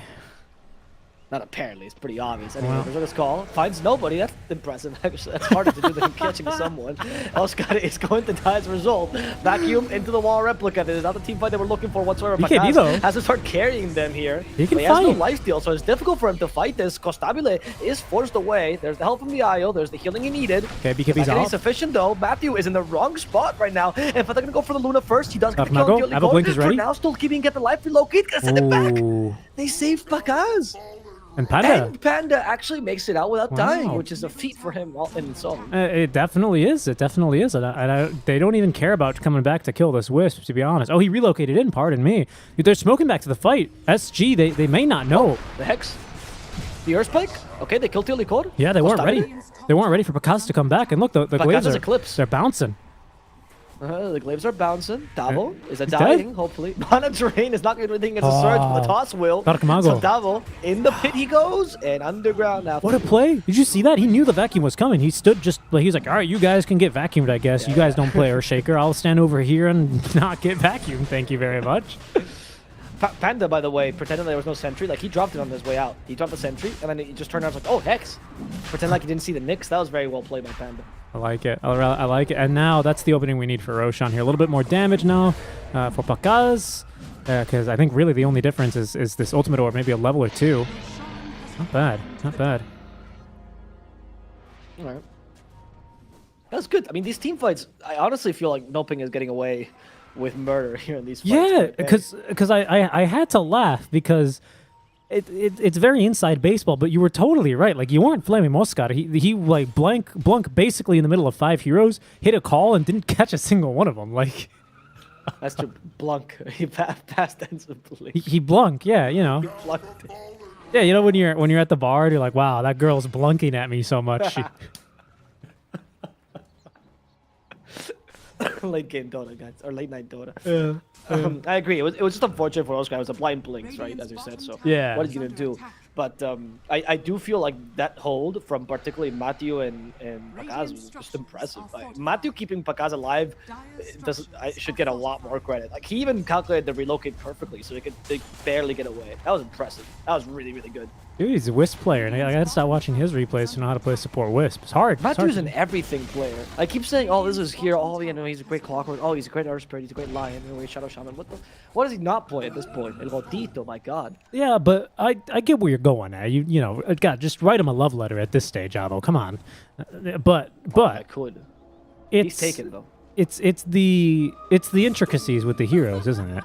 That to me no, I really agree. makes it really impressive. Like, there's a difference between like a strong Wisp player and then like a Wisp spammer, right? And this is, I think, the signs of a little bit of a Wisp spammer here. What level is he? Only bronze tier. He must have Smurfs. I don't believe it. No, he did used to be a Wisp spammer though. Like back in the day, he did used to Okay. play a fair amount of Wisp. I guess I mean, Wisp these is not like plays- it's not a pub hero, is he? I think it helps because Matthew is also the captain, both in the draft and in the in-game. And They listen. that shot calling helps him make plays that most people will not be able to get away with as a 4. On him. Oh, Pakaz. Okay. This is insane. Got Aegis. He He's is still pretending like he's an going? illusion. Where- What is he doing? Okay, Eclipse. There you go. Apparently it's going to work out. What Just is pretend this? like you're an illusion. Go for the Lifestealer. Is that going to be enough damage though, Vacuum? All right, Big but they call. catch him. Berserker's call this time. On to 2. However, Matthew is already dead. They lost the Luna on top of that. Armago They is got dead. able to bring that Costabile, but Costabile is still alive and dandy. Panda Boo does get an Earth Spike onto 3. That's going to allow him to retreat. That's not what you're looking for. In fact, Fortune Sense being charged here, I believe, for the Lifestealer. No, it's for the Loon instead. Force the And BKB. Oscar will sacrifice his life for the carry. As he must. We're fast. Is this BKB? Oh, if they had known. Oh, if they had known. We don't have Yules on Lesh anyways. And Earthspike wasn't ready. Wouldn't have been out fast enough. Fortune End. Okay, yeah. That's huge. That's really big. What the? Why did he walk up like that? It looked like he was like, I'm going to pick up the 25-minute rune, guys. Oh, no. They spawn every 3 minutes now. I mean, that was not the team fight they were looking for. I was so odd choice from Pakaz in the beginning, right? Just walk it up. Just pretend like you're an illusion. Walk in between them. That's what I was confused by. It was really odd. And then It he was really stood by odd. the rune spot, and I was like, okay. And then I think it gets to the point where Dark Mago, they want a consistent team fight, right? I think you can do it. And Dark Mago's role right now needs to be jumping that Darkseer. That Okay. Darkseer cannot get away with these vacuums. Dabo is doing so much these fights. I mean, it's pretty much him that's winning these fights every single time. I'd agree. I also feel like, and this is kind of a joke, but it's also an observation that, wow, I have Scotty's finish for Pakaz now. But my observation is, for some reason, No Ping, whenever they start these fights off on the back foot, they somehow just wrangle them back in, don't they? Whether it's a buyback from Matthew, whether it's a really, really great call from Oscar, even if he misses the first one. Like, these dives mid lane, which look really bad at first, and then they just turn around. This fight by their outpost as well, we had a couple minutes ago as well, started off really bad. The fight in the Radiant Triangle started off really bad. Like, I don't know. So maybe they're just like a superstitious thing, They're like, we have to just kind of lose Aegis first, and then we fight. Maybe, I don't know. that could be. Maybe it just makes us weak. If we have 2 lives, we'll get complacent. Yeah, exactly. You need to make every single move as a cold and calculated move. And fight to your last breath, With Aegis, you can't do that. That's true, actually. Pakaz is just really afraid of immortality. He feels like mortality makes us human. It's true. Stabile coming in. There's the rage. Pakaz. You hit him once or twice just to reduce that healing, but it's not working, Pakaz. I don't think it's working. He's dying little by little. They caught him with Impale. He actually might be in trouble. Activates the BKB. They reload, TP. Matthew gets the relocate, but that was in the middle of his TP BKB. I don't think that was what they wanted. Well, it's just gonna get Matthew killed, really, is all it is, right? No harm, no foul. Matthew is so willing to be a savior, he was happy to sacrifice himself, even when Pakaz was already out. I can't believe you're like, hit him once. It was just so cute. Like, you just kept hitting him. Like, is this going to hurt him? No. Is this one going to hurt him? No. I'm doing nothing. Oh, I'm not that tanky. Well, she's pretty tanky, isn't she? 2,900 HP. Basically 3k to calculate for the feast, right? Is not bad. It's not bad. What's up? I do find that Lifestealer, though, deals... Like, he is a burst damage hero to a degree. Especially with the attack speed talent. Once you grab that, you hurt a lot. Yeah. I was just thinking about the sustain as well. I like open wounds as well a lot this game, especially for anything that the Wisp is tethered to. If you open wounds his target, he's slowed as well. So it's 2 for 1. Good point, actually. Yeah. I think open wounds in general, I mean, people... The 2% of It's the so target's good. max HP per hit is incredible. It's so good. So much. 50 hits and they die. I mean, yeah, right, but like against No, heroes I like know. Axe or Tiny, I feel like this is honestly high No, value. no, I Plus agree. what open wounds already gives you, it's 1,400 gold. I agree. It's you're very enthused about this, aren't you? I just think open wounds is so good. When the shard first got introduced, I was watching this on my stream, and because I do the patch analysis on my stream, and I was like, this is OP, this is broken. How are people not seeing it? They're like, oh, it's just open wounds, man. Open wounds wasn't that good. I'm like, open wounds is great. It's one of the best abilities. It's good. That's a good one. The fact that you lifesteal off spells with open wounds, like with teammates and stuff, it's so useful for people like Lesh, for example. It's really, really good. Licor, Infest Bomb here. They're going to chase him down. No sentries. Oscar, he's got Blink. He went for a Blade He just saw Mail his this creep game. slightly get hurt. He knows there's someone there. I am interested by Blade Mail for Oscar. It's not an item I disagree with, and it looks like he'll get away with it, because once this BKB's online, I think he's out of the woods. But it's a curious one. I know it's for the Lesh, right? Obviously, but even in good blade mail games, I've seen heroes that aren't blade mail builders, axe aside, right? Because obviously there's a more popular build with the Manta Shard. Yeah. It's still skipped out on, and I feel like it's for a reason. The item's not that expensive. It's 2150 gold for okay stats. But Axe, all he cares about is the armor and the active, really. I guess the passive's okay too, right? But like, it's the armor and the active is really all he cares about, especially for this very, very offlane build. He is eventually going to get the Manta next, so maybe the damage will come in nicely. I mean, against the Lash, I feel like Blade Mail's always good if you can afford to build it. I think Axe is a good builder. I think it's actually pretty decent against Darkseer as well.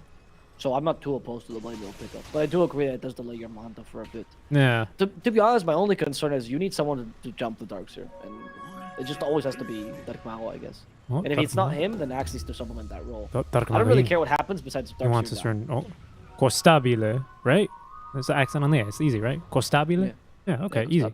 Easy enough. It's hard to get used to. No. I've been calling Costabile for so long. I never knew it was an accent, right? Yeah. No. I appreciate the correction because, you know, I had to correct myself too. No, it's a good one.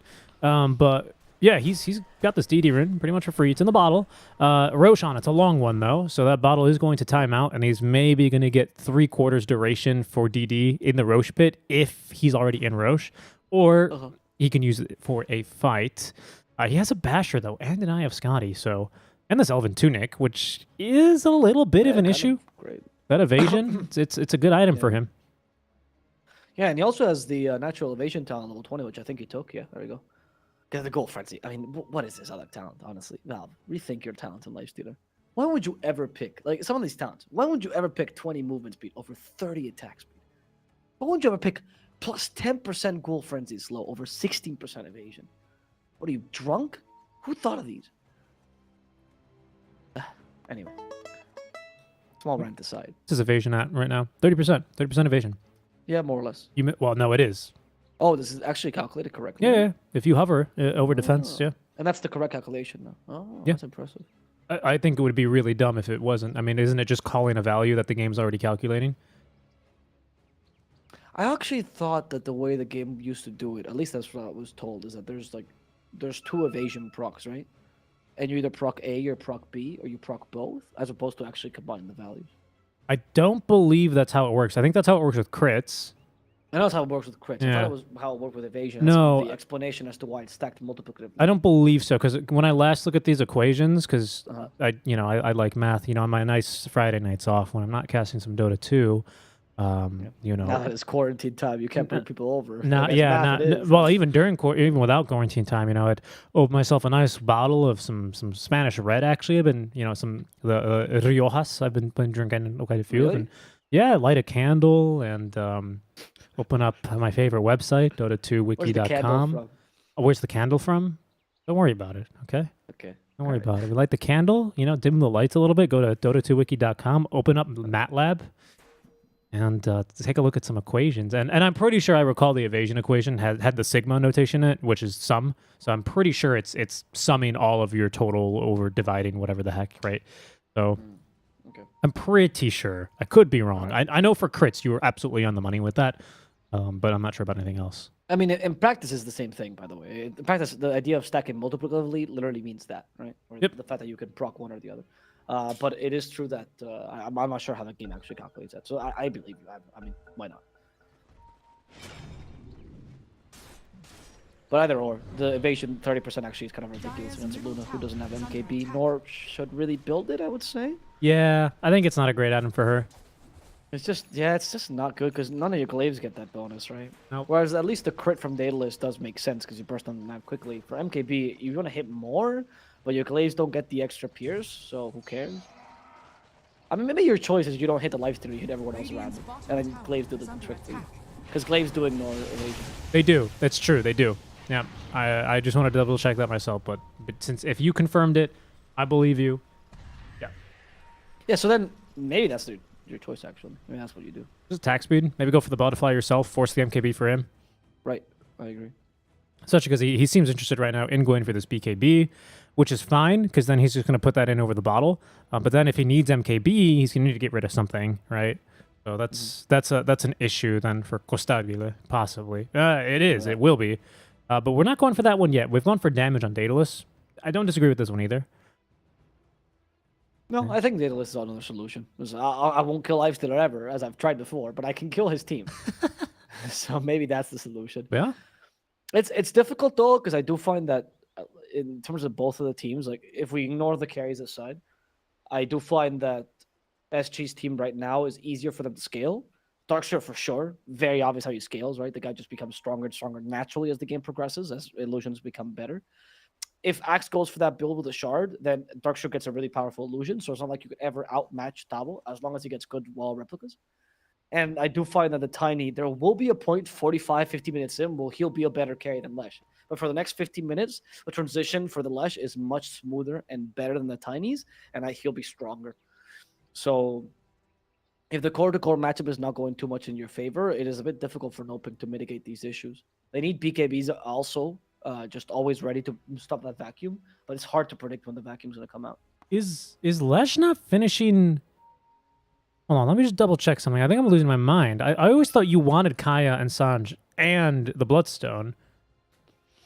Because he dissembled it for the Bloodstone, but then you... Oh, no, I'm dumb. Of course, it gets the spell lifesteal amplification. Ignore me. Because actually this Lesh ADR is really hard to take down, especially, I should say, through a False Promise. Like, he is going to heal a ton if he has enough mana for the active. A big if, but he's just... I don't know if they kill him unless Luna just gets to right-click him for the full duration of the False Promise. He's so tanky. Yeah, he really is. I love the choice of the Ags, by the way. I also think it was one of those Nihilism? Ags that rarely gets used, and I think the Ags is much stronger than people give it credit for. And it's pretty good this game, because if the Axe decides to go for the carry Axe build as he rotates, which he clearly is. He is, yeah. It's the normal thing now. Nihilism will stop that from being effective completely, right? Because it'll make the illusions into ethereal, right? It'll make you into ethereal, so Axe can't hit you. And even the activates BKB, who cares? Because you're still ethereal. Tiny, as he rotates into the carry build, also very weak against Nihilism. Because you don't actually take amplified damage when you become ethereal. At least not from Nihilism, mind you. It's very good. I like this pickup a lot. I hope ADR actually finishes it. It's one of those things like the Lesh Shard that I feel like if teams were to experiment more with it, they'd find a lot of situations where it's useful. But because of the cost and because most of the time you just rather go for the Ghost for the Ghost Scepter for the immediate effect, you don't think about it as much. But I do think it's actually a very underrated item. Just checking something here. Okay. So they being the Moonglaves from Luna will still bounce off of you though. They don't do damage. That's the most important part. But if you have something like an allied hero next to you, you will kind of screw them over. So it's not like a fix to this, because Luna can't hit you directly. But if you're like, next to, I don't know, your Lifestealer, and you're just like trying to get on top of this Luna, like the Glaives are going to bounce between the two of you if she's attacking the Lifestealer. Yeah. So that's... Yeah, you just attack whoever is next to the Lifestealer. Yeah, That's the goal. With a Nihilism. Okay. I was just thinking like, oh, this sounds like really good, because then you don't give something one to bounce the Glaives to, but they still do. I knew Glaives was really weird like that. They just don't do damage. I like it. I think actually of all the games I've seen, this one is decent enough. I think I would have liked it even more if it was like maybe a mid DK instead or something like that, because then he can't dragon, just breathe fire on me. Well, all he can do is breathe fire, but no, I get what you're saying. I like the idea actually. They're baiting Costabile here, right? They're smoked up behind him. Yeah, Lifestealer is just very difficult to kill right now. I think they know this. He always has the Infest. I think that they're playing the Lifestealer correctly as well. I think Infest bombs are a thing of the past. You don't want to play that way anymore. Oh no, they got Oscar. That's really bad. Nice. They even uses Cloak of Flames against them. That's nice. Yeah, and Theolicor, maybe a little bit of a weird move, but he preemptively uses Spike Carapace because he knows everyone's just about to right-click him. So as soon as he gets a spin... he uses Spike Carapace to stun him with a Cloak of Flames. That's what I'm telling you. With Cloak of Flames? Oh, was it? I thought it was honestly off the counter helix. No, that was the Cloak of Flames. That's what I was talking about. Very smart. So he actually stopped there for a second. There's the DD rune that procced in the bottle. Remember a while ago I was saying how he did pick that one up. The timing's thrown off because, of course, of the pause, but it's active now. And we could look pretty easily for this tier 2 tower. Just smack it down, and I think from here you've got vision for Roche. There's the fort. right now what you do as the Luna IO is you just play as if Luna was Spectre. You just use Relocate as Han. That might be your best choice. Look, Pakaz can play super aggressive. Matthew's here, of course, for the save. Yeah, there we go. Tries to relocate. Good stun. Good stun. There wasn't really a chance that the Olicode would be able to stun the Wisp as he was relocating. Like I mean, as he was tethering and about to relocate. But why risk it, right? Yep. Oh, what? They actually came back. Oh, they probably weren't expecting that. The SG definitely weren't expecting that. They're gonna get ADR for free. Wow. That was a heads up play. Hello. Davo was call. They even cut Starks here. He was. The M that's been procced. Can they go further? Oh, vacuum wall though. Need that to be BKB. Whoa. They do it, but Matthew's already dead. They already got the illusion of the Luna as they wanted to. Need to retreat. Matthew needs to come back, but he has no relocate here this time. Mago tossing the Lifestealer away. Then we get the Vendetta hit. Mago in trouble. They hit him as there with the Impale. Mago is not going home today. That was a bait. That was a bait from Davo. I'm like 99% sure. I thought he was AFK. It looked like he completed the TP and just like wasn't, you know, he tabbed out to reply to something, you know? Me too. But I think he was baiting them because he's like, they can't kill me. I've got Aeon Disc, and then I'm going to drop a wall.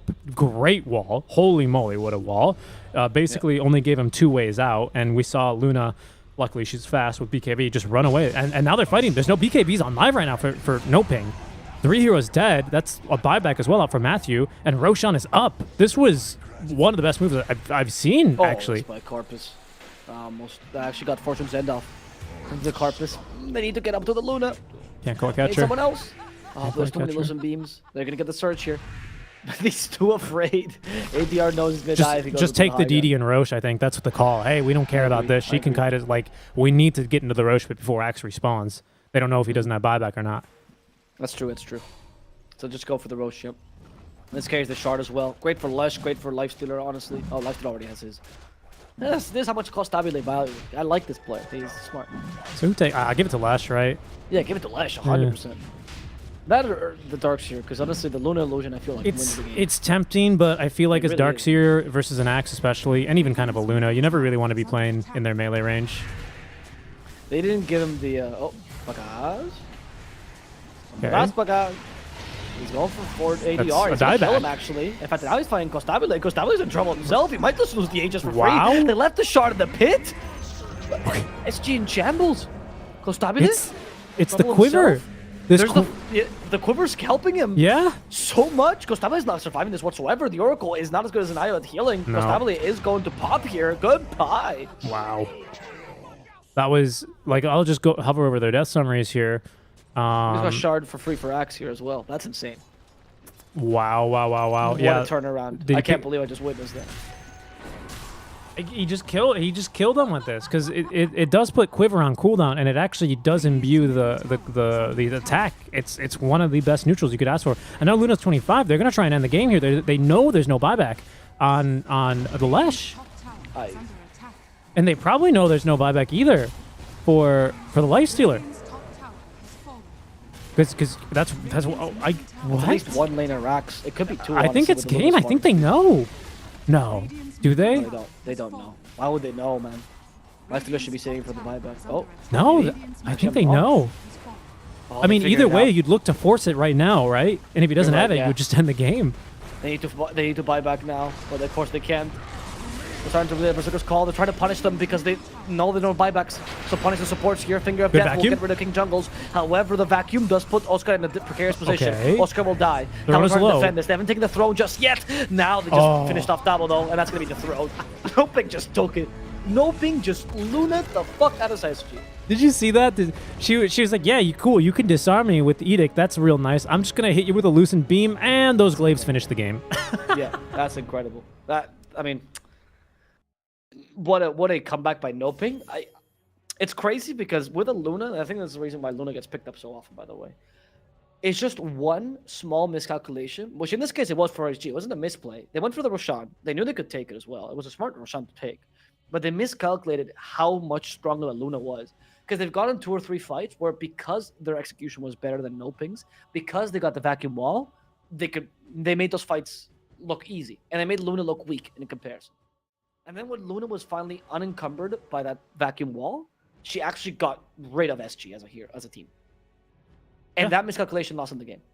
Yeah, I think they I mean, they didn't really respect that quiver. That quiver was it's No, so it's good. true. They did She not. she just kept throwing those things in there, and I think by the time ADR dies, and he goes, "What did I die to?" You know, he's kind of like probably dumbstruck. By that point, SG, I think, in a bit of a panic, they're like, "Roche is too low. We can't leave him this low." Otherwise, they just take it and win the game, right? Because we don't have buyback on Lesh. But they just also couldn't get out of the pit either. So everyone just dies to Ludus and Beams. It's crazy. But that's the way the game goes. Like you said, one little miscalculation, and what was otherwise a very, very close game kind of just tumbles into the Luna territory. But a strong game from Noping nonetheless. I do want to commend Dark Mago here for his tenacity. You know, I think getting that Blink Dagger that late, 14 minutes for a Tiny, it's a bit difficult, especially because he had to go and find farm in very unorthodox parts of the maps because he had a little bit of obviously a Luna safe lane and a greedier off lane with the axe. So you did want to get all these items online, but SG, I think they just need to be a little bit more restrained. I think the reason they did go for those plays, especially mid lane twice, was because on the first time, obviously, they didn't think Dark Mago had Blink yet. But on the second time, they was really eager to close off the map. I think they recognized this draft from Noping. It's not greedy, but if we can close their space on the map, like, we have a pretty easy game. But Noping just kind of outfight them, it felt like, and pretty... and just get the items online, and then from there, it's Luna shard all the way, I guess. It's hard because they actually got beat by a hero spam, but that's kind of what happened towards the end. They just didn't think that Tiny, because the Tiny gets canceled. And you've watched some good Tinies, like someone like Limp, for example, is a very spectacular Tiny. And I guarantee you, he gets Blink Dagger for 40 minutes, and he doesn't have this kind of impact whatsoever. He doesn't think of coming back into the game in this way, because particularly, I just feel like SA Dota has this wonderful thing, which is, since they're so used to playing solo in their pubs and having to solo carry the games, they figured out incredible ways of making heroes look good even in bad matchups, which is something that most of the regions haven't developed as much. And I don't think they were expecting Dark Mago to be as good in general. I didn't think they were expecting Matthew to do the crazy things he did most of the time. Yeah. I mean, that whole Wisp game was what the whole time? It was just... I it was agree. just crazy. I don't think you can blame SG for not predicting the total insanity that Noping decided to play with. Well, that is an insane game, and we do recommend you guys stick around because we're going to be going to a short break, and when we come back, it's going to be our last game on the day here for the Mobius.bet Maestros. A bit of a long one, guys, but if Game 2 is as even half exciting as Game 1, I think you are going to be a little bit angry at yourself for missing it. Do stick around, guys. Seeking Strike and Novel Plus on the call on the ePulse Gaming channel. Just want to give a quick programming note. We're live on YouTube if Twitch doesn't work for you. We're live on Trovo if you know what that is. And, of course, we're live on Twitch. So make sure you guys drop us a follow at your favorite streaming platform. Spanish stream on the Facebook page as well, if that tickles your fancy. But for now, we're going to be going to a short break. When we come back, game number 2, the final game 2, between SG Esports and Noping.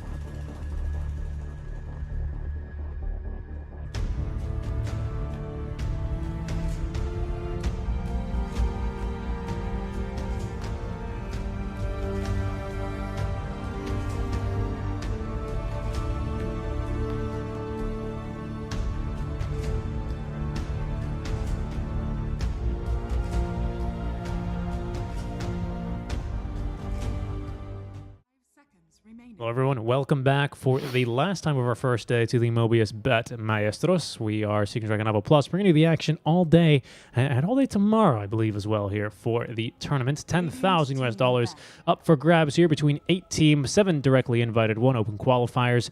8-team round robin, best of 2, so this is going to be the last game of the day, no matter what. We've had just 1 2-0 and 2 ties already. I mean, based on last game, I know when I started the series and I asked you, you said you had no idea. Based on last game, are you leaning one way or the other, or do you think this is still pretty 50-50? I think it's still pretty 50-50. I'm not leading either. Okay. I think it is. I mean, you see last game?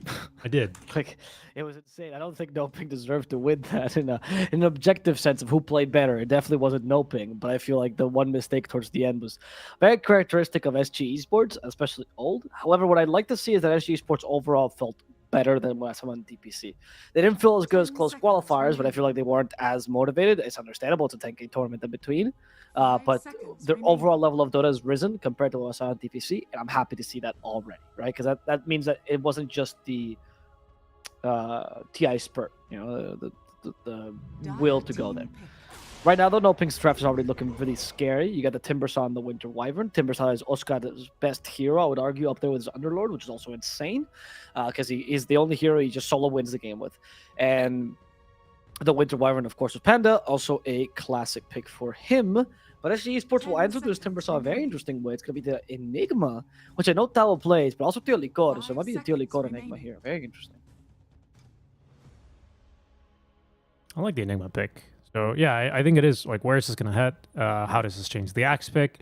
I don't actually really think an Axe wants to lane versus a Timbersaw, to be honest. That doesn't strike me as a fun lane for Axe. I think you actually get away with going Whirling Death into more of a traditional build on Timber in that lane. So, yeah, that's maybe a bit of a question mark for me right now, is where this Axe is going to lane because of this Timber pick.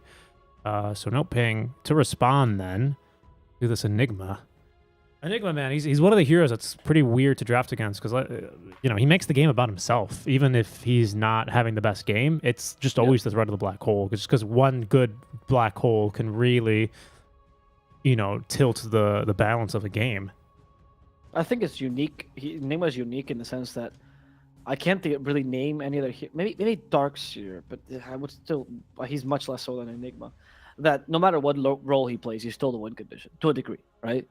You know, you pick Tide, for example, you pick him as a 3, he's your main source of team fight. You pick him as a 5, all of a sudden not so big. Same with Mars or something like that, right? He's no longer a win condition, you could call it. I would say most carries rely that role. But if you play the carry in a 4 or 5 role, or 3 or 2 or whatever, he's no longer the win condition. Enigma, you can play him as 3, 4, 5. Your game plan is the exact same. I win game with one black hole, right? To a larger degree or lesser degree, but that option always exists because it's just the spell itself. There's no itemization around or anything like that that makes it so powerful. And as you said, that's what makes the game all about you. So I'm interested to see how No Ping responds. I actually was thinking it's going to be Matthew's Rubik, because he's very well known for his Rubik back in the day. But they're going to go for the Io strat again. Yeah, that's the same thing as before, right? If it's Io Luna again, I mean, I guess you can get away with it. I actually, into an Enigma, I would probably prefer Gyro. And I was thinking the same thing, but yeah. Gyro's better. Okay, yeah. well, then yeah, I guess could be Luna. I mean, who else do you even play with Io these days? Not really anyone. I mean, if PuckChamp doesn't play Wisp with anyone else but Luna or Gyro, it really is probably not. I do think Wraith King kind of works actually here, to be honest, because Wraith King is such a good pick as well. Oh, I mean, it is, but it's a weird one with a Wisp. Okay. It's not really a hero you can take, because Wraith King, he doesn't mind dying during a relocate, but Wisp is like, well, this is awkward. Oh, right, that's true, actually, yeah, that's true. Yeah, Luna's fine. I mean, it's okay. I feel like it's a bit of a comfort pick as well, but they probably practiced a couple of picks before they got ready for this tournament. Not the biggest pool yet. I think the Storm, though, makes Wisp a bad hero. A huge liability. Yeah. The same thing with the Wyvern. At least it's a target-rich environment for Storm because he wants Wyvern, he wants the Wisp. I think we have the heroes to make these kinds of jumps, though, depending on where this axe is laning, of course. Because if this is a carry axe, like, he needs to be jumping Luna if it's not, like, you know, a great black hole. If it's an off-lane axe, then he can go for Wyvern, he can go for Wisp, and Storm jumps the other, I think is the way you want to play these fights, generally speaking, anyway. But it depends, because I think we still kind of are flexing this axe. It's a support Enigma, at least. That's what No Ping think, because they're banning some pretty hard carries here. No, I think that the best thing you would do is a 4 Enigma, 3 Axe, and just pick a normal carry. Because right now, no ping Esports, they have nothing to lock down the Storm. They have no stuns right now. Like, literally. Their best stun is Lucent Beam. Not a stun. Winter's Curse, I guess, but that's an ultimate, right? So no ping... What is a mid laner that carries stuns? Unless you pick up a DK here, which is not even that good against Storm Spirit. Oh, it's Dakmao. No, what am I talking about? Okay, Dakmao. Tiny? Tonka? Konka's banned, right? Tiny's banned too. Tiny's banned too? Oh, man. Bad rider there. No, you don't think you can go bat versus a Storm or an Enigma. You can go bad versus Storm. You can't go bad versus Enigma. Radiant team pick. He has no more heroes, dude. It's not up to you. I can't believe this. I'm telling you. Oh, I can't believe this. I think it's a good pick, though, to be honest. I think it's good against Storm. But people think it's a joke when I make these things. Like, they're like, what is this guy calling himself an SA expert thinks Darkmahon has 4 heroes? 5 seconds remaining. He plays Invoker, too, to be fair. Not well. Oh, he plays TA. They could be awesome, but they're both bad picks here. He is banned as well. I mean... Oh, okay, there he was completely out then. Who carries here for SG? Honestly, Leicester is pretty good again. What about a Wraith King? I don't love Wraith King versus Timber. I feel like you're gonna give Timber a bit of a freebie. Okay, that's a good point. That's a good point. I just... Once again, you know what? It's actually a really good game for Weaver, even better than the last one. It's a really good game for Weaver. Yeah, it ain't bad. It really actually is not a bad one. You go Lincolns and you kill Unkillable. Morphling on that note is actually very similar. Morphling is a free game here. I think Morphling's a bit scarier though. What the heck is a carry axe? But I don't think this is I don't think this is a good lane though, is it? Wait. It's a mid Sand King. What is the Storm Spirit? What? No, it's an offlane Sand King. What are you talking about? What am I talking about? ADR. I don't know why I saw A in Tavo and went ADR. Sorry. Long day. Of course. It's okay. Remember, it's a 4. It's a 4, so it's fine. 4, is it? Yeah, it is. Okay, so King Jungle's Enigma, so that's a 5 Enigma, which I'm interested by as well. So it's more like March style Enigma. She never won with, by the way. Wow, free shot at March. No, look, T1 is doing so well. I feel like he can take 1 shot. He's also won a major. Like, come on. I don't think it's a free shot. I was just joking. I actually don't think SG Sports lineup is that amazing. No, that's not true. You have no stuns on no ping. I just feel like I feel like all SG needs to do is how do you cancel this black hole? If black hole Wyvern. catches Luna, it has to be Wyvern. Yeah, It has to be Wyvern. That's the solution. I mean, it's here's the plan. Enigma black holes Luna because obviously that's your goal, right? And you relocate her out. No, but ideally Luna and Io, right? But okay, so you get the both. So Matthew is playing really bad, right? Okay. Just black hole the Luna. It's fine, right? And all Storm Spirit and Sag you need to do is get rid of Wyvern. If Hoodwink this whole match just runs around with her head, like with her hands on her head, going, and Costabile is just dragging the rest of the team along, they already win these fights. I feel like Noping is gonna have a really tough road ahead. This lack of stuns makes me have 0 confidence in this team. But their lanes are good enough to be able to make this lineup work, to be honest. Like, Timber versus Axe is okay. Actually, that's a more even lane than you'd imagine. Timber should destroy that lane, doesn't actually. Axe can actually hold his own. Okay. We've seen it a couple of times in competitive. I'm not saying because of my opinion. It's just, sure. We see it a lot. Sure. Battery versus Timber is definitely better. Sorry, Battery versus Storm is better favored, but Storm does get away once he gets level 6, so it's not that big a deal either. And then Luna Io will win their lane as they always do, but that's whatever. That is whatever. If Luna loses her lane, she still goes to the jungle, recovers, and it's like she won her lane, so it's no big deal. But you can't get away with strong lanes, and if you have good lanes, you can punish this incredibly greedy Enigma 5, this incredibly greedy Storm plus Axe combo. You do have the tools to do so. This is going to be a pretty wacky game of Dota, at least. The thing that does scare me, I'm not going to lie, is that they did really pretty heavily nerf demonic conversion, but mainly through the cooldowns, of course. But that makes me struggle. Like, It doesn't put a lot of confidence in this bottom lane because I think you will need a little bit of help, and I think Malefice is actually really, really nice to have versus Timber. I think you're going to struggle as this Enigma Axe bottom lane. It just is... It's such a cursed lane, isn't it? 30 seconds to battle. Two offlaners that now have different play styles. Enigma not so much these days. No, Enigma doesn't have a different playstyle. It's just a bunch of people that they're like a cult.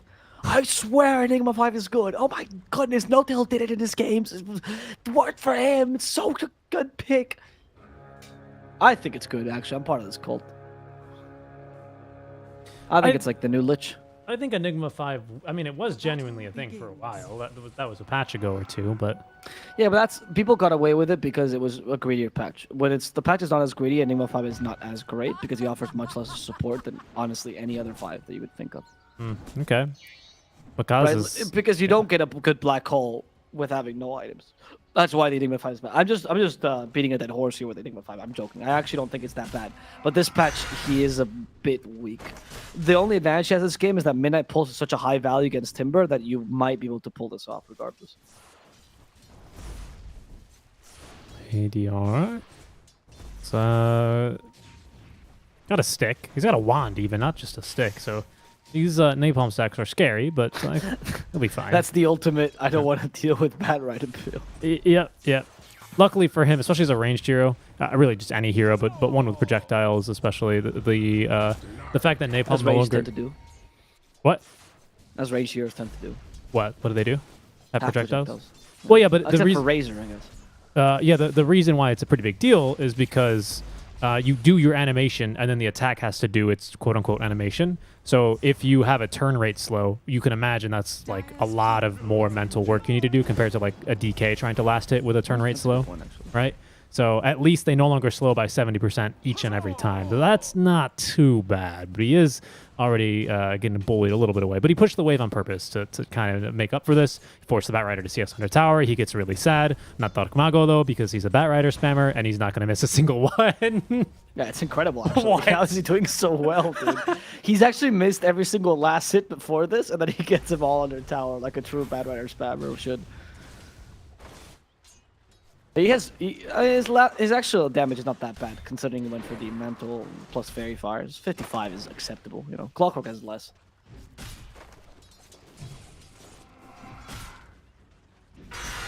Oscar in the bottom lane. He actually might just like to go Stabile. Free? No. Barely got away there with his life. He'll live, yeah, but he is not really in a great spot over his HP situation. First point in the Whirling Death. This is what I expected, but he's not thriving down bottom. I was not expecting first point of Whirling Death. I think that's a very weak start. It's good if you don't think the enemy team can bully you, but with the reactive armor, Whirling Death is just useless because you can't tank as much as you should. Yeah. So I think it's either first point in Timber Chain or first point in reactive armor. And if you go first point in reactive armor, then second point in Whirling Death is justified. Yeah, but I agree. I think the level 1 was... I mean, I guess it helped him secure lasted, so it's fine because he healed back up anyway. But it's not going to allow you to win the lane. At least you're not expecting it to. Okay. That was such a nice lasted steal. You pretend like you're trying to harass the Axe. You had no intention of doing so. You didn't even activate Arctic Bird to pretend like it was the case. You just stole a last hit straight off Oscar. Oh, check out what King Jungles is doing. He's Enigma in the jungling up in this thing. He's stacking. At least he tried to double stack with the Eidolons. It was a good effort. He stacked one of the camps. That will get Stabile a bit of a better start here, actually. That's actually really smart. Yeah. Oscar suffering? Not enough, though. Actually, really smart, actually, by King Jungles. I think it's a... I would never consider, when I think of stackers of Enigma, I think of like Shadow Demon, for example. Coddle, or Coddle, yeah, exactly.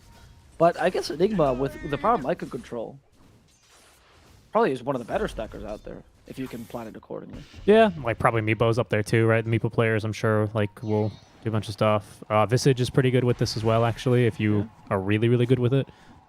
Yeah. So it's not something that immediately comes to mind when I see the 5 pick as Enigma, but actually something they could abuse very much this lane. It's again, it's not something that's too amazing because again, demonic conversion once every 50 seconds. But here he goes again. He's going to be double stacking. So now a triple stack. Not a camp we see get stacked a whole lot, to be honest, unless you're about to farm it. So this is like probably not going to be scouted. Like normally you're going to scout easy camp stacks, you're going to scout hard camp stacks, you're going to scout triangle stacks. You're not really going to go that deep into the jungle. Look at this mega stack top. Speaking of stacks, Tavo is going to get a lot of money from this. No, yeah, he will actually.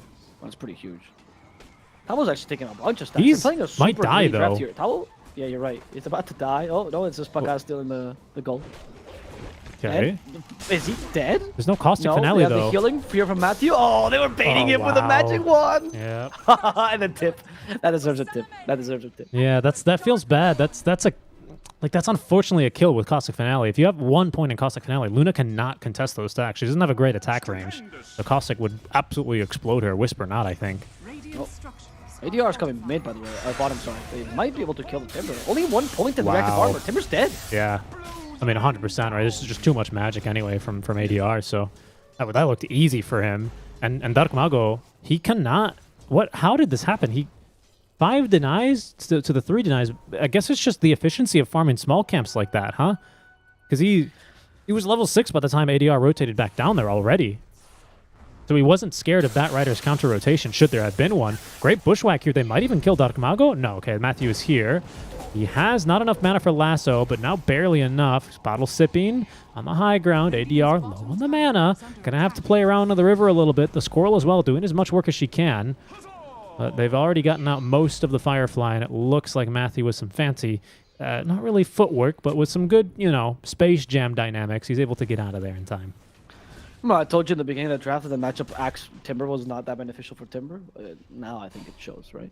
Well, I know think- people yeah, in the okay. chat will immediately go and blame Oscar because he did an odd build and he kind of messed up as well, taking the second point in Whirling Death and the gank. Sure, there are mitigating circumstances, but it really is not as good a matchup as most people assume. Because Axe can just easily ignore the Timber. The damage from Whirling Death is not enough to overkill an Axe, and Battle Hunger is annoying. So what Axe does with Timber is you just clear the lane easily. You actually fight him while the creeps are around you. If he Whirling Deaths you, who cares? You still hit him with the counter Helix, and you just clear the wave while Timber does nothing because he has no stuns against it. So not actually that great a lane. I would even say in some cases Axe favored. I think we saw it here. With the help of the Enigma, of course. Yep. Causes CS in pretty easily as well in the top lane. 10 denies to boot. Davo's really gone for this, I'm just going to sit in lane and annoy you builds. So now I'm curious, there's a stack of Ancients. I imagine those are for Axe, but do we give it... Okay, an Axe, I was about to say, where is Costabula? He's now farming these big stacks, but Dark Mago is actually going to... He's going to scout the double stack now in the medium camp. Well, he's going to try and contest this. Has the Lasso, still has not found a use for it. Panda is coming over as well as ADR and Tio Licor, so this is quite the skirmish. And they're going to try for Panda. ADR, unfortunately, mistimed that jump or misplaced it. But it looks like Panda, stuck on the high ground, is going to be caught by the Bushwhack. Nice Cold Embrace. He's going to buy a lot of time, and it's going to burn pretty much all of the mana of ADR. So he's going to be... It's a kill, though. Yeah, it's a kill. It's a kill. I think it's worthwhile for that kill, honestly. You're still getting a really farmed Bakaz, and actually Dark Mago is doing much better in this game in terms of farming early, which is important because he likes sending creeps on Bad Rider. Most people misinterpret that Dark Mago, oh, he goes for Boots of Travel. Oh, it's because he wants to help with all his lanes. No, Dark that's the Mago's farm. just looking at Boots of Travel as a secondary Midas, right? Mm-hmm. Yeah. And it's not how he uses it, by the way. In fact, it's funny when you talk to pro players compared to like casters. Casters will praise Dark Mago for being an active, crazy mid, and all pro players are like, no, Dark Mago loves gold. Hector used to tell me, Dark Mago is your cousin, right? He's from Spain. I knew it. Yeah. Oh my goodness. I mean, Oh it is my Hector. goodness. It's one of the 3 things, right? Yeah, I get that. I don't think he learned my name the whole time in camp. He just called me Espanol, and it was easy for him. Easy enough, right? What a rock star. That's Chris Luck, isn't he the rock star, actually? Oh, goodness. Okay. Yeah, it's whenever he steals a last hit from Doom, using a Midas, the Doom will say, devuelve el oro, we'll give it back. He says, no, it is mine.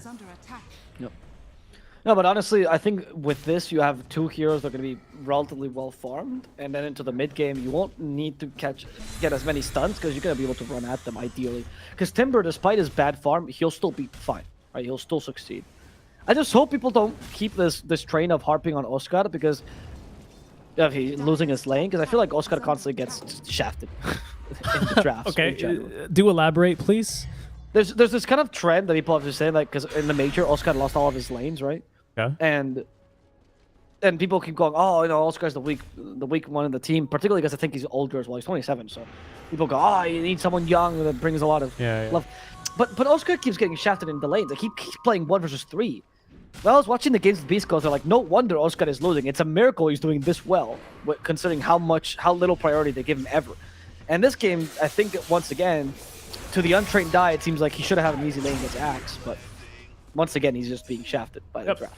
Quick kill mid lane, by the way. Nice job. He uses the vortex timing to plant the tree, and then bushwhack into the sharpshooter. Really good. Well done here. Still haven't. Oh, I just want to say we still haven't seen a lasso from our mid laner, so that's maybe a little concerning. ADR. Mana. Don't know if ADR's gonna die here. He's got mana. I don't know. He was tanking a lot. Dude. He's just wasting there was their a second time. there. Dire structures. One loosen beam just to reveal you have a vision there. There you go. Pretend like you have a ward. I don't know if you saw, by the way, what was happening in the Dark Mao. He's actually gonna it's not the epicenter just in time. Dark Mao is taking Tao for a ride with the Firefly burning to a crisp. Did you see what Panda and Oscar were saying in the first lobby? What's that? Because SG was late and Oscar's like, hey, can you guys go? I have school tomorrow.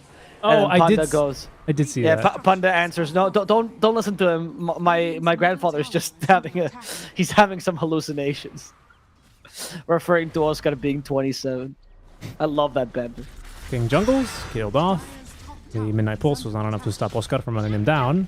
Strong grandfather genes. Mid lane, there's a good push going. Davo's here. This time he's got the epicenter and the sharpshooter, but it missed. Oh no, Matthew. Yeah, I don't think would not have been able to relocate him out. Ooh. Oh, I'm surprised. I don't realize he has actually only 3 points in Burrow Strike, and he's trying to get the Burrow Strike epicenter combo. You don't achieve that. Epicenter is 2 whole seconds of charging, which means that the lasso would have stopped you 9 times out of 10. That play up top was actually a big mistake by Tao. I did not realize that. I thought it was the 3rd second in Burrow Strike, and by whatever reason, it took too long to start charging the epicenter. But it's impossible. No matter how good you are on the hero, you will never get that Burrow Strike epicenter until you get the 4th level on Burrow Strike. Oh, King Jungles, yep. Oh, gonna go for the D ward, and Pandaboo now getting a little bit kited out here. Bushwhack missed because he got Vortex into the ravine, but it didn't matter. They still have the kill anyway. What are we going for then? It is not going to be the first item Orchid for ADR. It is instead going to be the Kaya and Sanj. Kaya specifically, and then the Sanj. Okay. So small kill on Panda, not that big a deal, but ADR is getting stronger and stronger as Noping is slowly having to rely on Luna to hard carry them, and it's looking a bit scary because you still don't have any tools to deal with ADR, right? The lack of stuns is going to look more apparent the stronger he becomes. I think he's a bigger win condition than the Axe this game, honestly. Or he's the win condition rather than the Axe. I wonder what you can do to itemize against him. Like, can Oscar go for an early... Maybe Oscar could go for an Athos or something like that, honestly. Not even crazy. I think I think that is not crazy. I think it's actually quite advisable as well. Because then the Athos is a problem, and Storm's like, well, I guess I have to jump the Timbersaw then, but that's not ideal. Like, or I have to build BKB just for the Athos? Yeah. No. Like, and Lasso still pierces? Yeah, no, I agree. Because it's like, if I don't go for Timbersaw, like I picked Storm because they have a Timbersaw offlane. He has no catch for me, right? That's a big reason, right? Yep. And then all of a sudden, if he has to jump the Timbersaw and probably not kill him just because the Athos is a problem, like it's not a fun game. Not a fun game. Okay. Exactly. I actually think it's not crazy. If it was Papita, I know Papita would be rushing that Athos first item. But on Oscar, I don't know him particularly for unorthodox build, so I don't know if he'll consider that. But I think it should be a consideration for someone to build an extra stun here. Yeah, some kind of lockdown for sure.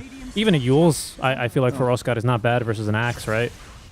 They're going for Bakaz again. They're going to relocate here to save him. Matthew, there's the mech. He needs to use it immediately. Wow. There we go. Black hole, a bit of extra healing. Good Winter's Curse with a black hole. Okay, in place. That was already dead, but the black hole catches 3. Can they turn this into Achilles on the Luna with a cold embrace? It's a bit difficult, actually. Bakaz somehow still alive. Matthew even using a salve on himself to keep Bakaz alive. The Calling Blade will bring him down as ADR, Costabile, and King Jungles all died together. Tioliko will be the final kill to ensure this team life, and they'll accomplish it. Noping, yes, they sacrifice Bakaz in the process, but they get a whole team wipe as a result. I do really want to quickly rectify something. That was actually a 2-man black hole, and then Oscar decided to go for a ride because he timber chained into the black hole. Oh, okay, sorry. Oscar, as always, doesn't like when his teammates suffer alone. No, he wanted to go in there with them. I think he was not interested in fighting versus the Storm any longer, so he was like, I'll just go over here. But actually kind of ended up putting everyone out of position there. Great black hole. I can't believe I literally cannot believe he got both the Wisp and the Luna. You said just do it. It was literally that easy. Big ol' zip in from ADR. The Olicor, yeah, he's got the break and the damage. That's going to be the kill then out of the Timber Saw. Stuck around a little bit too long. Yeah, he's getting a little bit of dementia. We forgot what he was doing. He just kind of died there. I dropped my glasses. Has anyone seen them?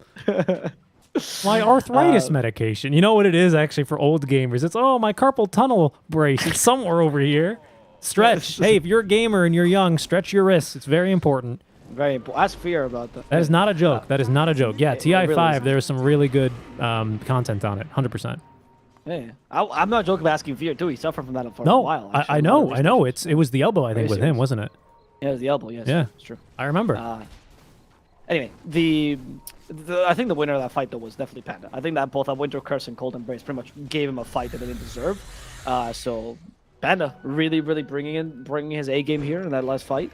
But now he's just gonna die. Now he's gonna die. So. Now he's gonna bring his I sure enough game. praised him. Nope. I condemned Panda to a surefire. You really cast his curse from ADR, level 2 ball lightning in there really quickly. Oscar in there? Oscar, he's just kind of bathing in the Midnight Pulse. In the meantime, they did get rid of King Jungles, and the wraparound is really awkward for SG. They're not really enjoying life. Costabile is going to get a call here. All the glaives bouncing around, but the mech heal and the relocate out in time by Matthew is good enough, and Costabile is going to fall to the loosened beams thanks to the Eclipse out from Angel. Davo thinking about turning, has the blink. But they don't have the damage. There's no mana. There's no mana on Storm. What's the follow-up? I think there is no follow-up. That's a level 1 Epi. Yeah, look, they're pinging him. Yeah, they got double for sure. I mean, they have the last one now. Look at the lack of stuns, though. Oh my just goodness. walk away. The ultimate tactic to deal with this team is just walking off. Honestly. But I gotta say, though, Oscar, I think that top play is part of his overarching game plan where you never know if he's committing suicide or baiting you. They're indiscernible. Maybe even to him. Maybe even this team don't know. Whoa, they are. Okay. They're going for Matthew. I think Matthew's a fresh kill, though. Just curse it again. Never mind.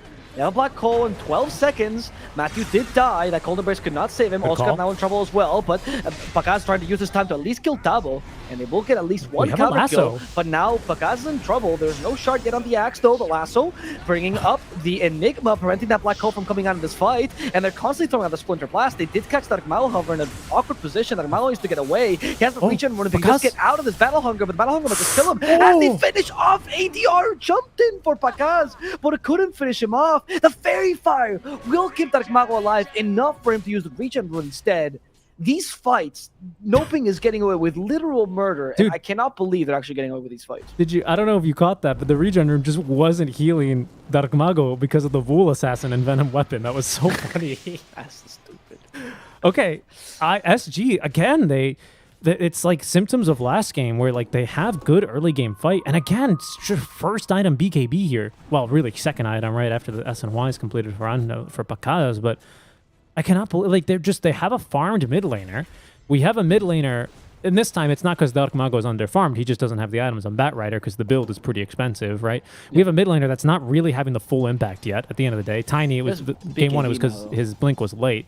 King Jungle's careful here. This is a good opportunity. There's going to be the setup into the 2-man black hole. ADR zips on in. They get rid of Matthew. They get rid of Pakaz. That time, he's not making it out alive.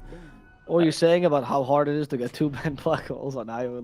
First of all, I don't know what that's such a dangerous spot to be pushing. I mean, come on. Yeah, but he's getting them consistently, dude. King Jungles is good. Yeah, he is. You know what? Io and Luna, they just like sticking together. The foot is in my mouth. You're right. It was. That's the second black hole of the game. That's the second time he got both Luna and Io in both of them. And it's unbelievable. BKB active from Dark Mago. He wants the squirrel, man. He's not going to get it. Okay, yeah, with a Firefly finally. But the expands at Oscar. Great curse. Might have just saved him. Panda, you better use Cold Embrace immediately. There we go, Panda. And they heal him with a mech. Panda's fine. Can they fight this, though? No. I mean, not for SG. No, SG doesn't know this yet. They finally realize they have no black hole. They have nothing to fight this with. They have a lasso, but they didn't use it in time for Malo to survive it somehow. Cold Embrace to help him out. And the cooling blade just barely missed the Cold He has Embrace another heal. lasso. Panda just saved his life. We still have a lasso here. Using the magic wand on top of that. The lasso finally getting used for Damo with the Eclipse. They turn it into another team wipe. What is going on? No ping. I feel like Noping is getting slightly better reads on these team fights than SG, but slightly, it's like so ever infinitesimally better. I don't know why SG don't just run away. They have no stuns. You probably could have even TP'd. That's true. You literally could have TP'd. There was no curse. There's no Yules on Timbersaw. Pakaz was still farming in the jungle before he joined the fight, and there was only one lasso. Like, I think, like, Dark Mago, he goes, screw this Blink Dagger, give me Yags. These guys are just, like, running at us. Let me lasso 2 of them. And I just want to point out that because of the lack of stuns, you're seeing Dark Mao holding onto this lasso like a newborn. You know, it's true. He's not letting it go. You're right. He's using it at the last end of the team fight. So I feel like you could get away with, honestly, backing out much more than you are. Real quick. But SG are just, they're kind of angry. It's like, why are we not killing them? This Winter Wyvern, I think, is getting on their nerves. Panda's done so much in these fights. Real quick, I do want to contrast that, right? Because I think Dark Mago, I don't think you're giving him enough credit there. Not on purpose, because you're right. In that fight, he held it as long as he could until he was, you know, decided this is the kill, this is the one we want, we can get the rest of them from here, right? It's a calculated decision. Compare and contrast that to the fight that we had in the Triangle, right? When he lassoed the Enigma pretty much straight away. Because he's like, Enigma has to go, actually. Right? Enigma has to go. But that was correct, though, to do that. Absolutely. He had Enigma there. Absolutely. There, sorry. Of course. So I wanted to take your point and just spin it a little bit faster, you know, because I think you're absolutely right about him. He does realize, without the Luna here especially, we don't have any stuns. It's up to him. Luckily, SG, they just really like fighting. And in fact, they're looking for more. Oscar, you know, he's going to run right for Tavo. Dark Mago now has Blink on the way. BKB ready to go. Estavo, and he will go. We don't have Dust here, but he's just going to leave the Sandstorm anyway because there's Dust on Dark Mago. A good stun, though. That'll get him out of dodge. And I think now Oscar has learned, anytime Tavo just starts standing still, it's probably a bait. He decides not to Timber Chain after him. Yeah. They've learned. Tavo likes to bait as well. As much like Oscar likes to do sometimes. So I think they've found themselves between two masters. Anyway, Tielikor could be in trouble. Once again, he sees Squirrel, he kills Squirrel. He's gonna lasso the Squirrel. He hates the Squirrel. Hoodwink needs to die. Like, Mago knows how good El Gotito is with the Squirrel, and he just wants to prevent that from happening. What is El Gotito? Please enlighten me. Oh, that's Matthew's name. That's what they call him. El Gotito. Okay. And it's like, it means like just something that's really good. Okay. Cool. Like from Gosu, I think comes El Goto, like from God, right? So and then he became El Gotito, and so he become El Botito, which I think is just people mispronouncing his name. But it's they mispronounce it so often that it's become a secondary name for him. Okay, I see that.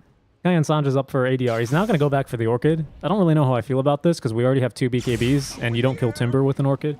Although you do really annoy him, I suppose, is true. Yeah. So, maybe. I think Orchid's really good against Io, actually. True. He didn't go for Greaves. True. So, yeah, I think Orchid is justified They find Tavo, by the way. They know he's here anyway. Well, now he's going to just walk up and take a bunch of damage from Pakaz. Tavo knew he got scanned anyway. They have Dust, Tavo. What are you expecting? He has Heal Sentry, though. They have any sentries or anything? They might not need it. Enough area damage? That was a great Burrow Strike, though. I mean, yeah, if King Jungles has a Blink, I think that's a great Burrow Strike.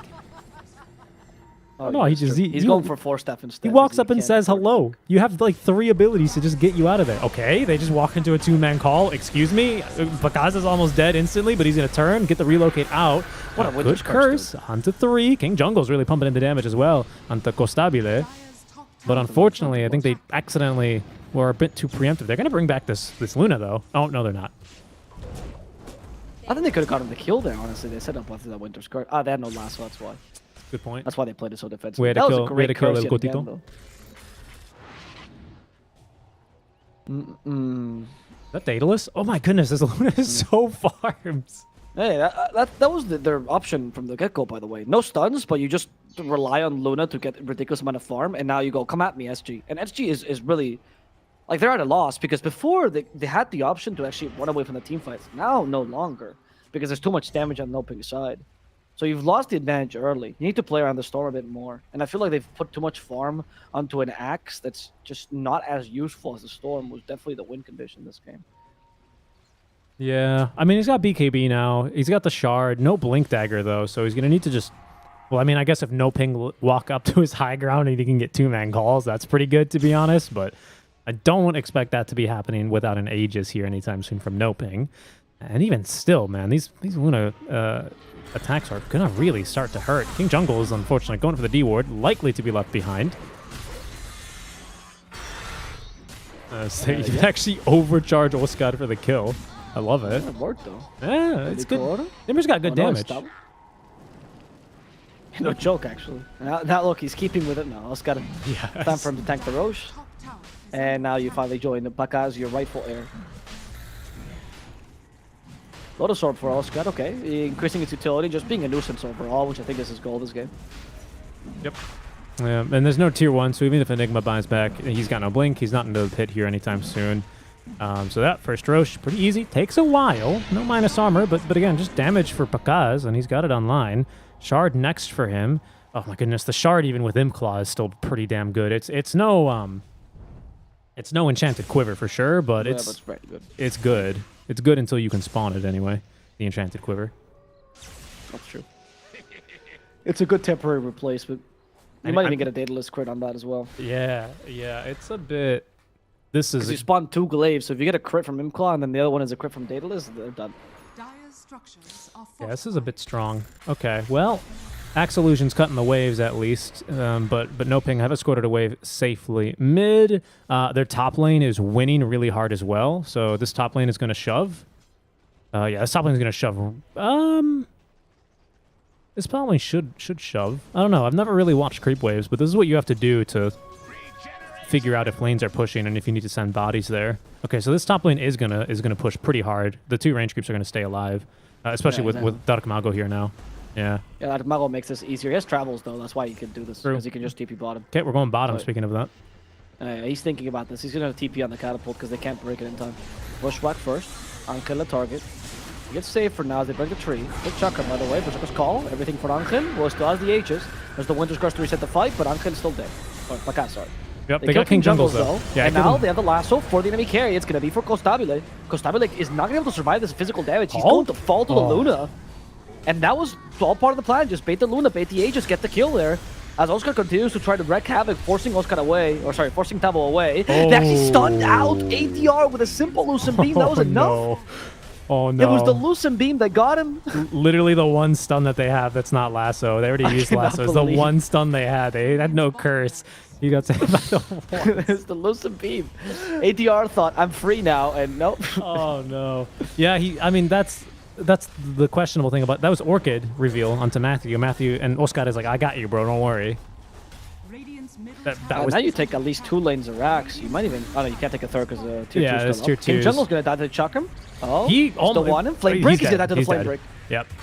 And they get the squirrel for free. He died, by the way, to he Malefist. I want to say the Luna, but she had Lotus on her, so he Malefist himself, so he died, and that's GG. Oh.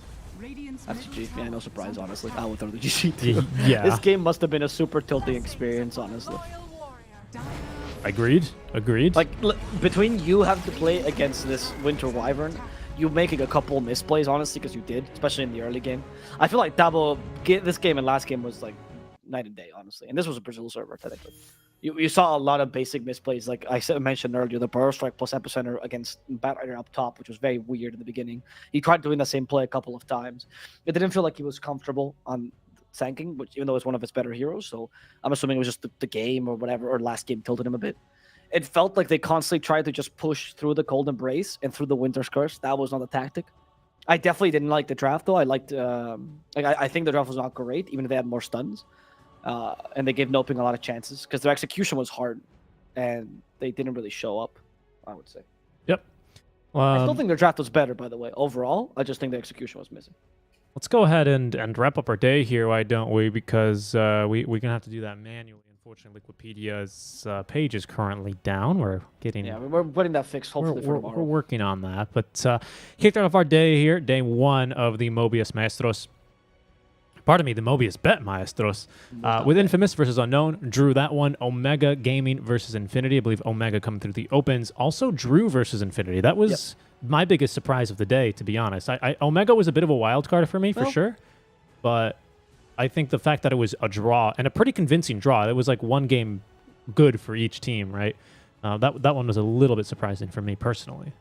I'd say the third one was surprising to me was Hokori versus BINOMISTAS, and Hokori won 2-0. I was expecting at least a draw for BINOMISTAS, honestly. Yeah, game 2 was quite Hokori was stompy. very dominant.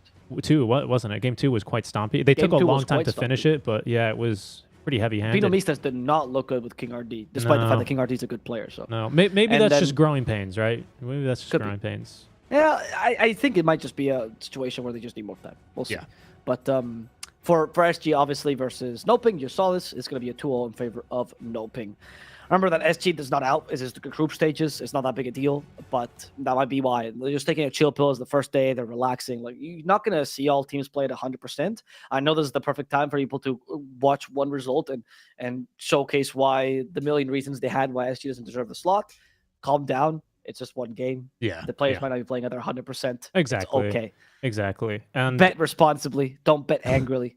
and we're going to see our we're going to see SG immediately tomorrow, aren't we? Because they're going to be kicking us off tomorrow when we get started at 2 p.m. Brazilian time. I don't know translations for that off the top of my head. I only know it's 1 a.m. SGT.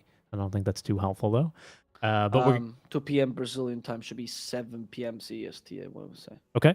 Okay. Well, either way, just remember that. Or, honestly, Alvaro, I'm dumb. I mix up time zones all the time. I mix up the time zones. I thought we were starting today. It happens. But for you guys, luckily, all you have to do, it's really easy. There's a little heart button next to the channel. Just go ahead and click that. You get notified whenever we go live on the Twitch channel here or on YouTube. You can hit that subscribe button to get notified whenever we go live, because this is going to be a fast one. This is going to go at a breakneck pace, 9 days, make that 6 more complete days of 4 more best of 2s each on the day. We kick it off tomorrow, SG Unknown. Following that, No Ping versus, oh my goodness, English, Hokori. Next is BINOMISTAS versus Omega, and we wrap up the day with Infinity versus Infamous. Alvaro, I mean, any thoughts on tomorrow's days? Any games you think are going to be particularly interesting? If you can give each maybe a little epitaph. Each? I mean, not each. Maybe just one that catches your eye. Maybe one match. Avo's match of the day. Infinity versus Infamous. The battle to see who keeps the Inf name tag. Okay. It's actually BINOMISTAS versus... Oh, no, you're right. I was reading from day 3, so yeah. You're wrong. I am wrong. Alvo is right. Catch us tomorrow for that one. That's starting at 7 p.m. Brazilian time, so we hope you guys can make it. Hope you... CST. Yes, hopefully you guys have enjoyed the coverage. If you have, make sure you follow us here on the Twitch channel and on our Twitters, !casters to be linked there in the chat, because we're going to be doing quite a few of the days here for the Mobius Maestros. Alvaro, any other closing comments or thoughts before we say goodbye to all the viewers? Watch more SA Dota. Enjoy this Dota a bit more. Be a little bit less critical and keep an open mind. We love you. Thank you for watching, and we'll see you guys tomorrow. Until then.